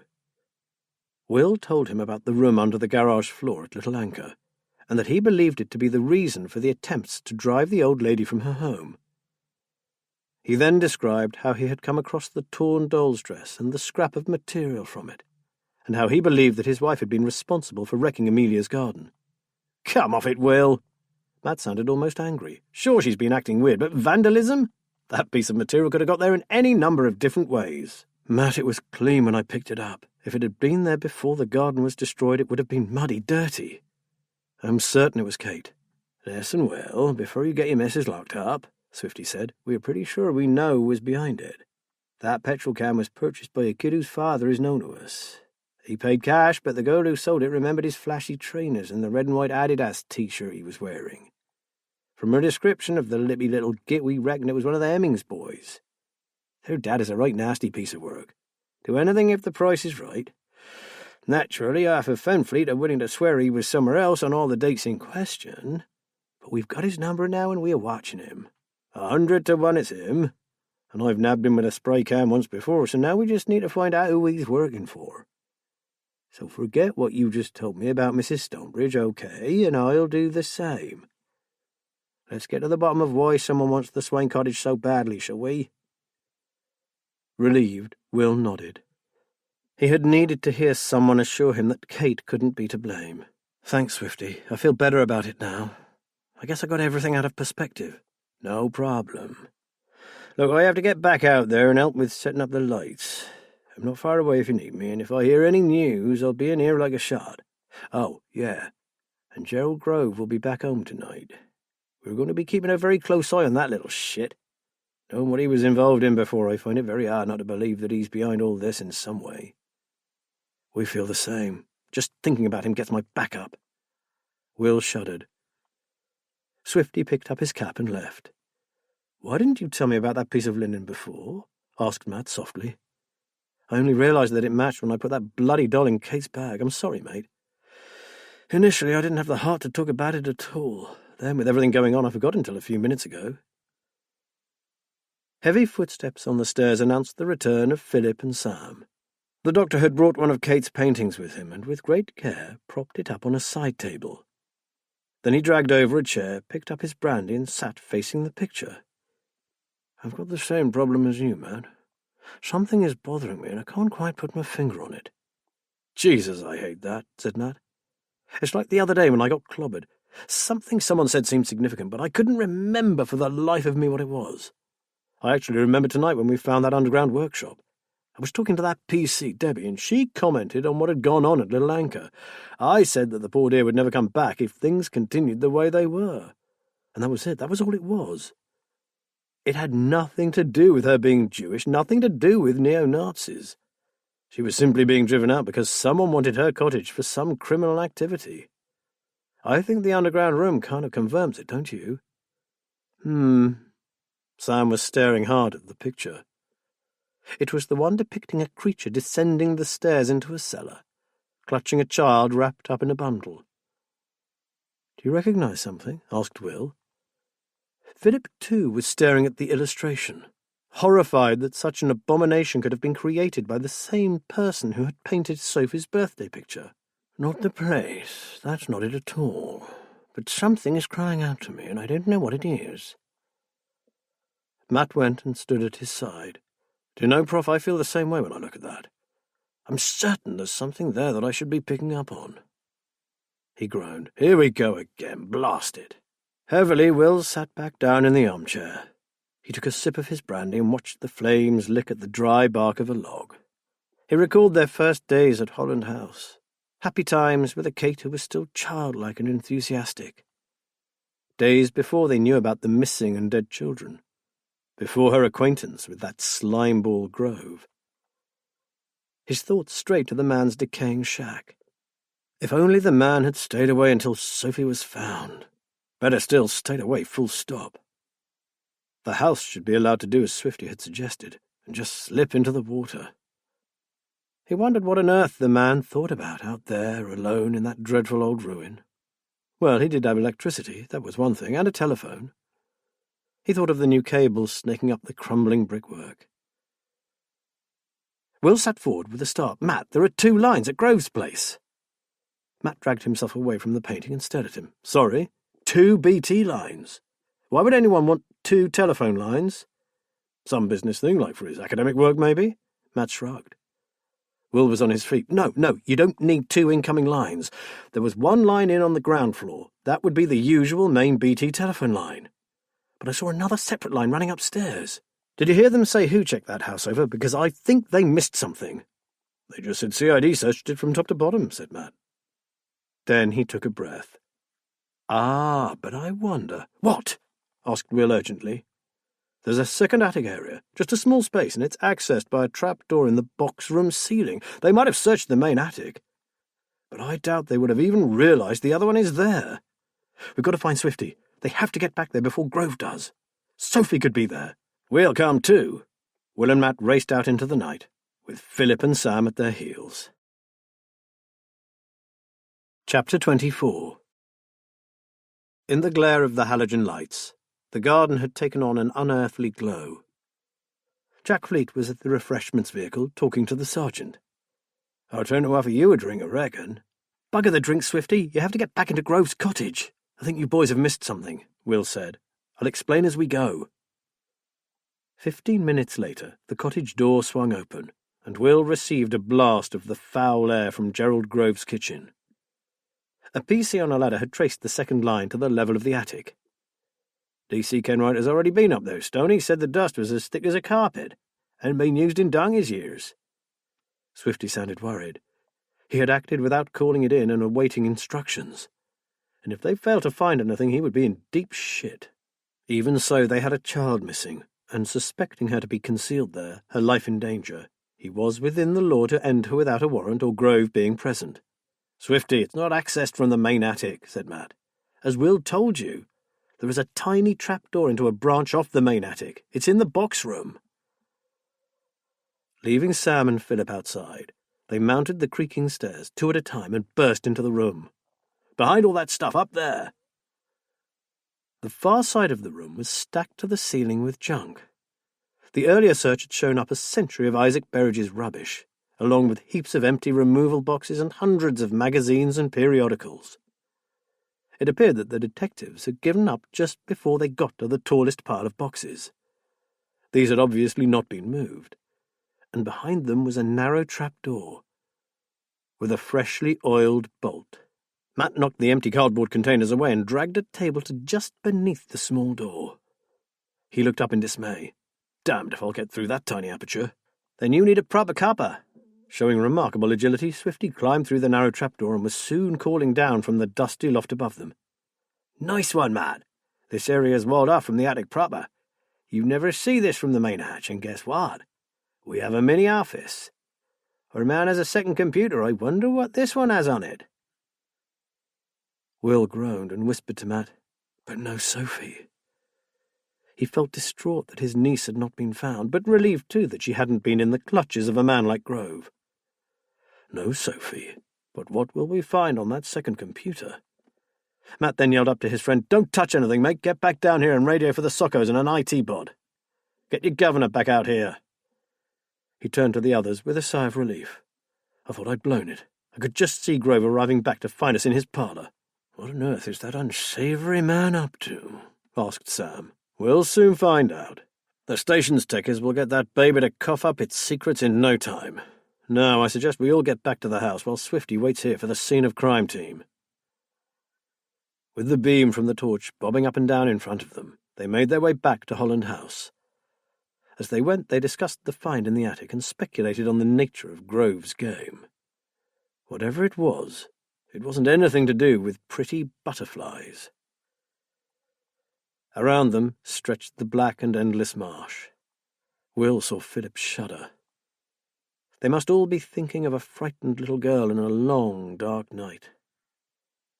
A light flashed, bright and diamond-sharp, and was immediately swallowed up. A fishing boat coming in on the high tide, or maybe a freighter out in the Fenfleet deeps. Will waited for another spark, but saw nothing more. The clouds obscuring the stars moved away occasionally, and in the clear black sky a cluster of twinkling brilliant crystal points of light emerged. Kate knew the name of every star. His heart gave a lurch, And while the others moved on, talking quietly, Will followed in silence, full of thoughts of his wife. "The press are up ahead, Will. Get ready to run the gauntlet," Matt called back. The line of cars, vans, trucks and reporters now extended from the road all the way down Tyler's Lane and the track to his home. In a tight group they marched through the throng, ignoring the calls and shouts, the flashing cameras and the microphones. They practically fell through the front door and slammed it shut behind them. "Hellfire, where's that brandy?" They collapsed onto the lounge chairs, swallowing their drinks gratefully. "Well?" The round head of the sergeant appeared in the half-open door. "Sorry to interrupt. DCI Anders wanted you to know that the Romanian seems to be in the clear. He said the girl had asked for directions to Whisper Fen. He walked along with her for about 5 minutes before directing her down the correct route to Tyler's Lane. He said she was wearing a baseball jacket with the number 13 on the back. She told him her name was Sophie and she wanted to pay a surprise visit to her uncle." Philip's hand flew to his mouth.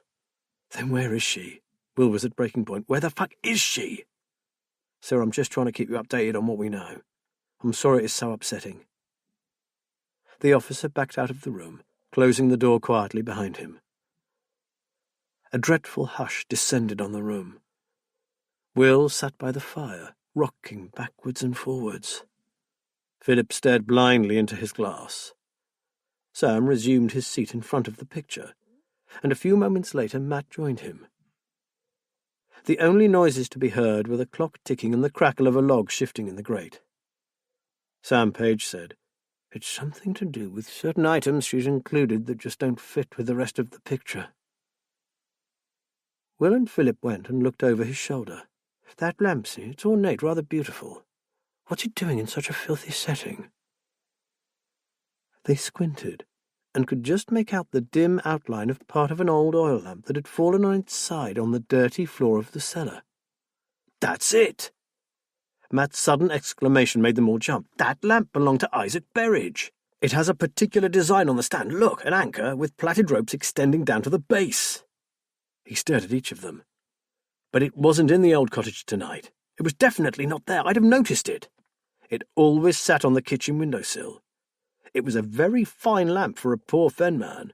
My grandmother said he had been given it by a toff in exchange for 6 bottles of his homemade tonic."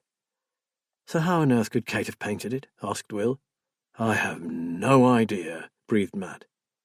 Will said, "Matt, go and look at the other pictures again. There may be something else." As his friend turned to go, Philip held up his hand. "Wait. Will, didn't you say that the doctor was sending you a copy of a new painting?" They all hurried into the hall, and Will sat at his PC. After waiting a few minutes for the image to download, they were gazing at Kate's latest work. It was simply a dark room, but it seethed with menace. There was nothing obviously gruesome to be seen, no severed limbs, no decomposing body. But you knew that the huddled shape on the filthy floor was a child, that the huge shadow lurking just behind the half-open door was full of malice and evil intent. You could smell the fear. Matt gripped Will's arm. Without a word, he pulled him back into the lounge and walked across to where his and Liz's "Welcome to your new home" gift hung in pride of place above the fireplace. Dying light. I could be wrong, Will, but I think I know where Sophie is. They stared at the picture of the cottage and the ancient mill. "The mill?" asked Will. "But they searched there, Matt. I heard the crew reported in. They said it was dangerous, but they had managed to check it out thoroughly." "Were they locals or men drafted in from other areas?" asked Matt urgently. "No idea, I'll ask. No, better still, I'll see if I can find them, and you can talk to them yourself." "Matt, what do you know about that old derelict mill that they don't?" "If they're locals, probably nothing, and I'll have been mistaken. If they're outsiders, a lot. I spent many an idle hour in there when I was a kid, avoiding having to play sport. There's a lot more to that old mill than meets the eye." "And why do you think Sophie is there?" Philip asked shakily. "Well, if I wanted to conceal someone out here on the fen, I'd choose the mill. Seeing that picture made me remember the old storerooms and the gallery chamber. But it would take an old-timer like me to remember the hidey holes we used to play in. Forget the crew," Will said. "We have to get out there now." Inspector Michael Fenner made them wait until he and Jack Fleet arrived from Grove's cottage, and then a convoy of cars took off along the lane that circumnavigated Whisper Fen. A wind had got up, blowing away the clouds, and the night sky was a deep indigo blue.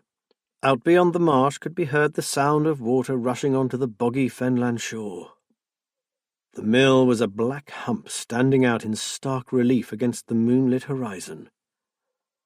The local force, shortly joined by an armed response team, surrounded the ruin. Matt Ballard had asked if there were any older local men among them that he could confer with. Sergeant Charles Palmer was a contemporary of Matt's, and the two of them worked out how best to search the old building. They knew that the main body of the mill had been scoured, as well as the outbuildings. 2 small storerooms had been overlooked, as had the galleried reefing chamber used for servicing and access to the now absent sails. Staring up at the dark, lowering building, Will felt a hand on his arm. He turned to see DCI Charlotte Anders, who had replaced Matt Ballard when he retired. "Good to see you here, Mom." Her grip tightened. "Hang on in there, Will. We're all rooting for you. Just because I've not been getting my shoes muddy out here doesn't mean that I haven't been moving heaven and earth to get her back." Will swallowed hard and nodded. Right now he wished with all his heart that he could turn back the clock and be part of it all again. Through a loud hailer, the hollow disembodied voice of Inspector Fenner informed whoever was inside that the mill was surrounded, and they should come out immediately. An eerie silence ensued. Fenner called again, asking the person or persons to identify themselves. There was no sound but the sighing of the wind. A night bird screeched in the distance. Several teams of officers were then deployed to search the building. Under instruction from Matt Ballard and Charles Palmer, the men swept into the concealed storerooms. They were empty. This left the chamber, high up in the body of the mill. "This won't be quite so easy." Rubbing his chin and frowning, Palmer looked up.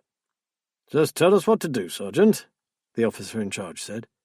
"If anyone is up there, they certainly know we're here. There is no chance of surprising them, so let's get on with it."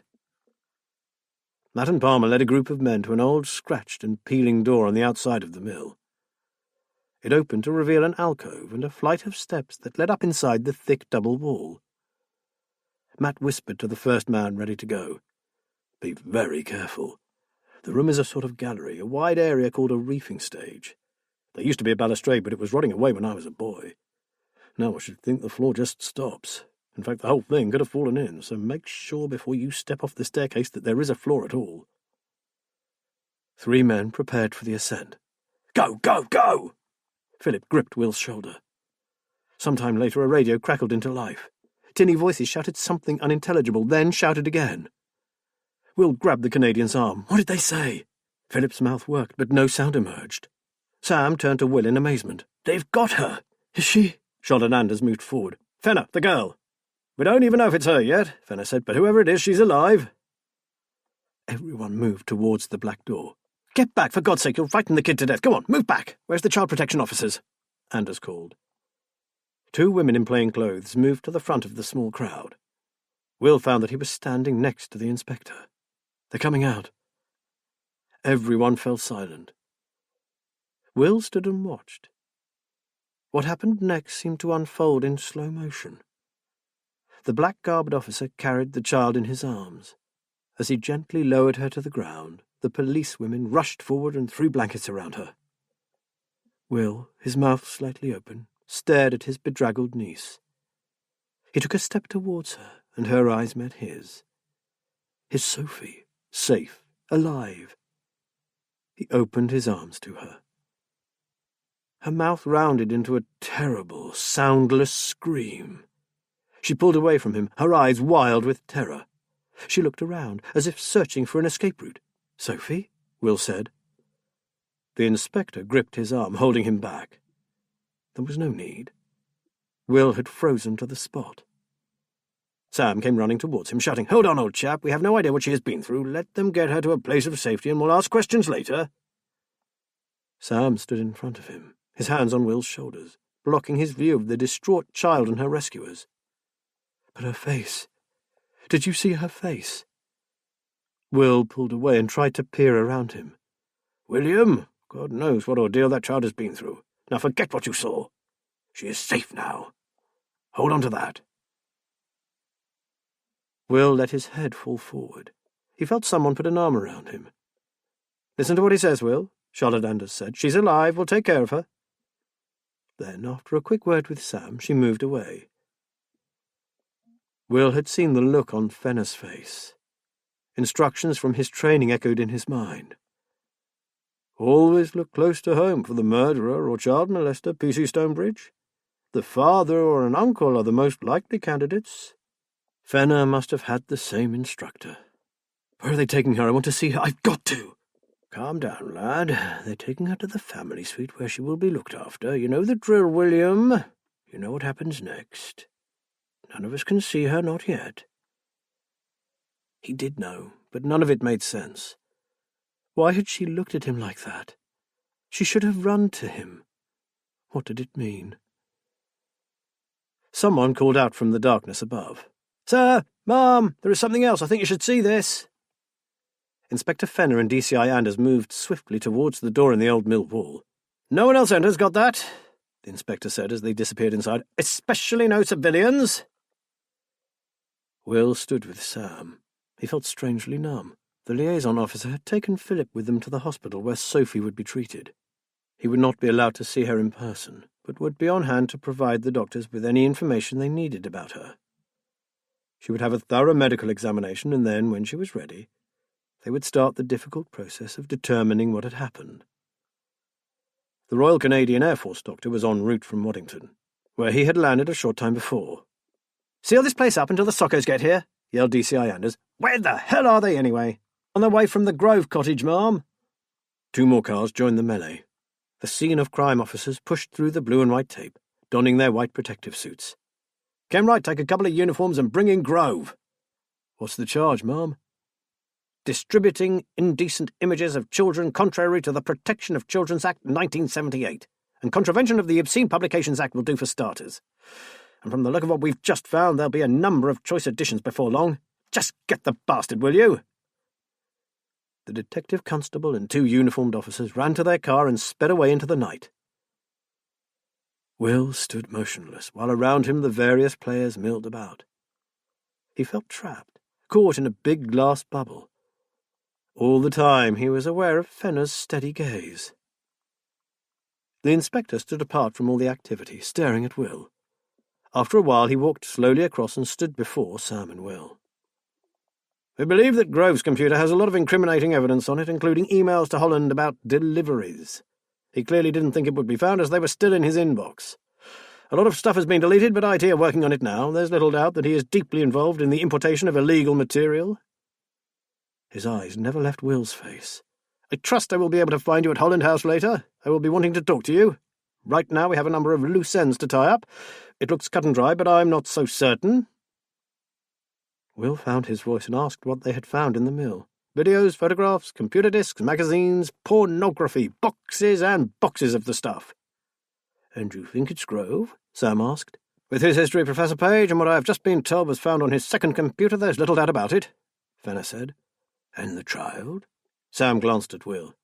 "You know I cannot answer that," the inspector said. "She is alive and apparently unharmed, physically. The experts will tell us more when they have examined her. You will be— Sir, we've got a problem." A PC came running towards them. She said to Fenner, "Sir, the Coast Guards have just notified us that this area is in danger of flooding within the next hour or so. There is a weather front out in the North Sea coupled with a massively high incoming tide. They have advised us to get out of here fast." "Jesus. DCI Anders, we have to get that evidence out of the mill. Find me the Socko in charge. We need them to sweep the place and bag everything they can. Now." "Can we help?" Sam asked. "Sorry, Professor, but I think you had better leave this to us." He cast a speculative eye on Will. "And you might want to make sure that Holland House is not in any danger." With that he turned on his heels and moved rapidly towards the old mill, barking orders to his subordinates. "Come along, William. We'd best get out of here. We obviously aren't wanted, and we may need to batten down a few hatches at home." Sam took Will's arm and guided him to their car, where Matt was waiting for them. "What the hell kind of stuff do you think they found on that pervert's computer?" Will kept asking. "I knew that filthy little scrote had something to do with it. It makes me sick to think that Kate was friendly with him." "I wouldn't like to even hazard a guess at what they found, although hearing what they found in the mill I can imagine. But we mustn't let our imaginations run riot until we know for sure," said Sam calmly. Will shook his head slowly. "I just can't take it all in. "Hardly surprising, lad," Sam said. "But the main thing is that the child is alive, and hopefully we got to her before anyone else did. There is a very good chance that she is just frightened and hungry. Let's hold on to that until we get more news, shall we?" Will swallowed hard. With an effort, he turned his thoughts to the forecast high tide. "This flood, Matt, do you really think it will affect our side of Whisperfen?" "No, I don't think so. Holland House and Mrs. Swain's end of Tyler's Lane are set further back, and they're on an incline that leads up to the new sea bank. Chances are that the old mill and maybe Grove's place, because it's out in the marsh, will be the only properties in danger. We can check with the local authority if you like." "Of course. We have to know." Will hesitated. "Sam? Matt? Did you see the look Fenner gave me? He thinks I'm involved. And from the way Sophie acted, I don't blame him. What was that all about?" They came to a halt at Holland House. Sam turned to Will. "I really don't know, William, and it's no use speculating. We'll hear soon enough. There are a dozen reasons that would explain her actions, but right now we can only speculate, which is a waste of time and energy. Let's concentrate on the job at hand. We could all be under several feet of water in an hour if we don't get on that phone and find out what the devil is happening." Chapter 25. From the bedroom window, Will surveyed the scene below. Men were clearing equipment from the patio and dismantling the lights that had only been erected a matter of hours before. Matt was busy talking to an Environment Agency officer on the phone, and Sam was talking to one of the police officers in the kitchen. Will desperately needed to get control of his mind. He took a deep breath and stared into the night, where he saw the lights of a car out on the lane leading to Grove's cottage. How he hated that man.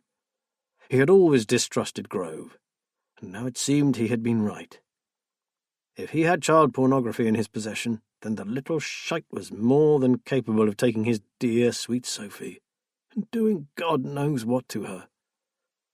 And to think that Kate had defended him. Just how naive, no, how fucking stupid could you get? He should have knocked the shit out of the slime ball long ago. Perhaps then he would have buggered off out of the fen. "Will?" Matt called up the stairs. "Coming." He turned from the window and went down to find his friend. "What's the news?" "Well, as long as the bad weather out in the North Sea doesn't get worse, they're expecting only the mill to be affected. They're almost certain that the old building will go tonight," said Matt. "I hope Venner gets everything he needs from it to nail that bastard Grove." "From the speed those chaps were working when we left, I should think they will, and if all else fails, he could always do a Kincaid. One look from him should be enough to turn back the tide." "Yeah, sure," muttered Will. "Don't worry about him, Will. He's a tough nut, but I'm sure he's a good copper. You have nothing at all to do with this kidnapping. It won't take him long to come to the same conclusion." "He doesn't like me, Matt." "I'd be very surprised if Fenner likes anyone." Matt laughed. "Especially the DCI, by the looks of it, so don't get any ideas above your station. You heard the way he spoke to Sergeant Keane, and he's the most agreeable fellow you could hope to meet." Will remained unconvinced, but dropped the subject. "So we are safe from the cruel sea?" "It seems that way, though it wouldn't hurt to check the garage and outbuildings and make sure that nothing valuable is left lying on the ground. The high wind will most likely be the main problem, and if the dikes should overflow, we could get a bit of excess water draining through." Matt wrinkled his brow. "Liz was going to come back here, but I told her to stay put and keep an eye on Cannon Farm. We are quite exposed up there on Tanner's Fen. Oh, and she sends her love. She's over the moon that they've found Sophie." Will thanked him. Whenever he thought of Sophie, he saw that terrified expression on her face. To distract himself from his thoughts, he asked about Amelia's cottage. "That's even further inland than you, and it's a good bit higher. That's how her husband was able to put in the pit in that store without it flooding every time it rained. Her place should be fine. I think maybe I'll let her know. She'll have seen the warnings, and at least I can put her mind at rest a bit and tell her that Sophie is safe." "Well, don't tell her too much just yet. But if you are going to speak to her, ask her about that underground workshop. Find out who knew about it if you can." 10 minutes later, Will, Sam and Matt sat at the kitchen table eating sandwiches that Sam had made for them. "She says that other than a few of her husband's old friends, no one knew about that room. She really didn't think too much about it, and certainly not that it might be a reason for someone to want the house." "Well, I do. I think it's someone's main reason for wanting it. In fact, Matt was interrupted by the phone ringing. Will went to answer.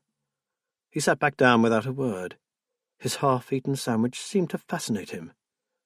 "William?" Sam's voice drifted in as if through a mist. After a while, Will spoke, his eyes still on his plate. That was Mrs. Swain. She thought it was probably nothing, but she remembered one other person who had seen the workroom. Matt and Sam glanced at each other. It was Kate. Sam shrugged. "And what is the problem with that? Your neighbours. Kate did spend quite a bit of time with the old dear at one point, didn't she?" "Try to think like a suspicious copper, Sam. We have dealt with devious minds all our working lives." Yes, Kate chatted to Amelia. She also spent a lot of time talking to Gerald Grove, added Matt grimly. Sam groaned. "Oh, of course. Why didn't we see it before? It's so damn obvious." Will looked up. "It's a fact that since we first came here, Grove has been ingratiating himself with Kate, confiding in her. He knew I was an ex-copper, so he turned what could have been a problem for him to his advantage. He saw how kind and gentle she is and got in quick, telling her about his troubles, how he'd been harassed, the unjust allegations against him. He helped her when she had a panic attack. Oh, the crafty bastard! And I'm betting he spent a lot of time listening to her as well," Matt added. "He's a naturalist and a good one. He knows all about this fen and the countryside hereabouts. He knew that one day the weather would claim his hidey-hole at the mill, and his cottage too, if some really hard weather hit. And who owned the perfect property for his needs? A place with a secret store where he can hide his illicit goods," interjected Sam. "Amelia Swain," said Will. "But she is happy there, has no intention of selling her lovely home," Matt continued. "So what does he do? He frightens the poor dear away." "With the intention of buying her cottage, most likely through a third party to avoid suspicion," said Will. "Or ably assisted, albeit unknowingly, by your darling wife." Sam raised his eyes to the ceiling. "Maybe she assisted him more ably than you think, Sam. I believe it was Kate who trashed the garden." The doctor's mouth fell open. "What? I'm sorry I didn't mention this to you before, but you remember seeing me pack that evil doll in her case?" He frowned. "Yes, you had just torn the dress." "Wrong. I found that piece of linen in Amelia's garden, just after it had been destroyed." Sam was silent for a while. "You mean you think she actually did it to help Grove? But that's preposterous." "I don't know what I think, Sam. I'm just telling you what I found." Sam rubbed his eyes. "We certainly have plenty of questions for Kate, don't we? When she is well enough to answer them." "Too many. I hope Swifty brings us up to date on what's happening with Grove. I won't sleep until I know that evil pervert is under lock and key." "They'll get him, Will. He must have been pretty damn confident that even if the mill was searched, they would miss that upper room. The place is so dangerous, and the way that door is set in the wall is perfect. It would have taken a real local to know about that. He was even confident enough to return tonight." "You'd think he would have stayed away a bit longer, at least until the furore had died down," Will said. "I suppose he couldn't risk it. I'm willing to bet that he knew about the abnormally high tide, and, Sophie apart, he had thousands of pounds worth of pornography stashed away in that mill. How could he have got away with that? The marsh is heaving with police. It is now, but that area had already been searched, and Grove would have gone out after dark. He knows Whisper Fen like the back of his hand. I suspect he would have loaded up that old estate car of his and moved the stuff out under cover of night, or sent his helper, the guy who hid Matt. He also knows the Fen." He turned to Matt. "You said he took off into the marshes like a jackrabbit after he hit you, and he knew the searchers would be called in at dusk. What a risk, though. The police would be watching him like a hawk," breathed Sam. "Probably, but with some outside help and his knowledge of Whisper Fen, 10 to 1 he could have given them the slip," said Matt. "And Sophie?" Will asked. "Let's not dwell on that, my boy. Right now she is most likely curled up in bed with a hot water bottle. I hope. As soon as the medical is over and samples have been taken, they will cosset that little girl like a princess. I know that for a fact. And interrogate her and make her play silly games. She's not in Colditz, William. Certainly they will question her, they have to, but very, very gently, okay? Sorry, I'm sure you're right. I never had much to do with child protection or domestic violence in my day." Nowadays they're usually dealt with by specially trained teams," Sam said. "But rest assured, She will get all the care she needs." "Anyone want another brandy?" asked Will. "I never finished the last one," said Matt. "Come on, let's see if the fire is still alight. There's nothing more we can do now until the dreaded Inspector Finner's visit. Oh, please God, that of Swifty Fleet." Will threw more logs on the fire and tried unsuccessfully to rid his mind of worry about his wife and his niece. They were both hospitalized, both afflicted, one with troubles of her own making, and the other a sad victim of man's twisted wickedness. It was after 10 when the bell finally rang. Swifty almost fell in through the door. "Sorry I'm so late. Bloody road is flooded on the outskirts of town, and still some flaming idiots think it's cool to drive right through it. Then they wonder why they break down." Swifty took off his cap. "How are you doing? Worried sick, old bad?" Will ushered him through to the lounge. "You can say that again. Any news about Sophie?" "Not yet. Inspector Fenner may have heard something, but it's not filtered down through the ranks yet. I came to tell you that we've got Grove." "Great. We'll all breathe a little easier now. Did the mill actually flood? And did you manage to get all the evidence you needed?" "The mill was still standing when we got out, but the water was flowing in fast. By the time we drove away, the old structure looked ready to cave in. But yes, we got plenty, thanks." "You should have seen it, Will. We unearthed cases full of CDs. Some were X-rated, hardcore movies, but there were others too. Kiddie porn, all marked with just names. You know, Vicky, Daniel, Millie, Jessie. Turned my stomach to think of the poor little sods. Good thing it wasn't me that went out to apprehend Grove. I don't think I could have kept my hands off him." "You and me both, Swifty. Any chance he will crawl out of this like he did before?" "No way. Well, certainly not the distributing indecent images or the obscene publications charges. He had dumped a load of stuff from his computer, but the IT lads resurrected most of it from the hard drive.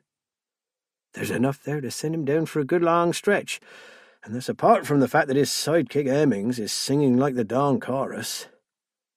And he's actually coughed to putting the frighteners on old Mrs. Swain, and a belting Matt. He's not daft, Will. He knows there are some pretty heavy charges being dished out, and he's giving us Grove, lock, stock, and barrel. He's admitting to the small stuff and throwing his boss to the wolves." "I do admire loyalty in a man, don't you?"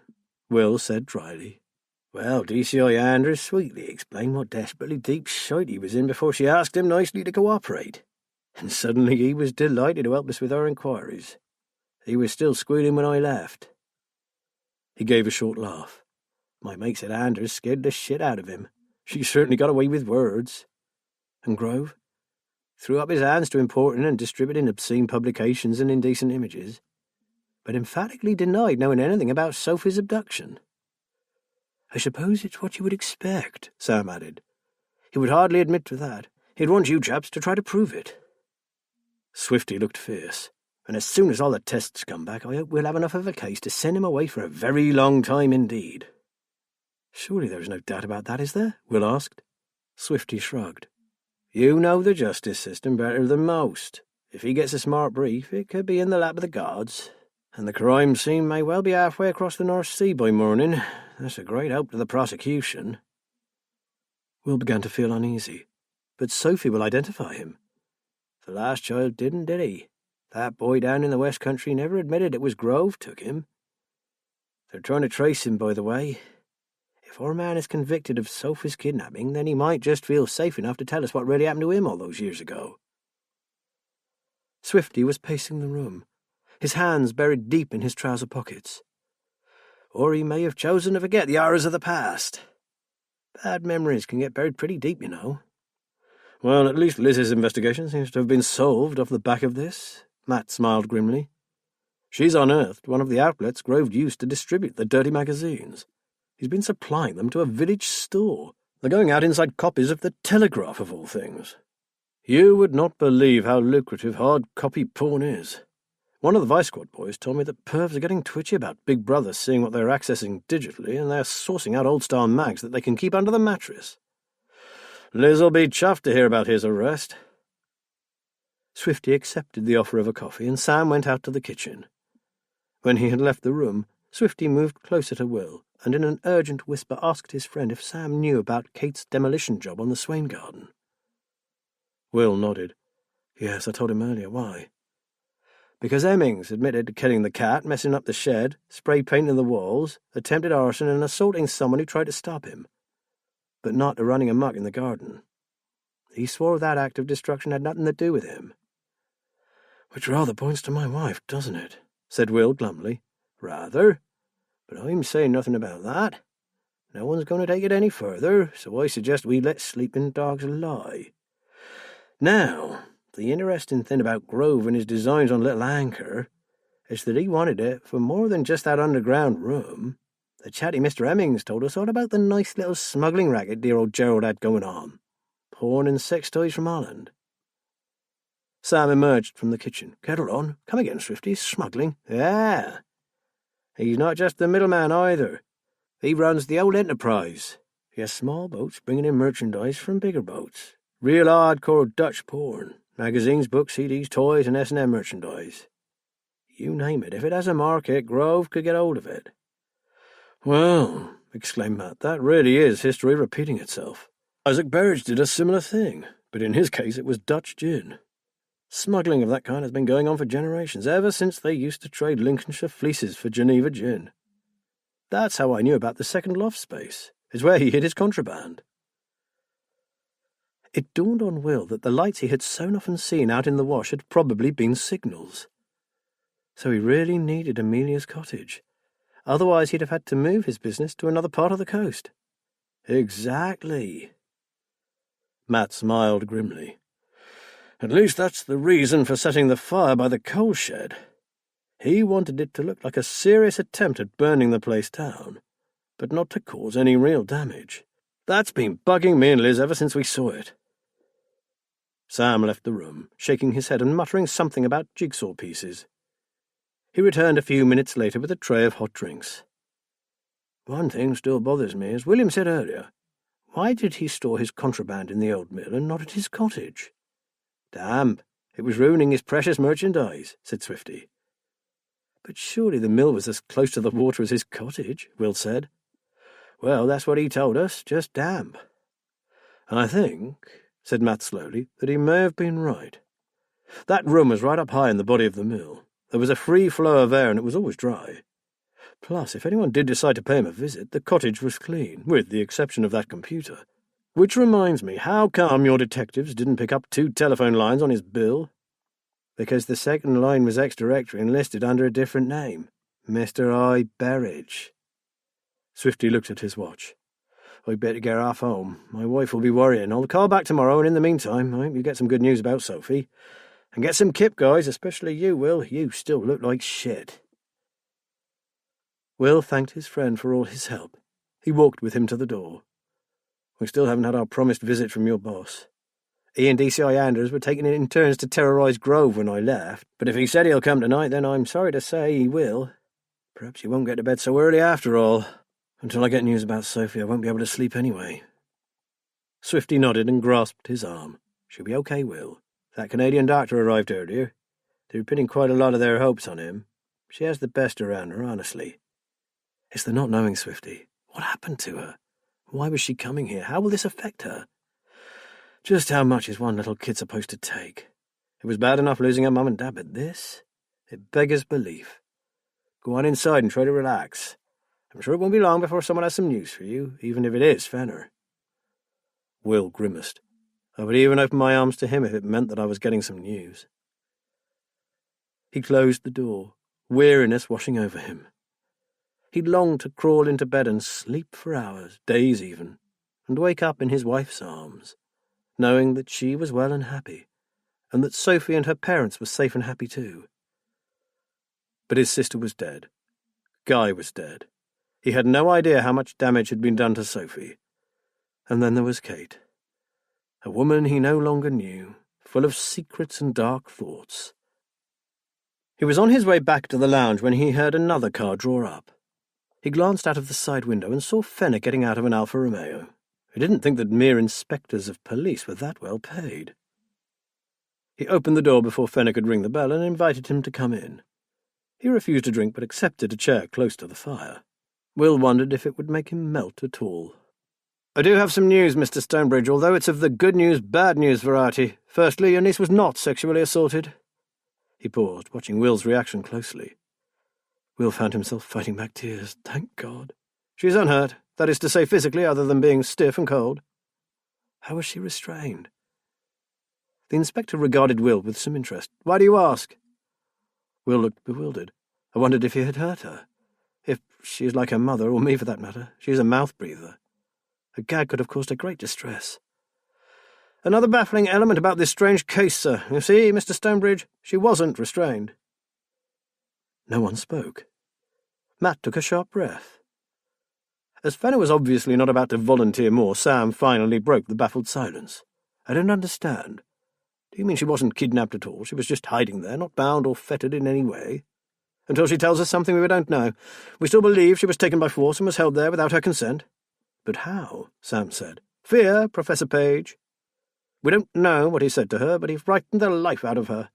She was so scared that she didn't even cry out for help when the first search party checked the ground floor of the mill. Not even when the building was surrounded by police and I used the loud hailer. Remember the last case Grove was involved in? The boy never spoke about what happened, well, not to tell the truth. Which brings me to the more negative news.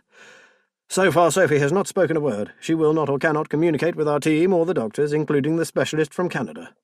I don't believe you should be overly concerned by that, Sam said. It is only a matter of hours since she was found. Unwillingness to talk about what happened should be expected. It will be some time before she feels safe enough to let go. I'm sure you're right, Professor. I am just passing on the information that I have been given. Naturally, I'm hoping for something concrete that will incriminate Grove.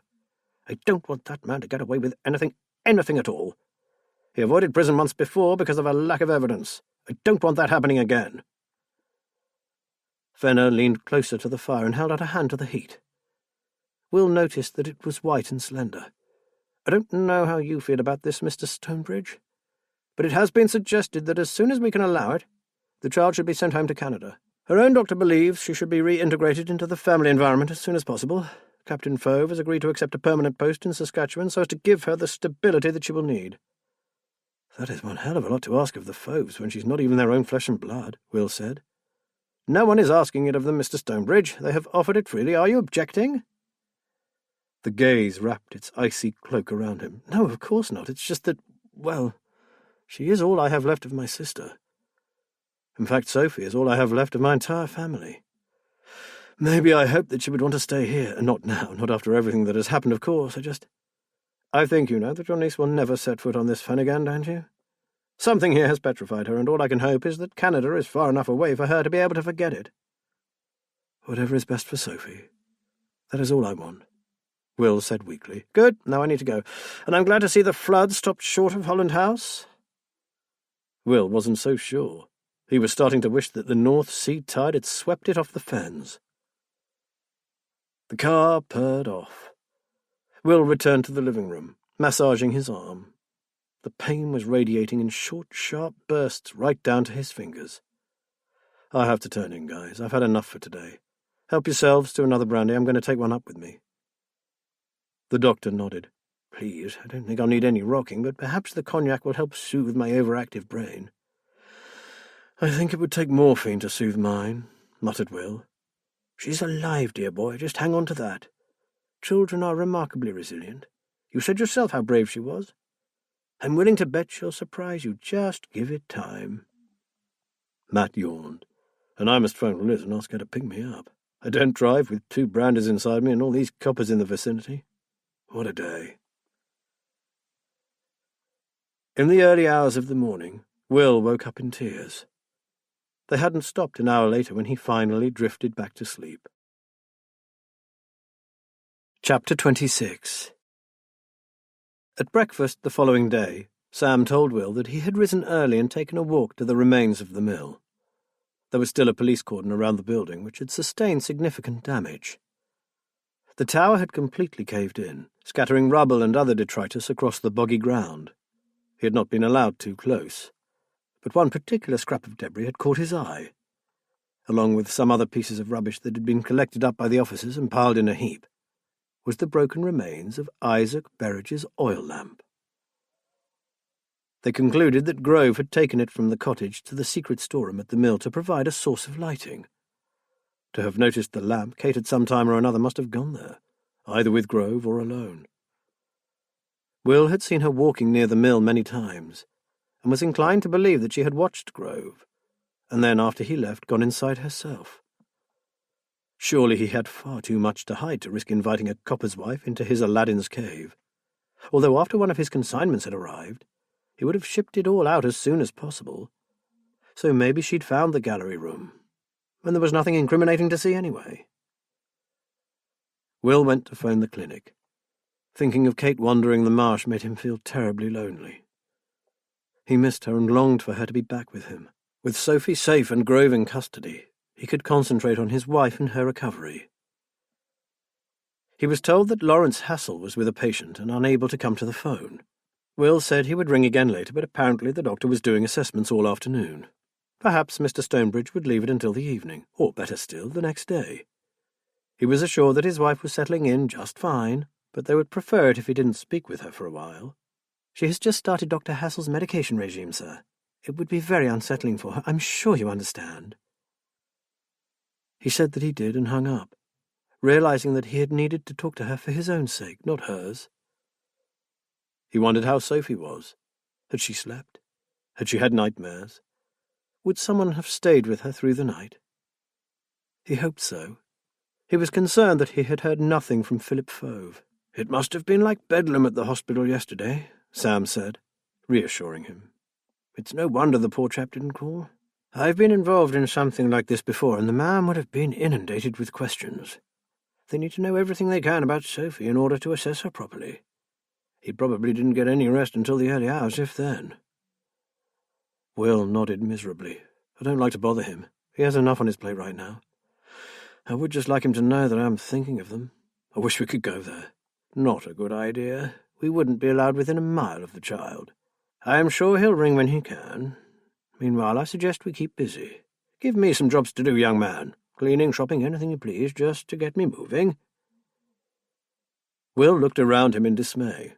The house was a tip. The laundry had overflowed its basket and lay on the bathroom floor. Dust had gathered on every surface, and dried mud from the boots of countless policemen caked the carpet and the kitchen floor. How could it have got so bad so quickly? "Come on, lad. The two of us can get this sorted by lunchtime. It'll do you good." By 1:30, the washing machine was on its third load, and the house was looking acceptable once more. Sam was busy ironing shirts and doing a perfect job of it. This was nothing less than a miracle, considering that a year ago he had been shot and badly injured. To see him now, you would never have known it had happened. Will was checking the fridge and making a list of the provisions that Sam had volunteered to go and fetch that afternoon when the phone rang. Will was slightly disappointed to hear the guttural tones of Amelia Swain. This soon vanished amid her exclamations of delight that his niece had been found safe, and that the man who had been the cause of all her distress had been apprehended. She confessed to missing her home and was planning to return the following day. "I will give it another chance, Mr. Stonebridge. See how I go, as they say. At least there is no permanent damage. I must be thankful for that. And with those awful men behind bars, maybe I'll be able to regain my old love for the place." She took a long breath. "Although I doubt the garden will ever look quite as good again in my lifetime. I don't know. You nurture it and feed it, and then some animal tears it to shreds." Will said nothing of Hemming having denied any involvement in that beastly act. "And Mrs. Stonebridge, is she feeling better? I am sure that now your niece has been found, her problems will ease." "She will be away for a bit longer yet, Mrs. S. I need to get this place back to rights before she comes home. To be honest, I don't think Holland House is good for her. I am hoping to convince her to move away from here." "Oh, dear, that is not something I would relish tackling. She's very attached to the house, very attached indeed." "Overly, if you ask me," he said. "Her love for this place is not what I would call healthy." "You are right, of course. But let me just say that you will have to be extremely careful what you say to her. Tread warily, Mr. Stonebridge." "What has Kate said to you about this place?" There was a pause. "Everything and nothing. She simply lives and breathes for Whisper Fen. She can speak of nothing else. But as I said before, she had become rather distant over the past few weeks. Before I left, it was all she could do to even wave at me." "Guilt?" It seemed far-fetched, but the old lady had frequently spoken of the garden as her baby. Could that be the reason for Kate's act of destruction? I'm sorry, Mrs. S. She hasn't been herself for some time now. Amelia clucked in sympathy. She must go, she said, and hoped that he would call in and see her when she returned. Promising he would, he hung up. Immediately the telephone rang again. This time it was the call he'd been waiting for. Philip Fove sounded tired and anxious. Jesus, Will, this is just terrible. I'm sorry I haven't been able to reach you before, but what with the police and the doctors. And there is still nothing to tell you. Sophie has just clammed up. Gone inside of herself, as they say. Have you seen her? Will asked. Only through an observation mirror. They won't let me in. She has someone with her constantly, but they're making little progress. Sam here says this is natural. It takes time for someone to be able to talk about a trauma such as the one Sophie underwent. Yeah, they say the same here. But there seem to be other symptoms that they're not happy about, and every case is different. Everyone reacts differently to trauma. God, I feel so helpless. We all do, Philip. Can I ask you something? Will was still haunted by the look the child had given him. Other people with her all women? Except for her Canadian doctor and one family support officer, yes. Why? Did she react badly when she saw the male doctor? She didn't react at all, Will. It was as if he wasn't there. Will had been hoping that the dreadful look she had given him had merely been a general fear of men caused by her ordeal. But there were plenty of other men around at that moment. No, that panic-stricken gaze had rested on him and him alone. They say that she needs to get home and that you are going to get a permanent post there. My boss has offered me an excellent position at the base, and I would be a fool not to accept it. Life is too short, Will. We've all learned that recently from Guy and Eva. I want to be with my family for as long as I possibly can. You're a good man, Philip. Nah, just a family man. I love my wife and my kids, including Sophie. I'd do anything for them. I want to offer my support, but it seems that all Kate and I have done is bring more grief down upon your heads. The Canadian sighed loudly. We just need to get Sophie back home. Francois and Annette will do more for her than any doctor. I'm sure you're right. The police just have to nail the bastard who took her, for the sake of other innocent kids. Philip said he had to hang up. The doctors wanted to speak to him again. Keep us posted, Philip. Sure thing. As soon as there is any kind of breakthrough. Call ended, Will went to find Sam, who was about to leave for the supermarket. When he had gone, Will found himself alone for the first time in what seemed like an age. He wandered from room to room, picking things up and putting them down again. He finished up in Kate's studio, looking out over the deserted fen. All trace of the search team had gone from his garden, leaving a lone car parked by the house. The high tide hadn't claimed it after all, and even the outbuildings had escaped the rising waters. He heard the phone ringing downstairs. Mr. Stonebridge, the Linden Clinic here, sir. Could you hold for a moment? I have Dr. Hassel on the line for you. Will tensed. Then the psychiatrist's deep voice was telling him not to worry. It's not bad news. There is just a slight problem that is preventing me from proceeding as I would wish. Your wife is somewhat concerned about a tree that came down in the storm. The rowan, Will said. The rowan, yes. She seems terribly upset about it and needs to know that you will deal with it for her. I'm sure that once her mind is put to rest on that score, we shall be able to make a bit more headway. I forgot to call my gardener. A fallen tree was the least of my worries. He knew he sounded waspish, but he felt aggrieved. But it is of great importance to Mrs. Stonebridge. Now, this is what she would like you to do. Please have your man reduce it to pieces of a manageable size and drag it out onto the fen, where it should be burned. She is emphatic that it is to be committed to the marsh that supported it during its life. Forgive me, Dr. Hassel, but my young niece has just been rescued from the clutches of a paedophile. We have just suffered a flood on the marsh, and the police are crawling over everything. And you want me to play games with a tree? You're joking, aren't you? I am most certainly not, Mr. Stonebridge. I would hardly waste my precious time with this if it were not of the utmost importance for your wife's treatment. He sounded almost as cold as Inspector Fenner. Why? Is it such a great inconvenience to comply with her wishes? I suppose not. Exactly. And it will make Kate happy. All right. Tell her that I'll attend to it for her just as soon as Barry can fit it in. You're not just saying this, are you? You will do it for her, after all. She will know when she gets home again. I will do it, okay? Will paused, collected himself. I'm sorry, Doctor. I've been under a lot of stress lately. My niece. I am delighted to hear that your niece has been found, but right now, Mr. Stonebridge, your wife is my sole concern. The matter of the tree may seem trivial to you, but we cannot move forward unless it is dealt with. His tone became kindlier. I do understand what a difficult time you are having, and I do sympathize. I assure you that as soon as your wife begins to make headway, I can be there for you too. But initially she has to come first. After a second muttered apology, Will asked when he might be able to see his wife, or at least speak to her. The doctor was vague. I have high hopes that you'll be able to visit fairly soon. Let's just get a few more days under our belts. Give her my love. If she asks about you, then of course I will. Have patience, Mr. Stonebridge. It'll be worth it in the long run. Will hoped that it would, because this was agony. He called Barry, who said he could get a lad to him the following day, and would 10 o'clock be convenient. How refreshing it was to hear nothing about his recent troubles. If only everything was so simple. When would life return to normality? Absent-mindedly he began looking through Kate's old paintings.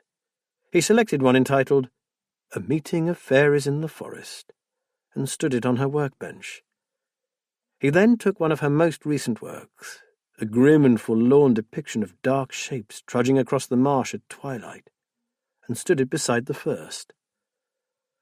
The two paintings had absolutely nothing in common. He put the later picture back with the others, its face to the wall, and left the joyful woodland dance on the bench. He remembered her finishing it, her joyful smile when he had declared it her best to date. He had picked her up and swung her round. How he had loved her. He saw them not long after they had moved in, chasing each other through the house and giggling like two children. Would they ever be like that again? He tidied her brushes up and straightened some sheets of paper. He doubted it, but swore that he wouldn't give up hope. Days passed. Sophie remained silent, locked inside herself. Kate, he was told, was slowly responding to the drugs and the therapy. Matt and Liz spent a lot of time with him, mainly trying to resurrect the garden after the damage wrought by all those policemen's boots. They prepared nourishing meals, Will having no appetite for his own efforts. He and Matt helped Amelia move back into her cottage, and he resumed his twice-daily walks there, just to reassure the old lady that he was around should she need him. They also provided a good excuse to get out of Holland House. Although there was precious little to report, Swifty kept them abreast of developments in the cases against Grove and Hemmings. Every day had brought new evidence to light about the indecent images of children and the pornography racket. It had been a big, well-organized business, and Grove had been much more than just the go-between on the marsh. Offshore accounts traced back to him showed up a lot of money. The cottage on the marsh for the reclusive entomologist was just a temporary and useful base, being situated so close to where his delivery boats came in. They also discovered that he had other properties scattered around the country. The business had yielded him rich pickings, and apparently another year working from Whisper Fen would have seen him ready to cash in and disappear abroad. Despite all this, evidence proving that he had also abducted Sophie was much more difficult to find, and with the child unable to help, the police were growing increasingly frustrated. The boy Grove was alleged to have kidnapped some years ago had disappeared without trace. There was nothing suspicious about this. The young man had taken to the streets the previous year and had not been heard of in months. Bryn Owen finally admitted that there was a real danger that Grove would get away with abduction again. They were still sure that he had taken her, but proving it was a different matter. So far they didn't have nearly enough evidence for the CPS.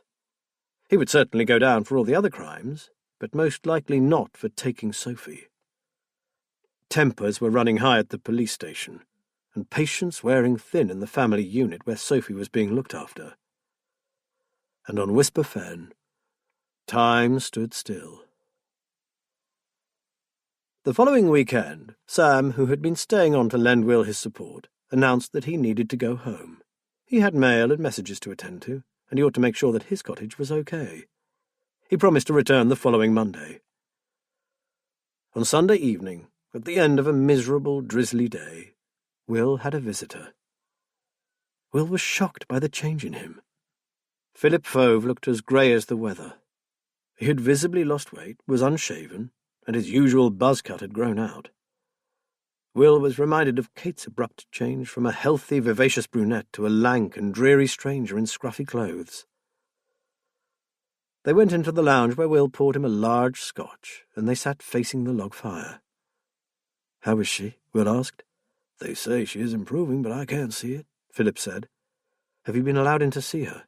"Yes. Yesterday they let me sit with her for almost an hour. I talked to her about all the things she loves, the brownies, the animals, and what Francois has been up to. I even told her funny stories, but there was no response, nothing at all." Will's heart sank. "So what's next?" "Getting her home," Fauve said. "Ah, that's why I'm here. They're moving her to the psychiatric wing tomorrow. They'll do some tests there and hopefully release her into the care of Dr. Abrams, the Air Force doctor. We could be airborne a week from today." "That's good, isn't it?" Will asked. "Yeah." Fauve hesitated. "The thing is, Will, I know that you're her only relative, and I'm real sorry about this, but they don't want you to see her before she goes." Will felt like a bucket of freezing water had been thrown in his face. "It's to do with associations," Philip was saying. "You know, she associates you with the Fen, and then, obviously, with what happened to her." While he had been alone, Will had been indulging in various fantasies in which he and Sophie were happily reunited. He had pictured himself in Canada, spending days at the lake with her, rowing, swimming, fishing. It was never going to happen. "Could I see her through the one-way glass, do you think?" Will asked hopefully. Fauve avoided his gaze. "Sorry, Will. Look, as soon as she's better." He stood up. "I have to go. Things to organize." "Will, I am so very sorry." "Look after her, Philip." Will stepped forward and hugged him. "I'll keep in touch, Will, I promise. And tell Kate we are thinking about her. Good luck." Will closed the door, turned the key, and drew the bolt. In the weeks that followed, the news from Canada was fairly encouraging. Back with her family, Sophie had emerged from her shell. But there were subjects that remained taboo, and sadly he was one of them. According to Annette, she was improving daily, but there was little trace of the child that had embarked for England. She was nervous, moody, and prone to rages that were followed by periods of black depression. Nevertheless, the doctors at the military hospital, where she was being treated as an outpatient, remained tentatively optimistic. It would just take time. She had never once mentioned her ordeal, or even her trip to England. It was as if she had never gone. "You may come and see Kate if you like, Mr. Stonebridge. Tomorrow at 2, if that is convenient." He chose his clothes with care, feeling like a youngster going on a first date. It had been 3 weeks since Kate had gone into the clinic. He had spoken on the phone with her a couple of times, but this would be his first visit. He longed to breathe her special scent of flowers. He checked the time again. This was it. He smoothed down his trousers and picked a piece of cotton from his sleeve. Reminding himself to stop on the way and buy her flowers, he locked up and headed for the car. Darkness had fallen. His smart clothes lay in a heap where he had thrown them. It was 9 o'clock, and he was well into his third Scotch. He had meant to ring Matt or Philip or Sam or the Samaritans, he wasn't sure which. But in the end he had called no one. He had spent nearly half an hour with some stranger, a poor imitation of the woman he had married. Kate had sat there wearing a smile that he didn't recognize, her hair brushed into a style that wasn't hers. Before he went in to see her, Lawrence Hassel had advised him that she would be subdued, and perhaps a little forgetful or confused. This was only the effect of her medication, and he was not to worry. It would soon begin to wear off as she became more accustomed to the powerful drugs. The good doctor had neglected to mention that Will would not actually be seeing Kate, but some badly put-together doppelganger. He had cut short his visit and left without saying a word to anyone. The last thing Will remembered about that terrible day was the clatter as the whiskey bottle slid from his grasp and struck the floor. Chapter 27. Will sat on the bench and eyed the latest crack in the wall. A few had appeared since the fen had flooded for the second time, and they had called in a surveyor, who had assured them that there was nothing to worry about. Pity, thought Will. He still hated the place. When the man went on to admire the house, calling it a sturdy old building, well designed and constructed to withstand the elements and the soft Lincolnshire soil, Kate had smiled, taking the compliment personally. They had now lived there a full year. In the end, Lawrence Hassel had worked wonders. Kate was, to all intents and purposes, back to normal, except that she could not paint. Both the skill and the desire had gone, and her work for Angela's 8th volume had been rejected. As Will had feared, the illustrations were far too dark and frightening for a children's book. Her contract had been terminated. To his immense sadness, he soon discovered that along with her desire to paint, Kate had also lost her passion for life. Only Will seemed to notice that Kate had become a pretty shell, an empty husk. Of late he had sensed her drawing even further away from him. The last time he had felt close to her was a few weeks after she had left the clinic. He had done as she requested, and had the rowan tree dragged out onto the fen, where he had burnt what he could of it. The great pyre had lit up the sky for days, and by the time Kate returned, some of the charred trunk remained. He had taken to using the spot for burning garden rubbish that was too big for the incinerator. On that particular day he had taken out a dead conifer and, along with some other garden waste, had built quite a substantial bonfire. She had stood with him, her arm through his, and they had watched the fire consume the dead fir tree branch by branch. After a while she had gone indoors and, to his surprise, returned carrying the dark paintings which she had committed to the flames. Then, from under her jacket, she had produced the doll, and with a kiss, consigned that too to the pyre. He had held her tightly, told her that he was proud of her, and kissed her with all his old passion. They had gone up to their room and tenderly made love. The following day her feelings seemed to have cooled along with the ashes, and from that moment on she began to drift away. While the news came from Canada that Sophie was improving and becoming stronger, Kate seemed to wane. Every day she became a little more transparent, less substantial. He gazed at the figure silhouetted against the horizon. He could just make out her red wind-cheater. She had left at breakfast time, and it was now just after 11 o'clock. He had sat on the bench, daydreaming, unable to force himself to move. He was tired of trying to work out what to do about his wife. He couldn't bear to think of life without her. But life with her was becoming unbearable too. He really should ring Matt, or maybe Sam. But he couldn't muster the energy to even make a call. He stood up and stretched. He had heard the postman earlier but hadn't bothered to check the mail. It would only be bills. No one ever wrote to them these days. At least Philip phoned regularly. Those calls were the only bright point in Will's life. Sophie was back at school. She was still receiving therapy, but she was much recovered. There was even talk about her going off to camp again. Philip and Annette had trudged through the mountain of required paperwork and were well on the way to becoming Sophie's legal parents. He went to check the post. Among the bills he found a letter, the address written in a clear, childish hand. The stamps told him it came from Canada. Will turned it over in his hands. After a few moments, he took the letter outside and, with a beating heart, tore the envelope open. "Dear Uncle Will, you may never get to read this, and it feels really spooky to be writing when maybe what I say will only get lost or screwed up and thrown away. My therapist says I should write out my most worrying thoughts, then burn them, letting the sparks fly up to heaven to be purified. Weird or what? Do you remember the rabbit? It ran away last week and we caught it under Mr. Bloomfield's car. It was lucky we got it out. It could have been run over.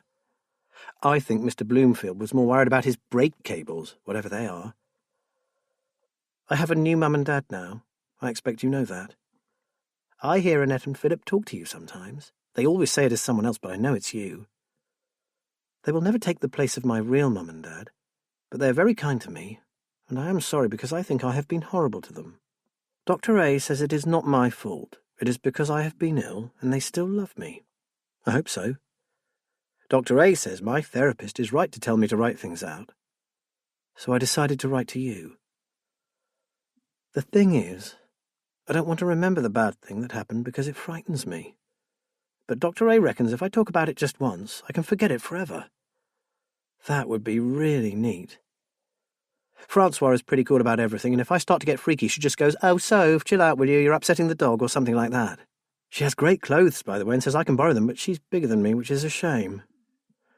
So, as I want to forget the bad thing forever, I thought I should tell you that I really should not blame you for what Auntie Kate did. It was not your fault. I know that now. And I also know that she did not mean to hurt me. She was just trying to protect me from the house. See, when Philip left me by the pool that day, I suddenly remembered all the fun Mum and Dad and me used to have. I missed them so much I thought my heart had broken. So I needed you and I went to find you. I knew that I could do it, and I did. But I met Auntie Kate down the lane, and she said it was really dangerous for me to go to the house. She said that I should never have gone to the fen. She hid me somewhere smelly and told me to wait for her. She said that only she could save me. She told me lots of things, Uncle Will, about the horrible things that happen to children out in the marsh. She told me that I must not go to anyone, that the marsh monster could change into anything it liked, even into you. She said I must hide, and if I saw you, it would be the marsh monster in disguise. But she didn't come back to save me, and she wasn't there when the men took me away, so I thought they were all monsters. Well, that sounds really silly, doesn't it? And I hope Dr. A is right, because now I've written it out, that means that I can forget it forever. I love you, Uncle Will, but I think Auntie Kate is pretty sick. Maybe Dr. A would talk to her. Anyway, it was good about the rabbit, wasn't it? Sophie. Kiss, kiss, kiss, kiss. Will read the letter again, then a third time. He folded it carefully and tucked it into his shirt pocket. He placed a hand on the arm of the bench, thinking briefly of all the times he and Kate had sat there together. The tiny silhouette was still out on the skyline. He pulled himself painfully up and began to walk down the path towards the sea bank. His thoughts were clear for the first time in months. It was Kate who had left the child in Grove's vile storeroom, high up on a decaying, rotting floor with no safety rail, just a long drop onto the stone flags below, alone with thousands of pounds worth of filth involving children of Sophie's own age. Had left her in a state of terror sufficient to bind her to the spot as securely as if she had been chained. She must have known that one day Sophie would be well enough to speak of what had happened. And as she left the house that morning, she must have seen that letter, lying as it was on top of the rest. Or had Kate simply erased the memory of what she'd done, just like Sophie? And Grove. The man was scum, yes, but in this case he was innocent. Kate had been perfectly happy for him to take the blame for the child's abduction. She wasn't far away now, standing on an old wooden pier that overlooked the deep drain and the fast-running waters that gushed out into the wash. She half-turned to him. Caught in a shaft of sunlight, her thin face seemed to be made of purest alabaster. He blundered into a glutinous patch of boggy ground. Oh, Lord, what was he going to say to her? What could he possibly say? He thought he heard her voice, soft and whispery. Love, she was saying, love and bear. He extricated his foot from the mire and looked up to where she had been standing. The wooden pier was empty. He ran along the sea bank, calling her name. At first he saw nothing but the swirling greenish-brown waters. Then a flash of scarlet broke the surface. A white hand reached out to him. He slid down the bank, shouting her name. Seeing a slimy mooring post, he grabbed it with one hand and jumped into the fast-flowing drain. The arm, red sleeve clinging to it, emerged through a circle of frothy bubbles. He snatched at it, almost losing his hold on the wooden post. The soaking material fought to free itself from his grasp, but he held firm. He had her. He tugged at the sleeve, and her white face burst through the water, her long hair forming a wide, dark corona around her head. Frightened, imploring eyes stared up at him. The eyes of a child. Will froze. Sophie! The jacket was slipping from his grasp, while he saw the terrified child being led up the dark stairs to that awful room. He saw her shaking as night fell and the shadows gathered. He knew what those eyes were asking of him. He relaxed his aching fingers and opened his hand. Gently, he pushed the beautiful face under the water. There was no fight. She simply disappeared. It took all his strength to drag himself from the drain and up the bank. He flopped down onto the muddy path and stared, wide-eyed, out over the silver expanse of water, searching for a tiny splash of red. He stayed there, watching for what seemed like an eternity. She had always said she would never leave Whisper Fen. Now she had her wish. The fragrant scent of flowers drifted back to him from the sea. Lilacs, essence of Kate. He had always thought it might be lilacs. He dragged himself up, his wet clothes heavy, and turned his back on the wash. Unconsciously, he took the soaked letter from his pocket and, as he walked, ran it gently over his lips. Salty tears met with the river water and blurred the carefully written words. Will smiled forlornly. Yes, it was good news about the rabbit. Some quarter of a mile away, up on a high part of the sea bank, Matt Ballard lowered the binoculars. It took him a few moments to realize that he had stopped breathing. He drew in air. He had to have been mistaken. Surely... Matt closed his eyes and for a brief moment fervently wished he had never noticed Kate Stonebridge standing by that rotting wooden pier. Matt swallowed hard, then pulled out his phone and dialed 999. In a voice he hardly recognized as his own, he reported a terrible accident. Then he was running, his lungs burning, to where Will now sat slumped on a wooden bench that looked out over Whisper Fen. His closest friend had just lost the love of his life. But as he ran, he wondered what he had really witnessed. She fell, didn't she? Will jumped into the water to try to save her, didn't he? Of course he did. What he thought he saw, well, it had to be a trick of the light, didn't it? This concludes The Dying Light by Joy Ellis. Narrated by Matthew Lloyd Davis. Copyright 2020 by Joy Ellis. This unabridged audiobook is published by arrangement with Joffy Books Limited, care of Lorella Belly Literary Agency Limited, and was produced in the year 2020 by Tantor Media Incorporated, a division of Recorded Books, which holds the copyright thereto. Please visit tantor.com for more information on our growing library of unabridged audiobooks.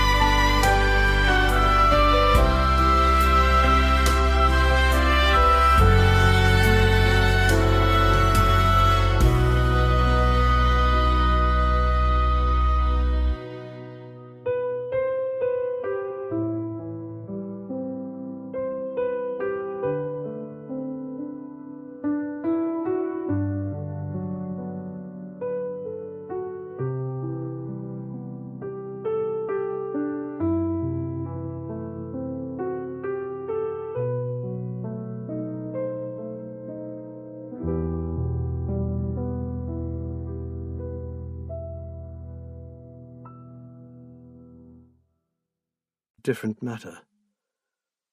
So far, they didn't have nearly enough evidence for the CPS. He would certainly go down for all the other crimes, but most likely not for taking Sophie. Tempers were running high at the police station, and patience wearing thin in the family unit where Sophie was being looked after. And on Whisper Fen, time stood still. The following weekend, Sam, who had been staying on to lend Will his support, announced that he needed to go home. He had mail and messages to attend to, and he ought to make sure that his cottage was okay. He promised to return the following Monday. On Sunday evening, at the end of a miserable, drizzly day, Will had a visitor. Will was shocked by the change in him. Philip Fauve looked as grey as the weather. He had visibly lost weight, was unshaven, and his usual buzz cut had grown out. Will was reminded of Kate's abrupt change from a healthy, vivacious brunette to a lank and dreary stranger in scruffy clothes. They went into the lounge where Will poured him a large Scotch, and they sat facing the log fire. "How is she?" Will asked. "They say she is improving, but I can't see it," Philip said. "Have you been allowed in to see her?" "Yes. Yesterday they let me sit with her for almost an hour. I talked to her about all the things she loves, the brownies, the animals, and what Francois has been up to. I even told her funny stories, but there was no response, nothing at all." Will's heart sank. "So what's next?" "Getting her home," Fauve said. "Ah. That's why I'm here. They're moving her to the psychiatric wing tomorrow. They'll do some tests there, and hopefully release her into the care of Dr. Abrams, the Air Force doctor. We could be airborne a week from today." "That's good, isn't it?" Will asked. "Yeah." Fauve hesitated. "The thing is, Will, I know that you're her only relative, and I'm real sorry about this, but they don't want you to see her before she goes." Will felt like a bucket of freezing water had been thrown in his face. "It's to do with associations," Philip was saying. "You know, she associates you with the Fen, and then, obviously, with what happened to her." While he had been alone, Will had been indulging in various fantasies in which he and Sophie were happily reunited.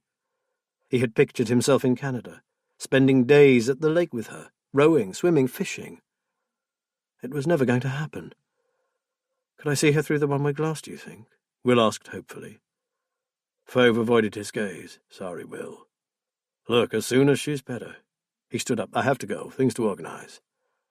"Will, I am so very sorry." "Look after her, Philip." Will stepped forward and hugged him. "I'll keep in touch, Will, I promise. And tell Kate we are thinking about her. Good luck." Will closed the door, turned the key, and drew the bolt. In the weeks that followed, the news from Canada was fairly encouraging. Back with her family, Sophie had emerged from her shell. But there were subjects that remained taboo, and sadly he was one of them. According to Annette, she was improving daily, but there was little trace of the child that had embarked for England. She was nervous, moody, and prone to rages that were followed by periods of black depression. Nevertheless, the doctors at the military hospital, where she was being treated as an outpatient, remained tentatively optimistic. It would just take time. She had never once mentioned her ordeal, or even her trip to England. It was as if she had never gone. "You may come and see Kate if you like, Mr. Stonebridge.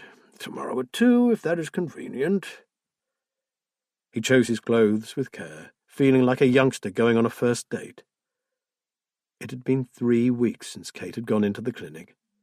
He had spoken on the phone with her a couple of times, but this would be his first visit. He longed to breathe her special scent of flowers. He checked the time again. This was it. He smoothed down his trousers and picked a piece of cotton from his sleeve. Reminding himself to stop on the way and buy her flowers, he locked up and headed for the car. Darkness had fallen. His smart clothes lay in a heap where he had thrown them. It was 9 o'clock, and he was well into his third Scotch. He had meant to ring Matt or Philip or Sam or the Samaritans, he wasn't sure which. But in the end he had called no one. He had spent nearly half an hour with some stranger, a poor imitation of the woman he had married.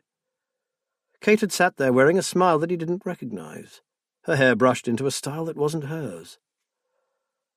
Before he went in to see her, Lawrence Hassel had advised him that she would be subdued, and perhaps a little forgetful or confused. This was only the effect of her medication, and he was not to worry. It would soon begin to wear off as she became more accustomed to the powerful drugs. The good doctor had neglected to mention that Will would not actually be seeing Kate, but some badly put-together doppelganger. He had cut short his visit and left without saying a word to anyone. The last thing Will remembered about that terrible day was the clatter as the whiskey bottle slid from his grasp and struck the floor. Chapter 27. Will sat on the bench and eyed the latest crack in the wall. A few had appeared since the fen had flooded for the second time, and they had called in a surveyor, who had assured them that there was nothing to worry about. Pity, thought Will. He still hated the place. When the man went on to admire the house, calling it a sturdy old building, well designed and constructed to withstand the elements and the soft Lincolnshire soil, Kate had smiled, taking the compliment personally. They had now lived there a full year. In the end, Lawrence Hassel had worked wonders. Kate was, to all intents and purposes, back to normal, except that she could not paint. Both the skill and the desire had gone, and her work for Angela's 8th volume had been rejected. As Will had feared, the illustrations were far too dark and frightening for a children's book. Her contract had been terminated. To his immense sadness, he soon discovered that along with her desire to paint, Kate had also lost her passion for life. Only Will seemed to notice that Kate had become a pretty shell, an empty husk. Of late he had sensed her drawing even further away from him. The last time he had felt close to her was a few weeks after she had left the clinic. He had done as she requested, and had the rowan tree dragged out onto the fen, where he had burnt what he could of it. The great pyre had lit up the sky for days, and by the time Kate returned, some of the charred trunk remained. He had taken to using the spot for burning garden rubbish that was too big for the incinerator. On that particular day he had taken out a dead conifer, and along with some other garden waste, had built quite a substantial bonfire. She had stood with him, her arm through his, and they had watched the fire consume the dead fir tree branch by branch. After a while she had gone indoors, and to his surprise, returned carrying the dark paintings, which she had committed to the flames. Then, from under her jacket, she had produced the doll, and with a kiss, consigned that too to the pyre. He had held her tightly, told her that he was proud of her, and kissed her with all his old passion. They had gone up to their room and tenderly made love. The following day her feelings seemed to have cooled along with the ashes, and from that moment on she began to drift away. While the news came from Canada that Sophie was improving and becoming stronger, Kate seemed to wane. Every day she became a little more transparent, less substantial. He gazed at the figure silhouetted against the horizon. He could just make out her red wind cheater. She had left at breakfast time, and it was now just after 11 o'clock. He had sat on the bench, daydreaming, unable to force himself to move. He was tired of trying to work out what to do about his wife. He couldn't bear to think of life without her. But life with her was becoming unbearable too. He really should ring Matt, or maybe Sam. But he couldn't muster the energy to even make a call. He stood up and stretched. He had heard the postman earlier, but hadn't bothered to check the mail. It would only be bills. No one ever wrote to them these days. At least Philip phoned regularly. Those calls were the only bright point in Will's life.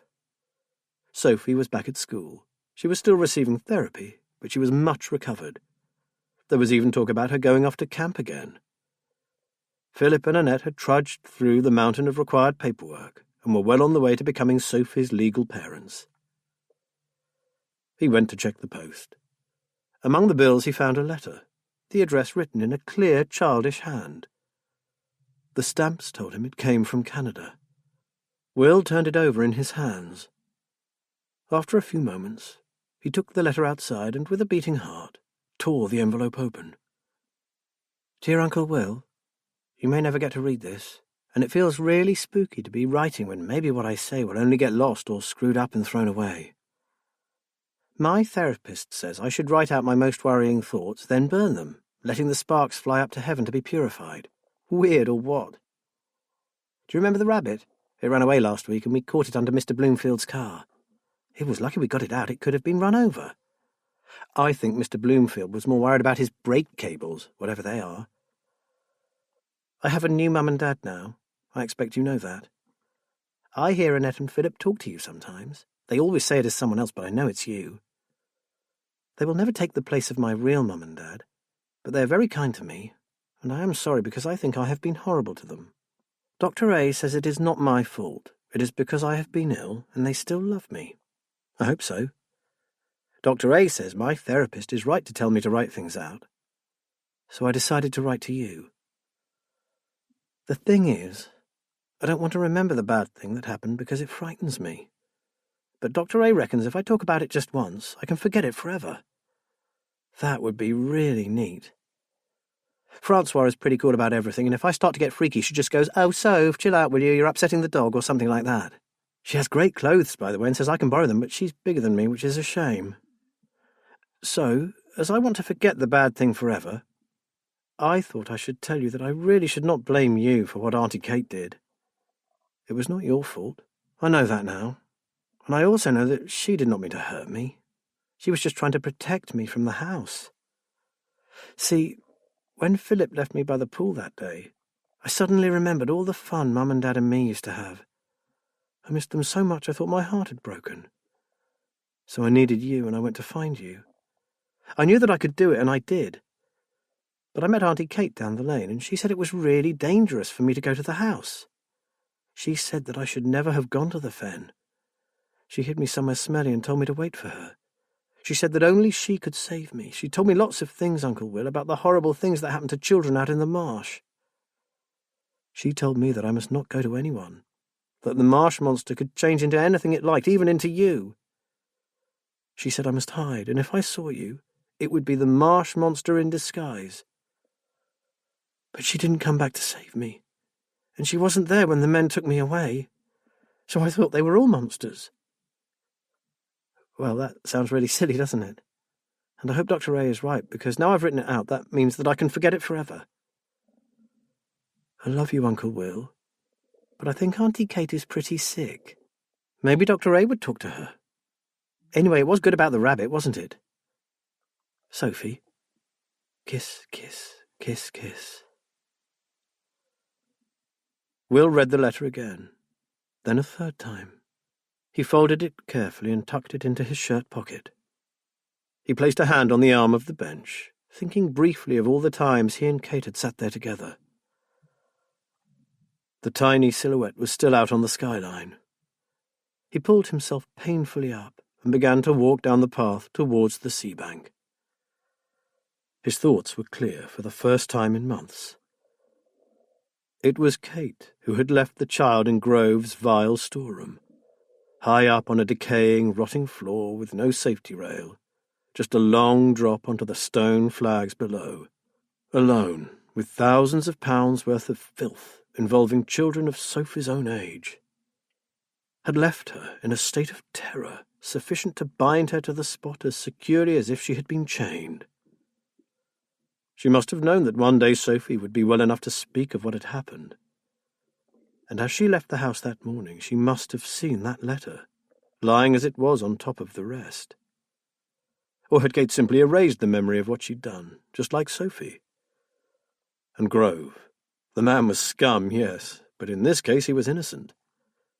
Kate had been perfectly happy for him to take the blame for the child's abduction.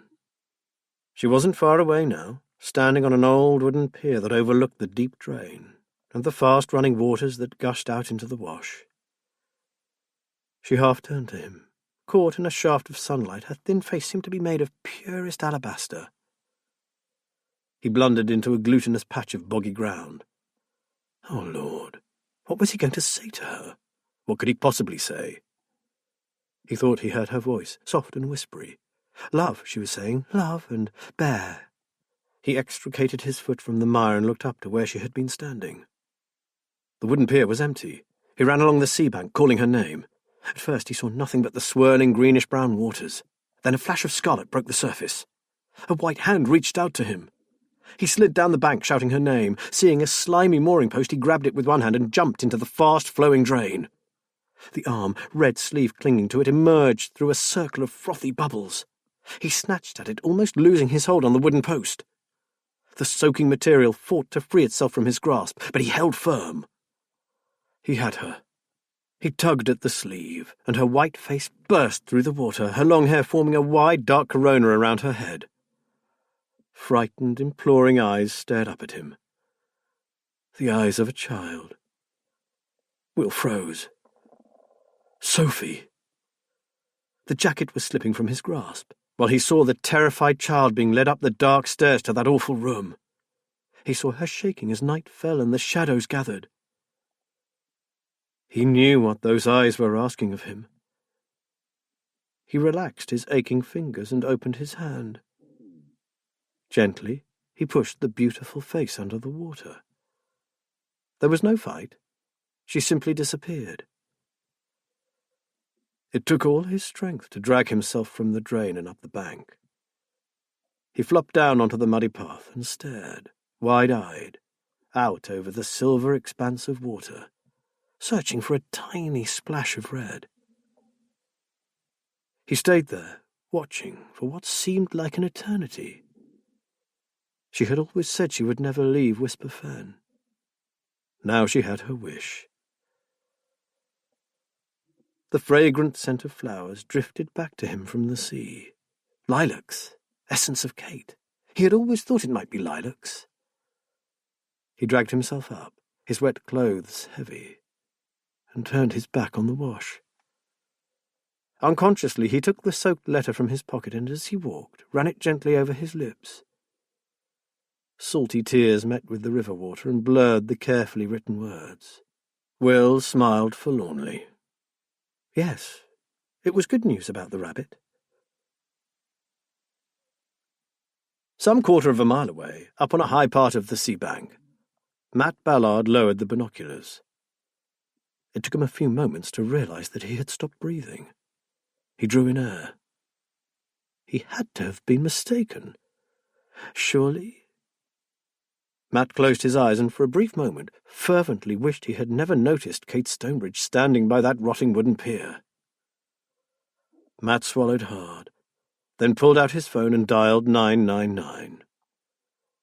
In a voice he hardly recognized as his own, he reported a terrible accident. Then he was running, his lungs burning, to where Will now sat slumped on a wooden bench that looked out over Whisper Fen. His closest friend had just lost the love of his life. But as he ran, he wondered what he had really witnessed. She fell, didn't she? Will jumped into the water to try to save her, didn't he? Of course he did. What he thought he saw, well, it had to be a trick of the light, didn't it? This concludes The Dying Light by Joy Ellis. Narrated by Matthew Lloyd Davis. Copyright 2020 by Joy Ellis. This unabridged audiobook is published by arrangement with Joffy Books Limited, care of Lorella Belly Literary Agency Limited, and was produced in the year 2020 by Tantor Media Incorporated, a division of Recorded Books, which holds the copyright thereto. Please visit tantor.com for more information on our growing library of unabridged audiobooks.